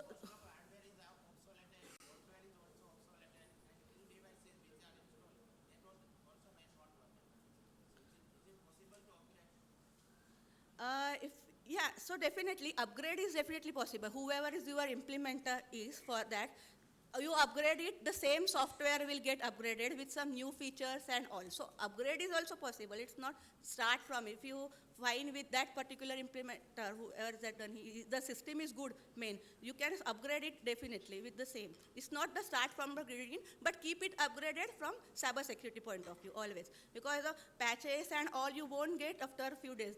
Even this OS and all these people make the out of support, these things. And then it has to be upgraded. From scratch or the same, that's your choice depending on how the system you feel.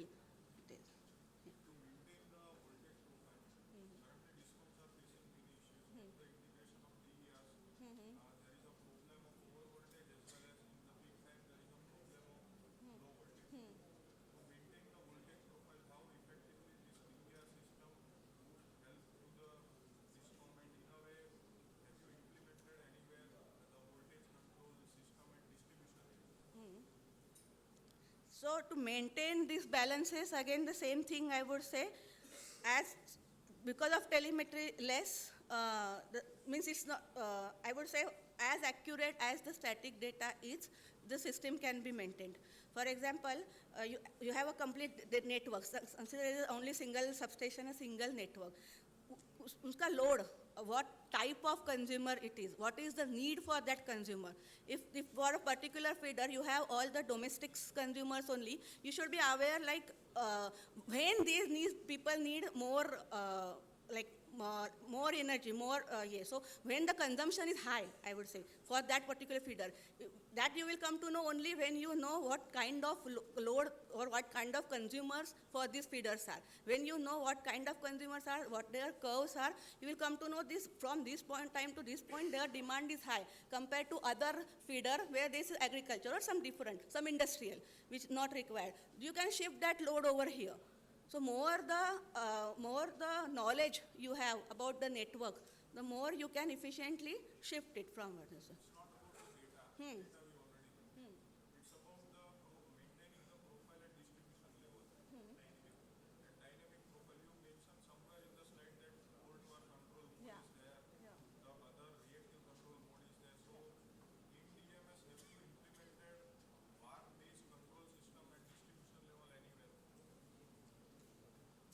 Not directly, I would say. We have VoltWar applications that will provide you. So again, on the same data, it will provide you the problem you are facing. That can be resolved with this VVC, VoltWar control.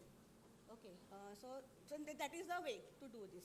So if you have all the data, if you enter, yeah, it will give you the most optimized solution. So for this particular use case, when you say in the Power 4, many systems are implemented. Like for the North Delhi, there was a DMS system. So they were using this for this purpose. Now it's by G, but earlier it was there. So likewise, DMS systems are implemented at many places. Like in MSCDCL, Uttarakhand, they are using properly the system. MSCDCL, I won't say, mainly they are using only for monitoring, not the DMS application they are using. But the CESC, I would say, they are using very much the system. So how much system you keep it updated and use, yes, then the VVC will definitely help you to resolve the problem you are saying regarding this profile and all. This profile.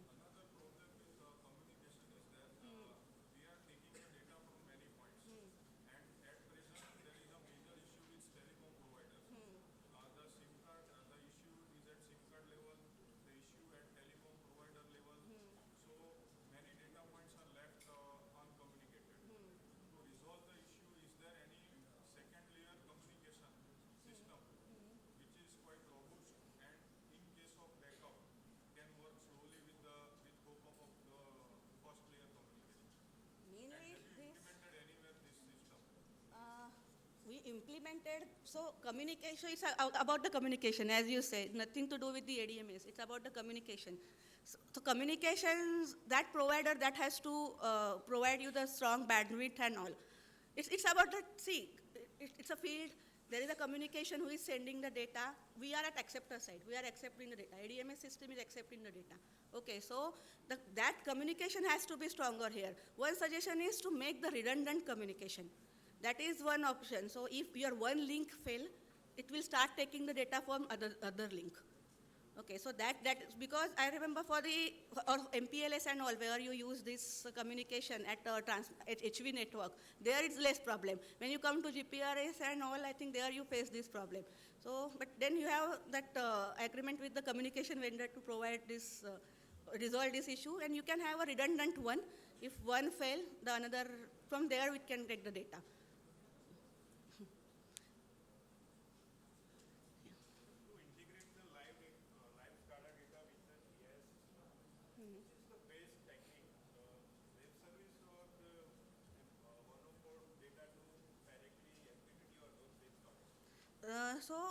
When you say you have a ADMS is your real-time master of the real-time data, the real-time status update. You're getting the update to the SCADA system. Now there is always requirement to send this status update to GIS, right? The status update.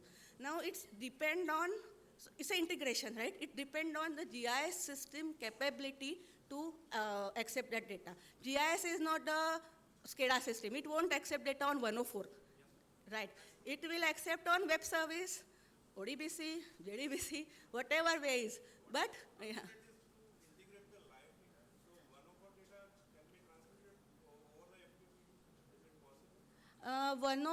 So status data, you mean to say, transfer it to other, or it's, this protocol is what? It's a way to transfer the data. There's some methodology. If your ADMS is supporting that and your GIS is supporting that, then it can be transferred over there. But real time is instantaneous, right? As soon as it comes over there, it should get updated also. It's a spontaneous sending. So that can be done. Protocol can be anything. But both parties should agree for this integration. That is the key. But 104 is not GIS protocol. They won't generally, yeah. Yeah, this is SCADA. So SCADA will take data to that, but they will send GIS over web service or any other.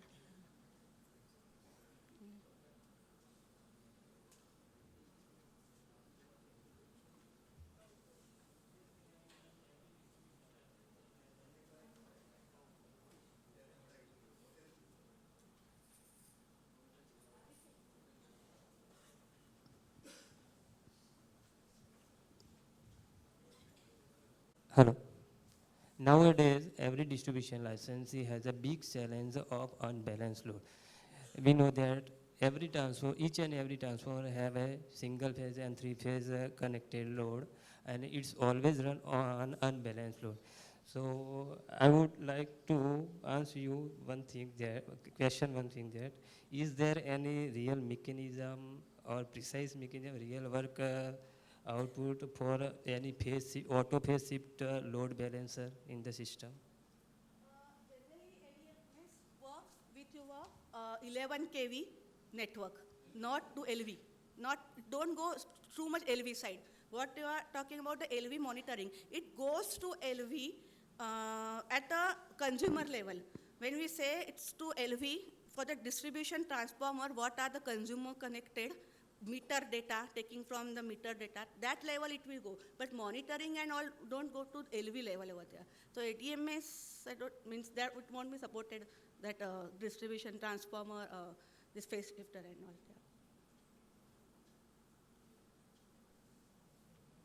Yeah. Thank you so much. Thank you, Ms. Ruchita Zamsandekar, Solutions Architect at Siemens. The second speaker of the first session today is Ms. Hiral Sharma, Principal System Engineer, SOC Fortinet Technologies.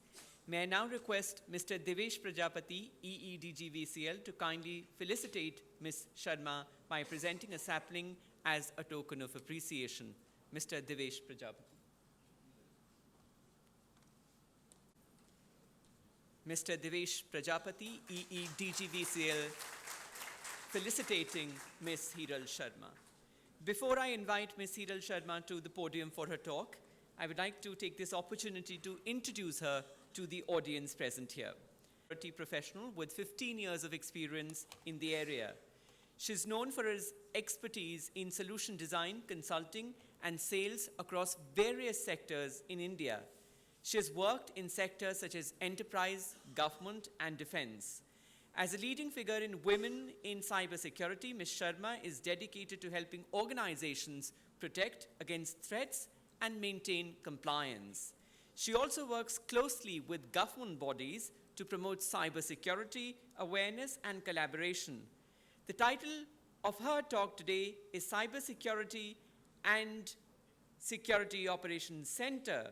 So, ladies and gentlemen, please welcome Ms. Hiral Sharma, Principal System Engineer, SOC Fortinet Technologies. Ms. Sharma, please. Thank you so much.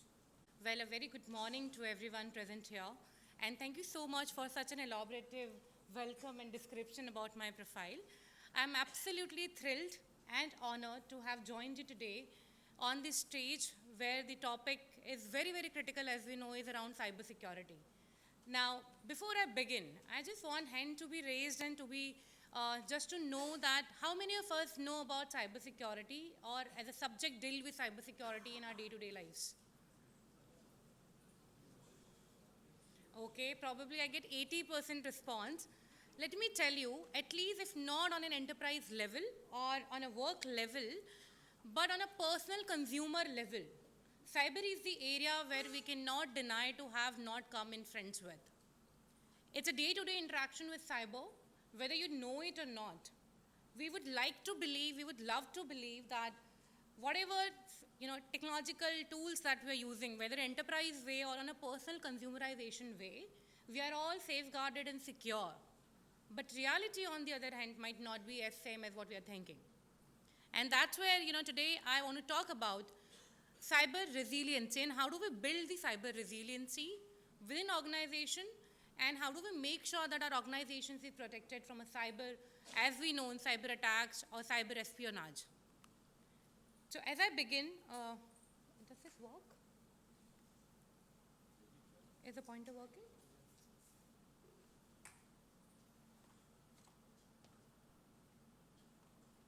That's not connected. No, it's directly getting played from the. Okay. As I begin the topic, am I audible just like that without the mic? To the last row? Thank you. Okay. So as we begin the topic today, right, this is the environment that we live in. From a perspective of getting exposed to everything, and I think the subject of the forum has been from last 2 days has been around AI/ML. Now, AI/ML is undisputedly one of the technological evolution that is supposed to be helping us, that is supposed to be automating things for us, that is supposed to be our friend. But let's look at the diverse part of it, and let's try and understand what can be the impact of not getting AI/ML generalized and not getting it in a safer way or a privacy way, the way we are looking at it. What can be a reverse impact of AI/ML in our life? Blockchain, non-contact warfare, Web 3.0, crypto. What does it bring together from a cyber security landscape perspective? Is A, the typical understanding around the cyber, the way we have been handling cyber from many decades, is completely changing. And that's where our approach towards cyber handling needs to change. Now, when we speak about the details around it, all of us have seen or heard of these attacks in recent past.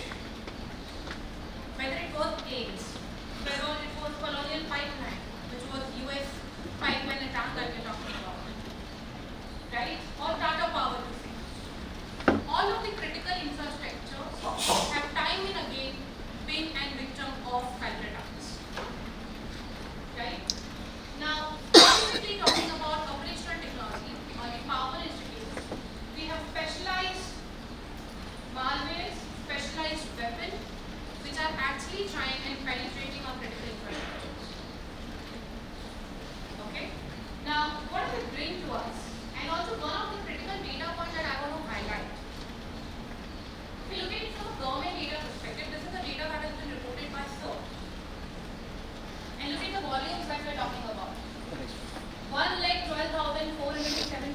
cybersecurity incidents which have been highlighted by her, specifically around the OT and critical infrastructures. So when we talk about getting into a critical infrastructure, we think that it's an isolated network, and it's not how typical IT operates.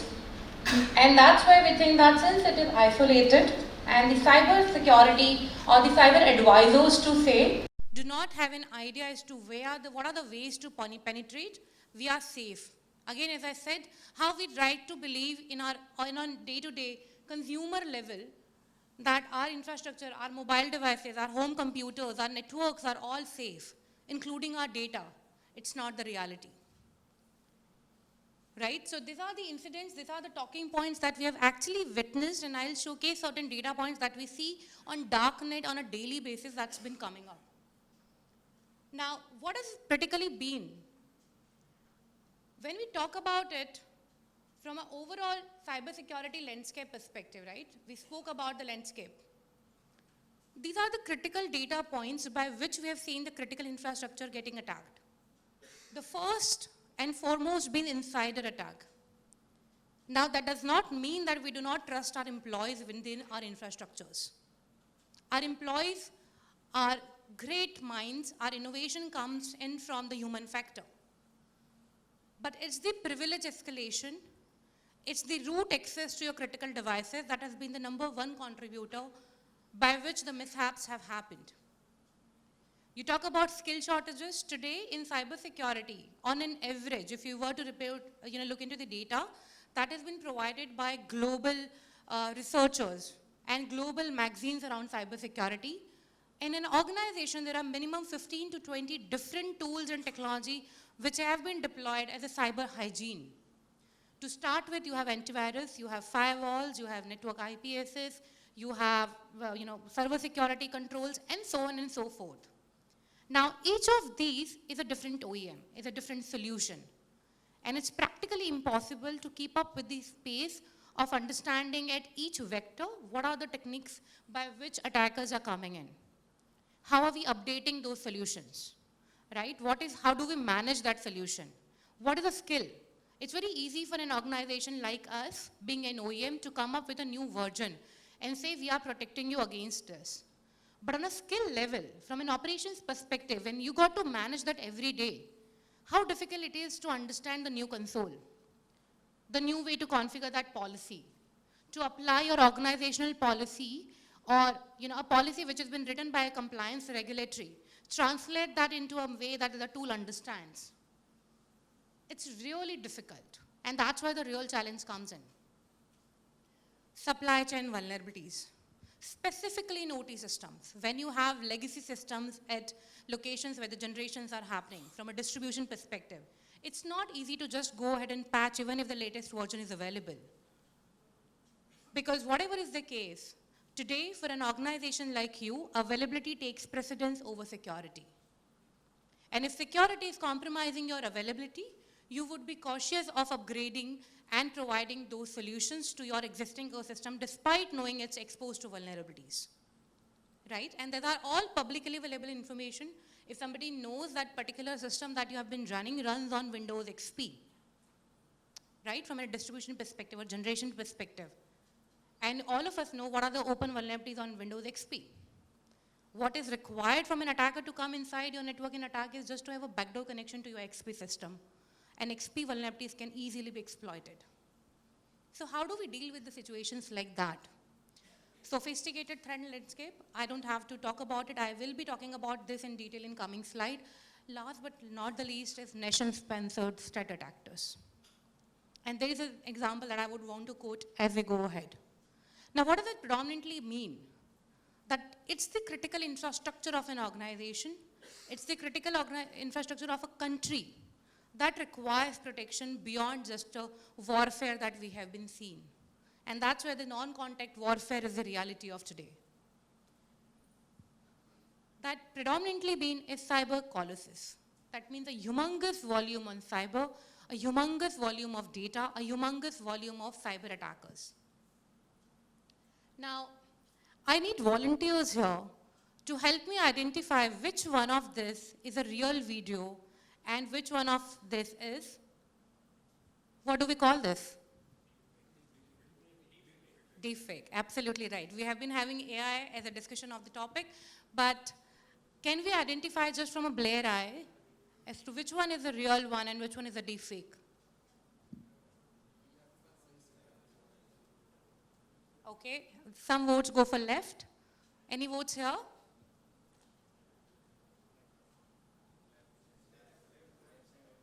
Okay, again left. Is it just the, the predominance is there because the options have come, or it's, okay. Yeah. Yeah, that's also an interesting point. Who's left, my left or your left? Well, to be very frank, even I don't know the answer. When I took these data points, today if you ask me standing here which one was the right one, which one is a legit video, and which one is the deepfake video, it's humanly impossible to identify that from a bare eye perspective. You would need specialized algorithm to understand pixel by pixel putting up of a data and what has been inserted as an additional header into the packet form to know which one is a deepfake video. And that's what we're talking about. If on a consumer level we can't identify this, forget our OT systems and our critical infrastructure to understand this when we are not able to do that. Human mind is supposed to be the most intellectual thing on the universe, right? If we can't understand this and we need algorithms to digest this, we have a lot of work to be done on the enterprise level. Let's take another one. Our dearest Prime Minister. The Honorable Prime Minister wasn't spared from being a victim of, as we know, deepfake. Right? And he had to come in public and justify his stand that while the video of doing Garba, well, I took a lot of pride of being a Gujarati myself, right? So Garba is our heritage and we should definitely celebrate that. But when it has been made fun of at a geopolitical level, it's not a thing that we should be embracing upon. But that actually impacts on the data points. 130 million viruses, botnets on a daily basis that we see, which is a humongous volume to deal with. And if you look at it from a verticals which are at the highest risk, and this data point is coming in from our threat intelligence labs. So, just to give you a purview, though I don't intend to talk Fortinet, despite belonging to Fortinet in detail to you, but we have been in business for almost 2.5 decades. Now, what does that mean and translate to our customers? Is basically the experience and the data points that we collect around the globe. We have telemetry, we are the highest deployed security around the globe. That means that we are seeing everything that you can't see. And all of that data as a telemetry goes back to our deep and neural networks, which then process a lot of data on ML basis. We have a lot of machine learning algorithms that process that normal query data, and we make intelligence information out of it. And we put it forward in a way that our customers can consume that as a proactive intelligence. So all of these data points that I'm gathering, that comes from that research team, which is globally deployed. And those data scientists are running and doing a lot of work on a day-to-day basis to get this information for you. So when we speak about this, you look at top 2 is government and defense, right? And if you look at healthcare, manufacturing, education, all of this, which is a critical infrastructure, still being the victim of viruses, botnets, and so on and so forth. Now, going ahead from there, as I said, I really want to highlight one of the critical case study, which was an eye-opener for all of us from an industry perspective as well. Till last year, we were still talking about non-contact warfare to be future. When we saw Russia-Ukraine war, we saw the future unfolding into the present. When the future unfolded, if you look at it, and this was a research that I personally got involved, and I was personally into every level getting into the details as to what happened. Was it Russia who initiated, or was it Ukraine who initiated?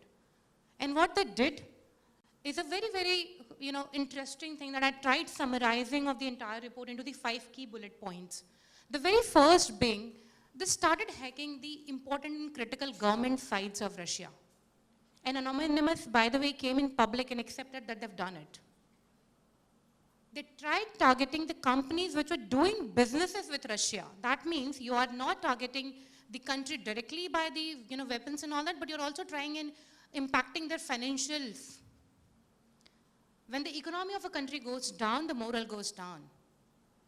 Last but not the least, they tried taking the International Economic Forum where the keynote at a critical time when the battlefield is happening. And your leader, your country leader's keynote is the only thing that keeps you motivated as a citizen. When that gets delayed due to a cyber attack, it's a huge impact. And then they're training the new recruits to get that massive distribution done. In response, it wasn't one side. Ukraine also came in front and they tried their way as well. So net, the point that I'm trying to make is, the future that we have been predicting has already unfolded into the present, and we've seen that now as it become past. It's the critical infrastructure that every opponent is trying to attack, and it's every opponent that is trying to put us down from a country perspective.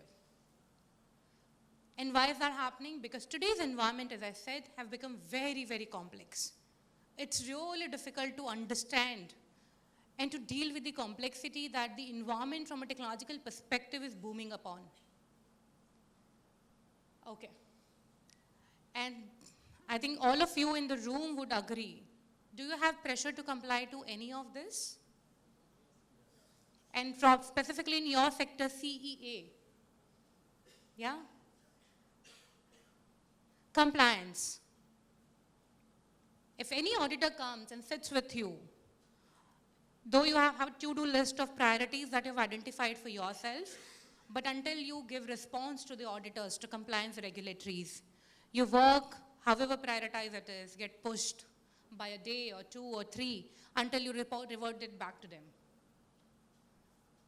So netness to say that, from a global cybersecurity perspective, it's not the thing that we are only experiencing. We did that survey with ESG, which is Enterprise Security Group, one of the very leading researchers across the globe on cybersecurity. They did that survey with thousands of CISOs across the globe, and that's what they could identify, which is absolutely relating back to the points that we were trying to make. The complexity, the ever-changing and evolving attack surface, and compliances. So net to summarize, these are the top 3 challenges that we see from a cybersecurity landscape perspective.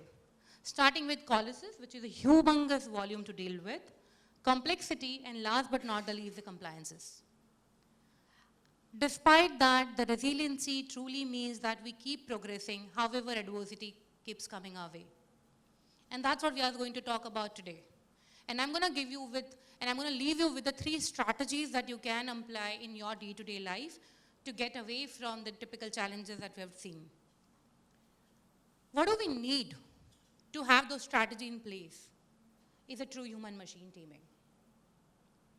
When I say true human-machine teaming, I mean it from a cybersecurity perspective.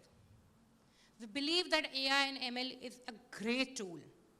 It solves our purpose on a day-to-day basis. It requires to be implemented. However, the precedence of taking the decision should always remain with the human power. You decide what to be done. You guide the tool how it is to be used. You decide on technological implementation and what are the responses which are coming in. Just do not blindly believe on what tool is telling you. Now, referring to the similar report, because we spoke about challenges and what we were looking at from India perspective, specifically around critical infrastructures and how it relates to the global CISOs ideation and what are they seeing as challenges. Let's look at it from a global perspective. What are the top 3 priorities of enhancing your security operations that global CISOs see?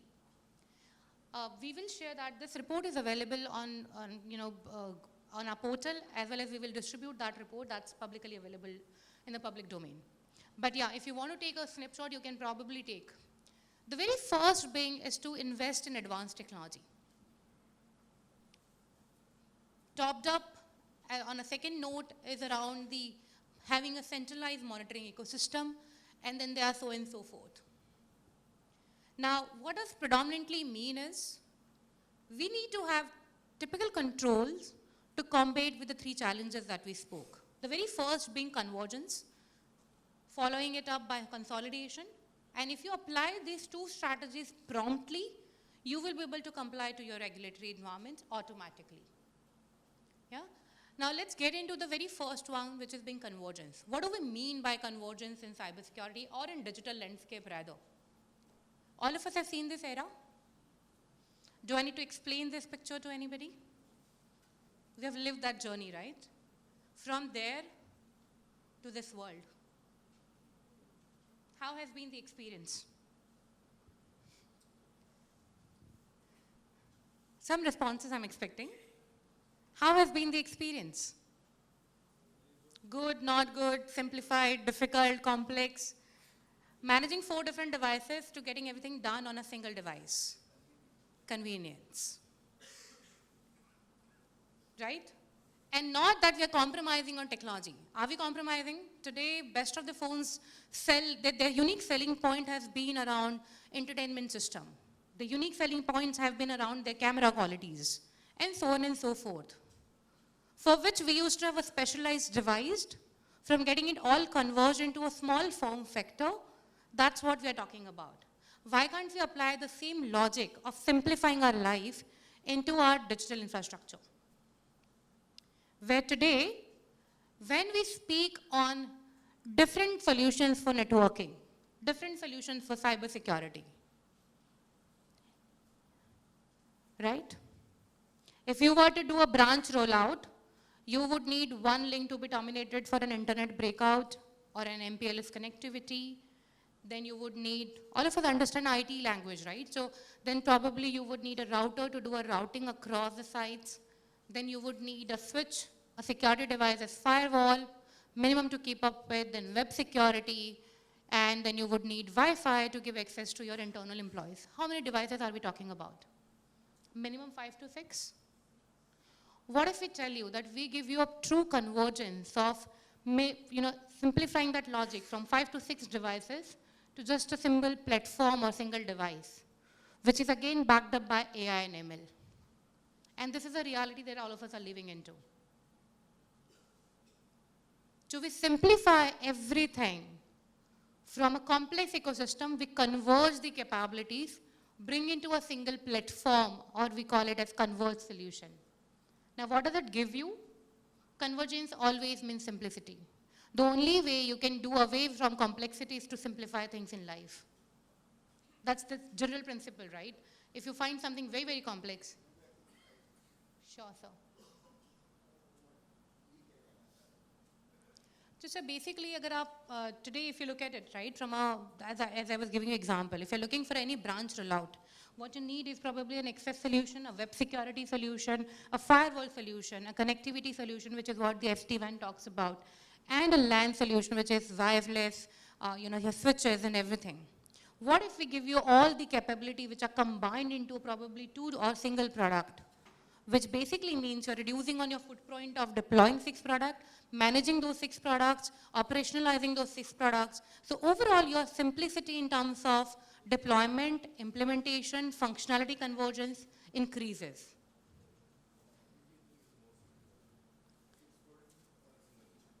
Well, that's what I'm saying. So you are not compromising on any of the qualities. The single product approach, but how do you deploy in resilience? You can build resiliency from an architecture perspective. But here the security is not getting compromised, even if you converge that into a single product. And that's what my previous example was about. No, sir, so that's where, so what we're, sure.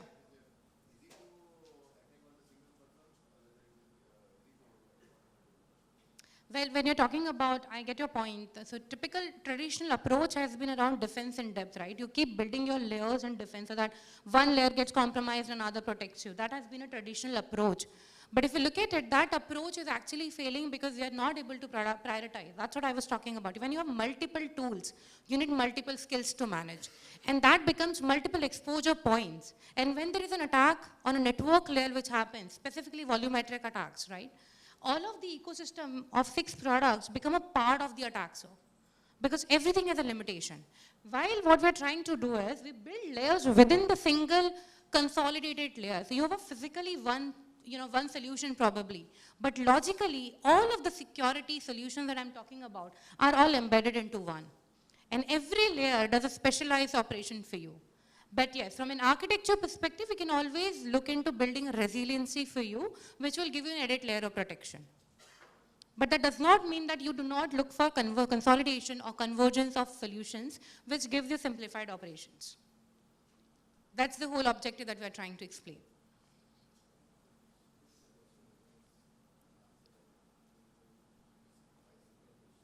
Yeah.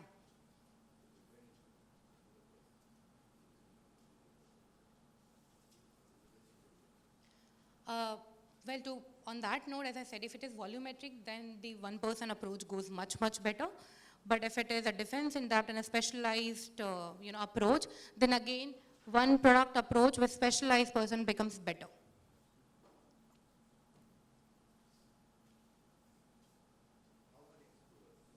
I will come to the data points. Yeah. So I think the questions were very, very valid. And we've spoken about the advantages, but when I say, so your answers comes in here. What you get as a single consolidation approach, and I would not say it's only one product or two product, but when you talk about converged solution, what we're talking about building a platform that can be different products altogether. But looking at consolidation and convergence, it definitely reduces your complexity because you eliminate multiple product approach, which was a traditional approach of doing it. And how analysts are recommending that? You enhance your efficiency on the operations perspective. Digital experience, of course, goes much, much better and the cost saving. Now, how has that been proven? So this is the data point that I was talking about. Forrester being the leading researchers across the world, even IDC report if you refer, they have proven that if you go for converged solution or the simplification driven approach, your ROI is improved within initial 6 months itself to 300%. And today, I can give you the data points across the India, critical infrastructure from state departments perspective. We have many references which have already adopted this approach and they are utilizing this, the entire ROI benefits. They also, what is more important to do is the network disruption when we talk about, which is where your question was. 65% disruption was impacted. That means your productivity increases on a day-to-day operations perspective. And last but not the least, the network team productivity efficiency goes up by 50%. Yeah, and that's the data point that has been done by a third-party researcher. And many deployments across India and globally that we have seen the advantages of the solution which have been getting deployed. The second very important point to the overall, the control that we're talking about is consolidation. Now, what does consolidation mean is this. So we spoke about 4 different technology to a single device. Now, from that single device, you build an ecosystem. Now, do we understand this ecosystem? What is it? What is that I'm trying to imply? Yeah, forget the name and the brand by the logos. But the whole point is, today, if I'm present here, and if my family wants to know about my health and I'm on a travel, I've come from Delhi, and if my husband really wants to check as to how am I doing, though my health was not okay yesterday, he doesn't have to call me if I'm busy. He looks into one dashboard which gives him my health report on the real-time basis because I'm wearing a wearable device. That's the power of intelligence exchange, wherein you share one intelligence available at one point in time with an ecosystem, so that your adjacent ecosystem is informed. Now that's on a consumer level, on our level day to day, right? But from there, how do we shift it to digital life is something that we will witness. Now that approach basically requires a lot of changing from your typical thought process or traditional thought-based approach, which has predominantly been around multiple solutions, around, defining a reactive approach. Cybersecurity till now, unfortunately to say, but has always been reactive. Somebody attacked your environment, then you go ahead and create a solution for it. There's a virus which is there. We as an organization or antivirus providers, we start working, and we get into a competition of who will come out with the antivirus much faster. It's like, you identified a disease, you work on antidote. If somebody will claim that we release the antiviruses within 5 hours, somebody will say we take 1 day, somebody say we'll do a quick response of 1 hour. But the whole point still remains that it is all reactive. Something took place and then you took action upon it is a reactive approach. From there, what we are saying is you need to identify your risks on tactical basis, wherein of course you need to have an ecosystem which actually builds and protects your infrastructure from anything that comes in from a prevention perspective, and we should have a response mechanism in between.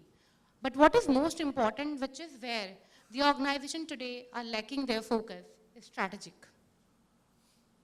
How do you be proactive in your response?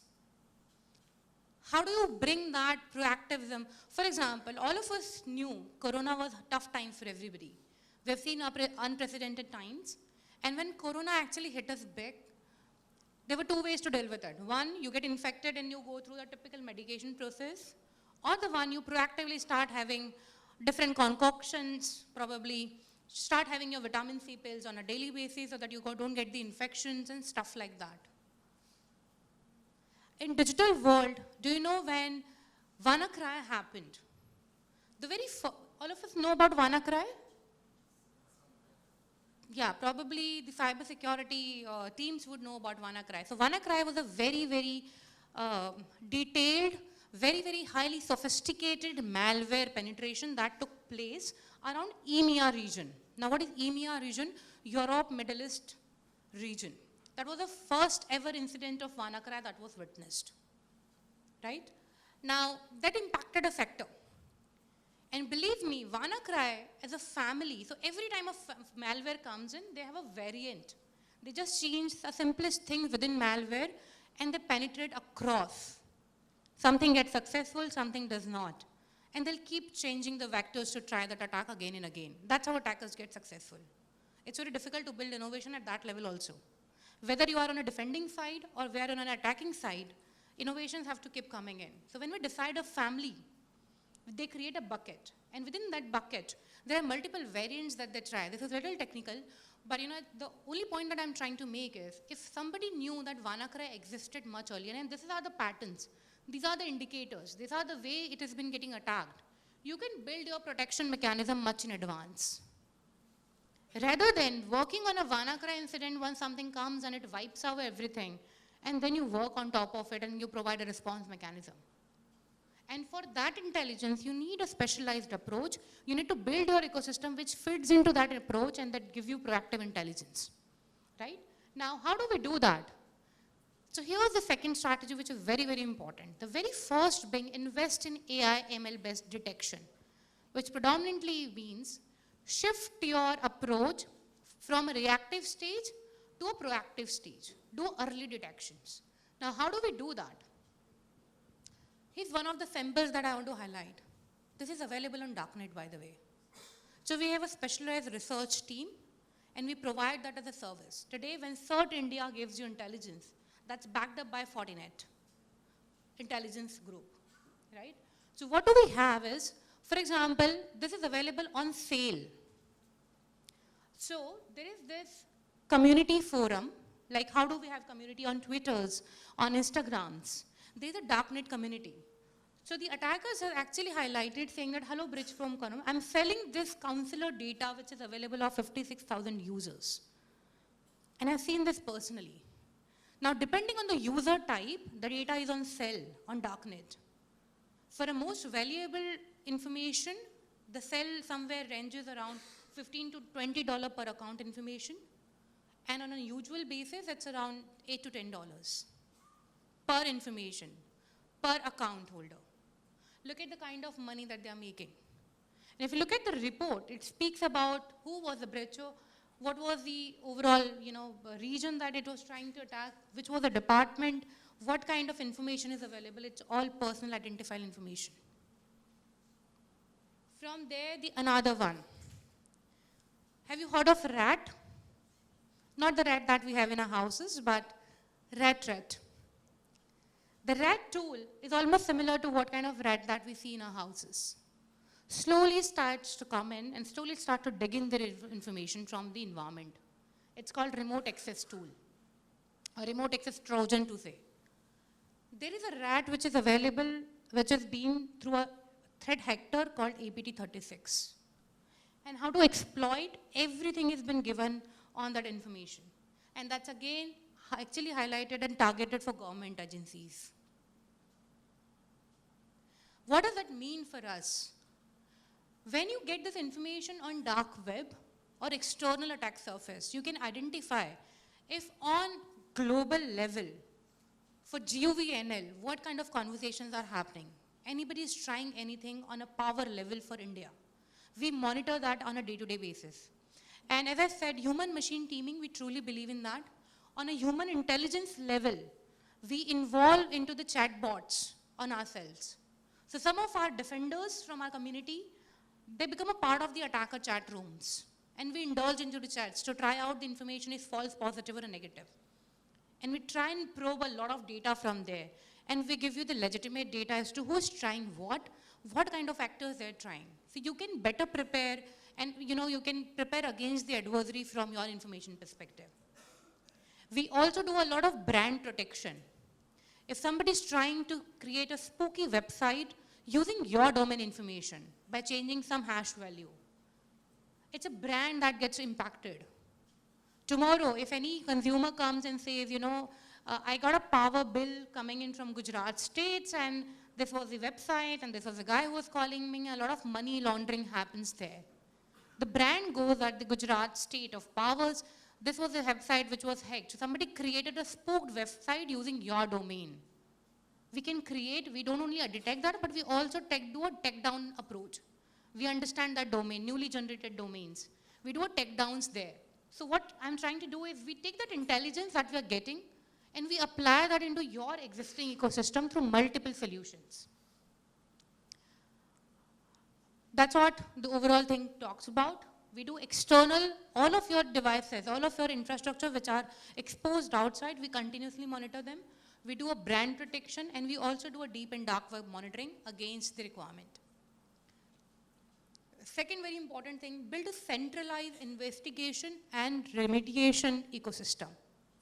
Now, what do I mean by that? When you do early detections and when you already have solutions which are already deployed in environment, there's no need to go ahead and rip and replace everything. You build an ecosystem which can orchestrate everything, collate everything, and helps you build an automated response around it. For example, as I was talking about AI and ML, anybody tried using ChatGPT here?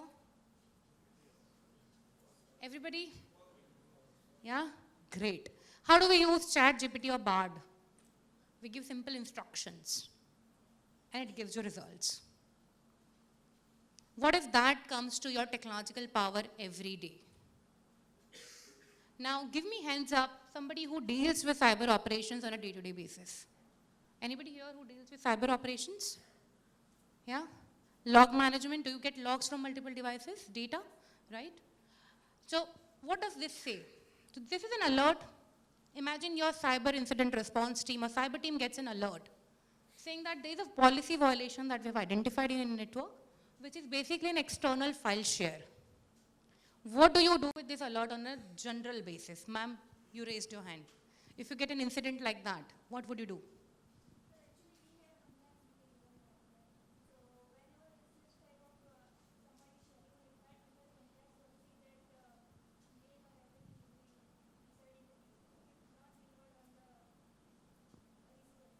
Okay, so that's something that you are taking care from a queue perspective.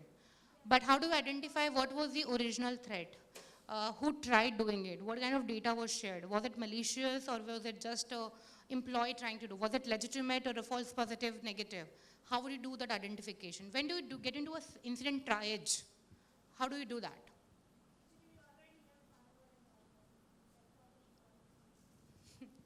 Yeah, okay. Understood.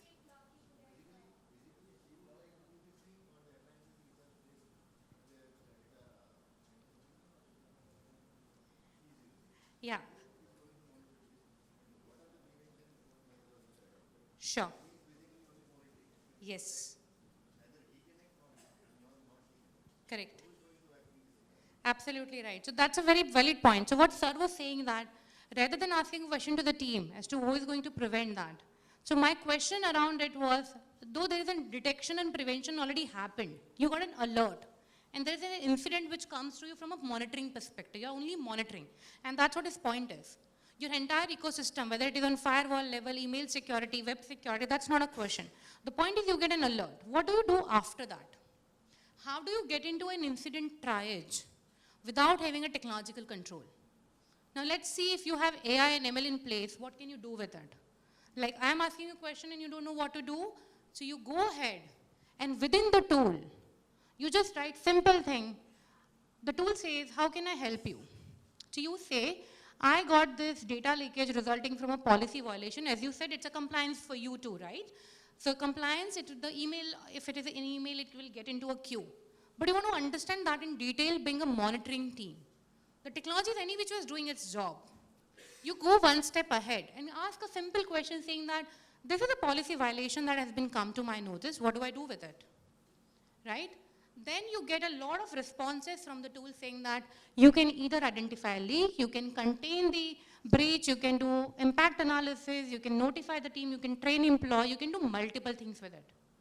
Now, as I said, it's a human-machine teaming. You being the owner, you decide what you want to do.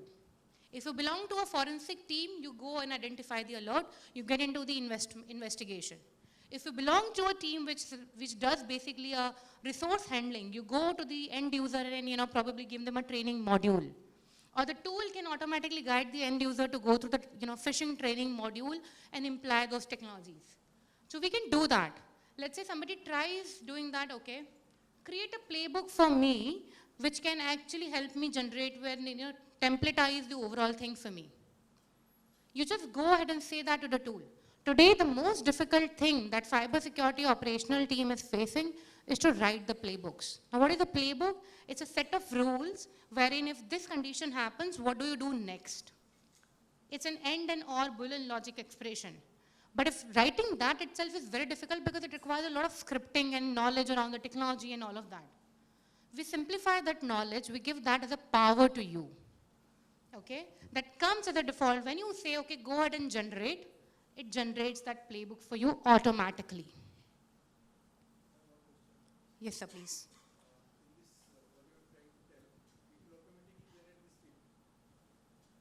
Tip? Yeah. Yes, absolutely. It does, sir. So that's what I said. It requires an orchestration layer. What we're building is an orchestration and automated layer. In orchestration, what we do is we integrate your entire existing ecosystem.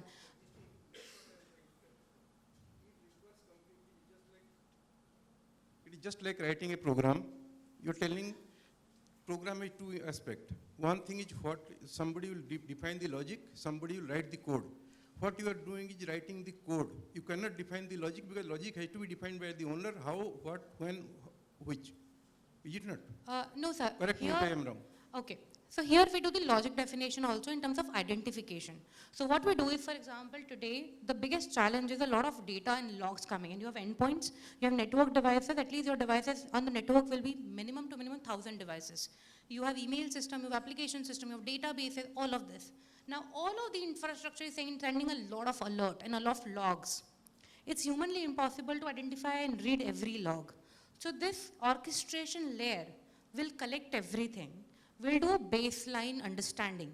And wherever, because we understand every language. For example, the biggest challenge is if database is generating an alert, it's impossible that a security team person would know what database is showing.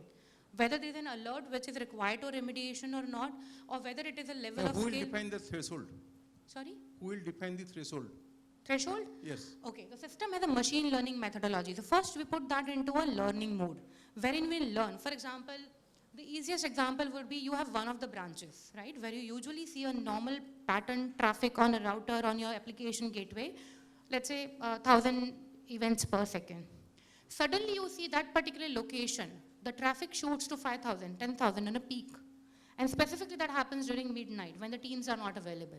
That's a behavioral anomaly, which is very unusual to your infrastructure. That's where the ML part of it, when the modeling has been done, we understand those abbreviations. Now, one do the identification. Usually the tools stop at identification layer. We identified, we give you alert, and your teams need to take the reactive responses. That's what I'm trying to tell. The intelligence has to be done by the security team, not the machine. Yeah. No, so once we do identification, that's the current state. From that current state, we come to the state wherein once we do the investigation, response also can be guided by the technology itself, saying that, okay, this is a behavior anomaly. I identified using A, B, C as a logic. These are my pattern to you. You being the owner, you tell me, is this analogy that I'm giving, it's a hypothesis, sir. Technology will only give you the hypothesis. Exactly, that's what I'm trying to tell. And after that, the intelligence will come in from your team. That basis these three hypotheses, which do you think will be more applicable in your that's case? Ma'am, what I'm trying to tell is, you must not say everything machine will do. There has to be things done by security teams also. Yes, absolutely. Absolutely. That's what I said. You know, it's a human-machine teaming. You would require a team, the logic, what to do, questioning the right thing to the bot. Today, the chat GPT does not give you an automated answer until you go and question. What to ask is your right. Right question to be probed. What is to be done from a logic perspective is your right. You define that. Once you define, second part is you take the action or the tools take action for you. We do that remediation and automation as part of the technology. And it creates the playbook which you go ahead and execute on a real time, within milliseconds or sub-seconds, the action would be taken on the required thing. If it is a file which is, malicious file, we go ahead and delete that from the entire infrastructure. It's a malware, we do a remediation. It's a machine that got compromised, we quarantine that from the network so that the lateral movement does not happen. All of that you are able to do only because you are able to build that technology and knowledge into the system. Yeah? Okay. Moving on from there. Last but not the least, when you have those engines in place, you do early detection, you create a centralized orchestration system which is based on AI and ML. So technology works with you, not against you. Last but not the least, create a platform. Now here, if you look at it, we are not talking about, A vendor, B vendor. You can have existing solution, you can build in third-party solution, we are all fine. The only thing that we are telling to you here is, create an ecosystem which talks to each other. I would again like to say the Wanakara example. When I said it had 32 variants, what does that mean? One variant was successful in getting attacked through network. Similar malware, if it's not successful in network, if you have a stronger protection in network, it will try and penetrate through endpoint. Third would be through email. Fourth would be through your web vectors or application or FTP uploads. Fourth will be just a normal virus penetration, sitting idle on a system, doing nothing at all. After a certain point in time, if it is a time bomb, it will awake itself and try harming your system. So we do that protection wherein you can only identify and understand that when, let's say, something happens on perimeter, perimeter learns that, share that information at a real time to the adjacent ecosystem. And once we know that, we take the reactive or proactive action basis our decisions, right? Now, that's what we're talking about. If you have multiple vendors, from there we're asking you to build a platform for network, for cybersecurity, for operations, for proactive hunting, wherein you take the true power of intelligence and share that. Okay? Now, what do we call that? I wanted Sir to be here. Specifically, his question was getting answered here. He asked as to what are the references, right? His previous question to the people who have not heard is, when we're talking about consolidation and convergence from multiple products to single, how is that approach taking place? That's the new approach in cyber. So yeah, the answer was here for you. I was looking for you. Then that's okay. So to answer to your previous question, from multiple products to a single consolidation or single product, right? That's the new approach, and it's known in cybersecurity world, cybersecurity mesh architecture. Wherein what we are saying is, and it's been promoted by Gartner. It's not that any OEM is promoting it. It's not Fortinet's intellectual property. We are just trying to map our controls to a leading researcher and leading advisor globally, which is Gartner, right? So what we are saying is, if you have multiple disjointed products, which is right now just throwing a lot of data to centralized SIM, and a lot of logs come in, a lot of noise there. From there, make it more interactive. If network identifies a bad IP, share that IP information to all the endpoints. Now, if endpoint is making that communication to bad IP, it should be automatically blocked. That's the kind of convergence or consolidation we are talking, which is an outcome-driven convergence, right? So what do? We share the real-time data analytics and intelligence across the entire ecosystem. We take that to the next level of defining the identity fabric. As I said, insider attacks, right? Human still plays a weak link. How do we take care of your identity issues into the entire ecosystem? Next, centralized policy management. And last, centralized executive dashboards. So let's say any day if sir wants to know how are you doing from a security health perspective, he does not have to roll into 10 different dashboards, 10 different reports. He comes to a centralized dashboard and sees what is the health or security posture of my entire ecosystem today. How does it look like? As I said, it's been promoted through Gartner, and Gartner has named that as a cybersecurity mesh architecture. We try and build that into our ecosystem, not only the Fortinet ecosystem, but also the third party. How are we doing that? By being very, very broad in our approach of providing solution across the different vectors. Today, our solutions are available on identity level, on network level, even on cloud perspective, right? So whether you look at from a protection of identity, networks, cloud, data, cybersecurity operation, across the different layers, we provide those solutions. We truly believe in the power of intelligence and integration, not only within the Fortinet ecosystem, but also the third party. Okay, so wherein what we do is, I'll quickly move to this one. We've created this fabrics. We call it fabric. Fabric is a two-way communication. API is just a limited communication wherein you do one-time integration. Next time the integration requires a change of upgrade happens, you need to rebuild the integration. Fabric means an automated intelligence exchange that we are doing here. With third-party ecosystems, with our own solutions, and even extended ecosystem, wherein today, cybersecurity advisor, Interpol, all of that community, CERT India, NCIPC, our internal agencies, we have MOU with CERT India.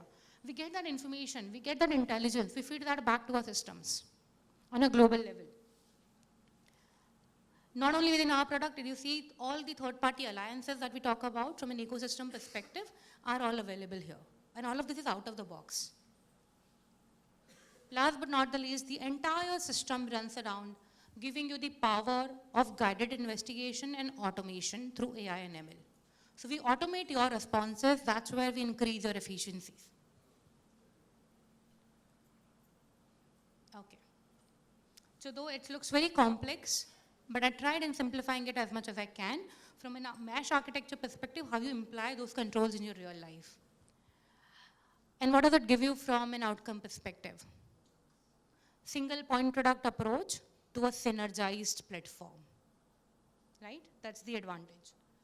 Last, it helps you to comply with multiple requirements, and that this is what I wanted to highlight, the global leadership and collaboration that we have with Cyber Threat Alliance, when multiple OEMs have joined the forum. Our leaderships on World Economic Forum, Interpol, and NCI agency, all the critical agencies feed that data back to us. With that, I just want to conclude my session saying that we spoke about 3 challenges of cyber. I'm leaving you with 3 C strategies for cyber.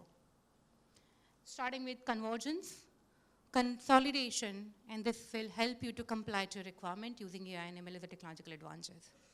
Thank you so much for your time. You've been a great audience. Thank you so much, Ms. Hiral Sharma. Yes, I'm afraid we cannot take questions now. You can connect with her offline. I'm available around. We can chat offline. Yeah? Thank you so much, everyone. With this, we conclude the morning session of this workshop. I request Ms. Sunita Murjani, DGVCL, to kindly present a memento to Ms. Ruchita Sandekar, Solutions Architect at Siemens. Ms. Sunita Murjani, DGVCL.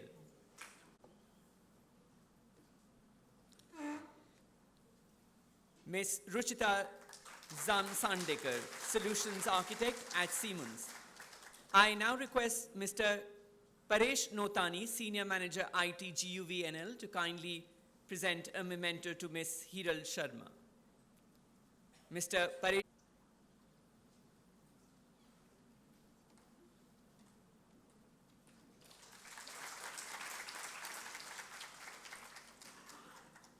Thank you so much. We request you to kindly join us for a photo session. Probably Mr. Pendor can join the distinguished speakers for a photo op session.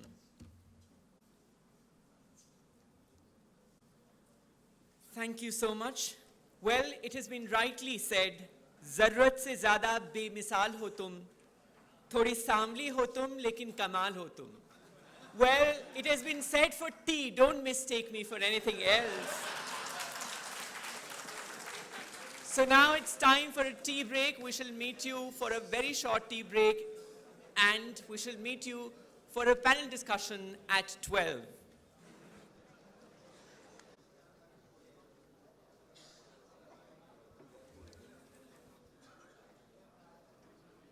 We request you to kindly settle down for the panel discussion, please.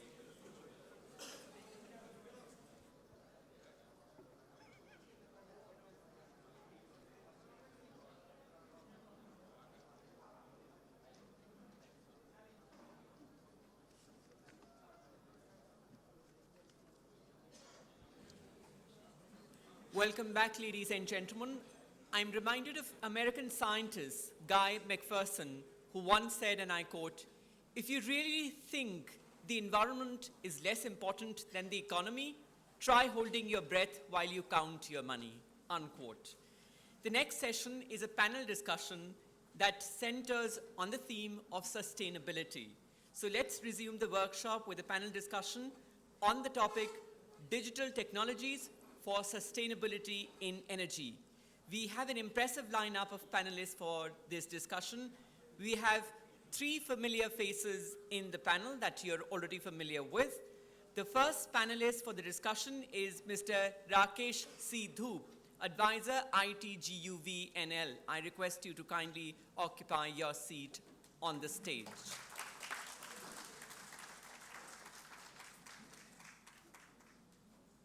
Mr. Rakesh C. Dhoop is an electrical engineer and postgraduate in nuclear. He has been trained at Bhabha Atomic Research Center, BARC, and has worked with Nuclear Power Corporation till 1981. He has also worked with NTPC in different work areas such as generation and transmission. From 2000 to 2009, he has been the advisor and consultant to the Government of India for distribution reform. He is superannuated from NTPC as Executive Director in IT and has been associated with Guvnl for past 5 years as an Associate Director. We welcome you, sir. Please welcome him with a huge round of applause, ladies and gentlemen. The second panelist for the discussion is Mr. Akshay Kumar Patel, GMIT NTPC.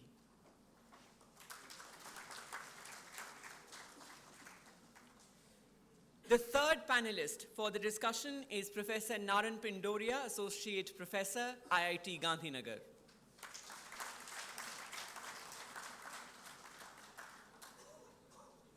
Well, all the people on the stage seem familiar to you because they've already interacted with the audience, but we have a new guest today who is Mr. Parth Gadia, Technical Director, Me Mighty, and key promoter of LETS, an engineering NGO. Let me introduce the audience. Let me introduce him to the audience first. But before that, I would like to request Ms. Poonam Patel, UGVCL, to kindly present a sapling to Mr. Parth Gadia.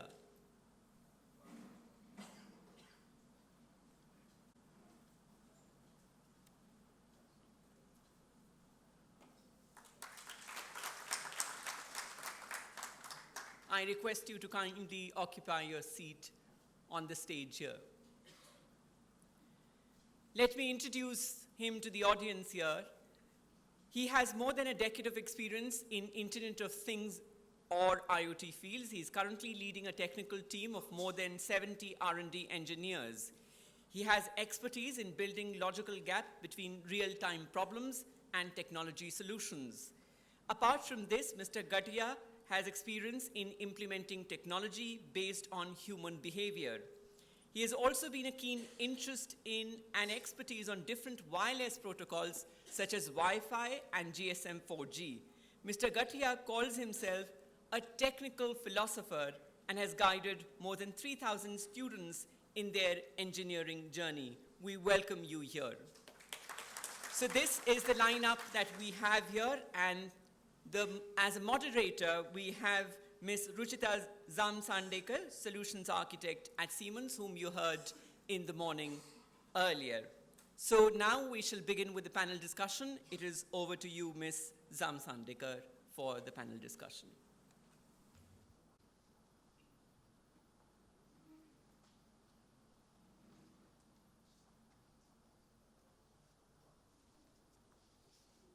Good afternoon, everybody.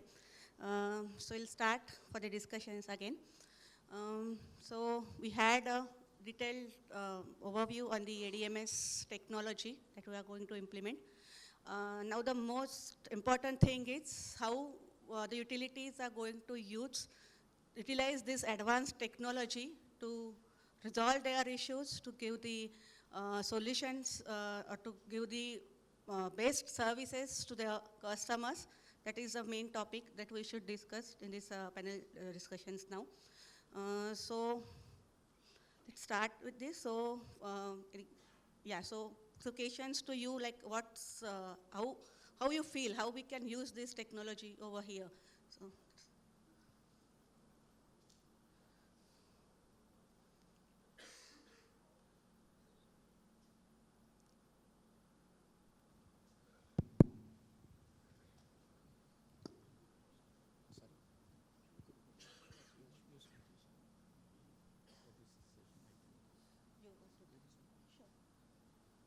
So you want to take it before? Yeah, sure. So sir wants to do some presentation over there. So very quick. Yeah. No.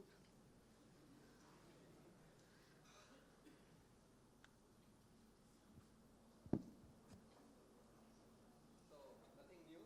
I am trying to follow the same sort of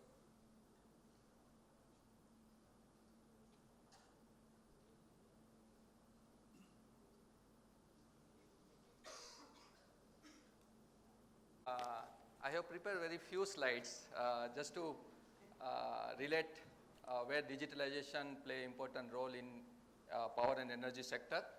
Given that most of you are from IT background, so I thought of where we really understand the power and energy sector transformation while looking at physical layer, communication layer, and application layer. And the communication layer where the IT professionals really use this all communication protocol, starting from the generation to the end user. And most of us have already deployed the technology, and now the best part is how to leverage the data coming from the field for a better data analytics and have the informed decision making, right? So this all communication protocol we have been using, and Madam rightly mentioned about, while introducing this person, and you are expert in Wi-Fi and WiMAX, those domains, 5G, 4G communication protocol. So what my point here is, if you look at from the end consumer, we talk about home area network, neighbor area network, building area network, using different kind of the communication protocol, and we know Zigbee, people use that Zigbee very widely. Wi-Fi, we have now a smart meters starting deploying from April 2024 onwards for CNI consumer, and from April 2025 for residential consumers. That's what the plan. So that smart meter would provide the gateway for a communication at the different stakeholders. Then at the substation level, we have field area network, AMI. AMRs are now being replaced or going to replace with AMI. So the AMI we have been using, and wide area network at the transmission corridor level, and then local area network for the generation. So this is what the communication layer that we know. How we leverage this data from the field, that I have mentioned in application layer, which is the backend basically. We have been using this in a power and energy sector. So I particularly work in the top layer where we develop a sort of tool for a grid optimization, forecasting, and so on and so forth. One of the topics we discussed yesterday. Moving forward, where this transition happened, right? So basically the energy ecosystem we have already understood, starting from generation, transmission, distribution, and end users. But the game changers, if you look at, because of Electricity Act 2003, electricity market introduced, and that's where the competition in the power market, so where the many stakeholders came on board. RE mandate, we know RPO, renewable purchase obligation, and so on and so forth. As long as this panel discussion is there, which we are focusing more on AMI and the smart appliances. So AMI would be the topic here. And if I go further to the distribution segment, this is what we use the technology, all the different technology, HAN, BAN, IAN, with a different communication bandwidth that we are using. LoRa, people have started using LoRa. I know when I was interacting with GPRD, so they have implemented LoRa, which is a bit latest technology in the communication. The bandwidth is given, latency level is also given. So this is just to explain, not explain, I mean just to brief about different communication protocols that we use. Now application point of view, this is what we as a field engineer understand the benefit of application. Billing is the major application for accounting, and that's where the thrust area. But the grid management is the another area if I look at from the grid side, power engineering side. So starting from the residence, like residential consumer to the system operation level, meaning system operation at the utility level, certainly not at the grid level, but this is what the hierarchy here. And I'm just trying to bring some key technologies here while looking at the communication and IT infrastructure. Again, up to the feeder level, we used to have a DCU, data concentrator unit, and we fetch the data through MDMS, metadata management system, and we generate the application point of view. This all we need to, we develop the decision making for a feeder performance, meaning in terms of the loss, voltage profiling, then active power, reactive power profiling, then LT loss, meaning LT network, ST network, and energy loss report. In addition to this, we use for a commercial loss also, just to make sure that the AT&C losses should be within the permissible limit or up to the expected target. So I thought, in the morning session probably ADMS was discussed, right? And that's where I'm considering ADMS as a central part and how to leverage ADMS for a utility benefit for a DMS, which is more technical. Power engineers, we do this DMS full power flow analysis, voltage regulation, active power, reactive power profiling, all we do volt VR compensation. So DMS is more power electronics, power system side, but OMS, outage management system, the DTR, distribution transformer level, particularly AG feeder, I am told that AG feeders are having a multiple outages, at least in Gujarat that I know, maybe other agriculture rich states also. So outage management, then visual and reporting, that web-based, SCADA we all know. If you look at ADMS, ADMS has major 6 components where we are utilizing on field, and that's where CIS, WMS, smart meter, and GIS. So these are the field level measurements that we get for a different purpose, like a call management, work order, AMI, MDS, MDM, and so on and so forth. But I am considering this slide as like the discussion point going forward. What all are the regulation policies? I will skip here because this may not be the context today. I will keep this slide and we can take this discussion forward. Thank you. So as you rightly said, the topic is mainly on the advanced distribution management system, and what its a component are the SCADA, DMS, OMS, mobile workforce management, I would say, and then the visual and reporting minutes. So you said you are using it, you are implementing it over there. So what challenges you see over here in actual practical implementation? That we'd like to know. I think this question may be appropriately passed to you, please. I can answer from the power system point of view later. Hello, good afternoon all. So, મને લાગે છે થોડું ગુજરાતીમાં બોલવાનું વધારે prefer કરીશ. Everyone is okay? So मुझे नहीं समझेगा. अच्छा, मैं हिंदी बोलूँ. So, I like to congratulate first of all. Last 1-1.5 साल से मैं ऑलमोस्ट पूरा इंडिया घूम रहा हूँ रिगार्डिंग दिस टेक्निकल थिंग्स, और 4-5 सालों से ये पर्टिकुलर इलेक्ट्रिकल फील्ड में हूँ. सो आई रियली लाइक टू से कि मुझे प्राउड फील हो रहा है बीइंग गुजराती कि हम लोग आगे की बातें सोच रहे हैं अभी यहाँ बैठ के, और वहाँ पे अभी पुराने खड्डे वो लोग भर रहे हैं. So it's a big thing, really proud all कि हम ये फ्यूचर के बारे में सोच के we are basically directing the country. मुझे सही में ये फील हो रहा है यहाँ पे आने के बाद. दूसरा, बीइंग द डेवलपर और being the designer of the product, मुझे सही में ये लग रहा है कि यहाँ के जो प्रॉब्लम है वो यहाँ के लोग ही सॉल्व कर सकते हैं. मैं कुछ एग्जांपल देना चाहूँगा. जैसे आपको पता होगा कि यूपी के अंदर एक इशू हुआ था जब फास्टैग आया, तो अचानक से वो पर्टिकुलर टोल्स के रेवेन्यूज़ कम हो गए.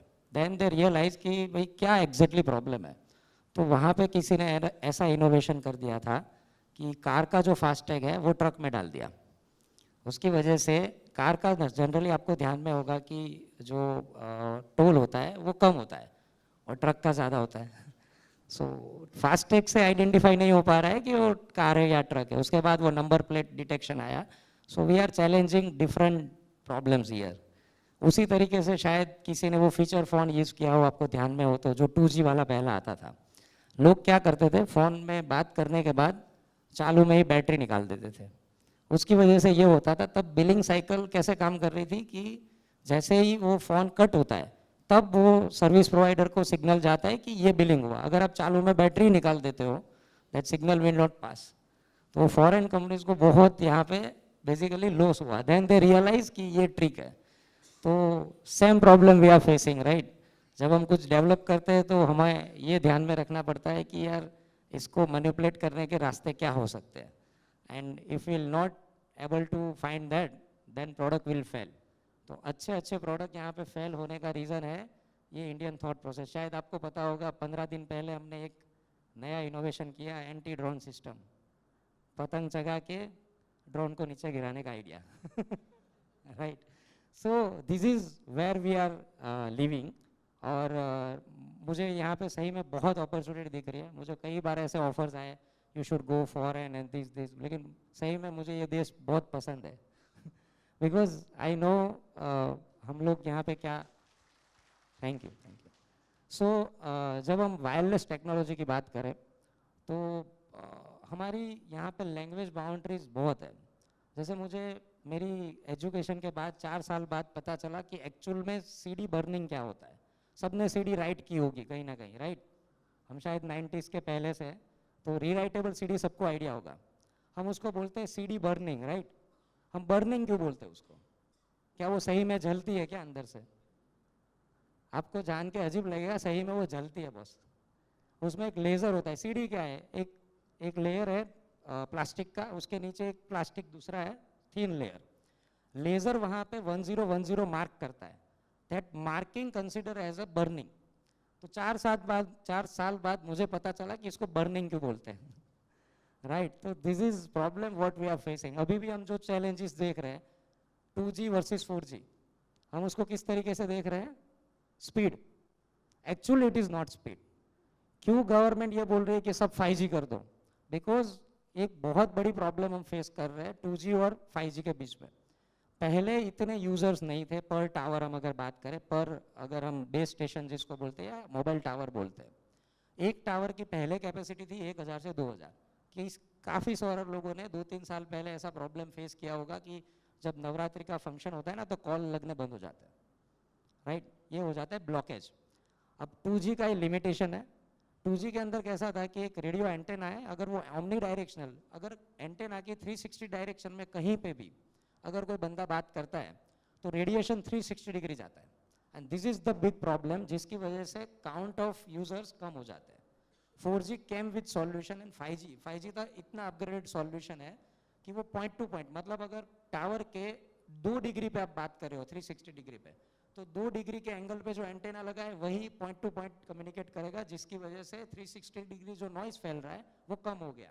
उसकी वजह से क्या हुआ, we can utilise more user. मतलब 2G के मुकाबले हम 1 लाख यूजर ऑक्यूपाइड कर सकते हैं 1 टावर में. So this is the benefit of 5G technology और 4G टेक्नोलॉजी. तो स्पीड तो ऐसा नहीं था कि 2G में नहीं था, मतलब ज़रूरत नहीं था. 2G के अंदर उस टाइम पे हमको कभी ऑडियो स्ट्रीमिंग, वीडियो स्ट्रीमिंग की ज़रूरत ही नहीं थी. तो 2G में अगर चाहे तो 1 Gbps कर सकते हैं. That opportunity was that at that time, पर रिक्वायरमेंट नहीं थी, राइट. तो अगर हम 2G, 4G, 3G को मैं थोड़ा सा बाइफरकेट करूँ तो 2G was made for calling, बात करने के लिए था और SMS के लिए था. फिर धीरे धीरे ध्यान में आया कि इसको 2.5G बनाते हैं, जिसको नाम दिया गया GPRS. GPRS में क्या हुआ कि हम एक डेटा ट्रांसफ़र कर सकते हैं. उसके बाद रिक्वायरमेंट आई कि अभी हमें और डेटा चाहिए, कॉलिंग की प्रायोरिटीज़ कम हुई. Then we came with 3G. लेकिन इंडिया में 3G इम्प्लीमेंट हो ही नहीं पाया बिकॉज ऑफ 4G.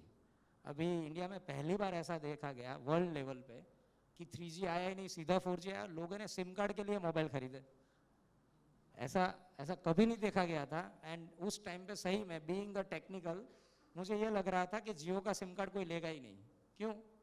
क्योंकि किसी के पास 4G सिम कार्ड ही नहीं है. लेकिन जियो ने उसके आगे सोचा हुआ था कि लोग मोबाइल खरीदेंगे. तो सही में लोगों ने सिम कार्ड के लिए मोबाइल खरीदे. And that was amazing. और ये वर्ल्ड में कहीं में भी नहीं हुआ, सिर्फ इंडिया में हुआ. तो अगर इस कंट्री को सही से समझते हैं तो चीज़ें बदली जा सकती है. That shows Jio's capabilities, right. तो उसके बाद 4G आया. 4G में भी एक लिमिटेशन आया about speed as well as frequency collision. उसकी वजह से 5G आया जो पॉइंट टू पॉइंट कम्युनिकेट करता है. लेकिन हम सबको पता है हर मीटर के अंदर हम सिम कार्ड डालेंगे तो क्या दिक्कत है? Recurring is a big problem. तो उसका सॉल्यूशन क्या हो सकता है? उसका सॉल्यूशन एक तो हो सकता है वाईफाई डाले उसमें और हर घर को बोले कि इसको आप वाईफाई दो. देगा कोई? पहले ही वाईफाई बंद कर देंगे वो बिल ही नहीं आएगा. So that was not possible. That's why we came with open source communication like LoRaWAN सबने सुना है, राइट. वाइसन सुना है. RF बेस्ड काफ़ी सारे जिग्बी हो गए और बहुत सारे मैश नेटवर्क टेक्नोलॉजीज हो गए.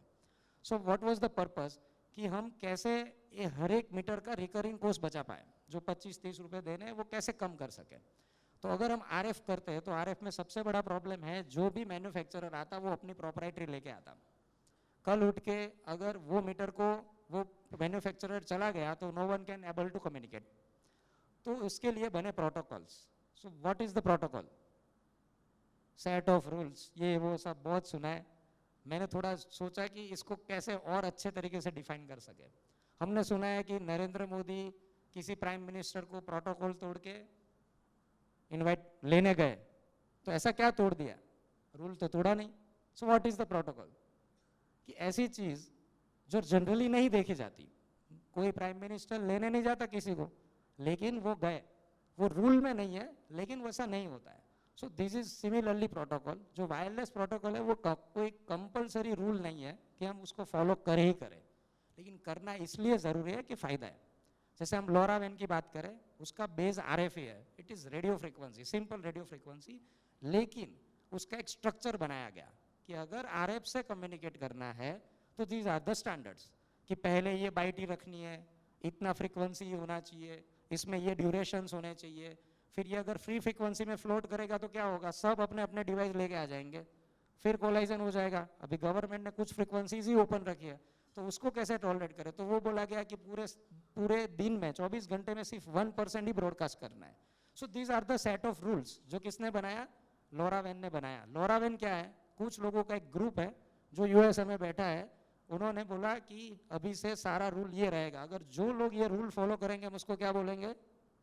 LoRaWAN. So similarly this kind of things है. और आगे भी कुछ मुद्दे हैं. I will make sure and I have lots of content. I think it will take longer time and this is panel discussion. So शायद मैं उन्हें कर लूँगा. Thank you. So as sir rightly said, जो problems है वो हमें ही resolve करना है and we have to move the project ahead. That's why. So one more comment on the same side is when we want to make this ADMS technology successful, identify the purpose of each system and expect that from that system. For example, GIS is asset management. It's to have the assets stored, the data is stored, the geographic stored. If you try to expect some more the things from there, it not mean for that. So you have to identify the mean for each and then you do. So ADMS is for all these calculations, for all this optimization, for all decisions and all. That you cannot push to GIS. So identify that and accordingly give responsibility for each systems and accordingly take the work from it, make the maximum use of those systems. That is one thing. And one more thing I want to highlight again, there can be a system which are already implemented, the system which are upcoming that you can develop as per your requirement. If they are already implemented, if it is not the one which is required, then there is always the clashes. Yeah, yes and yes and finally the solution we need to find. So try to find the middle way for the both and then go with the integrations and then it becomes successful definitely. That's one thing.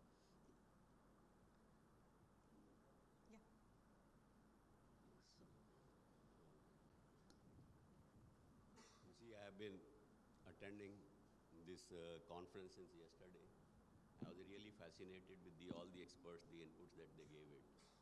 Then I was just trying to connect at the flashback when I started from the engineering college. I'll say in the middle of the 70s when I graduated, then did my postgraduate. And then just connecting the digitalization with the today's world digitalization. When I got a connect, I found that digitalization existed at that point of time. You see, we had a manual system over there. We had the operator-based system. Every machine will have its own dedicated operator. Every system will have its own. Data was also being, at that time, put in the manual registers. But that data was a limited data. So that operator who was only familiar with that particular machine, he can tell the behavior of the machine. So he was collating the data slowly. Then when he graduated further, he said some data was originating, a particular machine failure, I'll say like, let us say the fan failure, ID fan or PD in thermal context or a nuclear. So that data, it became a bit more complicated because the system, when the technology advanced, these systems also got a bit complicated. So there was the advent of the programmable logic controllers. So what we said it, off-site, that is the auxiliaries that are coming. So we were running through the programmable logic controllers, the logic, I'll put it indirectly, there's some intelligence built into it. This is how we graduated. But that time also, we had in the grid stability and all. You see, in the 70s, I still remember the Rajasthan Atomic Power Station. It was the largest power station of 200 megawatt on the nuclear side. In the Rajasthan where it was installed, if any trip or the load is thrown off, we were getting the maximum problem, the generator would go out of this, there was a collapse, and the entire, not only Rajasthan, part of the northern region was getting this. So this is how then we came into the system studies part itself. Now, how do we get it? How do we model it? It was very difficult. We had only at time in India, I'll say the 80s, we had only two, we call it supercomputers. Today, it's equivalent to the laptop itself is a supercomputer, I'll put it like this. So we had one BESM-6 in the BRC and Tata Institute of Fundamental Research where we will simulate, put all the impedances, reactances, the line lengths into it, the generators, what are the fallback, we used to calculate with the reams of the paper and then study it and get it into the system stability studies. So this is how we graduated it. Then came the operation of the power plants. From here, the advent of the, you can say the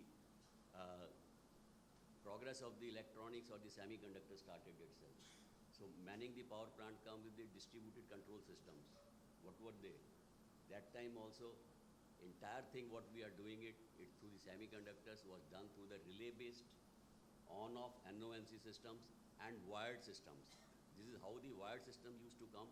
So there will be a huge volume, thousands of kilometers of the wires itself, running few kilometers for each of the device, collating the data and coming in.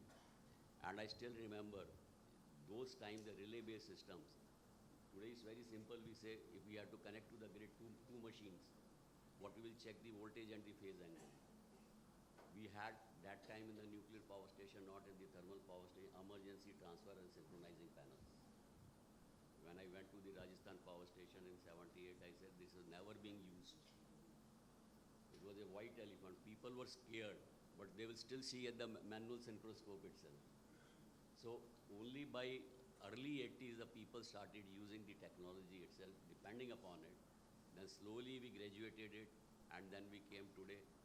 And today the thing is, after the semiconductors, today the semiconductors is also such a device, which is again the application base itself. See, they are specifically tuned and produced for it. So data is coming. So here we started of the ICT, information, communication, and the technology. So this is basically depending upon three things: technology, behavior, and the policies. It's the convergence of these two. If it has to succeed the digitalization, so it has to converge. And the amount of the data that is coming into it, this itself, I see it as an issue itself. You see, traditionally, if you go to the old office, we had the file systems when we used to have it. Huge files. If the fellow is let, nobody knows what is in the files, what is in the data. Today also we are getting ample data volumes in exabyte. If you see in the entire industry, it's exabytes. So what we do, but what we keep it in the repository also, without knowing what is the use of it also. When the technology advances, we are reluctant to throw or archive or destroy that data, whether it's really required or not. So this is the biggest challenge before us today. And none of the organization I can say I have dealt with have any time archived or weeded out any data. Maybe 20 years old, whatever come into the system, the systems are unnecessary, storage are getting heavy. So when the technology is producing the efficiency, indirectly we are also breeding in the inefficiency by collating the demand on the, when you are looking for the green planet, so it's coming in the way of it. This is how I view it. I was trying to connect, because I am the oldest amongst you all, how the technology is making it. Now some of the questions in the first session which came, which were addressed to you from this side, do we have to scrap under the RSS, the policies, the equipment? No, you don't have to scrap it. See, none of the utilities, maybe it's the power, gas, transport, can survive without the government support. Upgradation doesn't mean I have to scrap the thing. I continue to use it. My same grid, my same wire, my same transformer till today is also being used. Upgradations means I have to bring in the technology, how I improve the efficiency of it. This is what you have to see. Today, after the advent of the virtual reality, you can say VR and the augmented reality, I have to model it. What I said we were doing into the reams of the paper, so today you are supposed to model it. So you don't have to throw the system. The government is giving us to upgradation means this. Now I'll tell you under the RAP, DRP, how this SCADA system came into it, the LT side itself. We wanted to bring in the reliability. Now we had some of the residual funds itself. So how to utilize the funds? So that time the funds were disbursed for the SCADA system, which has a certain population and certain number of the certain length of the lines. This is how the funds will be so that you upgrade your technology. We are not thrown out the systems. The other similar questions were there when I have how to last mile connected the remote. You are not able to extract the data, right?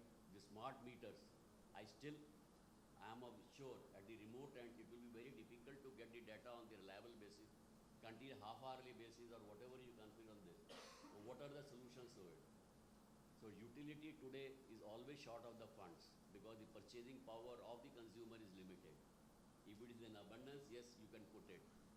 Yes, the solution may be lying, what he has rightly said in the technology, it's a 4G.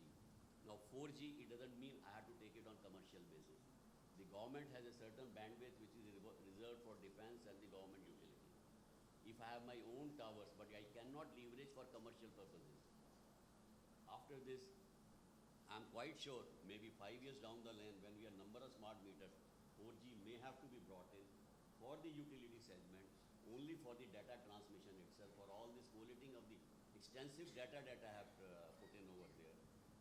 So which will be a private network, only the utility, only its employees or for the users for this can talk on their phones. Otherwise the mobiles, they will not be able to talk. So this is how the technology answers. This is I was trying to connect how it has evolved and put it together. So today what has happened because the technology advancement, a lot of the data, so we have created that many specialist cadres. In my time there were nobody specialist, you are all generalists. in the traditional systems. But today so much of the data is there, so much of the specialization is there, but this specialization has brought in its own difficulties also. You can't make the individual interchangeable, I'll say the interoperable with the different systems. But technology is being leveraged. I'll say the best utility, the NTPC where I come from, where the technology has been used to the hilt, there human is interchangeable. Maybe it's a German technology, maybe it's a Russian technology, maybe the BHL Indian technology. We simply replace, irrespective at all levels of people, send it from one plant to the other. Still they are able to perform, and today the plants are giving the best results itself in the PLF terms itself, and the country depends upon it. This is the strength of the technology. So you don't have to have a human associated to a particular machine which will analyze its behavior. So the behavior of this, what we call it is the machine learning itself, has been built into the systems itself, where humans are today indispensable. So we are dispensable, sorry. So we are totally dependent upon it. I think with this I'll pass it to the moderator. Yeah, thank you. Thank you, sir, for your elderly advice. It will definitely help the young generation for there.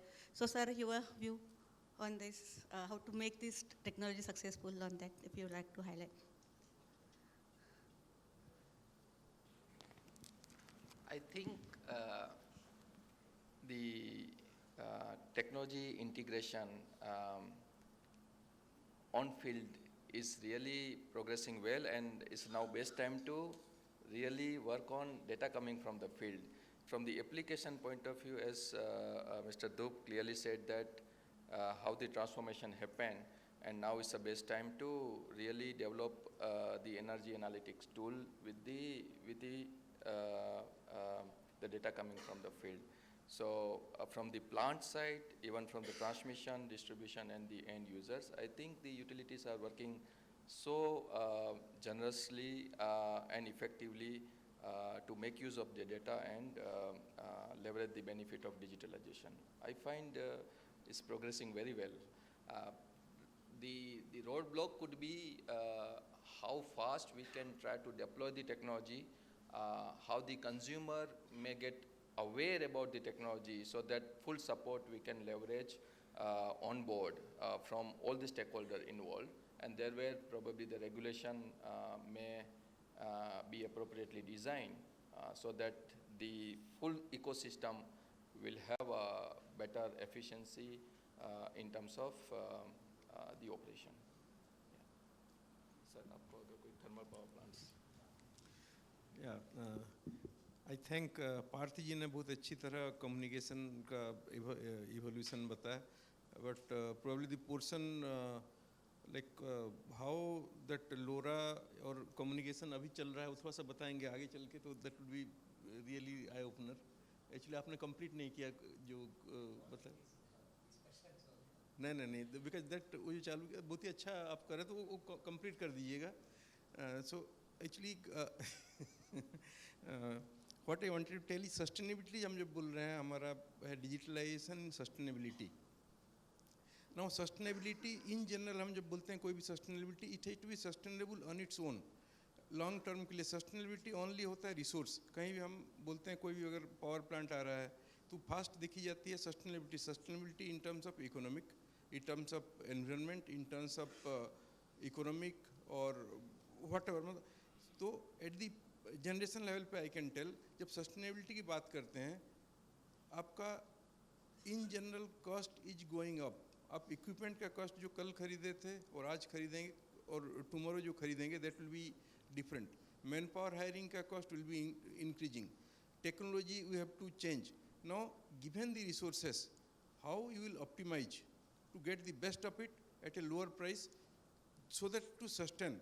उसके लिए हम क्या करते हैं, whatever we are doing, digitalisation. Digitalisation is whatever we are having, get best of it, get best of it. Like जैसे मैं technology की बात कर रहा था, suppose digital twin technology is basically आज के दिन में हम जितना लोग लगाते हैं ट्रेनिंग में, जो what we invest, suppose digital twin हम कर लेते हैं एक बार में, we spend something extra, but then it gives us immense capability for training, simulation, and it actually, अगर जितने काम करेंगे, you will go virtual walkthrough. You can go through it, turn it, see how it looks, not going itself to the plant.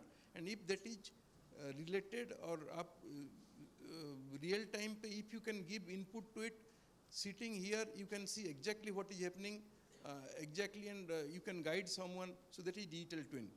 One more thing is pattern recognition. Pattern recognition is basically whatever we are getting much of logs, analyzing, all system logs are there. Now something like given the resources, if I can increase efficiency, let's say 1% or 2% I'm increasing, so probably my revenue, it will directly hit my bottom line. So whatever I save, efficiency or everything, so main digitalization should focus on the increasing efficiency of manpower. That means मुझे अगर 10 आदमी में काम करा रहा हूँ, probably 8% should be able to do that with much more efficiency. So we should be, it is not that 2% will not be working, that 2% will be working, but something extra for other benefits, for other things. 10 का 10 ही रहेंगे, but I am getting some 50, 60 or 100% extra from them, and it will in way reduce the मेरा cost outgo and increase efficiency. So that's what digitalization, some use cases I can tell. We are using digital twin, we are trying to get advanced persistent, APR, advanced pattern recognition. Then drone technology are there. Drone technology basically to see particular solar, in this case what we are using is solar, for solar plants this will be used, ASDEC, management of ASDEC, and all those things drone is being done. Then robotic process automation, this also automate most of the processes. These are some sort of things which we can think of increasing efficiency in whatever way we may. Thank you.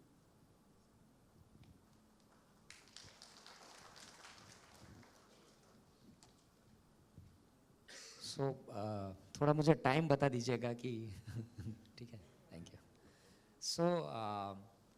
So because at that place कि हम individual SIM card का पैसा दे रहे हैं, उसको बचाने के लिए मैंने आपके लोरा रिगार्डिंग डिस्कशन किया. बेसिकली लोरा जो है वो अलग अलग कंट्री में अलग अलग फ्रीक्वेंसी पे काम करता है. इंडिया में वो फ्रीक्वेंसी है 8652, 867, अभी वो एक्सटेंड होके 868 हो गया है. बेसिकली इसको ISM बैंड बोलते हैं, इंडस्ट्रियल साइंटिफिक और मैन्युफैक्चरिंग, ऐसा कुछ फुल फॉर्म है. वो बैंड गवर्नमेंट ने रखा है फॉर ट्रायल पीरियड और टेस्टिंग पर्पस. वो फ्री है, इस पे आप कोई भी डेटा ट्रांसमिशन कर सकते हो, लेकिन उसके कुछ रूल हैं. ये कुछ ऐसा है कि हम हाईवे पे अपनी गाड़ी खड़ी नहीं कर सकते. क्यों? क्योंकि दूसरों को दिक्कत होगी. सिमिलरली ये फ्रीक्वेंसी बैंड पे कुछ रूल्स हैं कि आप ब्रॉडकास्ट करो तो 1% ड्यूटी साइकिल से ज़्यादा नहीं कर सको. मतलब पूरे दिन में 2-3 मिनट ही एक डिवाइस ट्रांसमिशन कर सकता है. सो लोरा जो बेसिकली है, लोरा और लोरा वैन दो अलग चीज़ें हैं. बेसिकली हमने अभी तक जितना कम्युनिकेशन स्टैंडर्ड्स देखा था, लोरा अलग क्यों है वो मैं बताना चाहूँगा. अभी तक समझो ये रूम के अंदर एक टाइप की आवाज़ हो रही है. समझो हम एक नॉइजी एरिया में है जहाँ पे कैफ़े में बात हो रही है. अगर मुझे दूर के डिस्टेंस पे कम्युनिकेशन करना है तो जो आवाज़ वो रूम में हो रही है उससे ज़्यादा मुझे आवाज़ निकालनी पड़ेगी, तभी मैं बात कर पाऊँगा, राइट. बट लोरा यहाँ पे कुछ अलग बिहेव करता है. Basically you can say this is sine language. अगर मुझे बात साइन लैंग्वेज से करनी है कितने भी नॉइज़ एरिया में तो मैं कर सकता हूँ, राइट. मुझे वो नॉइज़ डिस्टर्ब नहीं करेगी. तो नॉर्मली ये होता है कि नॉर्मल RF जो नॉइज़ फ्लोर होता है वो आइडियली -80 dB के आजू बाजू होता है. लोरा उसके नीचे -20 तक जा सकता है. This is the beauty of LoRa communication और लोरा प्रोटोकॉल, जो बेसिकली कम्युनिकेशन प्रोटोकॉल है. लेकिन दिक्कत ये है, मैंने जैसे बताया कि लोरा पे हर कोई इम्प्लीमेंटेशन करेगा तो मुद्दा आएगा इंटरऑपरेटेबिलिटी का. कि आपने समझो एक कंपनी से मीटर खरीदा, अगर वो उसी के टावर्स के साथ बात कर पाएगा तो अगर वो चला गया देन इट्स अ प्रॉब्लम. तो उसके लिए एक जो स्टैंडर्ड बना दैट इज़ लोरा वैन. मैंने जैसे आपको बताया था कि दिस इज़ समथिंग कि हमने एक ABC करके रूल बना दिया है. अगर वो रूल में आप फिट होते हो, यानी कि डेटा ट्रांसमिशन का एक मेथड आप फिक्स फॉलो करते हो, तो उसको हम बोलेंगे लोरा वैन. तो अगर कोई डिवाइस ये बोलता है कि मैं लोरा वैन हूँ, तो मतलब आपको किसी भी वेंडर पे डिपेंड रहने की ज़रूरत नहीं है. बिना टेंशन के आप कभी भी किसी भी टावर के साथ कम्युनिकेट कर सकते हो. जैसे हमारे मोबाइल के अंदर होता है कि मेरे मोबाइल में मैं एयरटेल, जियो, वोडाफोन डाल सकता हूँ. क्यों? क्योंकि जो हमारे फ्रीक्वेंसी बैंड्स हैं वो इंडियन गवर्नमेंट ने लॉक करके रखे हुए हैं कि B1, B3, B2, B5 ये रहने चाहिए. तो अभी वही फ्रीक्वेंसी पे ये सारे सर्विस प्रोवाइडर कम्युनिकेट करेंगे. सो सिमिलरली लोरा वैन ये है. मुझे जहाँ तक इसके एप्लीकेशन दिख रहे हैं दैट इज़ एग्रीकल्चर, क्योंकि डोमेस्टिक के अंदर तो सेंट्रल गवर्नमेंट ऑलरेडी RDSS के अंदर स्मार्ट मीटर का कॉन्सेप्ट लेके आए हुए हैं. लेकिन एग्रीकल्चर में सबसे बड़ा प्रॉब्लम है कहीं कहीं पे तो नेटवर्क अवेलेबिलिटी ही नहीं है सर्विस प्रोवाइडर की. तो LoRa can be a game changer. LoRa का सबसे बड़ा फायदा है हमको एक भी रुपया नहीं देना है फॉर कम्युनिकेशन. फ्री बैंड में चल रहा है, सिक्योर है, वर्ल्ड स्टैंडर्ड है. कोई भी प्रोडक्ट के ऊपर कोई क्वेश्चन मार्क नहीं कर सकता if you are certified by LoRaWAN. Security के मामले की बात करो, वो सारा सेटल ऑलरेडी रूल बुक बन चुका है. तो अगर हम एक आइडियली सिचुएशन देखें कि एक गांव के अंदर अगर आप एक लोरा वैन टावर डालते हो, तो अगर रूरल एरिया है तो 8 to 10 किलोमीटर रेडियस तक आप डेटा कलेक्ट कर सकते हो. लेकिन लोरा के साथ एक प्रॉब्लम भी आ रही है. फ्री है तो कुछ ना कुछ लॉस होगा, दैट इज़ डेटा. हम बहुत बड़ा डेटा ट्रांसमिट नहीं कर सकते. We need to be limited with important parameters only. अगर ये रूल सेट हम बना देते हैं then definitely we can achieve good marks. और जहाँ तक मुझे आइडिया है GPRD ने ऑलरेडी ये टेस्ट ट्रायल्स लिए हैं and that was excellent and we are first in India जिसने लोरा वैन पे एनर्जी मीटर कम्युनिकेट किया हो. And that's a big thing, really big thing. और अभी भी एनर्जी मीटर में वर्ल्ड लेवल पे स्टैंडर्ड्स बन रहे हैं. लोरा वैन का गैस में स्टैंडर्ड बन चुका है, वाटर में बन चुका है, लेकिन इलेक्ट्रिसिटी में अभी तक नहीं बना है. And people are little bit confuse about that standards. और उससे पहले हमने ट्रायल ले लिया है, right. So we are little bit नहीं, far before then what world think. और ये इसलिए मेरे हिसाब से हो रहा है. ऐसा नहीं है कि हम सही में बहुत बड़े टेक्नोलॉजी इनोवेटर्स हैं, लेकिन घुमा फिरा के मुद्दा वहीं पे आता है कि प्रॉब्लम किसको कितनी बड़ी लग रही है. शायद हमको ये प्रॉब्लम बड़ी लगी and that's why we started to think about this. और ये भी हो सकता है शायद कि इसके पहले अगर स्टैंडर्ड्स GPRD सेट कर पाए तो इंडिया का भी लोरा वैन का स्टैंडर्ड फिक्स हो सकता है. That what I believe, right. So that's a big thing. और अभी इसके साथ साथ और क्वेश्चंस आ रहे हैं. जैसे कंपनी को टेंडर मिल चुके हैं और कंपनी को तो ये बोला गया है कि आपको डेटा हमें डिस्कॉम्स को देना है. तो कंपनी कभी भी नहीं सोचेगी कि हर डिवाइस के अंदर सिम कार्ड डालूं. तो उन्होंने अभी क्या किया हुआ है कि समझो एक बिल्डिंग है, बिल्डिंग के नीचे 100 मीटर लगे हुए हैं, हर एक के अंदर सिम कार्ड डालना नॉट मेक सेंस. तो उन्होंने वहाँ पे एक छोटा सा वाईफाई नेटवर्क जैसा नेटवर्क बनाया. उनको ये लोग वाईफाई, वाईसन, जिगबी बहुत सारे नाम से बुलाते हैं. घुमा फिरा के स्टोरी एक ही है कि कम्युनिकेट करना है और मैश नेटवर्क से करना है. और वहाँ पे एक ही गेटवे लगाया जो सिर्फ 100 मीटर एरिया को कवर कर सकता है. उसमें एक ही सिम कार्ड डाला. तो एक सिम कार्ड का चार्ज समझो 100 रुपये भी देना पड़ता है, तो हम 50 मीटर को कवर कर रहे हैं विद 2 रुपीज़. ये इनोवेशन किसने किया? जिसको ये टेंडर मिला है, क्योंकि वो नहीं तो रिकरिंग में ही मर जाता. सो वो बहुत बड़ी ऐसी चीज़ नहीं है. फिर गवर्नमेंट को लगा कि यार ये तो फिर हैकिंग हो जाएगा, ये वो सब. Then they came with IPv6 standards कि जो भी कम्युनिकेशन वायरलेस रहेगा वो IPv6 स्टैंडर्ड के हिसाब से रहेगा. IPv4 और 6 शायद we all are were aware about it, जिस एड्रेसिंग स्कीम्स है और come with some security things. मैं एक और प्रोटोकॉल इंट्रोड्यूस करना चाहूँगा, दैट इज़ वाइसन. इंट्रोड्यूस यानी कहना चाहूँगा, ऑलरेडी वो इंट्रोड्यूस हो चुका है. हमने अभी तक मैश नेटवर्क जिग्बी के जो सुने थे वो विद इन द रेंज थे, 100 मीटर, 200 मीटर. अभी रिक्वायरमेंट्स ऐसी हो गई कि हमको 1-2 किलोमीटर के मैश नेटवर्क चाहिए as per the Indian scenario. तो उसके लिए आया वाइसन. वो आप ऐसे ये बोल सकते हो कि लोरा वैन का एक ब्रदर ही है, वो सिर्फ मैश नेटवर्क से कम्युनिकेट करता है. लोरा वैन पॉइंट टू पॉइंट करता है, यानी कि अपने मोबाइल की तरह. हमारा मोबाइल सिर्फ मोबाइल टावर से कम्युनिकेट होता है.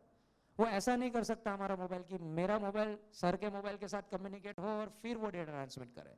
सो वाइसन is a similar technology.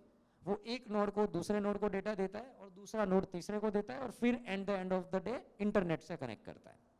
So it is working on same frequency, 8652, 867, and ये यूरोप कंट्रीज में काफ़ी पॉपुलर है वाइसन प्रोटोकॉल, और धीरे धीरे मुझे लग रहा है कि इंडिया में भी इसका एडॉप्शन बढ़ेगा. अब मुद्दे पे आते हैं 2.4 गीगाहर्ट्ज पे, जो जिग्बी में बहुत सारे वायरलेस प्रॉब्लम्स लोगों ने फेस किए होंगे. अभी 2.4 गीगाहर्ट्ज का प्रॉब्लम क्या है? पहले तो हमारी डेंसिटी बहुत ज़्यादा है. यूरोप में एक टावर के ऊपर 1000 से ज़्यादा लोग, मतलब बहुत बड़ा प्रॉब्लम होगा. तभी एक साथ 1000 लोग एक टावर पे कम्युनिकेट कर रहे होंगे. इंडिया में 1000 इज अ स्मॉल अमाउंट, मतलब वो डाउन चल रहा है. तो यहाँ पे वहाँ पे उतने कोलाइजन्स नहीं है फ्रीक्वेंसी के. फ्रीक्वेंसी कोलाइजन्स यानी मैंने जैसे एग्जांपल दिया, कैफे के अंदर बहुत सारे लोग बोल रहे हैं, इसलिए सही से कम्युनिकेशन नहीं हो पा रहा है. अभी अपना 2.4 गीगाहर्ट्ज का जो बैंड है वो बहुत नॉइजी हो चुका है. Big 2 reasons. One is wifi. हर किसी के पास वाईफाई है, हर किसी के मोबाइल में वाईफाई चालू है, हर किसी के पास ब्लूटूथ है, दोनों सेम फ्रीक्वेंसी पे काम करते हैं. तो क्या होता है कि मैंने मेरे घर पे वाईफाई लगाया एंड आई एम हैप्पी, चल रहा है. 6 महीने बाद मेरे बाजू वाले ने एक वाईफाई लगाया, वर्किंग ऑन सेम फ्रीक्वेंसी, तो मेरा रेंज कम हो जाएगा. पूरा बंद नहीं हो जाएगा, रेंज कम हो जाएगा, क्योंकि वाईफाई विल फेस इंटरफियरेंस. फिर उसके बाजू वाले ने लगाया, फिर मेरा रेंज कम, फिर मैं और गेटवे लगाऊंगा तो उसका कम, ये जिगजैग चलता रहेगा. And it is infinite process. Same process is 4G towers में भी. आपने माइक्रो सेल सुना होगा अभी, कि बड़े टावर के साथ छोटे छोटे टावर्स का भी एक कॉन्सेप्ट चल रहा है. ये क्यों चल रहा है? Same problem they are facing, कि सिर्फ एक टावर लगाने से हम इंश्योर नहीं कर सकते कि फॉरएवर के लिए डेटा आएगा. कल कोलाइजन बढ़ेगा, वी नीड टू ऐड. अपने ऐड करने से किसी का बढ़ेगा तो उसको भी ऐड करना पड़ेगा. तो what is the solution? Solution is upgradation of the technology. आपने सुना होगा wifi 6, it's quite popular word now. अभी तक जो था वाईफाई 2 और वाईफाई 5 चल रहा था, यानी 5 गीगाहर्ट्ज पे 2 गीगाहर्ट्ज पे. वाईफाई 6 जो आया वो कोलाइजन कम करने के लिए आया. मुझे ये लग रहा है कि गवर्नमेंट सही में 2-3 साल बाद ये बोलेगी कि अभी 2.4 गीगाहर्ट्ज और 5, जो 2 और 5 वाला वेरिएंट है, उसको बंद कर देना पड़ेगा टू अवॉइड दिस सिचुएशन, और हम सिर्फ वाईफाई 6 ही अलाउ करेंगे पूरे इंडिया में, जैसे हमने टाइप सी किया. That's a big move, really big move जो इंडिया ने लिया, कि हर किसी को कंपलसरी टाइप सी देना पड़ेगा टू अवॉइड कन्फ्लिक्ट्स. ये लाइटनिंग का मुद्दा भी बैकफुट पे हुआ और उसने भी टाइप सी किया. तो एक चीज़ है, we have big density, we have good sense.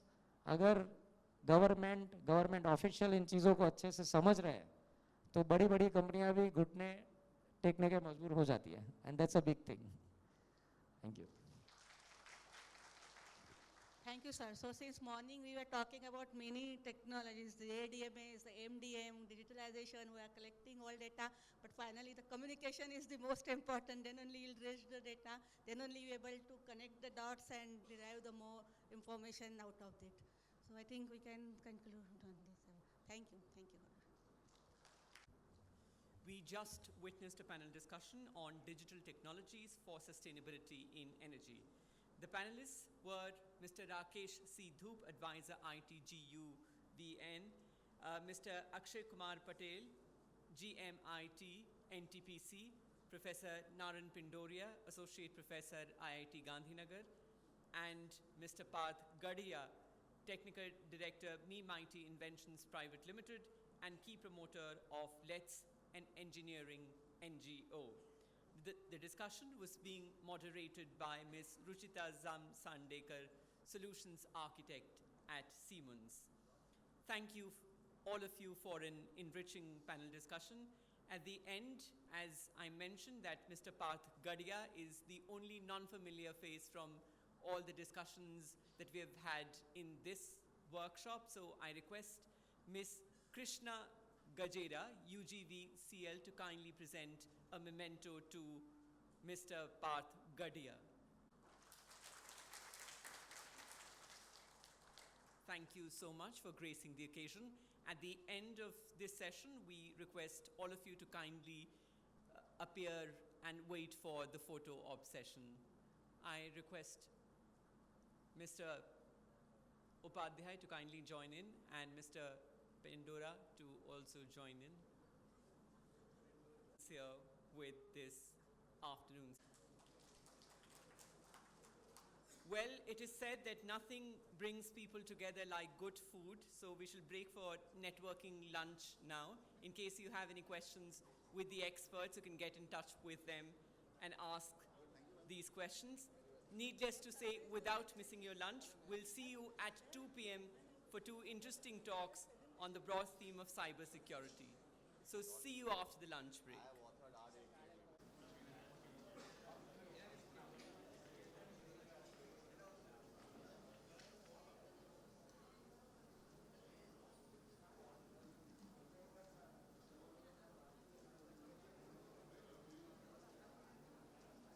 Before I begin, there is an important announcement in case any of you have misplaced your earphones.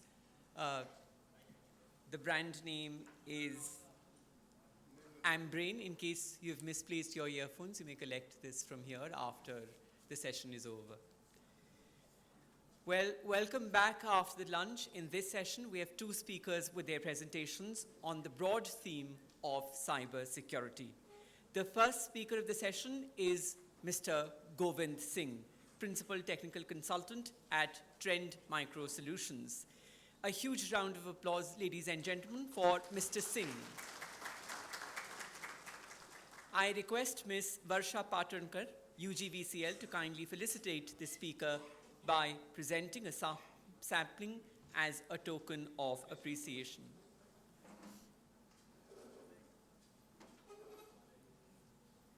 Mr. Guvnl Singh, Principal Technical Consultant at Trend Micro Solutions. Thank you for gracing us with your presence. You may occupy your seat on the stage here. The second speaker for the session is not here at the moment, so we shall introduce Mr. Guvnl Singh. Mr. Guvnl Singh is a Principal Technical Consultant at Trend Micro Solutions.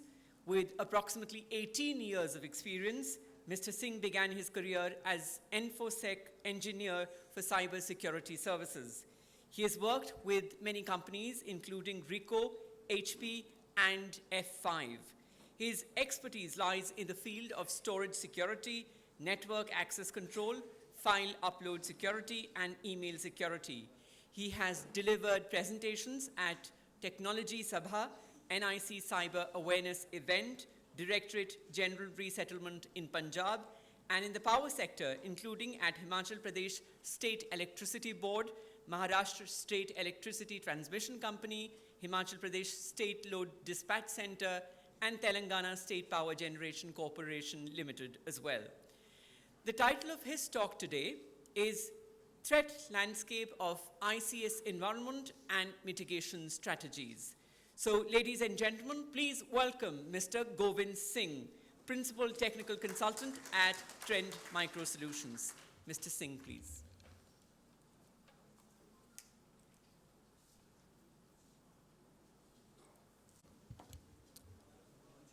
Yeah, I need one. So good afternoon, everyone. Hope you had a great lunch.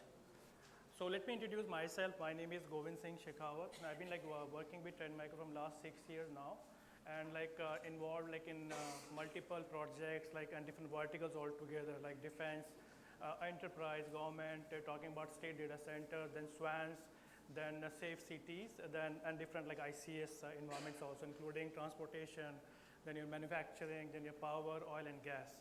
So as per today's agenda, I will be talking about the threat landscape, in fact, which is in fact changing very rapidly and dynamically. So what are the different tactics and techniques these cyber criminals are actually leveraging to attack these ICS environment? Then I'll be talking about the IT and OT convergence, which is happening. So how this handshake, which is actually happening from IT to OT and OT to IT, it is actually posing a serious challenge to these ICS environment. And then I'll be talking about the different challenges these ICS environments are actually facing. And after that, we'll be more discussing on the solutioning part, how Trend Micro can help in defining your detection and mitigation strategies to minimize these kind of risks which is coming from outside world. So the threat landscape of ICS industry is changing very rapidly and dynamically, right? So recently, in recent past, in fact, we have seen there are a lot of breach incidences, those who are targeted and non-targeted in nature.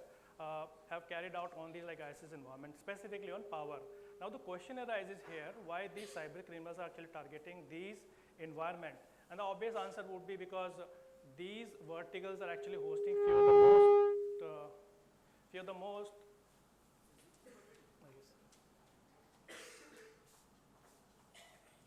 so these cyber criminals, why they are actually targeting these environment, because these verticals are actually hosting few of the most critical function of the country, like power, oil and gas, manufacturing. And if you are actually targeting these functions, then you can potentially do a vast damage to these verticals, and also you can literally paralyze the economy of the country also. And so now how they're actually doing it, to different, like there are certain tactics and techniques which these cyber criminals are actually adhering, including creating a backdoor communication, right, to steal your sensitive information, right, or maybe injecting a ransomware variant in your environment to take down the availability of the application, or like encrypt your critical resources, or maybe they can leverage a supply chain attack, right, supply chain attack, or which can be like continued with a like a cross-domain attack also, which we have seen recently emerge very fast. So how they are actually doing as a strategy is that they are not directly targeting your organization. What they are doing, instead, they are actually targeting your third-party ecosystem, your third-party application vendors, because directly and indirectly they are accessing your environment. I have seen a lot of like these application vendors, they are accessing, they're maintaining their application by taking the remote access control. So this is how, this is actually a serious attacking vector, and this is how they are leveraging and coming into your organization. So because these organizations actually having lesser security controls compared to your organization, so by targeting these environment, by doing a lateral movement, they're reaching to the core of your data center, right? And after compromising the IT part, they're actually moving to the OT environment by leveraging the cross-domain functions. So these are the different targeted attacks which I have jotted down, which have in fact were very serious and comes in the category of targeted attack, state-sponsored attack, right? The very famous was Stuxnet, in which these cyber criminals could able to like manipulate the weak authentication mechanism of the PLCs, which is like one of the very crucial component of the ISIS environment. And after manipulating the PLC, they could able to damage the centrifuge of that particular Iran nuclear power. And subsequently, if you can see, Doku happened, Shamoon, and Triton. So these all are actually fall in the category of state-sponsored attack, right? And recently, if you can see, one of the Russian group, because of this Russia and Ukraine conflict which is going on, they target the Ukraine power grid by leveraging the one of the like ICS attack framework, and also like few of the like this Chinese attacking group, including this TAC 38 and Red Echo, they're specifically targeting the Indian power utilities, right? And couple of these ransomware variant hit the customer's environment. So that shows, in fact, if you don't have a right detection and mitigation strategies in place to secure IT and OT environment, the risk is there, in fact, on these kind of utilities. Now, till now, in fact, we have seen that these state-sponsored attacks are actually coming from our neighboring country, and these are happen globally on a global level. So what are the different cyber groups, those who are actually associated and they are actually actively involved in carrying out such activities? The few of the major groups are the Conti. The Conti is responsible for like carrying out breach incidences on like Omnitrax, like one of the like a major US transport company. Right? And also they were like involved in Kenwood and health services of Ireland and so on. And the second major cyber criminal group who is involved in carrying out such activity across globe is Revil. So Revil is in fact is responsible for carrying out the attack of Kaseya. So Kaseya is a very famous attack happened on these kind of environment, and they have done it by leveraging the supply chain attack.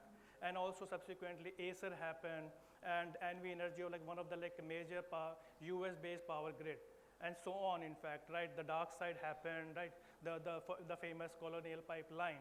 So these are the incidences which happen globally, and these are the cyber criminals, those who are actually actively involved in carrying out such activities. Now the question arises here, in fact, now, and they are actually, cyber criminals are asking these questions actively, that we will going to hit your organization. And specifically, as I said, that this Red Echo and TAC 38, these are the Chinese group, those who are targeting power utilities. Now we are getting a lot of advisories from these our governing agencies like CERT, NCIPC also. So these are the few groups, those who are actively targeting our power utilities specifically. So if you should ask this question from yourself if you don't have a right mechanism, or rather like we should ask this question, or organization is capable enough to handle such kind of state-sponsored attack, because next time, if your infrastructure is not capable, you could become their victim. Now, recently, our this power minister, Mr. R.K. Singh, he has made this publicly acknowledgement in the media and the parliament also, that our specifically our northern region, southern region, western region, RLDs and SLDC is specifically getting targeted by these few of the attacking group like Red Echo, TAC 38, right? So this is the, in fact, the serious risk which is there on these utilities. Now let's discuss, I've been working very closely with these environment, specifically with power and transportation. So what I have in fact observed that during my my experience, I've jotted a few of the challenges which these kind of environments are actually facing. And few of them I jotted down are this lack of endpoint visibility and control. So these environments are actually running on so there are equipment like HMI, human machine interfaces. Hope this is visible to you. So human machine interfaces, these are the machines, touch panels, in fact, those who are actually directly and indirectly controlling the these ISIS environment, your PLCs and your SCADA, right? And most of the time they comes with a pre-built operating system. And most of the time what I have observed that these operating systems are actually legacy in nature.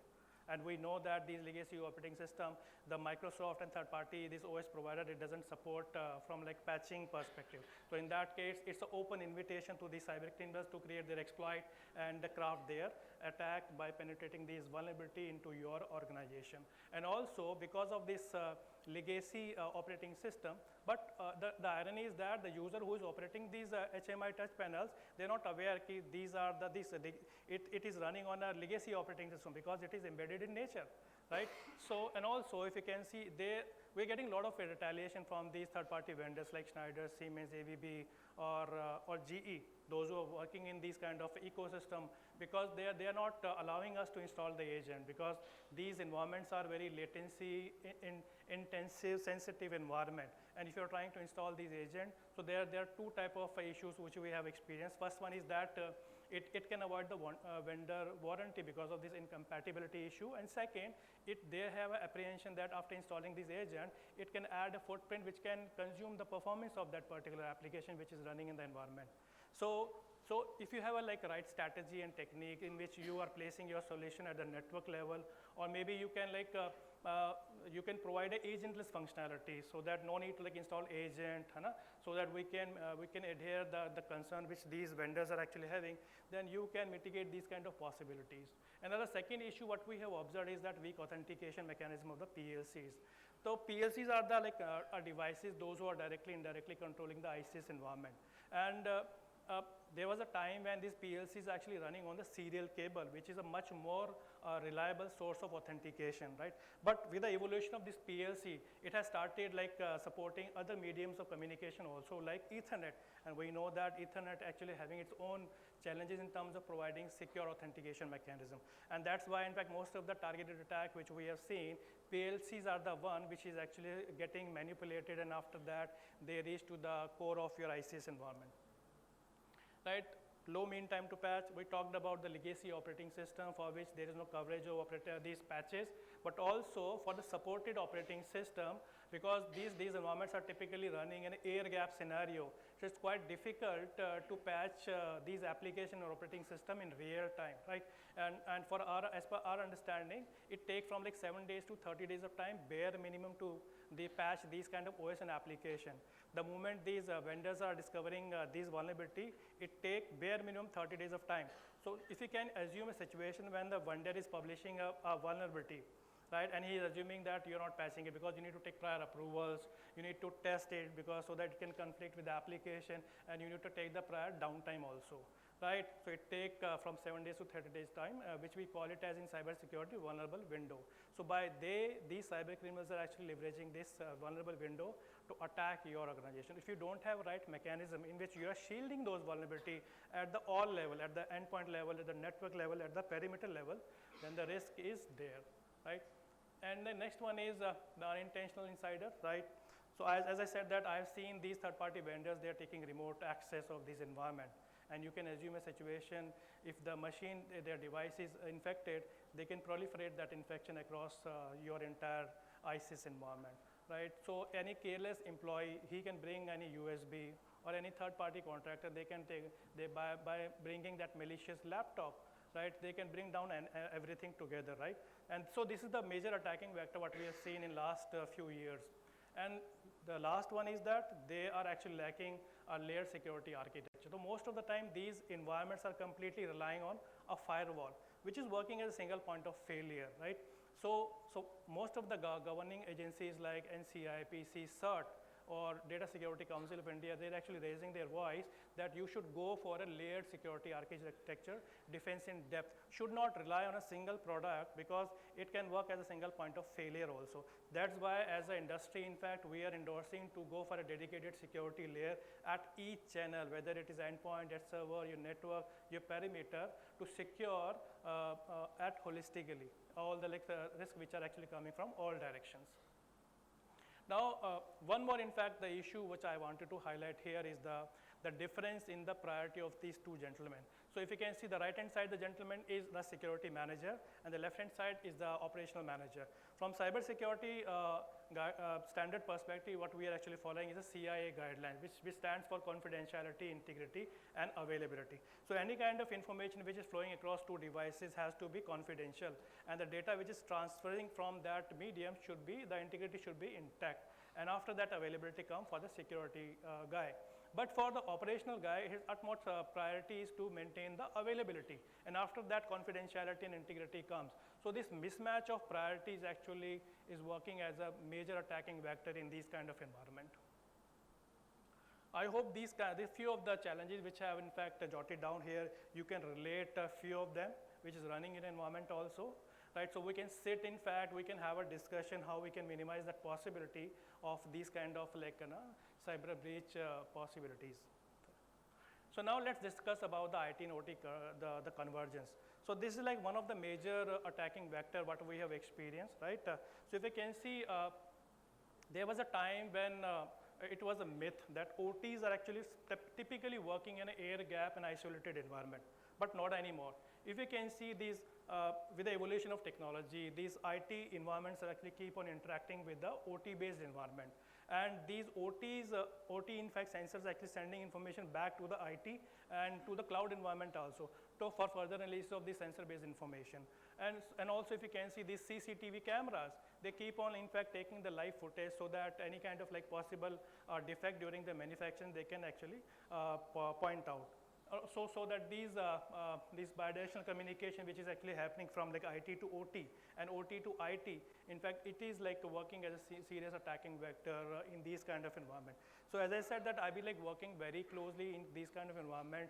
So initially, in fact, most of these utilities actually coming that saying that, hey, we are typically working in an air gap scenario with my application is not exposed to the internet, I'm secure.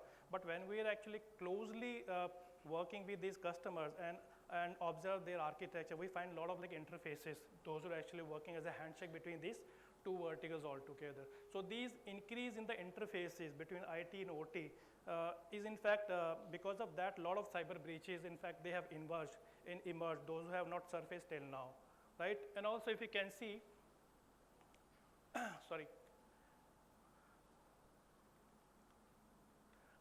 So because of this, this IT and OT convergence, I wanted to give you one of the like recent breach incidences happened. How these cyber criminals, in fact, they leverage the supply chain attack and a mix of like cross-domain attack. So one of the like cyber criminal group called this Russian group, in fact, they attacked on the Ukraine power utilities. And how they have done it, in fact, so they have leveraged the ICT attack framework, which call it as like pipe dreamer or in controller, right? They are specifically designed to attack the PLC of these kind of environment. Right, so this typically these pipe dreamer in fact consist a few of the tools, which consist like your code stack, your Modbus as a communication, and third one is the OPC UA server. So this OPC UA server is in fact working as a mediator or the bridge between the IT and OT environment. Sorry. How we entered? So there are in fact a lot of possibility. That actually it is not explored. How we entered? In my subsequent slide I have answered. In my subsequent slide, you will get the answer. I have this slide. So how they've done it, in fact, so as I said, it's a modular architecture. So in the first stage of that attack, what they did, in fact, they attacked on the OPC UA server by doing the scanning and enumeration on that particular their device. And after that, they attacked on the they established a communication with this OT environment, OT devices by leveraging the Modbus protocol, right? And also they did like scan and like attack on the PLC. And after that, the third stage was taking the shell access of that particular environment. So this is how, in fact, they did it. But at granularity, say it was a mix of, as I said, that's a supply chain attack and a cross-domain attack. So they used combination of both the techniques which they leveraged. Yes, yes. So, and the only reason, in fact, and they could able to breach because of that myth of like air gap, which I have covered in my subsequent slide. So, in these kind of environments, these kind of environment, they are typically saying, hey, I'm working in an air gap scenario, and my applications are not exposed to the internet. So most of the, in fact, in utilities, the mindset is there. Even I've been like working with the defense guys, right, tri-services. These environments are typically running in air gap scenario. But when we are actually asking them to like allow us to do the POC evaluation, and after like plugging our devices, we find a lot of CNC communication, a lot of lateral movements, in fact, right, which these firewalls are not able to intercept, right. So all the inter-VLAN communication, or one communication happening from like one machine to another machine. So these kind of communication would be able to like the intercept. So I was in fact studying this topic this interests me a lot, this topic. So based on that, I did some research. So this gentleman, Mordejai Choudhury, in fact, he's the head of like the cyber research department of Ben Gurion University. So what he did, in fact, he invented few of the techniques, right, like lantana attack, in which your Ethernet cable can be worked to transmit data on certain frequencies. So your information can be, once your machine got compromised, they can transmit information out of the your organization by leveraging certain like radio frequencies, right? Similarly, the gyroscope, your sound waves of your speakers can be leveraged to exfiltrate information. Even your hard disk, your Wi-Fi can be like work as a transmitters, and even the Ethernet LED. With the combination of these light emission, right, they can be like intercepted with the CCTV camera, and this can be like used to exfiltrate information. So these are the techniques, and these are actually publicly available. He published a video also how he has done it, right? You can go, like you can check his Twitter handles, and all this information is available. Right, so we talked about all these challenges, right? So vulnerabilities we discussed, in fact, is like one of the common pain which most of the enterprise or government they are actually facing, right? So I have jotted down few of the statistics which will give you a fair idea how easy it is for these cyber criminals to attack on the organization. They are not doing something new, exceptional, they are not doing any activity, but they are just leveraging the known vulnerabilities of this application and OS. So these are the statistics coming from like this Forrester, who is known to like do the research and development in the field of vulnerabilities. So which says that 42% of external attacks are carried out by exploiting the existing software-based vulnerability. And 74% exploit become available on the same day of vulnerability disclosure. That means what I said, they're not doing something new, just leveraging your weakness of because they're assuming that you're not patching that vulnerability, which is like known in nature, right? And 87% critical vulnerability took more than 7 days of time. As per our understanding, this window stretches from 7 days to 30 days of time, right? In which these vendors are actually, these cyber criminals are actually crafting their exploit and penetrating the vulnerability. But in case of, so take like one more example how they are actually using as a strategy. On March 14, 2017, Microsoft has published one of the like vulnerability which can be like leveraged to execute remote shell execution vulnerability, right? After 1 month, one group of shadow broker, they published tool which can penetrate and exploit that particular vulnerability. Same day happens, WannaCry. And after like 1 month, another variant of ransomware by exploiting the eternal vulnerability. Sorry? What is the base used to? Microsoft has released some patch. Yes. So they publish here challenge is that though Microsoft has releases the patches, but these organizations are not able to like patch these applications on time. So this the vulnerability window I was talking about, 7 days to 30 days time. We are giving this 30 days time to these attackers to craft their exploit and easily penetrate our organizations. So this is the thing. And these are the statistics, in fact.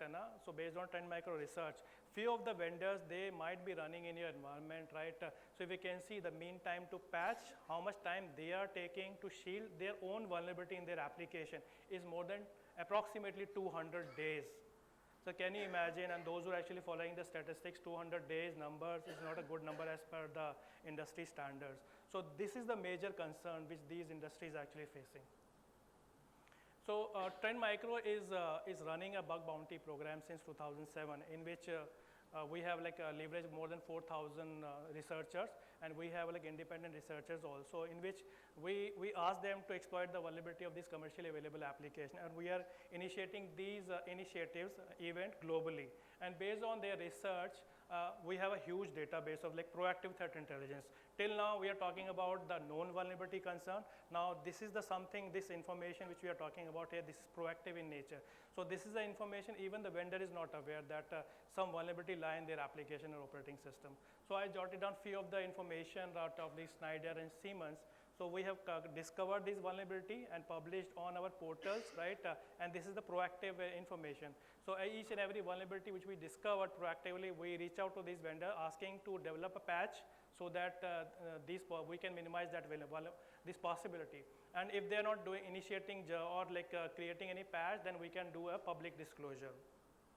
So these are the statistics which shows that you can hit the Trend Micro ZDI portal, you will find how much vulnerabilities we are contributing. So if you can see, as per statistics, we are contributing more than 28% of vulnerability being discovered globally of rest of the Microsoft, Adobe, or these third-party application vendors. Right? So if the one thing is that you are actually creating a product, the soul of that product is a proactive threat intelligence. So this is the threat intel I was talking about. This is the main the differentiator which is actually working between us and the rest of the vendors.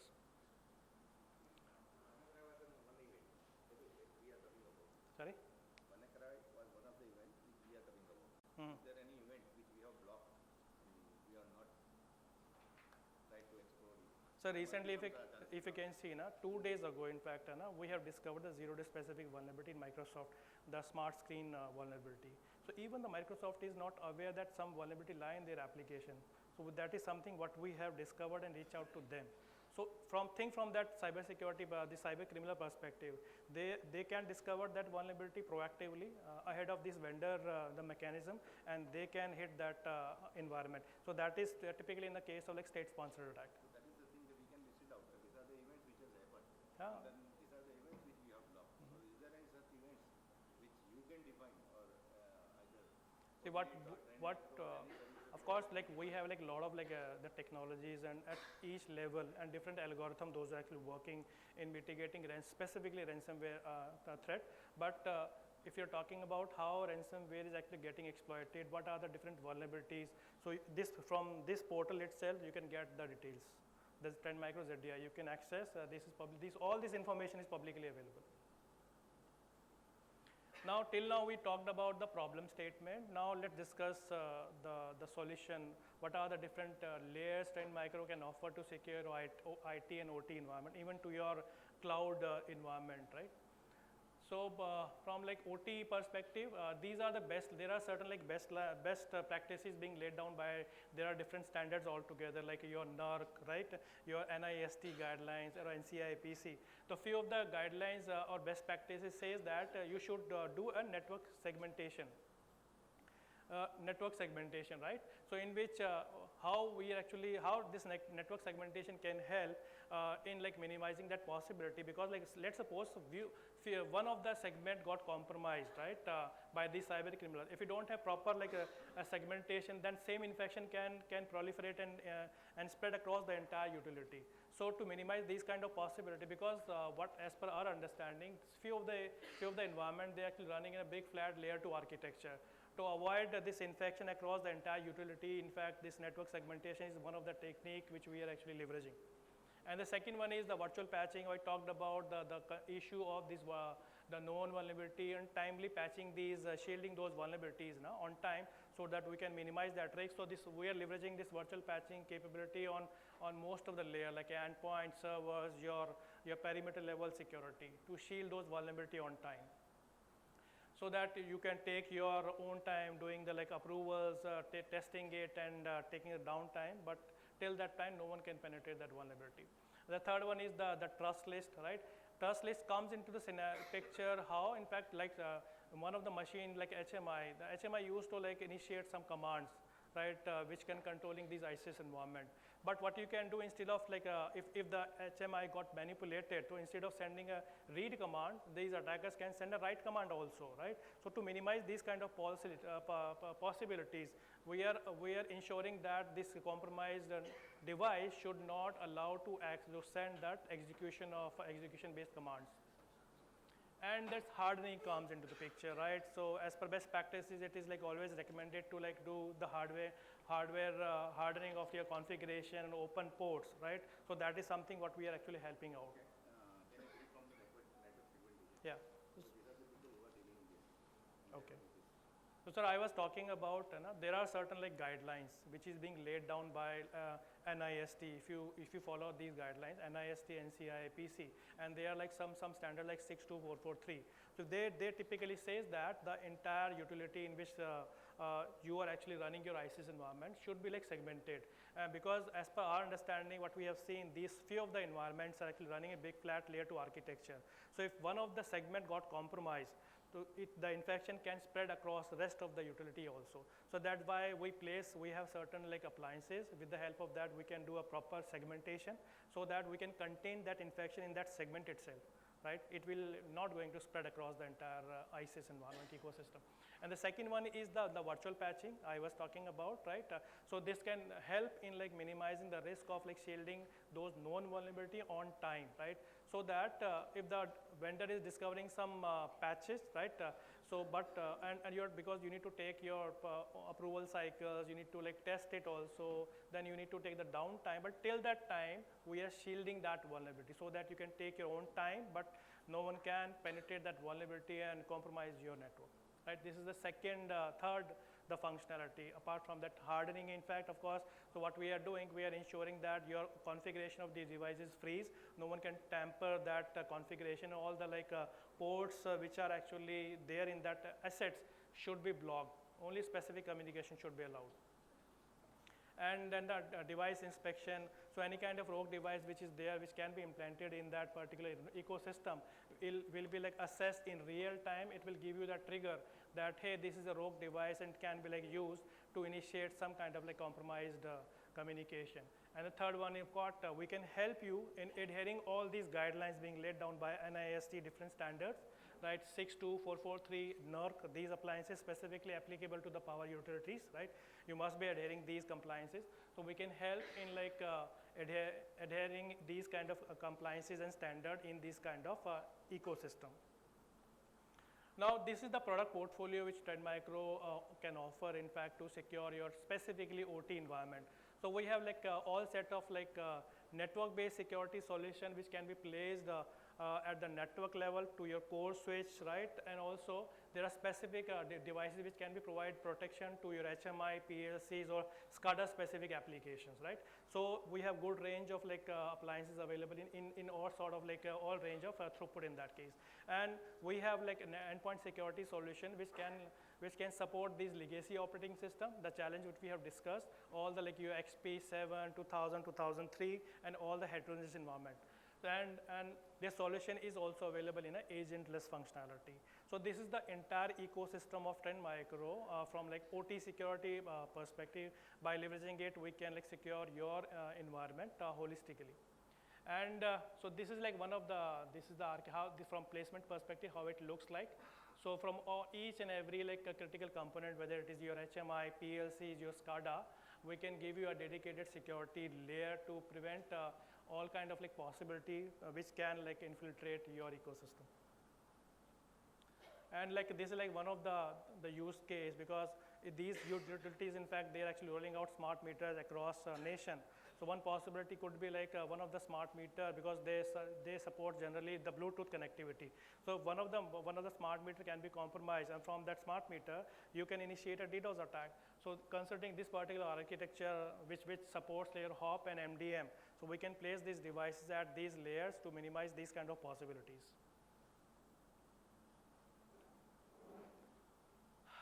We got, in fact, so most of the utilities, they're actually getting these advisories from CERT, right, to respond within 6 hours, right, in case of any breach incidents, right? And they need to give appropriate artifacts also, because based on that, they can run their investigation, right, root cause analysis, live investigation, the impact analysis.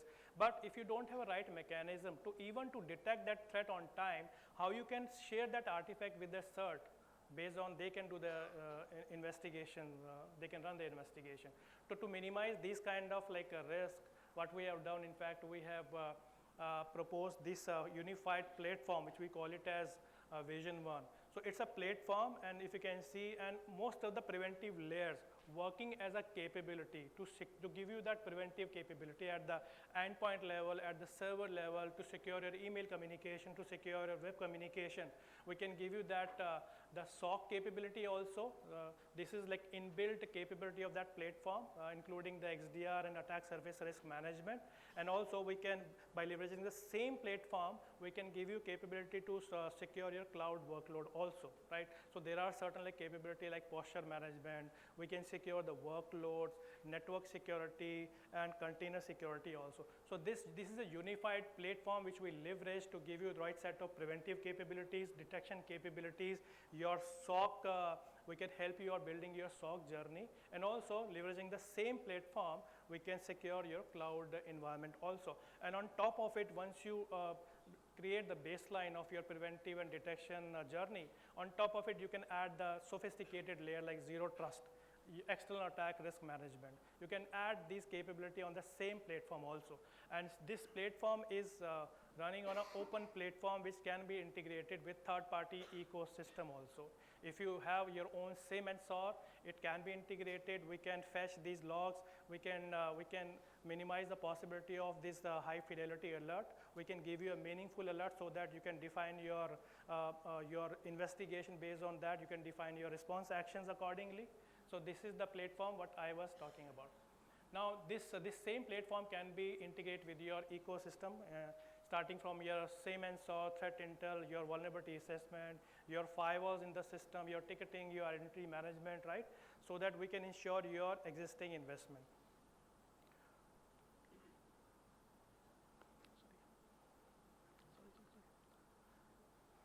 So regarding that OT part, so the same platform can be integrated with your OT ecosystem, right?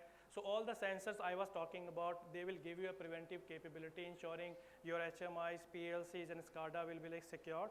And the data lake I was talking about, using the same platform, will be leveraged and can be integrated with your SIM and SOAR.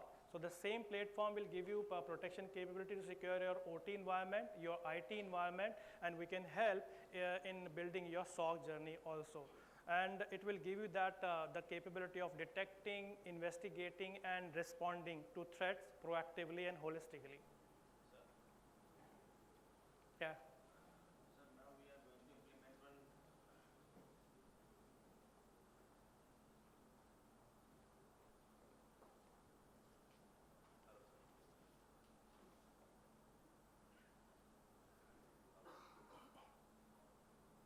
You're audible to me. Sir, now we are going to implement one OT solution. Okay. In our business. For the cost, we are going to fetch data from the, it means we are going to fetch real-time data from all the dishes and collecting the data and presenting it on one transfer level. So it's as you have told me that IT and OT solution is probably in your framework.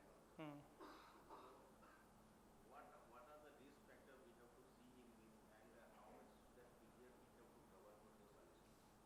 So that if we procure one solution, cyber solution. Okay. That period should be how much?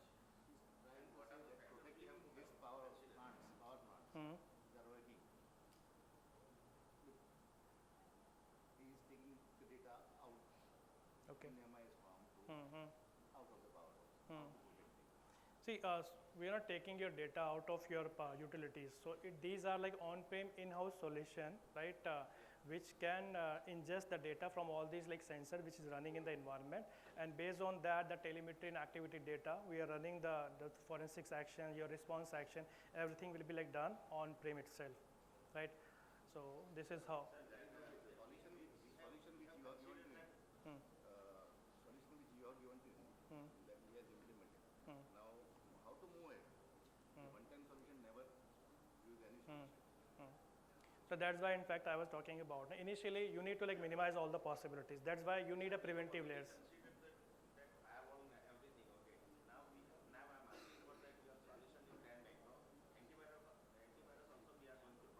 Okay.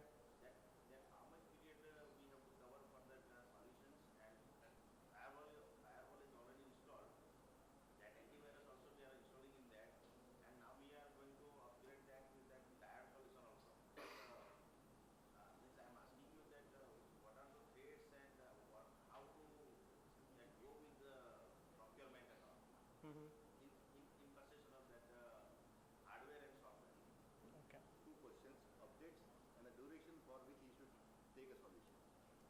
So as per the kind of like the cybersecurity, the landscape, in fact, the technology, in fact, changing very rapidly. So as per my understanding, most of the government verticals, what they're actually considering, they're considering and procuring solution maximum for 3 years now. Because the kind of like the evolution which is happening at the security front. So after like down the line, some 3 years ago, so 3 years, the technology, in fact, getting like obsoleted.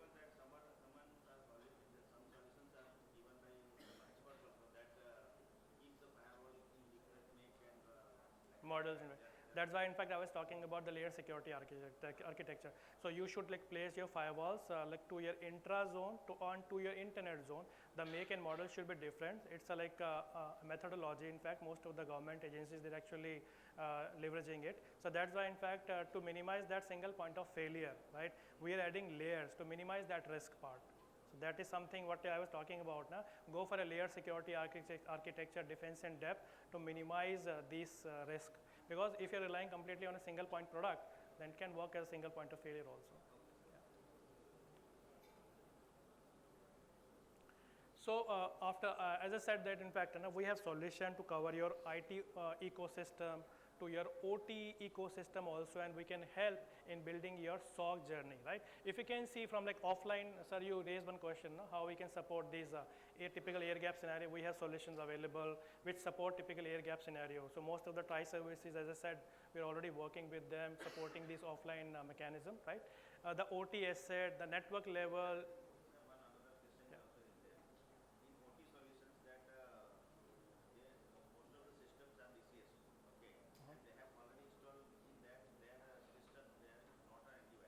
Okay. Which they are not updating at all.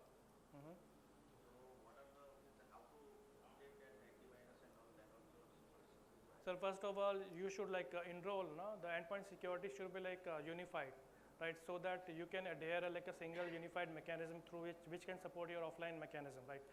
As a vendor, we support offline mechanism. As I said, that we are already working with most of the defense verticals in which we are manually downloading the packages, signatures, and pushing it to the management console, and all the agents are actually pulling intelligence.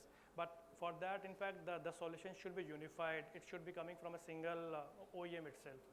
Yeah. So the IT and OT parameter, we have dedicated security layer. Then the SOC services I was talking about. So we have a like OT-led SOC. The platform I was talking about can be like give you that SOC and SOAR capability and all the preventive capability required to secure your OT environment. So that's it from my side. I wish to cover. If you have any queries, in fact, I'm available. These are my details. You can reach out to me. We can have like discussions also. We can sit with your team, like we can understand your architecture, because after sitting and understanding the architecture, we can give you a more insight and more recommendations, which is like appropriate considering your ecosystem. Thank you so much.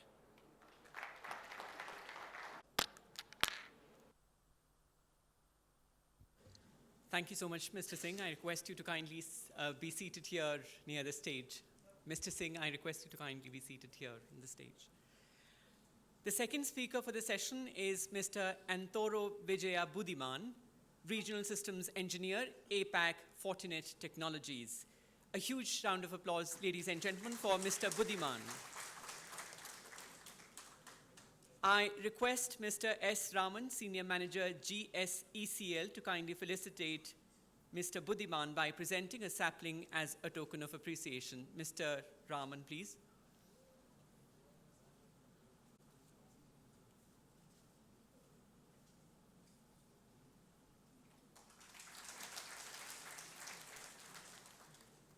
Thank you so much. I take this opportunity to introduce him to the audience present here first.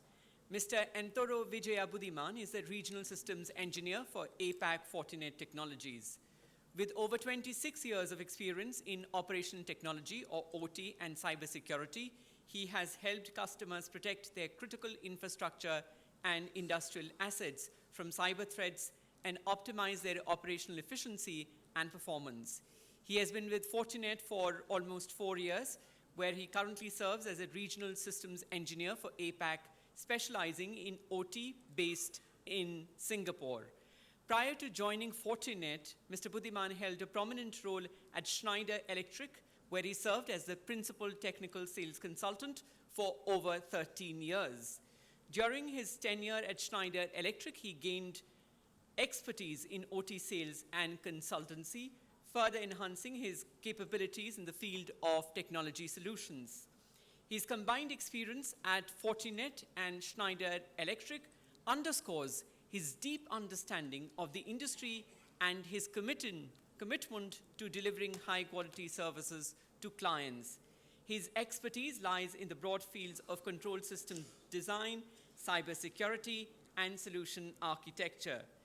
The title of his talk today is, as you can see, Cybersecurity Everywhere You Need It, Securing Your Operational Technology Digitalization.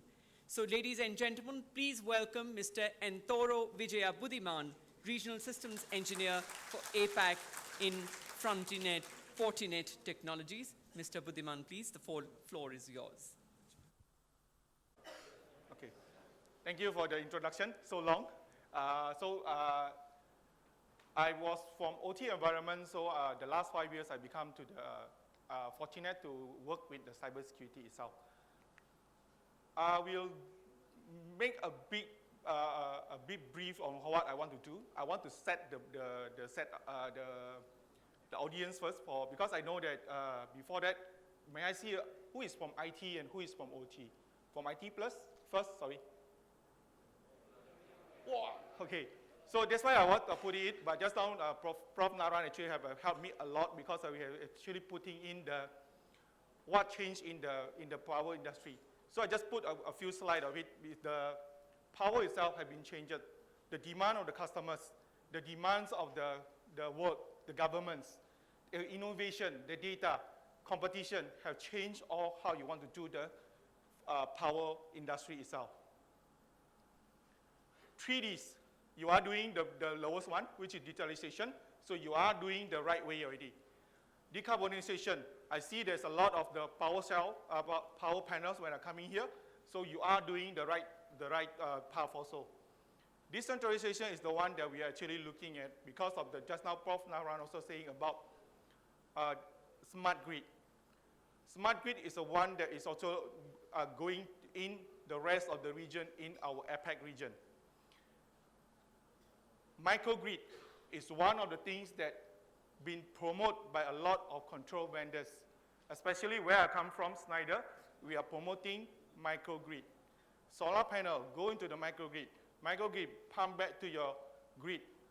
All of that need two-way power communication, power and information flow. Just now, Prof. Nara showed you already, from generation, transmission, distribution, customers, EV, all of that need data. Flow in, flow out of the data itself is very important to be secure. Secondly, interconnected and interoperability is also a thing that you want to take care. You want to get your power generation when you pump into the transmission, the data is mentioned, the data are being captured. The megawatt that you pump into the grid, transmit, go to the distribution, you don't want it to be lost. Okay? When you go to the people itself, you want your advanced metering want to get the data right. So the whole company itself, from generation until the consumer itself, you know what I produce, what I sell, what is my profit. Okay? Just now, I just want to give a glance of the smart grid itself. So many components. You can see a lot of cloud there, a lot of internet there, a lot of connectivity. So connectivity is always become the point for the attacker to come to your place. Okay? So this is a message that I want to put it in. Generation is good. Connectivity is a things that you need to have to address with security. Because of the things is that I think most of the audience here is not from OT environment. I want to set the platform first before I go into the security itself. This is how you see IoT, IT, IoT, IIoT, OT. Okay, for me, I have experience in the OT environment where you do all your control. Just now the gentleman said DCS. DCS is part of the OT. PLC, RTU.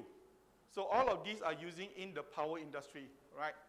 Then IoT, just now IoT also, I remember there's one gentleman here, he's expert on that. Is it being used in the OT environment? Yes, it's been used. So this is example of how you're using it in the power industry. In your substation or in your generation site, you can have your OT environment, you can have your switchgear, you can have your IED. But the new power station automation system, they also do predictive maintenance. They put in IIoT, temperature sensor, arc sensor, spark sensor, all of them, the data pump into the cloud. And we give you, let's say I'm from Schneider, so I keep doing Schneider. I'm not promoting Schneider. So Schneider itself, when they sell their IED and their switchgear, they do have predictive maintenance. Go to the cloud, they call it asset viewers and asset monitoring. Each of the arc that coming out, each of the temperature increase, what does that mean? Your IED, your switch have some coming issue. Imagine if you have the predictive for 2 months later, this thing is failed. Before it failed, your team of maintenance has already started to prepare yourself, right? You can actually say that I can swing it. If you have a turbine, you definitely have a standby turbine one. You have 2 turbines, 3 turbines, the third one is always stop one. But you have one problem on the first turbine. You can swing to the third turbine, shut down the first one, repair it, and bring it up again.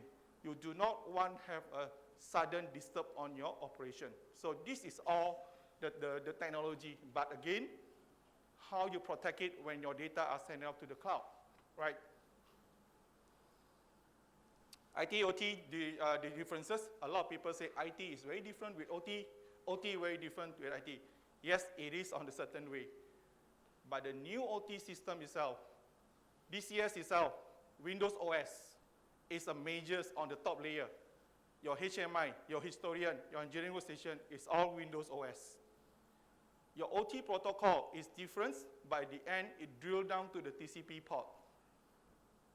Right? So this is where I'm saying that IT and OT, in terms of technology, we are starting to merge. It's not only on the, when a lot of people say IT and OT, merge is not only on the network, but it's on the technology also. Right? I will share this slide if you want later on. So you don't need to take a picture. I can share all to you. But there is always a significant differences, which is one of it is safety. In a power plant, your turbine is very dangerous if it go out of the RPM or out of the speed. So that is what the things.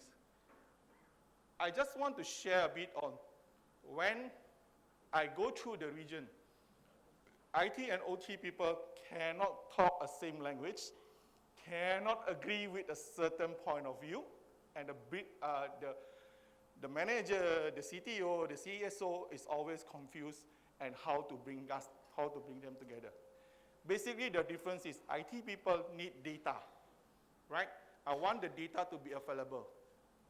Operation people need the plan to be available, right? So this is a two different point of view that is clashing to each other. But can we solve it? Yes. In the cybersecurity terms of Fortinet itself, we will provide you the product that can help you on the data, can help you to secure your OT environment without disturbing any of your operation. How about that? Okay? Cybersecurity in the OT, I just want to show you, right? This is attack of the OT environment. A lot of people say OT attack is a myth. This is just to prove you that it is happening. If you notice on the 2010 itself, this is the first air gap attack. I put it air gap attack. So that's the reason why we say that even your air gap, without the right cybersecurity, you are also vulnerable. Okay? Fast forward, you see just now early in the morning, my colleague, Hira, as you mentioned, cyber warfare. You notice the blue one is Ukraine attack. And you see which industry is that? Power. The reason, power is the heart of the nation. If I lost power, I lost economy. Right? Your rail, your house, your hospital, if you don't able to recover back, it means it's not only money, it's the casualty of your citizen, right? So this is one of the proof that why the region in APAC region, power is already been started to do a lot of cybersecurity. So we don't only believe on that, so Fortinet, we going in and ask around the region, around the world actually. What we see is that 7 out of 10 have at least one intrusion in the network. Either they really attack it or they don't attack it, but there is one. Okay? And 1/3 of it is ransomware. Reason, OT using IT OS. So whatever attack in IT, I can use it in the OT also. So think about it, because the thing is that this is where a lot of OT users itself that forgotten about it, okay? We have seen also in everywhere that the CISO or even the board of director taking OT as a part of what they want to do, okay? And then the network access control, security tracking and report is also, I think, just now we have been seeing that a lot of SOC, a lot of things that we are discussing, that's the part to go for the OT environment also. Okay? Just want to show how much is the OT attack on the power cost you. 5.6 million average. Okay? Hope this one settle out the security challenges in the OT environment. Oh. Something is wrong with this one. Okay. Is it okay? Projector. Yeah. Is it from here? No, it's not from the projector. Yeah.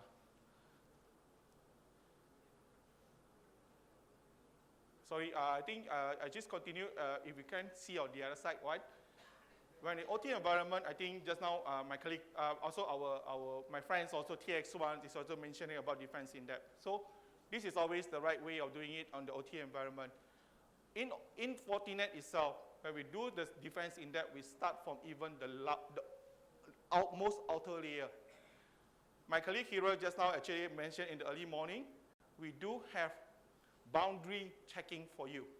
So we start until from the boundary before the attacker coming in, when they are talking about you in the dark web. Until to the where your crown jewels is, we do have the solution using our Fortinet Secure Fabric. Okay? What we want to do, convert you on your IT and OT journey, consolidate what you have. Any of the security issue that have in your plan will consolidate at one place. In the OT environment, if you guys are doing DCS, you will know that situational awareness graphic that actually bring data to you. Okay? So the data is actually on the system, on the security. Can we do that the same? Yes, we can do that. Our product. So this is how we want to do the security itself using the way that our concept. No matter you are at the lower layers, which is at your OT plant, at your substation, at your generation plant, at your transmission location, until to the cloud, we have the solution. And you notice on the far end itself is all the vendors that are working with us. Not all of these, we have more of this, but this is, you notice it that this is prominent in the power plant itself. How we do it? We help to each of the users itself or the consumers itself by doing 3 components security: people, process, and technology. People, the reason is because if you notice all the ransomware, all the attack that are happening, human factor is involved on it. So you need to train your task force. You need to, your people, the one that do all the tasks, to understand that security is on their hand. One mistake can mean dangerous to the whole organization. Just to share information, last time when I was in Schneider, we did penetration testing with one of our customers. We just dropped a few of thumb drive at toilet, at smoking area, and we label it salary. When you got this, what you will do? You will open it. I want to know my boss how much is paid, my friends how much is paid. But you don't notice it without a security that is right. When you put the thumb drive in, malicious action is being activated already. Right, so this is how I say that even your air gap, you have to be very careful. Right, human interest, human curiosity is one of the big catch for the cybersecurity attacker. Okay, process, you will see that there's a lot of the vendor, a lot of the framework, a lot of the government people say that you must do this, you must do that, you must follow this, you must follow that. And technology is where we come from to help all the customers that are on the OT environment. Regulation, you see a lot. You might see them on, you might know them on, you might hear them, but I just want to put one point. This is the government of India, power industry, looking at 62443. Okay? This is my product for Fortinet mapping to 6443. Each of the requirement, each of the security level, we do have the product to help you to do it. Is it have to be all Fortinet? No. We can mix and match about it. We can help you if you have your existing antivirus, existing firewall, switches itself. We do have the capability to give you as a platform. Remember this morning, Hara also said platform. Platform. Why you want to do it? Single pane of glass is what we offer. Data I bring to you, then you dig down deeper to find out what is happening to your plant. Right? You don't have time to monitor thousands of event itself. Critical event bring to you, you go and action on it. Or even one step further, AI. We can help you to do it automatic. Can we do it in OT? Yes, in a certain way. I will explain about it later on. This is what we want to do on the OT environment. A few of the things. We want to secure your network. We want to provide you zero trust architectures. Okay? Network operation, security operation, threat intel, open system. I think this is quite commonly that you see in IT environment also. So that's why I say we are not so much different. Just now I say to you, top down, down top, I have some solution. That is all the solution that you can put it in on Purdue level. 62443 actually take this one as a standard. We give you a guidance how you actually segregate your network. In OT environment, no matter what you call it, Siemens, Schneider, when they start coming out with the system, it's always flat. You have to make it to become zone. You have to ensure that when between the zone, you control who can go through, what data can pass through, what is allowed and what is not allowed. You see all of the product itself, we do have each of that on that point. You put 40 in front of that, you get the product. Okay? If you want to use other brand, yes, it can. So as long as you follow this kind of the guidance itself. Okay? A few of the things that I will share about what we're seeing in the region that is actually useful for the for your deployment in the plant. North and south protection. So I think this is very common. So either you have IT and OT converged or inside your IT environment. If you have a PLC itself or DCS or the controller, you want to ensure that it's not talking to your HMI directly. It means your HMI has been attacked, you still have some protection to the PLC where the heart is still there. Right? Your control of the plant, turbine, and everything is at the PLC level. Right? So you still have to zone your HMI itself. Let's say you have unit 1 to unit 4. All the units have to be zoned differently. In case that you have an attack in the unit 1, you shut down unit 1. 2 and 3 still production. Your grid does not go down. With a proper fleet management itself, you can just put the other plant to ramp up their production to feed back the grid. So your grid does not go down. So that is where we say north and south protection is also required. East and west, when you want to protect your control inside there, also there is a way to do it. You have to do it if you need, if you see the criticality of your plant. So depending on the criticality of the plant, you segregate your network accordingly.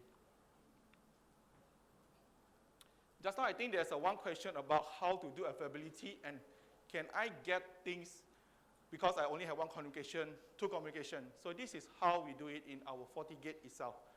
Our firewall itself comes with SD-WAN. And our SD-WAN is a secured SD-WAN.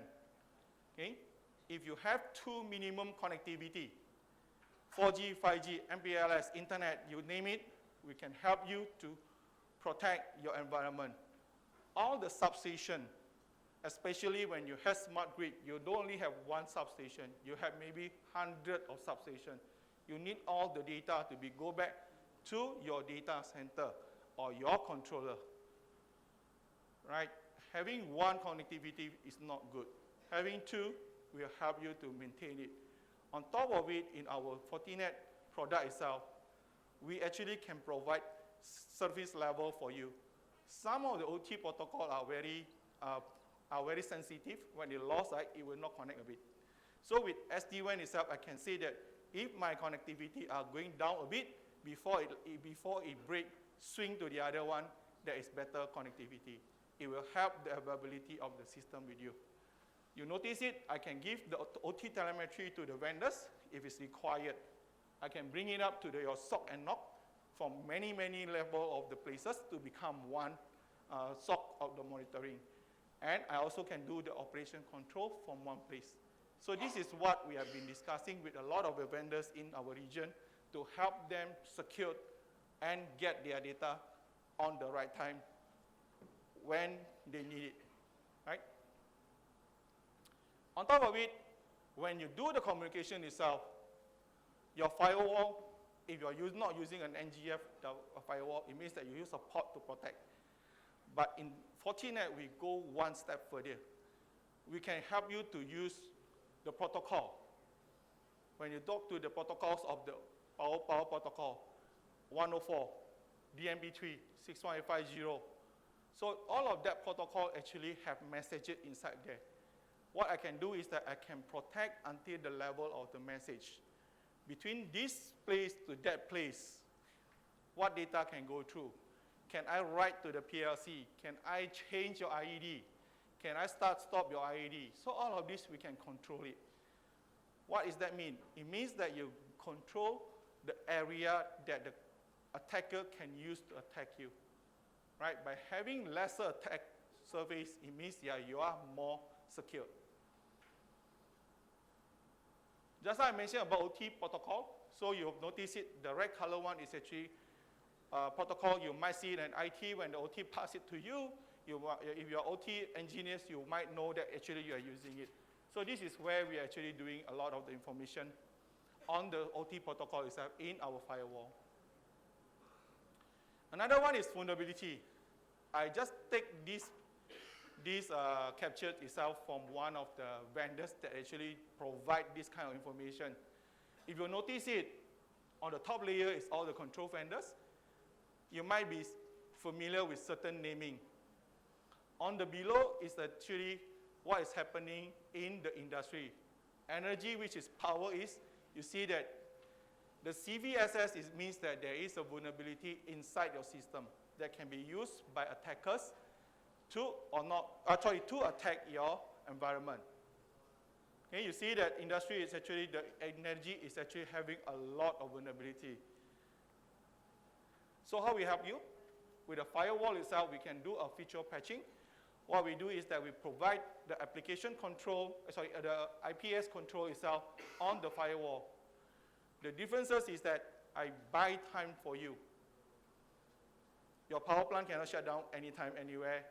When you say something is happening on your PLC that need to, or your DCS system that need to be covered. Windows, second Tuesday of the month, when you want to do it, you cannot just only shut down your historian, right? When you have all those vulnerabilities that can be used to attack, our Fortinet, we work with the vendors, we provide the feature patching. What we do is that, okay, so I put it on the firewall itself, the signatures. So any attack that matches or that signature, it will be dropped. So it means that anything below that firewall itself will be protected. Why is it useful? When I put that kind of signatures, I do not need to reboot the firewall. It means your security is there. Once I have that, I will buy you time for your plant to prepare the shutdown period, do maintenance, upgrade the firmware. Okay? This method has been promoted to one of the country in ASEAN country that required vulnerability patching in 2 weeks for the OT environment if you have a very high severity. So this is approved by one of the country in our region here to become what we are compensating measure for you to get the approval for the government to still operate with some vulnerability, because this one will provide you a security on the defense in depth. When in the power plant itself, you have a lot of requirement. Substation, when you start your IED itself or you start your breaker itself, there will be a lot of EMI. So we do have also product that support that kind of support, the requirement. High EMI, high temperature, high condensation. Firewall, switches, AP, we have it all. So you want to use IoT and OT, or even IoT, we support you on your substation with a rugged that can go high temperature. The last one that we just released a couple weeks ago is the 5G support or the firewall directly. So if you remember just now the SD-WAN itself, if you put this one in one of these in your substation with 2 SIM card, active SIM card together, I provide high availability for you. Provide you security. Connectivity plus security in one simple equipment. DIN rail mounted, so it can be mounted to your cabinets at the site. And imagine also, one of the things that I want to pay attention is that the power consumption. We are the company that also start on the sustainable journey itself. All our product, the new product itself, our power consumption is much, much lesser compared to our competitors. So this is how we actually apply ourselves to the sustainability of the power. Okay? On top of firewall, you also can do what we call it when you say zero trust itself. I have this product called network access control. So what I do is that I onboard all your PLCs, all your system itself. Once it's already there, it will stay on a certain level, certain VLAN itself. Right? VLAN is very commonly done in the IT. Can we do in OT? Yes, we can do in OT. It will not disturb them, because if you do it properly, we will not disturb it. We have done it so many times already on the power plant. Once you already know where they are itself, right, we also keep monitoring them. Just in case that some of your HMI or your historian got hit by by malware or virus, it will be, depend again on your policy, depend again on risk that you want to take. It can be latched out from the network or the VLAN, go to what we call it, the isolation VLAN.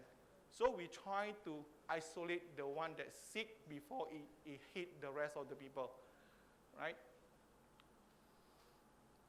This is how we do it. We do have 21 type of the profiling method, 170 plus vendors supported. We move them accordingly to their VLAN itself.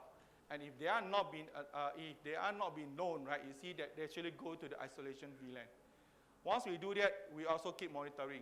So this one is how we do the zero trust access itself to ensure that whoever in your network are the one that's trustworthy. Okay? We also see there's a lot of the incidents happen because you only use login and password. Colonial Pipeline, Tampa Water Plant, Ukraine attack. So all of them actually using login and password only. If I can brute force your AD, I can take the login and the password. There's one thing that you can't do at this moment. It is possible to do, but it's still very difficult, which is multi-factor authentication. This is how we are helping on the token itself, on the site one. If you are looking at the cloud one, air-gap one, we do have the solution.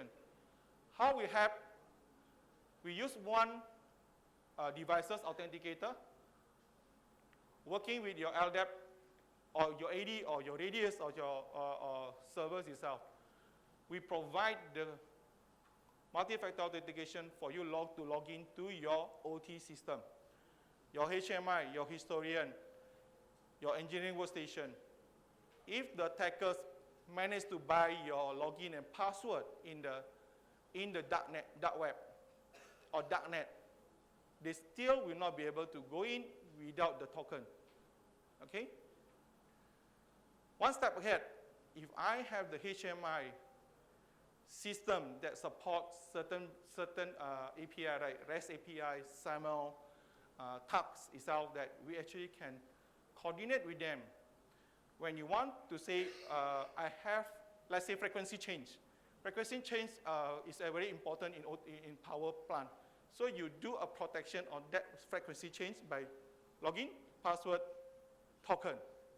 So only the guys have the authority can change it. So even the attacker coming in, they won't be able to change it. So this is how we actually help you on the next layer, which is we protect the HMI set point inside your environment. If you have the switches or you have the equipment, we also can do it to use to help to protect it. Right? So this is the whole layers of protection on your OT environment. Remote access. Remote access is one of the use cases during our last 3 years ago during the COVID. The maintenance people, the control vendor cannot come in. So how you actually open the system to them, it's actually open a tag to your environment. What we do have is actually, or other vendors have, it's a privileged access management. You can use it to become a secure remote access. Use the file server, use the the PAM solution or 40 PAM jump hosts coming into your system. They have, what we put in is that you have a zero trust ready on this environment. On top of it, we do have recording. So the tracking itself, right, when you have some issue, you have the mechanism to check who is actually doing what inside your environment. Another one is deception. How many of you have heard about honeypot? Can it be used in OT? Yes. So that's the answer. In our site one, we are having this deception itself. So we created a similar to honeypot, but honeypot for you to create it is very difficult to do it. What we did is that we simplified the process itself. You can see here all of the supported decoy. When decoy, it means that it's honeypot VM itself that you are actually can spin it up from our 40 Deceptor. You see the IT side, you see the OT side, you see the IoT side, IOMT side, we do have all of it. Some of the famous name is there, Schneider, Siemens, Rockwell, Niagara is all there. Some of the protocols that are being used in the power plant, DMP3, 104 is all there. So this is a mechanism that we actually can put in as a mechanism, because why we introduce this, because of PLC, DCS, I would say that they are dumb equipment. when a hacker's coming in the network, when I do an nNAP, I brute force it, it will not give you any syslog. But imagine you have a 5 real PLC and 5 fixed PLC that is come from my faulty deceptor. When they scan it out, the 5 PLC will say, someone is scanning your network. Your incident response team, your SOC team will know it. As the first time when they scan it out, they already know it already. It means that you actually can catch them and kick them out when they are doing reconnaissance before doing any harmful action to your system. Okay? SIEM. Can I use SIEM in OT environment? With our SIEM, yes, you can. Just now remember, I have the Purdue level, 1, 2, 3, 4. With our SIEM, I can map it out to 1, 2, 3, 4. Why this is important? When you have a syslog between level that is not supposed to happen, the incident response, alert will come out. So your incident response team will understand there's something is actually passed through a level. So behaviors of the attacker is that they want to latch to your network, they try to scan on your level, they want to jump to the higher level. So all of these will be captured if you have the right solution on security in each of the level. Okay? On top of it, SIEM is only good if you can understand what is happening from the syslog that's sent to you. This is where all the OT vendors, some of these that we actually recently working with them, put it in them. I'm not sure whether you guys are using IDS like Karoti, Nozomi, Tenables, all of them. So we do have the signatures to get, or passers we call it, to communicate, to understand what syslog or what information they send to us. Okay? This is the topic of this morning with Hiral. I think there's a lot of question of it. First of all, I will say, can I do a SAW or automation in OT? Yes, we can, because we actually have done it out in some of the region. For example, WSUS, when you want to use your Windows patches, how you do it? Are you still using a thumb drive or CD, copy it to one by one of the station? Or you use WSUS to download it all automatically, and you do installation in front of your devices. Okay? The first scenario take you weeks. The second scenario, you can deploy automatically overnight. And it takes maybe 3 days, 4 days, or a week top, depend on your shutdown period. Okay? Another one, you see here there's a playbook. If you remember, I say IT and OT are different mindset, different way of doing things. If I can combine the experience, the brain's power of the IT and OT to create a playbook that can be followed by IT and OT together. IT mindset on the having an attack on the malware, shut down the system. OT cannot. With these two brains joined together, I can create a playbook. Let's say I can do it half automatic. I have to just take it out from the network, then you investigate. Or I can do it manually.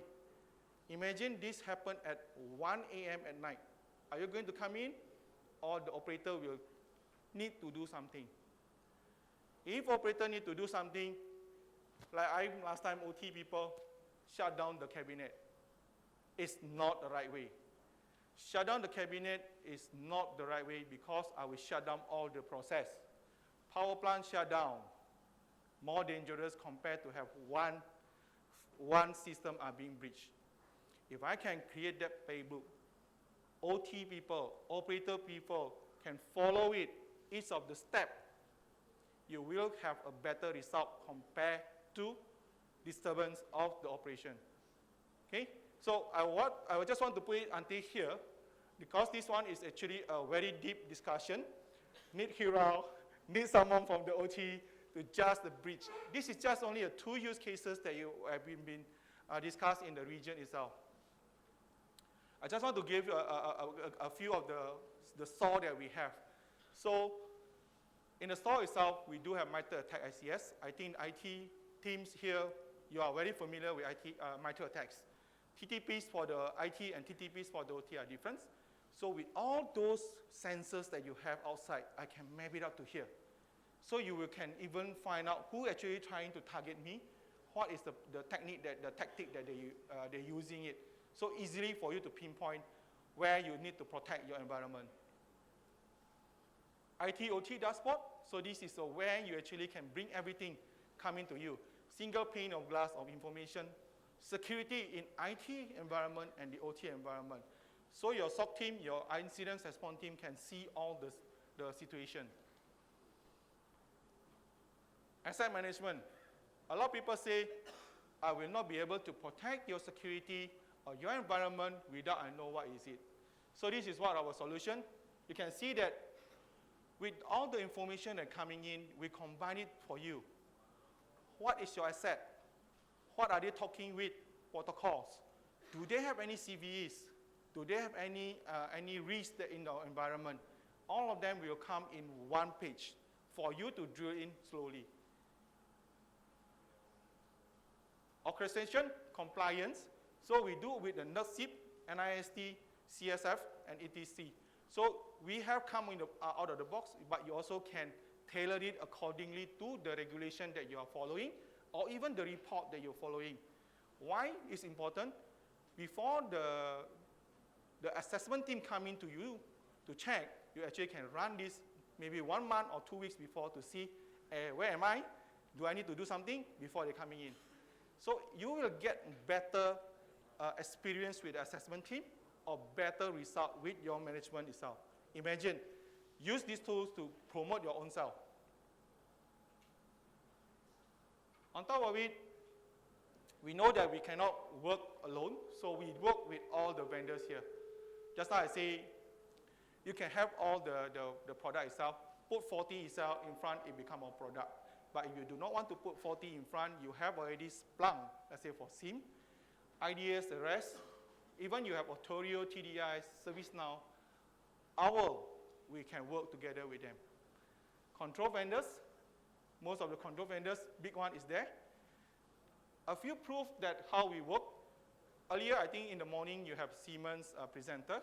Siemens is very prominent in the substation itself. Our 40 gate itself are installed in the Siemens rugged com itself to do the protection. Right, so this is how we are so close with the control vendors. We have tested out, we deploy it in a few of the countries. So this is to use to protect in the substation. In our region, we have 2 countries that are using this one for their substation. SCL also, it might be here, but I'm not sure whether in Thailand, in India you use this product, but in Thailand and in Malaysia, they use a lot in the substation. So we actually do solution also with them. Okay. Again, to emphasize, cybersecurity is never a destination. It's a journey. You can see here, it's not cast in stone. It is what we actually usually, as a guidance for us to discuss with your team. When you share your architectures, you share your need, you share your vision, you share your target, how we map it out slowly. Because we know that budget is one of the things of the concern. What is coming out after the budget are being putting in is also another thing that you need to prove. So journey, remember journey. Okay, just a bit of I think the time is almost finished. This is how we have been discussing with one of the country in our region. I will not be able to mention the name. So this is how we're putting all our product inside to secure the smart city. You see on the corner there is a power plant. EVCS, Prof. Naran actually mentioned about EVCS, a lot of things. Even your housing, your autonomous vehicles itself, you are there. Right? Coming to the cloud, we do have solution on the cloud. We are doing on-prem, in the OT environment, in IT environment. So this is how the whole set of Fortinet products are being put in to secure one country. Okay? just a few of the reference. Solar panel, we do have reference. Wind turbine, we do have a preference. Normal power generation transmission, we also do have. So you can, this is actually, you can go into the internet itself, you actually can find it out on our website to see the details of what they are doing it. I also provide the link over there below. So power and water together, so this is electrical distribution. This is utility on the substation. I've been pitching out how good. So this is the proof of the third-party vendors. We are number one in the market for the IT/OT network platform. Okay, not my words, other third-party vendors' words. Okay, I just want to close this presentation with 4 things that you need to remember. When you look for OT environment solution, remember, they must have the product that actually can suit inside your OT environment, which is rugged. At the same time, also, they do have their OT protocols, OT features inside that is doing for the OT only. At the same time, also, help to protect your IT. Remember, 60% of your OT is IT. Okay? Secondly, you find the company that have OT threat intel. Right? So this is important. Threat intel is your main defenders to know who is going to attack you. Third one, find the talent. Me. I have 20 plus OT environment that I can speak your language. I can speak the IT language after the 5 years my journey in IT. So I will become your bridge between IT and OT. Right? So, and in our region itself, I have 20 plus similar like me as a BD. Your first engagement is with BD, they speak your language, they speak IT language. Help you to get the journey run. Last one, get the ecosystem. Because we want to protect as a whole system itself, not as each of the product. Okay? So that's my last slide. Thank you very much for your time. Namaste.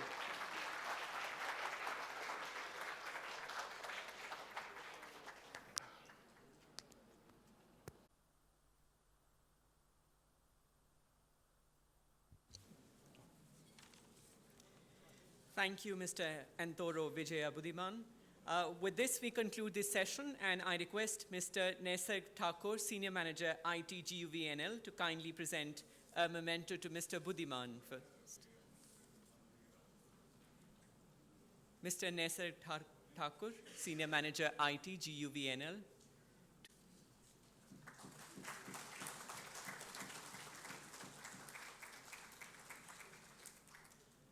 I now request Mr.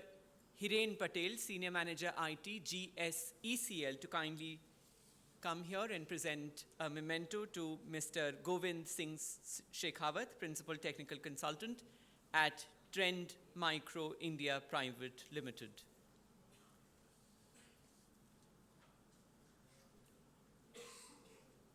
Mr. Govind Singh Shekhawat.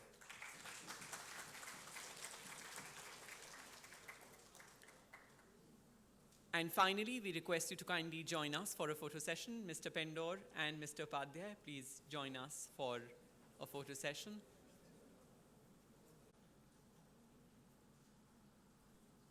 Thank you so much. We shall break for tea now. We shall have the last session of this workshop after this, a panel discussion after the tea break, as we meet at the same venue around 4.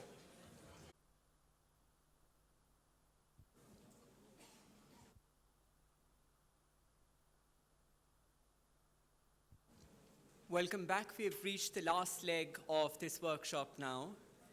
I'm reminded of the eminent American national security expert, Richard Clarke, who once said, and I quote, "If you spend more money on coffee than on IT security, you will be hacked. What's more, you deserve to be hacked," unquote. Building on the theme of cybersecurity and deliberating on the readiness towards securing our IT infrastructure is the objective of the final session of this workshop. The panel deliberates on cyber physical systems and future ready infrastructures. I request all the members whose name I call out to kindly occupy their seat on the stage. The first panelist for the discussion is Ms. Hiral Sharma, Head of Solution Architecting Team for India and SAARC countries, Fortinet Technologies. Ms. Hiral Sharma, ladies and gentlemen, a huge round of applause for the first panelist. The second panelist for the discussion is Professor Naran Pindoria, Associate Professor, IIT Gandhinagar. The third panelist for the discussion is Mr. A.K. Patel, GMIT NTPC. A huge round of applause, ladies and gentlemen, for Mr. Patel. Well, we have two new guests who are joining us exclusively for this panel discussion. We have, as the fourth panelist, Mr. Rishi Rajan Sharma, Security Engineer, Google Cloud. May I now request Mr. R.D. Patel, DEGUVNL, to kindly felicitate Mr. Sharma by presenting a sapling. Mr. R.D. Patel. That's our fourth panelist, Mr. Rishi Rajan Sharma.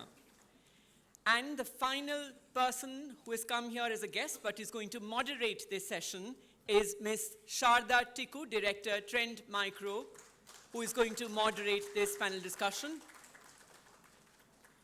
May I now request Mr. Vishal Patel, GPRD, to kindly felicitate Ms. Tikku by presenting a sapling. Mr. Vishal Patel.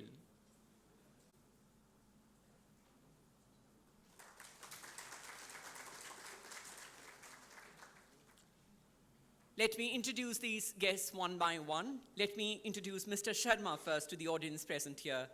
Mr. Rishi Rajan Sharma is a cybersecurity professional helping organizations to be more secure from cyber threats and confident in their cyber readiness. For the last 15 years, Mr. Rishi Rajan Sharma has been in the cybersecurity domain. He's currently working for Google Cloud and has worked with organizations including HCL, Trend Micro, Sophos, FireEye. A huge round of applause, ladies and gentlemen, for Mr. Rishi Rajan Sharma, Security Engineer, Google Cloud. And let me introduce the moderator for this session as well, Ms. Sharda Tikku. With more than 17 years of experience in the cybersecurity industry, Ms. Sharda Tikku has helped enterprises across various sectors design, implement, and scale cybersecurity controls and technologies. In her current role at Trend Micro, she drives a team of highly skilled cybersecurity professionals who consult organizations on security gaps in their IT environment and strategize and implement the best possible way to find the gap and stay secure. Apart from working with Trend Micro, Sharda has also contributed to cybersecurity initiatives at Ernst & Young and Reliance over the course of her illustrious career. A huge round of applause, ladies and gentlemen, for Ms. Sharda Tikku. We shall now begin this panel discussion. It's over to the moderator, Ms. Sharda Tikku, to take over.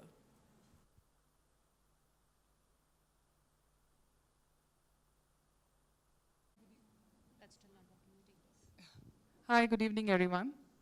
A very warm welcome to all of you after tea break. I think this is the last session, right? All right, this is the last session, and I'll try to keep it as interactive as possible. Of course, we have eminent panelists here, and the topic of discussion is also something which is interesting. We say cyber physical systems, right?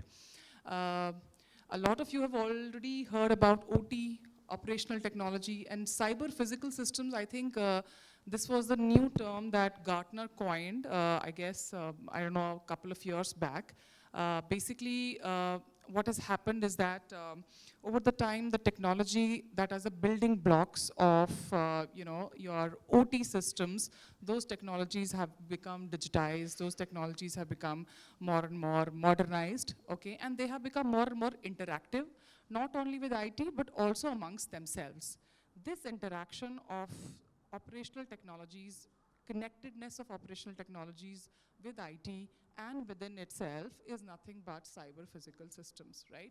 Now, a very important and the pertinent point here is that when we talk about cyber physical systems, what is it made of? Of course, like I said, since building blocks could be a traditional OT solutions which were built long time ago, where the security probably was not part of the blueprint, or maybe it was part of the blueprint, but it was not tuned to cater to modern day threats, because as we know, the attack surface has increased. And of course, the new system got added, and although the security was kept in mind, keeping the modern day threat landscape in mind, but then those still continue to be vulnerable. Right, so all of these put together pose a serious threat or something, a discussion point around how are we going to secure these cyber physical systems. So I hope I have simplified it for you. There are of course certain pointers which I'll be taking the views from our panelists. And so Mr. Patel, maybe if we could start with you. When we are talking about securing these cyber physical systems, okay, what is the biggest challenge when we are talking about securing this complex and interconnected systems? Or if you could maybe specify, when I'm talking about maybe power grids specifically, what are the challenges that you see?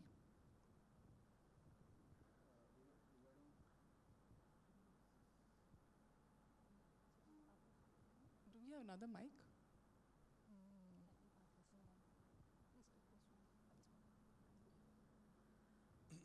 Regarding cyber physical system, particularly in power sector, see, there are some specifics about power sector I'll like to just tell.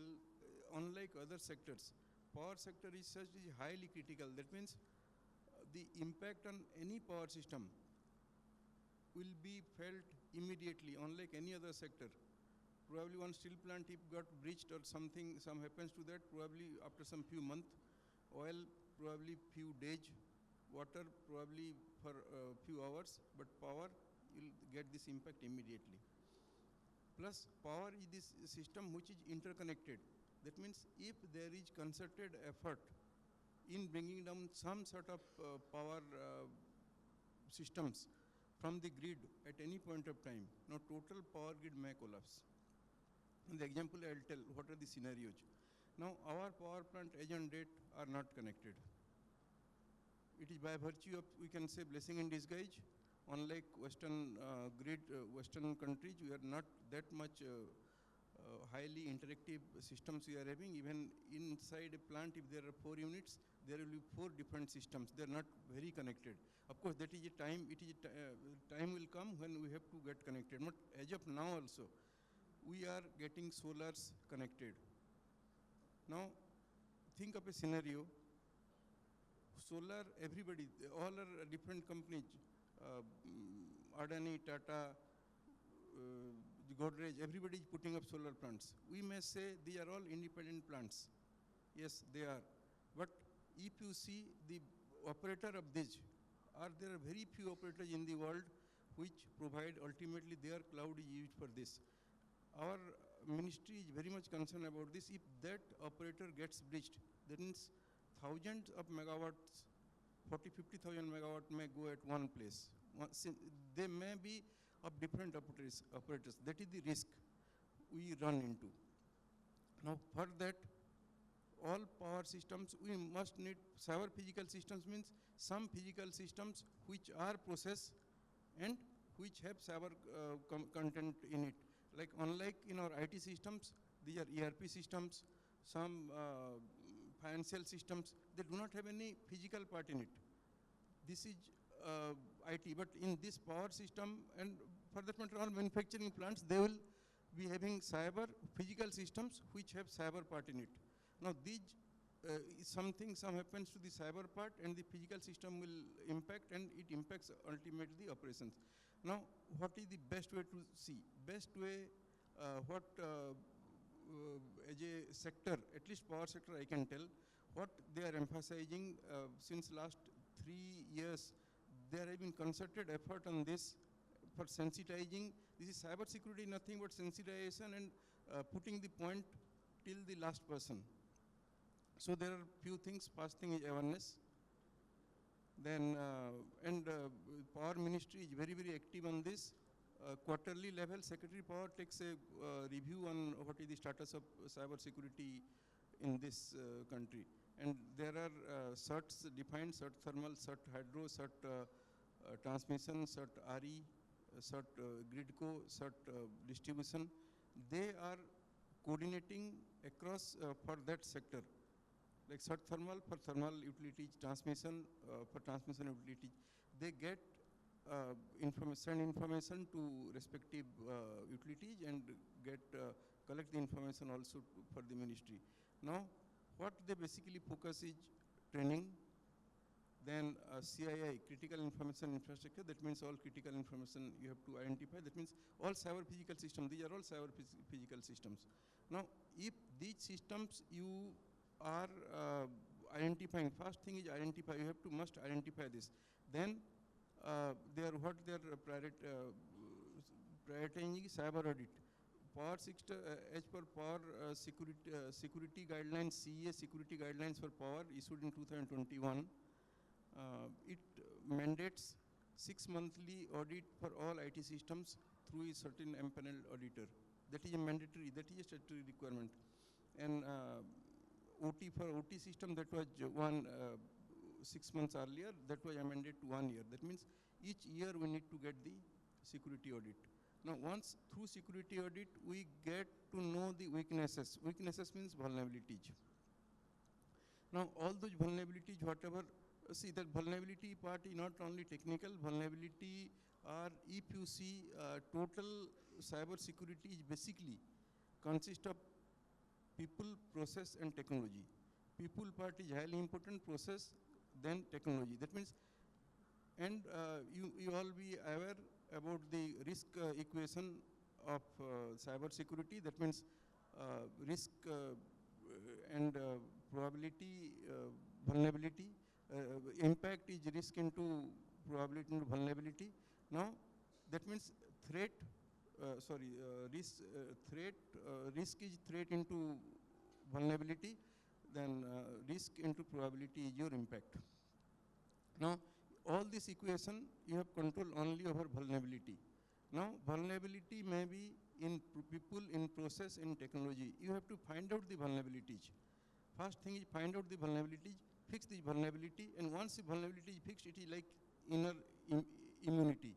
Just like somebody is having inner immunity, high inner immunity is not prone for COVID. It is something like that. If you develop immunity, so first step is cyber security audit, then find out the vulnerabilities in all these three, make a ISO 27001 of ISMS, which will take care of basic hygiene. Then, of course, OS update, AV update, and all these parts will be this. And of course, technology has to be there, proper logging, monitoring, and all these things comes there. So, at the end of the day, basics has to be followed.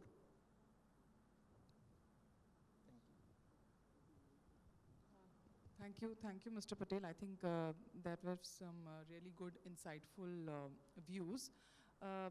Mr. Pandoria, just maybe if you could throw some light on things like Mr. Patel talked about, doing audits and securing the systems, patching the systems, so on and so forth. Now, in a real life scenario, given the current landscape that we have, the OT landscape, do you think there is enough collaboration between, say, a OT manufacturer and a security solution? And do you see that, A, I mean, do you think it is enough? B, do you think there is a scope for here to improvise something?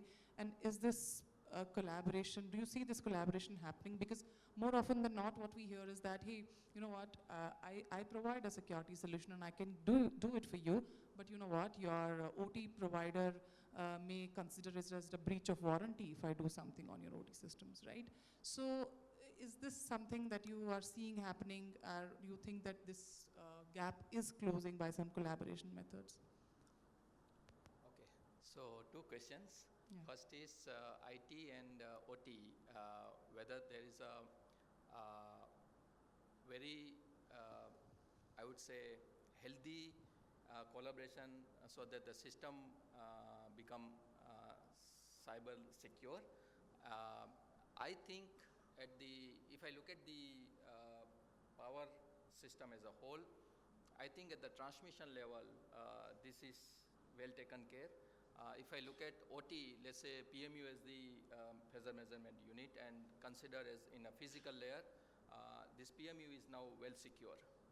If I come to the distribution level where RTUs are placed, RTU and AMIs sort of provides the gateway and opportunity for an attacker to attack in a cyber layer, not in a physical layer, because physical infrastructures are now well secured, but the cyber layer open up the opportunity for an attacker to attack. Now, what could be the attack? IT people know much better than me, but what I learned through my research over last 2 years, I started involving myself in that research last 2 years, and I find the very dominant attack could be FDI, false data injection. The other one is DOS, denial of services, and replay attack.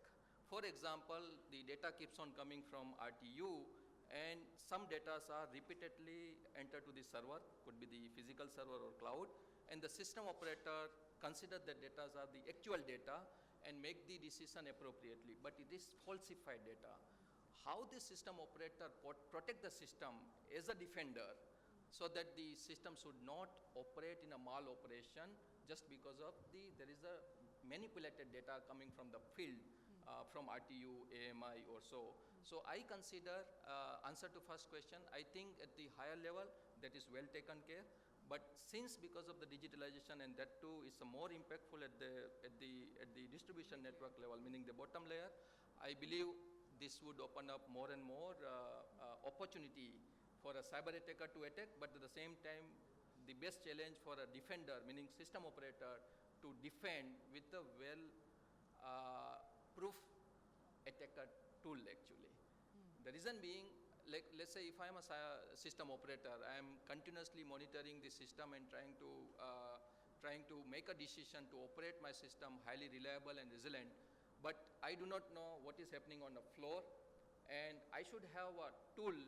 So anything goes beyond the boundary, let's say the voltage profile. We used to consider voltage profile plus minus 5 PU, and attacker also know that, but if attacker can able to manipulate this data within this band plus minus 5%, I as an operator may not able to judge whether it's a ground reality or something went wrong because of the cyber attack. So I think there is a scope to have a proper collaboration between IT. So I think what essentially you're trying to say is that what should be considered, what these solutions consider as a legit data may not necessarily be legit, and then is a security solution or the ecosystem evolved enough to differentiate between what essentially is a legitimate data and what could be the manipulated data, right?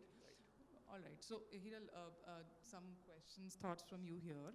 Now, I think both the gentlemen have raised important points in terms of the vulnerabilities, the audits, and fact that the security solutions still need to evolve to maybe kind of decipher between what is legit and what is what may be a modified data.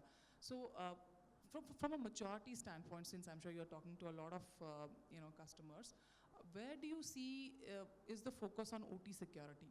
Do you still see this? Of course, I understand this is not an afterthought. It is something that is a focused area.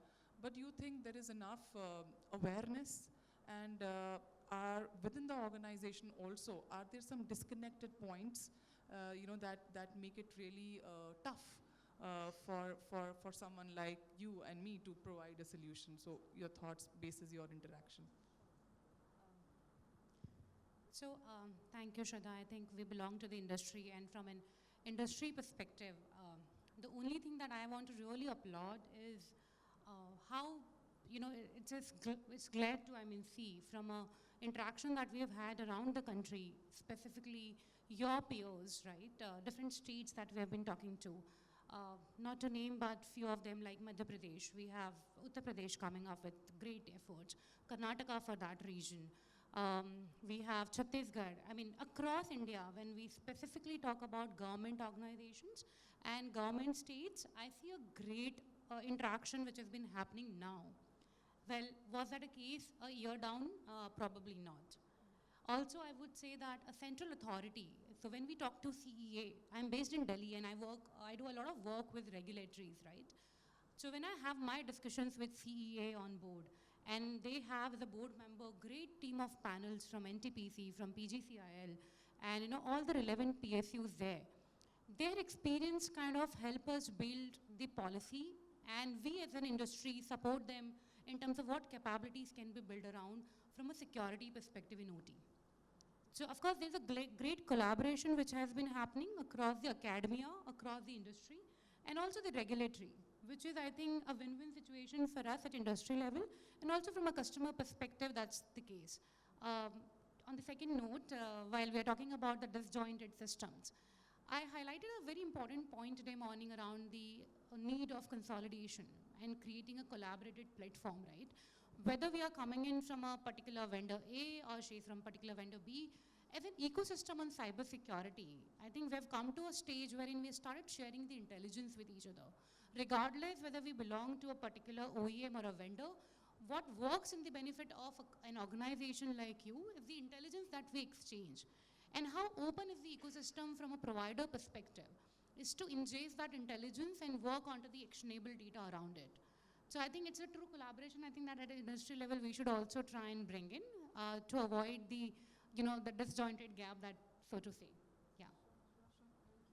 Thanks, Cyril. I guess it's good to hear that there has been awareness around, and then the conversations have just not been a tabletop conversations, but it have reached to a stage where we are seeing real life implementations happening, and then all of that. So Rishi, now Hiral talked about a platform-based approach. She talked about breaking the silos.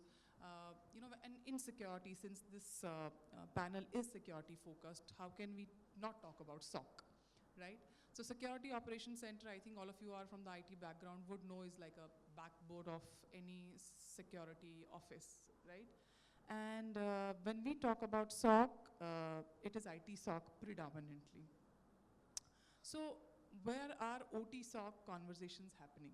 So, and then do you think IT and OT SOC, of course, while the solution providers are urging that there is a platform that can be done, it can be clubbed together, but then is the ecosystem ready? I mean, are these OT plant machines, are they ready to maybe send a telemetry data to a platform which is maybe not hosted on premise?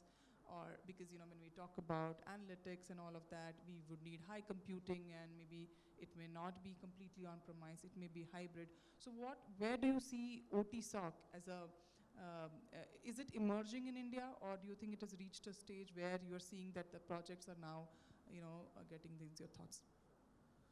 See, from the SOC perspective, right, SOC has evolved over a period of time. When we talk about the IT SOC, right, so IT SOC, it was not built on a single day or on a single, I would say, 1 week or a 1 month. Earlier, I would say, before 2 decades, it was only the network operation centers which were visualized. I would say NOC, which we used to call it. And those NOCs, right, they have evolved to be a SOC as of now. And the SOC is not only, I would say it's a stoppage for us, right? It has to evolve to a cyber defense center over a period of time, right? We always talk about the prevention, and we believe that the prevention can never be 100%. Do you agree with that? Right? So that is where the focus have been onto the detection and response capabilities as well. And when the prevention control fails, we know that the breach has happened. And now the interconnected, I would say, of IT and the OT environment, specifically the OT, right? The devices need to be evolved, right? When I say evolved, because we are carrying the legacy systems as of now, right, which are not able to, I would say, evolve to be matching up with the speed of the IT evolution which we have seen over a period of time. But the key aspect is collecting the telemetry, right? In a SOC, like in IT SOC, we are collecting the telemetry from our network controls, perimeter controls, endpoint controls, cloud controls, and the email controls. The same has to be applicable onto the telemetry from the OT devices as well, but there are certain concerns in terms of legacy devices, proprietary log formats, right? How we are going to parse them, how we are going to normalize them, at what timestamps we are I would say they are being collected, and they are being collected in a normal data lake, and how we are going to have a correlation engine built upon them, right? So these are the certain challenges which are being deliberated, and when we deliberate, we have seen the OT environment where it has evolved to the latest technologies. The OT SOCs are coming up, right? And there also we need to see whether we need to have a on-premise OT SOC or it has to be the outsourced one, right? The outsourced one can be where in a streamed or in an encrypted way, the data is going to the specific managed provider to whom you are trusting up, right? And the key aspect is, right, again, the OT and the IoT specifically, right? We always trust the vendor, yes, they have devised this, and this is the functionality that is being provided by it. We also need to see the aspect of penetration testing onto the OT and the IoT devices as well. It's not only the combination of solutions that we need to have, it has to be a combination of services which includes the human expertise, right? Because technologies will work on a specific, I would say, approaches, but in a cybersecurity also we discussed yesterday, right? One of the gentlemen said that there is a cybersecurity talent pool problem, right? From a, like, how do we retain them, right? So that services part, right? You need to have a trusted, I would say, the service vendor who can do the penetration testing for specifically for your OT environment as well, right? So this is what we have seen over a period of time. Thanks, Rishi. I think the great point I liked is that, you know, OT comes with its own set of protocols. IT has its own set of protocols. If we are trying to put together both in one plane, what essentially are we trying to, you know, what are the takeaways? Of course, I think everything looks good that, hey, everything is part of the same plane, but then how is it helping? Because more often than not, we see that IT is a conduit for any OT related breach, right? So then is that something that we are trying to maybe give an early warning that, hey, you know what, this OT system is connected to these many IT systems, and out of these IT systems, X percentage is vulnerable, out of which Y percentage is highly exploitable, so on and so forth, and then maybe these are the areas that you have to prioritize, right? So I think, but yeah, the first good step is to at least have solutions available which can talk to each other and also, you know, encourage to break the silos. So Mr. Patel, over to you again.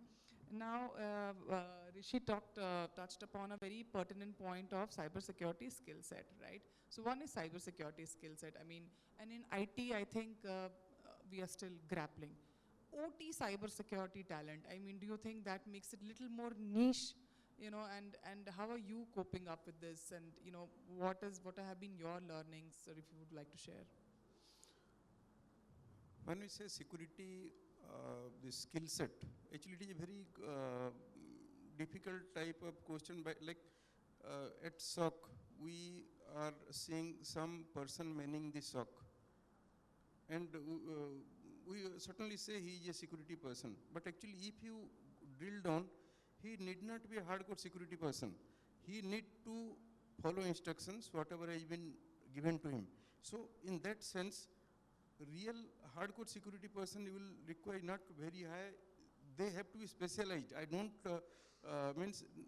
when we say security person means he need to know everything. What I say is, if somebody is perfect, like in firewall monitoring, managing, then that person, as on date, will be, he may not be called a security professional, but as per our definition of security professional, but then job will be done by him. So thing is, this thing will automatically come up because security trainings are going up, security students are going up, so this will come up after some days or not. See, primary concern of this particular in PSU sort of thing in power, what I have seen is generally upskilling normally does the job as of now. And of course, there is always outsourcing is done, equipment is always taken, and along with that expertise is always taken. Services are always on call.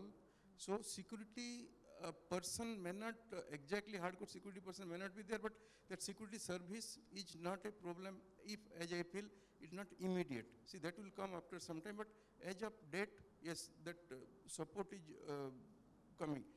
Only thing is industry side that security availability of security manpower and security support should be slightly enhanced, because what we have seen is the support person or whatever we have called, and they are sometimes not up to the mark. Like they suppose one firewall expert you call, and he is also taking some help. He is not aware of everything. So then problem slightly happens. But this security problem, if I say, at least in power sector, see, we have to compartmentalize this. Where from the attackers will come? If you say, except insider threats, okay, insider threats, we can, for a moment, we can say, okay, insider threat is there, we accept it. Other than that, where from they will come? Either internet, or VPN, or USB, or mail. Tell me anybody other than these four, is there any other media where somebody can come and attack your cyber system? No, there are not. If you protect all these things, suppose OT system, we generally don't connect OT system, generally. For normal functioning, I don't know anybody, at least in India, as per my knowledge, they have connected OT systems for any support or any functionality. Mail, each person will be having two desktops, one for IT, for mail, and one for OT. That means mail is not in part of OT system. USB, most of the OT is generally not allowed in all, whatever I have seen, at least 47, 48 utilities, they say USB is not allowed. That means only thing you have to see is that person, whoever is coming, that support person for updating and upgrading, if that person is perfect, that software is perfect, there is no point of anything adverse coming. Now, that is the baseline. These three things, if we see, USB we should not use necessarily, and that thing must be checked during cyber security audit, traces of USB usage, because some administrator may have enabled USB for some time for using, and then again close the USB. So you must find the trace, and accountability must be fixed. So another thing in cyber security, I'll tell in power sector, and furthermore anything, unless there is accountability for everything, cyber security cannot be ensured. Ownership and accountability. For any device or any system, software, process, there must be someone accountable. Somebody must be owning it. Now, we have seen, actually practical experience we have seen, they have some firewall is there, it is being managed by OEM. That person knows everything, even credential is not with our own person, doesn't have any credential if something goes wrong. So that is a very, very scary position, because there is no ownership for that. Something happens, they will say, I don't know anything. That means ownership. If you fix some ownership, if something happens, you are the person, you are the single person responsible, then things will improve. Right. I think you touched upon some really basic points, which are basically the building blocks of, while we talk about all the advanced things and platform-based approach and whatnot. But I think this was really a good reminder that the basics have to be kept in place, right? Whether it is audits or, whether it is maintaining regular checklists, the basic hygiene things is something that if it goes wrong, then then rest of the things are basically taken for granted. So, yes, sir.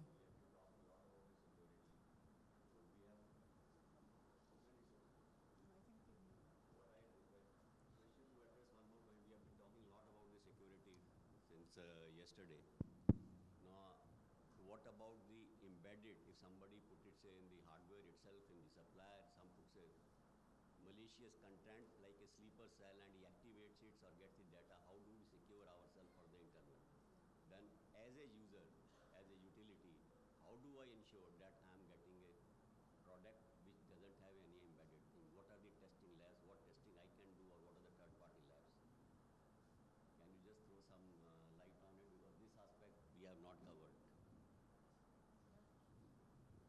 would like to add something.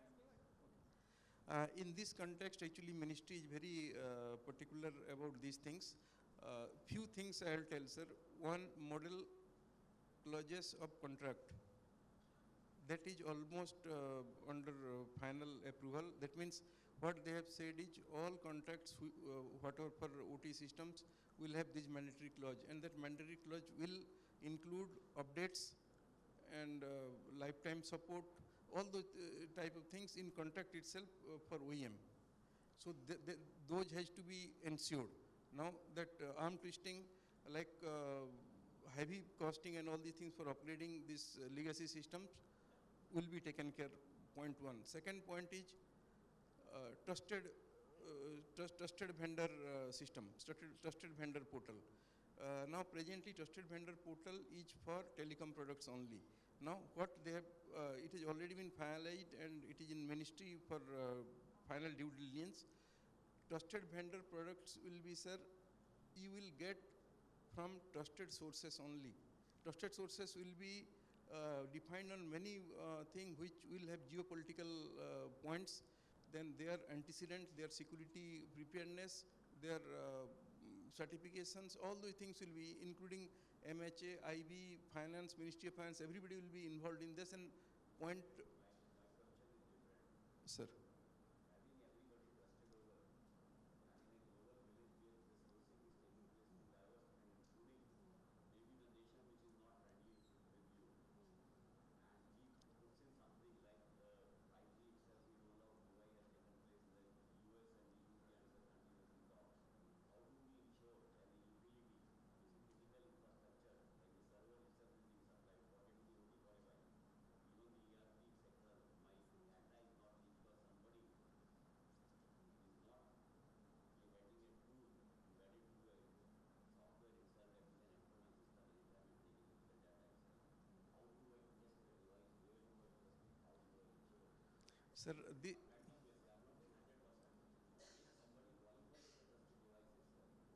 Sir, the trusted.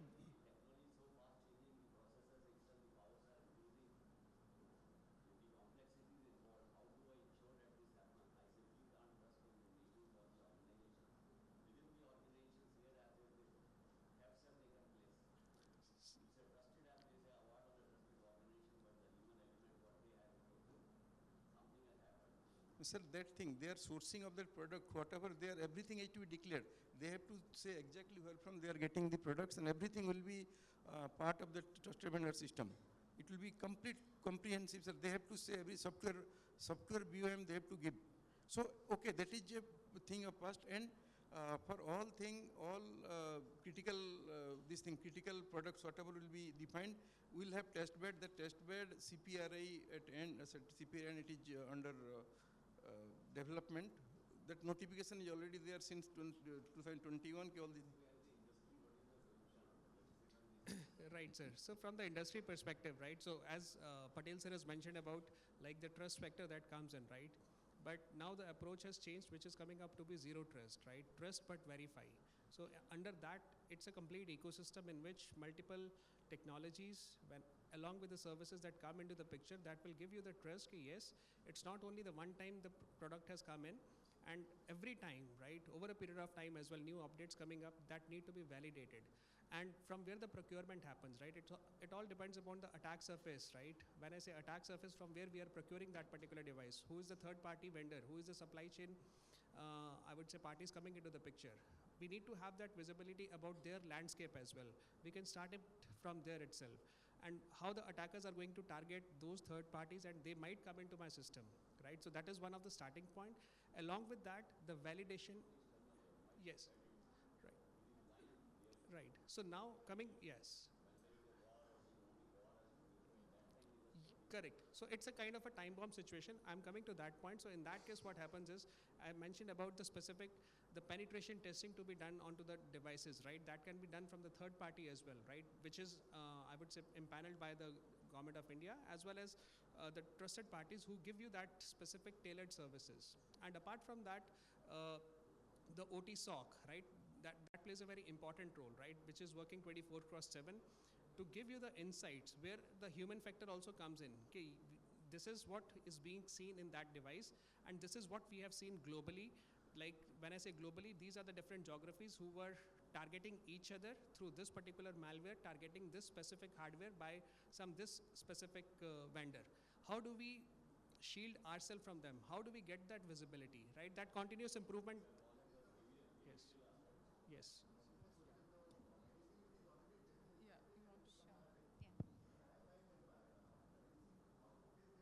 Sure, sure.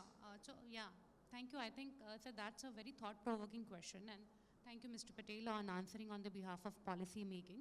Though while the policy and the regulatories will do their bit, on an industry perspective, we always recommend that you create your own test bed, and there are solutions available.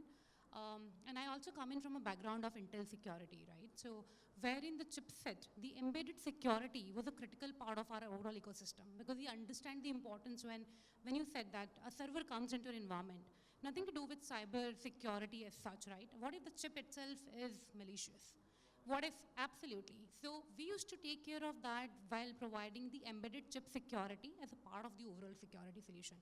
Also, there are solutions which are available within Fortinet. We call it FortiTester. I'm sure there are industry-based solutions also available which do a lot of extensive testing on the products which are coming to your way. For example, if you're buying something on an OT vendor, right? What are the key tests that you should be performing? It can be related to the security penetration, it can be related to the vulnerabilities, it can be related to the exposures which are available, also under the chipset level. So we can go below kernel level and test it on the behavioral parameters, on the schematic parameters, also on the performance parameters. So I think we highly encourage you to have a critical infrastructure kind of a test bed. We have seen that happening in multiple government organizations wherein they have a performing testing, at least on the application level. They don't put anything directly into the production because it is a very, very critical infrastructure. So probably that kind of approach from an organizational level would help you, get away from those kind of, yeah. Absolutely. Sure. Yeah, you should definitely look at in-house facility. Also, lots of organization, as we said, as a part of trusted source, when we go through the certification, we have to do a lot of extensive testing. Only after that we get the certification, like EL if we talk about, ICS certification, IEC certification, even CEA guidelines, which are currently available only for firewall, but that also talks about extensive testing around it, right? So, apart from third party, as I said, you could also look at building your own ecosystem wherein you can perform on a regular basis. It has to be periodic to get away from your worry of something has already been sitting into the environment. Yeah. Thank you. Thanks, sir, for this. I think that really tickled everyone's brain cells, if not the sleeper cells. But I think taking into inputs from multiple panelists, if I can summarize the answer to your question, I don't think there is one single right answer to a question. I think basically the answer would be like boiling the whole ocean, which cannot be possible. The way I see it is that it has to be a multi-level approach. We do something at the ministry, at the policy level, restricting certain unfriendly countries and not sourcing from them, so that can maybe curb it to a certain level. But yes, like you said, then there could be still something that can seep in, to which, like experts are saying, then we could have another level wherein you do some testing at your own level. Again, it could be sector specific, or it could be a collaboration body, or maybe it's an idea wherein if Government of India has not thought of, we could set up some testing lab which will specifically, even though the product is sourced from a friendly neighborhood, but then we would still want to verify it, right? So letting it go through that testing.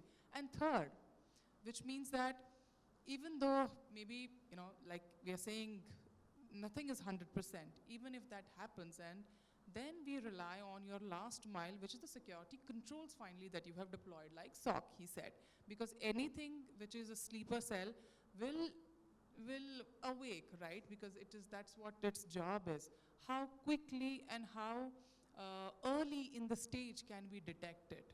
That is something at the last level, which is the investment in SOC and all of these security analytics tools that can probably help us. Again, I would say that, as they say that cybersecurity is not a matter of if, it's a matter of when. So I think that's the notion that we should go with, that you will always be attacked. Yeah. Yeah.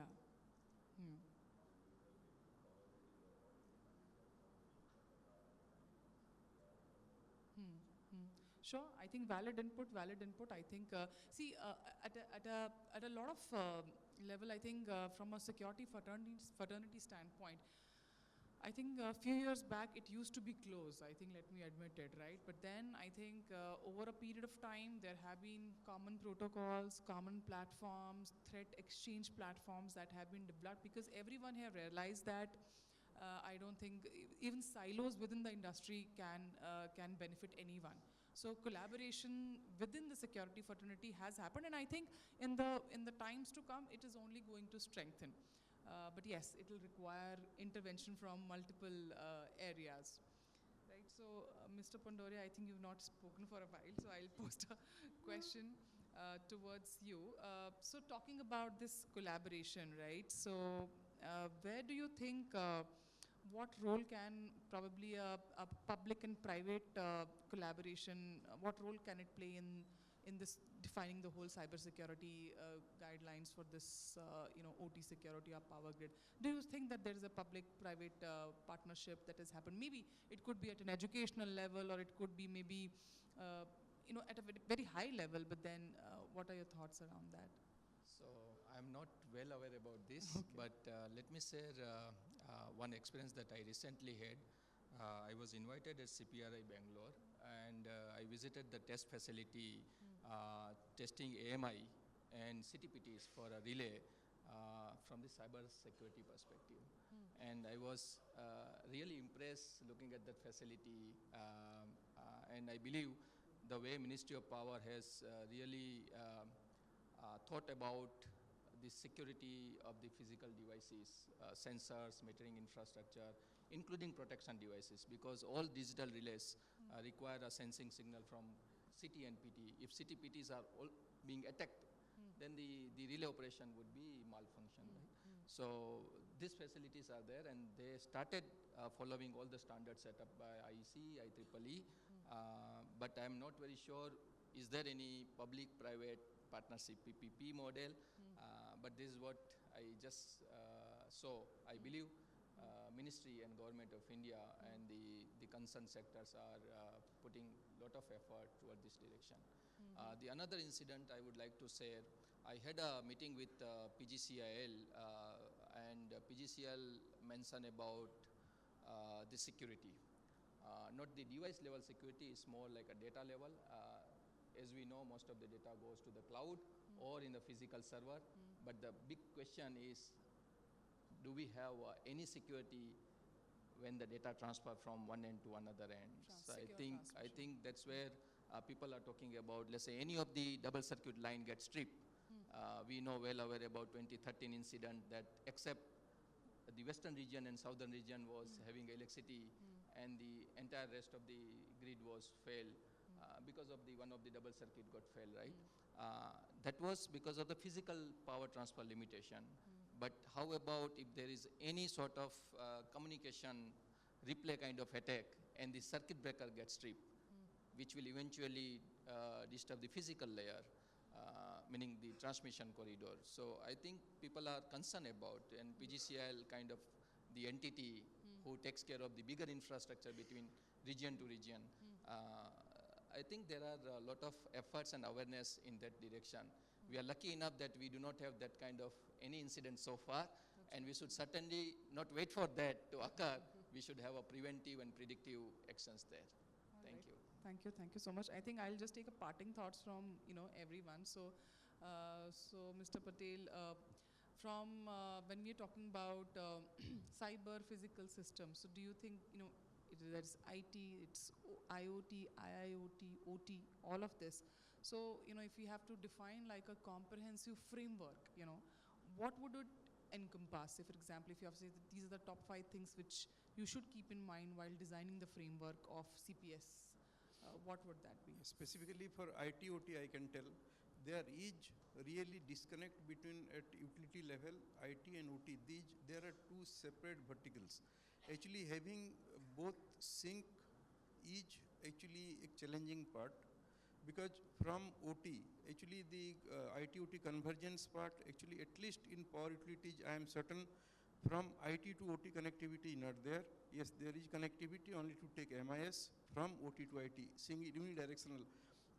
At least I can vouch for at least 20, 30 utilities what information I am having positive information that the information flows one way only for MIS, and there is no control from IT systems or outside towards OT system. Now in those scenario, having synergy between IT and OT, because while IT OT connectivity is a major part, so having synergy. So what I should do is people, security persons to the extent possible should be organic. That means upskilling, you can find out people, make teams apex level who will ultimately CISO and alternate CISO defining CISO and alternate CISO is a statutory requirement.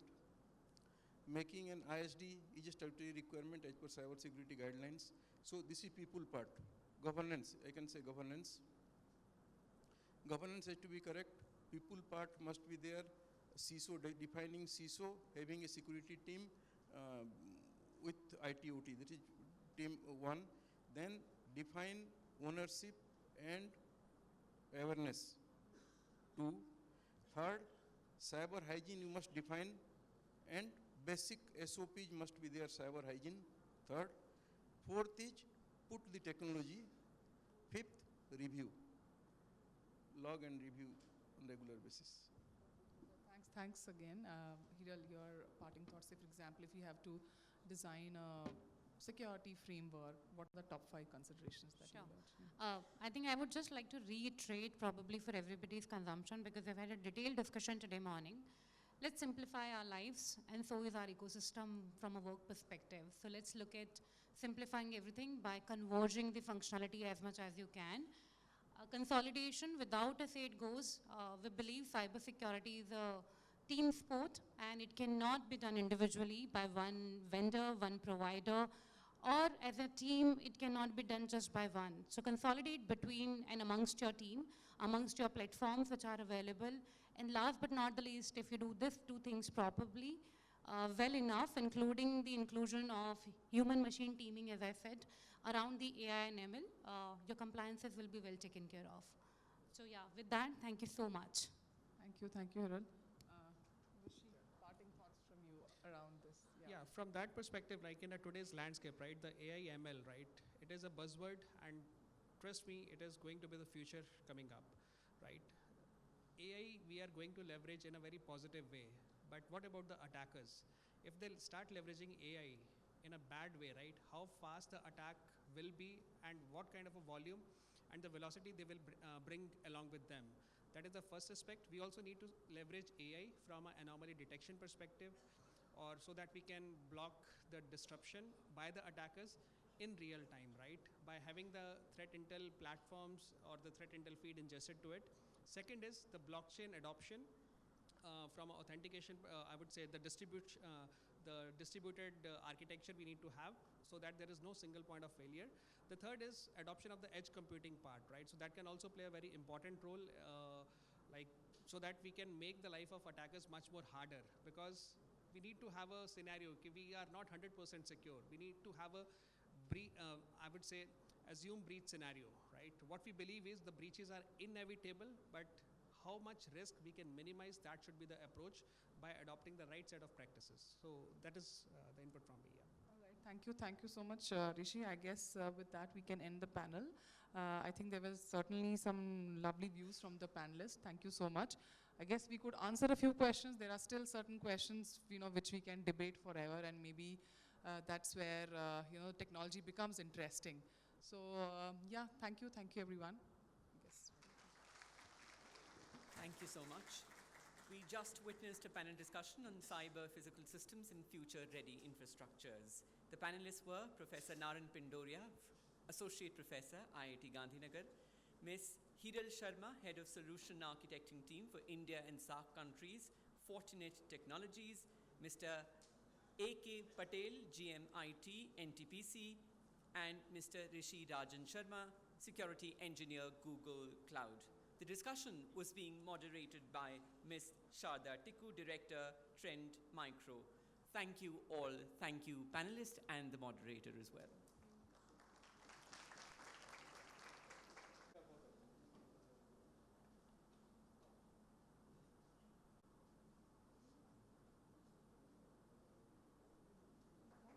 I would like to request Ms. Shada Tikku and Mr. Rishi Rajan Sharma to kindly stay back. May I now request Ms. Monica Chawla, Senior Manager IT Guvnl, to kindly present a memento to Ms. Shada Tikku, Director Trend Micro.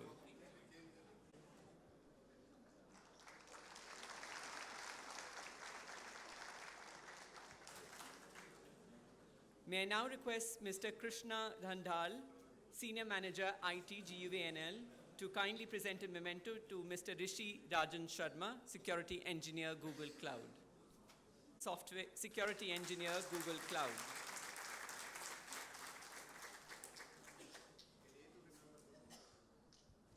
As we come to the end of our enlightening workshop on IT-enabled technologies for energy transition in the power sector, it is a moment of reflection and celebration of our collective achievements.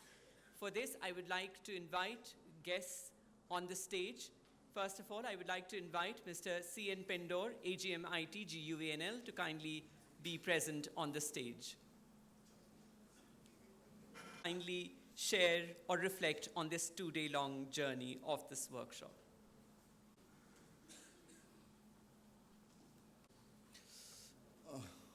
Wow for me. તમને કેવું લાગ્યું? Yes, great. That means કે energy હજી છે. I thought this is the last session and everybody is ready to go back. Thank you. It was great event. એક દિવસ પહેલાં ખબર જ નહોતી આપણને. I think જેટલા પાર્ટિસિપન્ટ આ સાઇડ છે, nobody was knowing કે ગાંધીનગર કેમ જવું છે. The order was served to you. Gandhinagar, there is event for 2 days. We miss the thing to share the entire event's schedule. That was not available with you. So it was a surprise package for you. And I'm happy that 2 days were the most beautiful days. We have learned the experts. Narayan Pindoria sir, special thanks to him.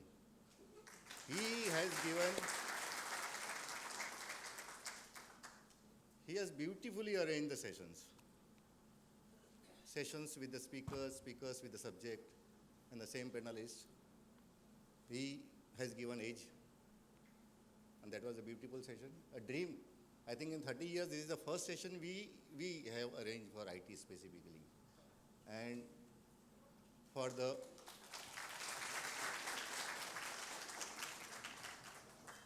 And for those who are interested in ITs, though they are not from the IT, but they have edge over IT. They have done many things.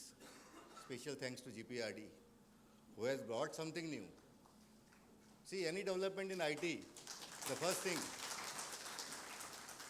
any development in IT, first thing, the resistance come. અરે યાર શું બનાવી દીધું, હવે આ પણ કરવાનું. પણ જ્યારે એનું યુટિલાઇઝેશન થાય, and then when they save their time, at that time they came to know, no, it was a good project. Geo Urja, who has dream?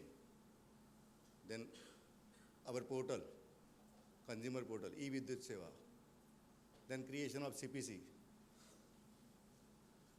Who has dream? The same project which has e-Vidyut Seva, CPC, and Geo Urja, a combined platform registered for PM awards. And that has brought a drastic change. Time saving for end consumers. હવે કન્ઝ્યુમરને થોડી belief આવી. હવે કન્ઝ્યુમરને થોડી belief આવી કે ના જલ્દી કામ થાય છે, ધક્કા નથી ખાવા પડતા. So such things we can think. We do have many industry experts. There are many products. There are multiple products. It is not necessary that we should take each and every product. But the best product which is available for us, we should take that product, We should groom ourselves, we can utilize that project, and we can create wonders. So I expect within a span of 1 year, this group, and this group, at least 3 projects, 3 technological events. Can we create? So we will be waiting for 3 projects from 172 persons who are sitting here. The first and the foremost thing which you people has to do is to create a group. So create that and just take some advantage. Let us feel, let the management feel, yes, this two-day event has brought something new to our organizations. And really, sir, thank you for your such vast experience. We have not thought about such event, but you have given some ideas to it. Initially, this is the 3rd time this event has been postponed. So even sir, Tejas Parmar sir, Sivaresh sir, and the management was thinking whether this event will happen or not. But yes, Upadhyaya sir, great effort. The team R&D has done a great effort. Individually, who has traveled from the different corners of Gujarat, rather, I would say even the experts, they have traveled from the different corner of India. They have given some glimpses of how, yes, we can develop. Thank you very much. Such support I required from all of you. Thank you very much. Thank you, sir. Yes, sir. I would like to invite Mr.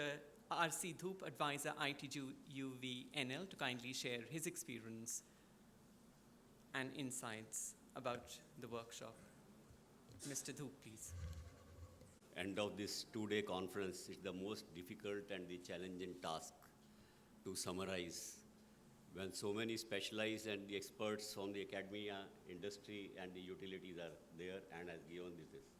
So I consider it's the most difficult task which I have got at the end of the day. So as we draw the curtains on the insightful 2-day conference of the IT, enabled technologies on energy transition in the power sector, it is imperative to reflect on the wealth of the knowledge shared, the innovative ideas exchanged, and the collaborative spirit that has defined our discussions between academia, industry, and utilities. In fact, this conference, it has been only because of Mr. Jayaprakash Sevre, the MD of the GUVNL, who unfortunately couldn't make up because of the Prime Minister's visit yesterday and his engagement, therefore for the important, otherwise he should have been here yesterday or certainly today. He tried to make it. It was his inspiration. He discussed with me how to go about it. I want to bring a big change in the IT here in the setup. So this we discussed it, and then he said, this is I want it because of the energies. Renewals are also adding it. The microgrids are also there, and we have to facilitate.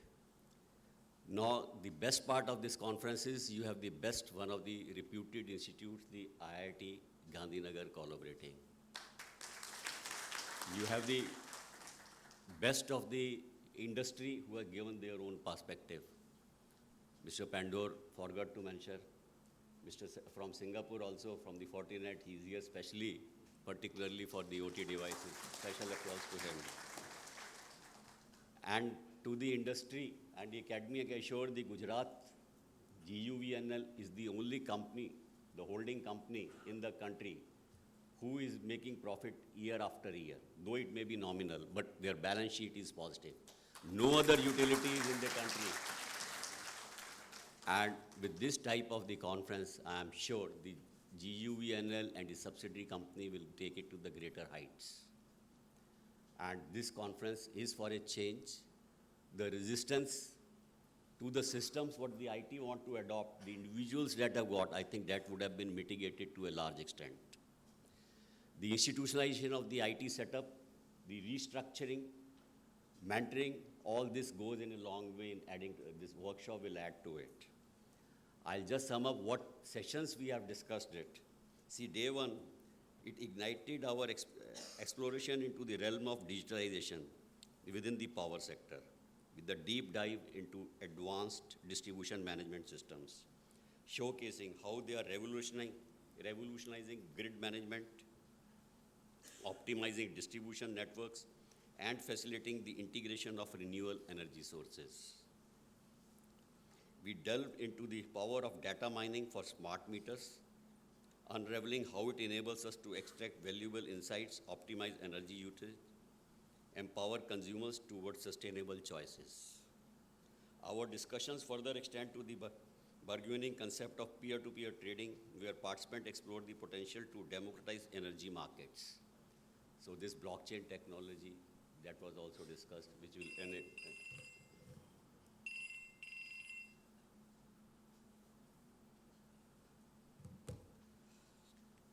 The significance of distributed energy resources in reshaping our energy landscape was emphasized, underscoring their role in enhancing grid flexibility and resilience. We confronted the pressing need for digitalization in the power sector, recognizing it as the linchpin of addressing contemporary challenges and driving sustainable development.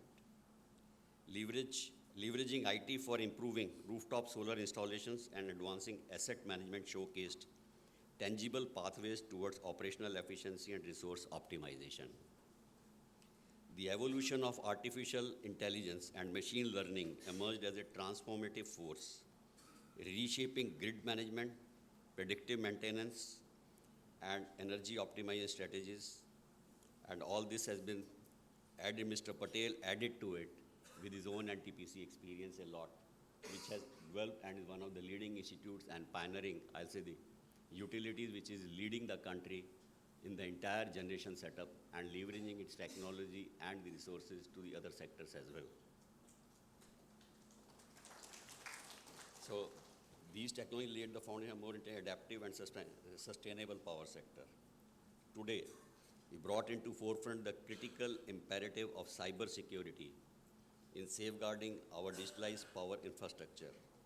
We navigated through the intricate landscape of threats and challenges in the digital world, recognizing cybersecurity as paramount in ensuring integrity, reliability, and security of our energy systems. The convergence of multiple security solutions into a single platform emerged as a strategic approach to fortify our defenses and mitigate emerging threats effectively. Discussions on various communication protocols such LoRaWAN, and Zigbee underscored the importance of seamless communication for enabling smarter, more interconnected grid infrastructures.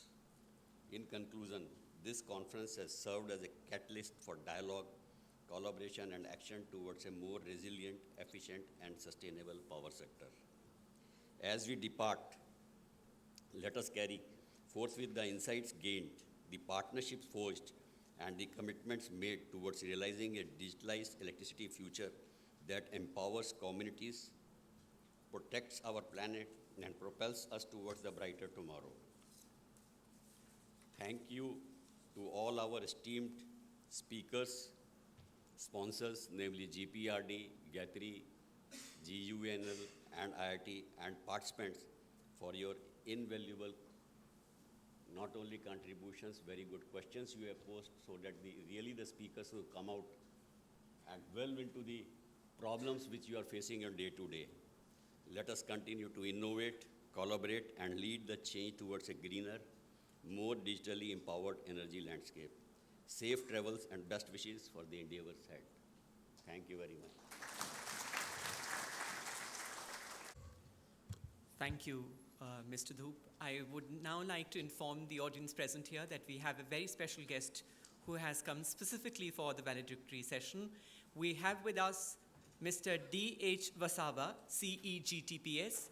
I request you to kindly come here, and I also request Mr. Vijay Kumar, Senior Manager IT, GSECL, to kindly felicitate him with a memento. Our guest, ladies and gentlemen, D.H. Vasava, CEGTPS. Felicitating our guest for this valedictory session, Mr. D.H. Vasava, CEGTPS. Now I would like to invite Professor Naran Pindoria to kindly come here and occupy his seat on the stage.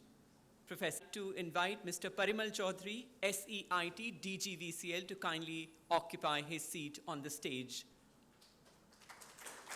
Mr. Parimal Chaudhary. As you are aware, IIT Gandhinagar is one of the collaborative organizations for this workshop, so I would like to invite Professor Naran Pindoria to kindly share his experience on the workshop. Professor Pindoria, please. Very good evening to all of you.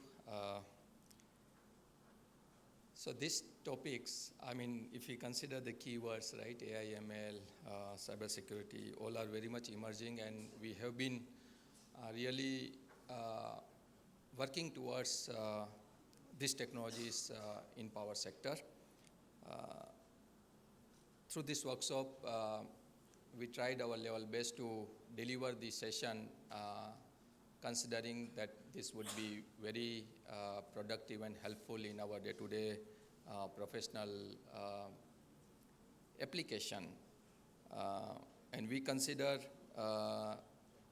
if we adopt this technology in a right manner would be the game changer in power and energy sector, considering the fast development of renewable energy into the power sector, digitalization, and of course decentralization, as we discussed over the last 2 days. It was very pleasant experience for me to interact with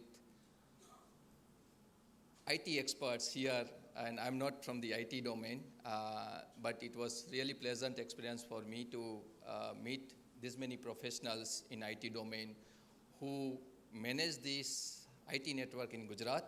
And I think this is first ever time, at least I am meeting these people at a one location, and that too IIT Gandhinagar. I'm very sure that you enjoyed your stay at IIT Gandhinagar, and please consider this as a sort of another starting point for you all to connect with academia like us for any future collaboration, any help that you think IIT Gandhinagar may help you. Please reach out to us. We would happy to help you, and most welcome to IIT Gandhinagar. All the very best. Thank you. Thank you, Professor Pindoria. We have Mr. R.D. Patel, Deputy Engineer, Guvnl, who would like to share his experience about the workshop. Mr. R.D. Patel, please. Thank you, all of you. And first of all, this is the first time I see the strength of this IT. I think this is huge. And I'm not expecting this much strength of our team.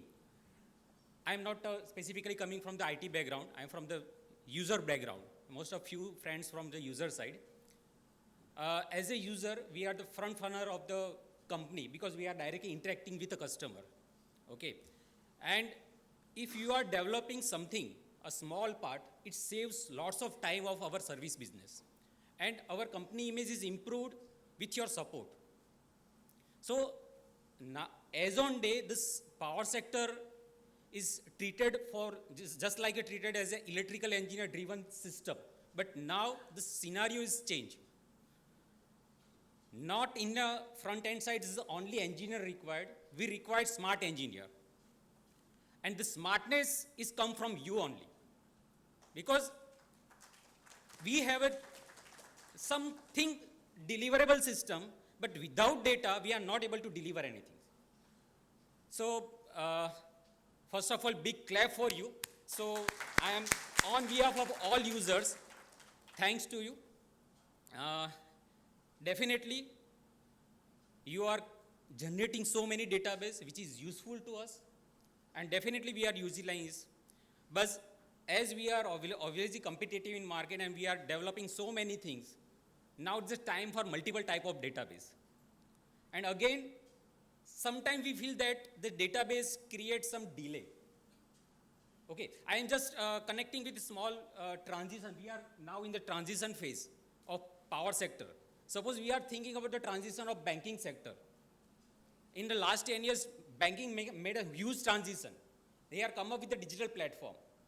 They are coming with the banking system. But still, Users are not comfortable with the e-banking system.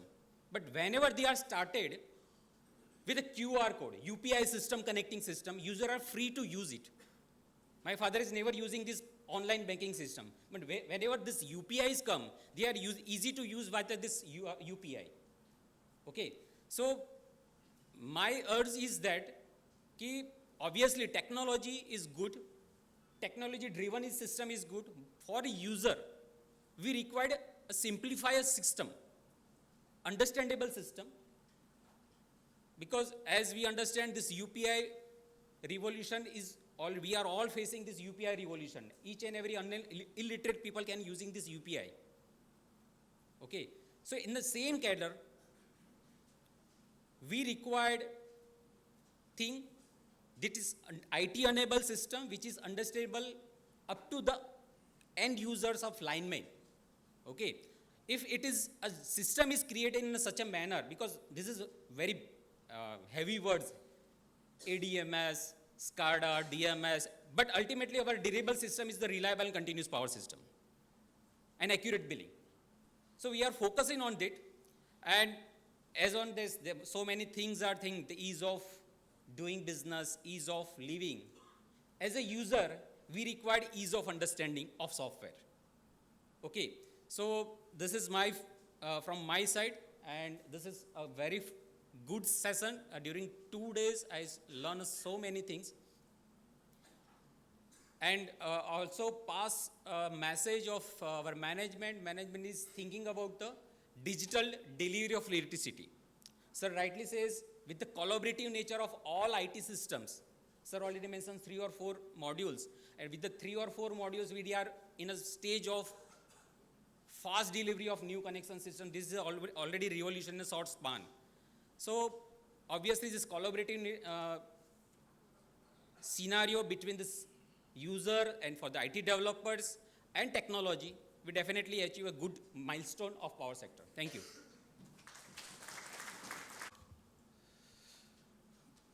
How was Manoj?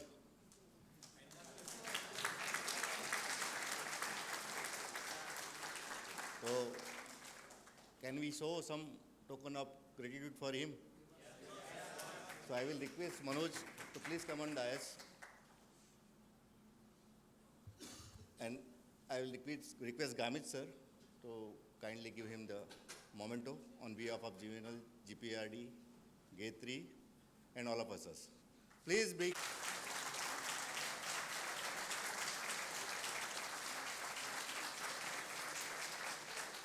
Thank you, Manoj. That was the most embarrassing moment for me, though.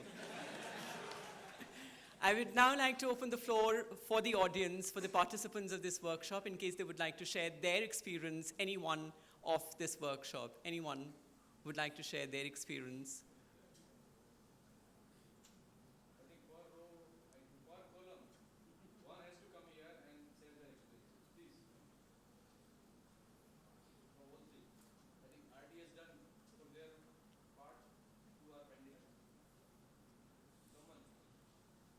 Hello everyone sir, Pendur sir के साथ हमने sir 27 साल से मैं जानता हूँ sir को। ये हमारे मतलब हम सब जूनियर थे, तब से हम एक दूसरे के साथ हैं। मैं हिरन सर और बहुत काकू सर, सब लोग बहुत मतलब साथ में काम किया है हमने। तो मेरा एक एक्सपीरियंस है कि हम जो चाहते थे, हम जब नए आए थे इंडस्ट्री में, आईटी इंडस्ट्री में, तो हमको ऐसा लगता था कि ये करना चाहिए, वो करना चाहिए, ये हुआ नहीं हुआ, ऐसा लगता था। जब भी कोई डिसीजन आता था, कहीं पे हम अटक जाते थे, तो हमका ऐसा लगता था कि भाई ये नहीं हुआ, कब होगा। तो मेरा एक्सपीरियंस मैंने देखा है अभी तक। तो स्मार्ट मीटर हो गया पहले, वो भी हमारा आईटी से ही हुआ है। स्मार्ट ग्रिड हो रहा है, वो भी आईटी से ही हो रहा है। और ये स्मार्ट पावर स्टेशन जो बन रहा है, वो भी आईटी से ही हो रहा है। ये हमारा आईटी का अचीवमेंट है, और इतने सारे लोगों के साथ हो रहा है, वो हमारा सबसे बेस्ट अचीवमेंट है। दुब सर को बहुत बहुत धन्यवाद करता हूँ सर, क्योंकि दुब सर ने ही सब लोगों को इतना प्रमोट किया है। मैंने देखा है सर कि कहीं पे भी हम जाते हैं, हमारा यह भी नया नया एक स्मार्ट पावर स्टेशन बोलने का मेरा मतलब ये है कि पावर स्टेशन का जो डेटा है वो हम फैच करके कंट्रोल रूम बनाने के लिए यहाँ पे जा रहे हैं अभी। तो उसके लिए गाइडलाइन लेने के लिए हम पहले पेंडोर सर के पास गए, धूप सर के पास गए, उसने गाइडलाइन दिया कि भाई एनटीपीसी में जाओ, वहाँ पे थोड़ा सीख के आओ क्या किया है नहीं किया है।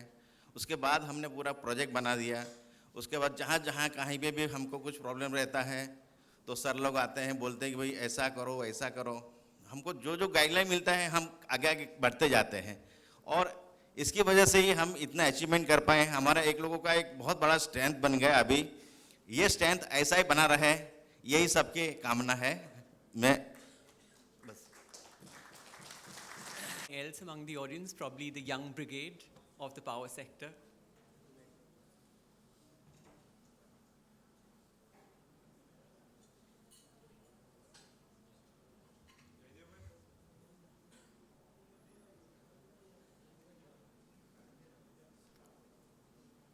Let's show it to the retiring people that the future is in safe hands.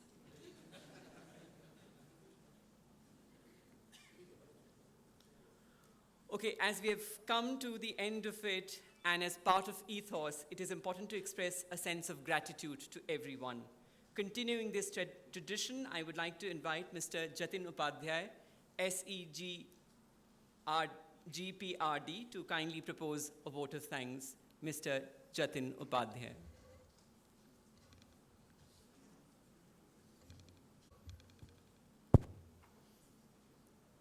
So, good evening, friends. So, how do you find these 2 days in IIT Gandhinagar? Interactions with such kind of knowledge-driven academia, industry, and the part of GPRD. I think you all, the takeaways from all of you would be very positive, right? So I think Pendor sir has done 50% of my work to thank all of you, but officially I am doing.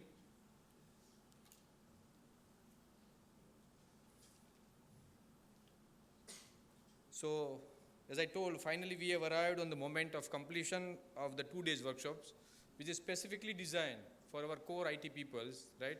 As all the speakers and specifically Pendor Sahib has mentioned that from the past 30 years, this would be the first event that design and frame and the participant from the core IT people. So, big round of applause for our IT people. So, the title of the workshop was IT-enabled technologies for energy transition in power sector. Abstractly or conclusively, we call it a digitalization of electricity, right? So on behalf of all 4 collaborators we have, starting from Guvnl IT, then we have IIT Gandhinagar, STEM organizations, GPRD and GATRI. I have been given a task to express our vote of thanks to all the audience and all of the stakeholders who have been here for these days. So I'm starting with, first of all, I would like to thank specifically Pendor sir and Dhoop sir has mentioned the vision of our MD Guvnl, Shivara sir.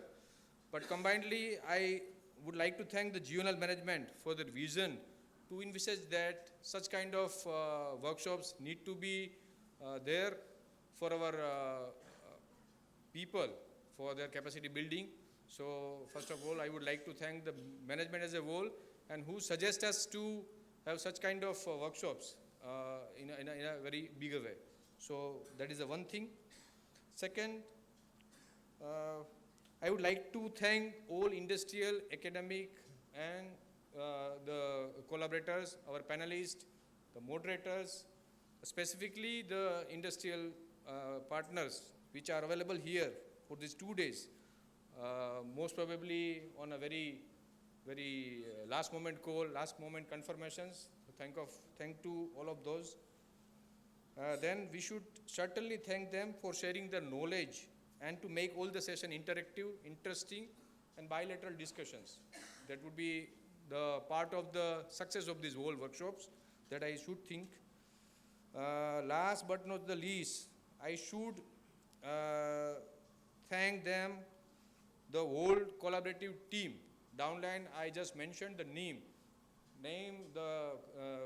of the collaborators, but the downline field teams, starting from Guvnl, IT, GPRD, and G3, who have worked tremendously in a very SOS school for this 4 to 5 days, and so that we are in a position that we can call this a workshop as a grand success. Thank you all.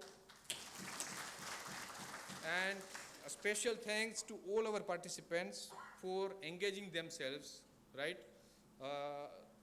Exactly the case would be for all of you, the similar case as for our industries, that on the last minute confirmations and last minute calls, you all need to come here, and certainly you came here, right? So that is there, and your enthusiasm and commitment were truly commendable for these 2 days, because your interactions with the high quality speakers and with the academias are very good, right? But as a management, we hope that once we are back, it also applies to me and our GPID as well. Once we are back, we will certainly put our by heart efforts, right, to implement the knowledge what we have learned for these 2 days, right? There are some gaps, I know there are some gaps, but at least we can try to manage our day-to-day work with this kind of knowledge. So thank you all, and any declarations from my side? Okay, thank you all. Mr. Upadhyay, with this, we have come to the end of this workshop, but before that, I would like to request you to kindly rise for the national anthem.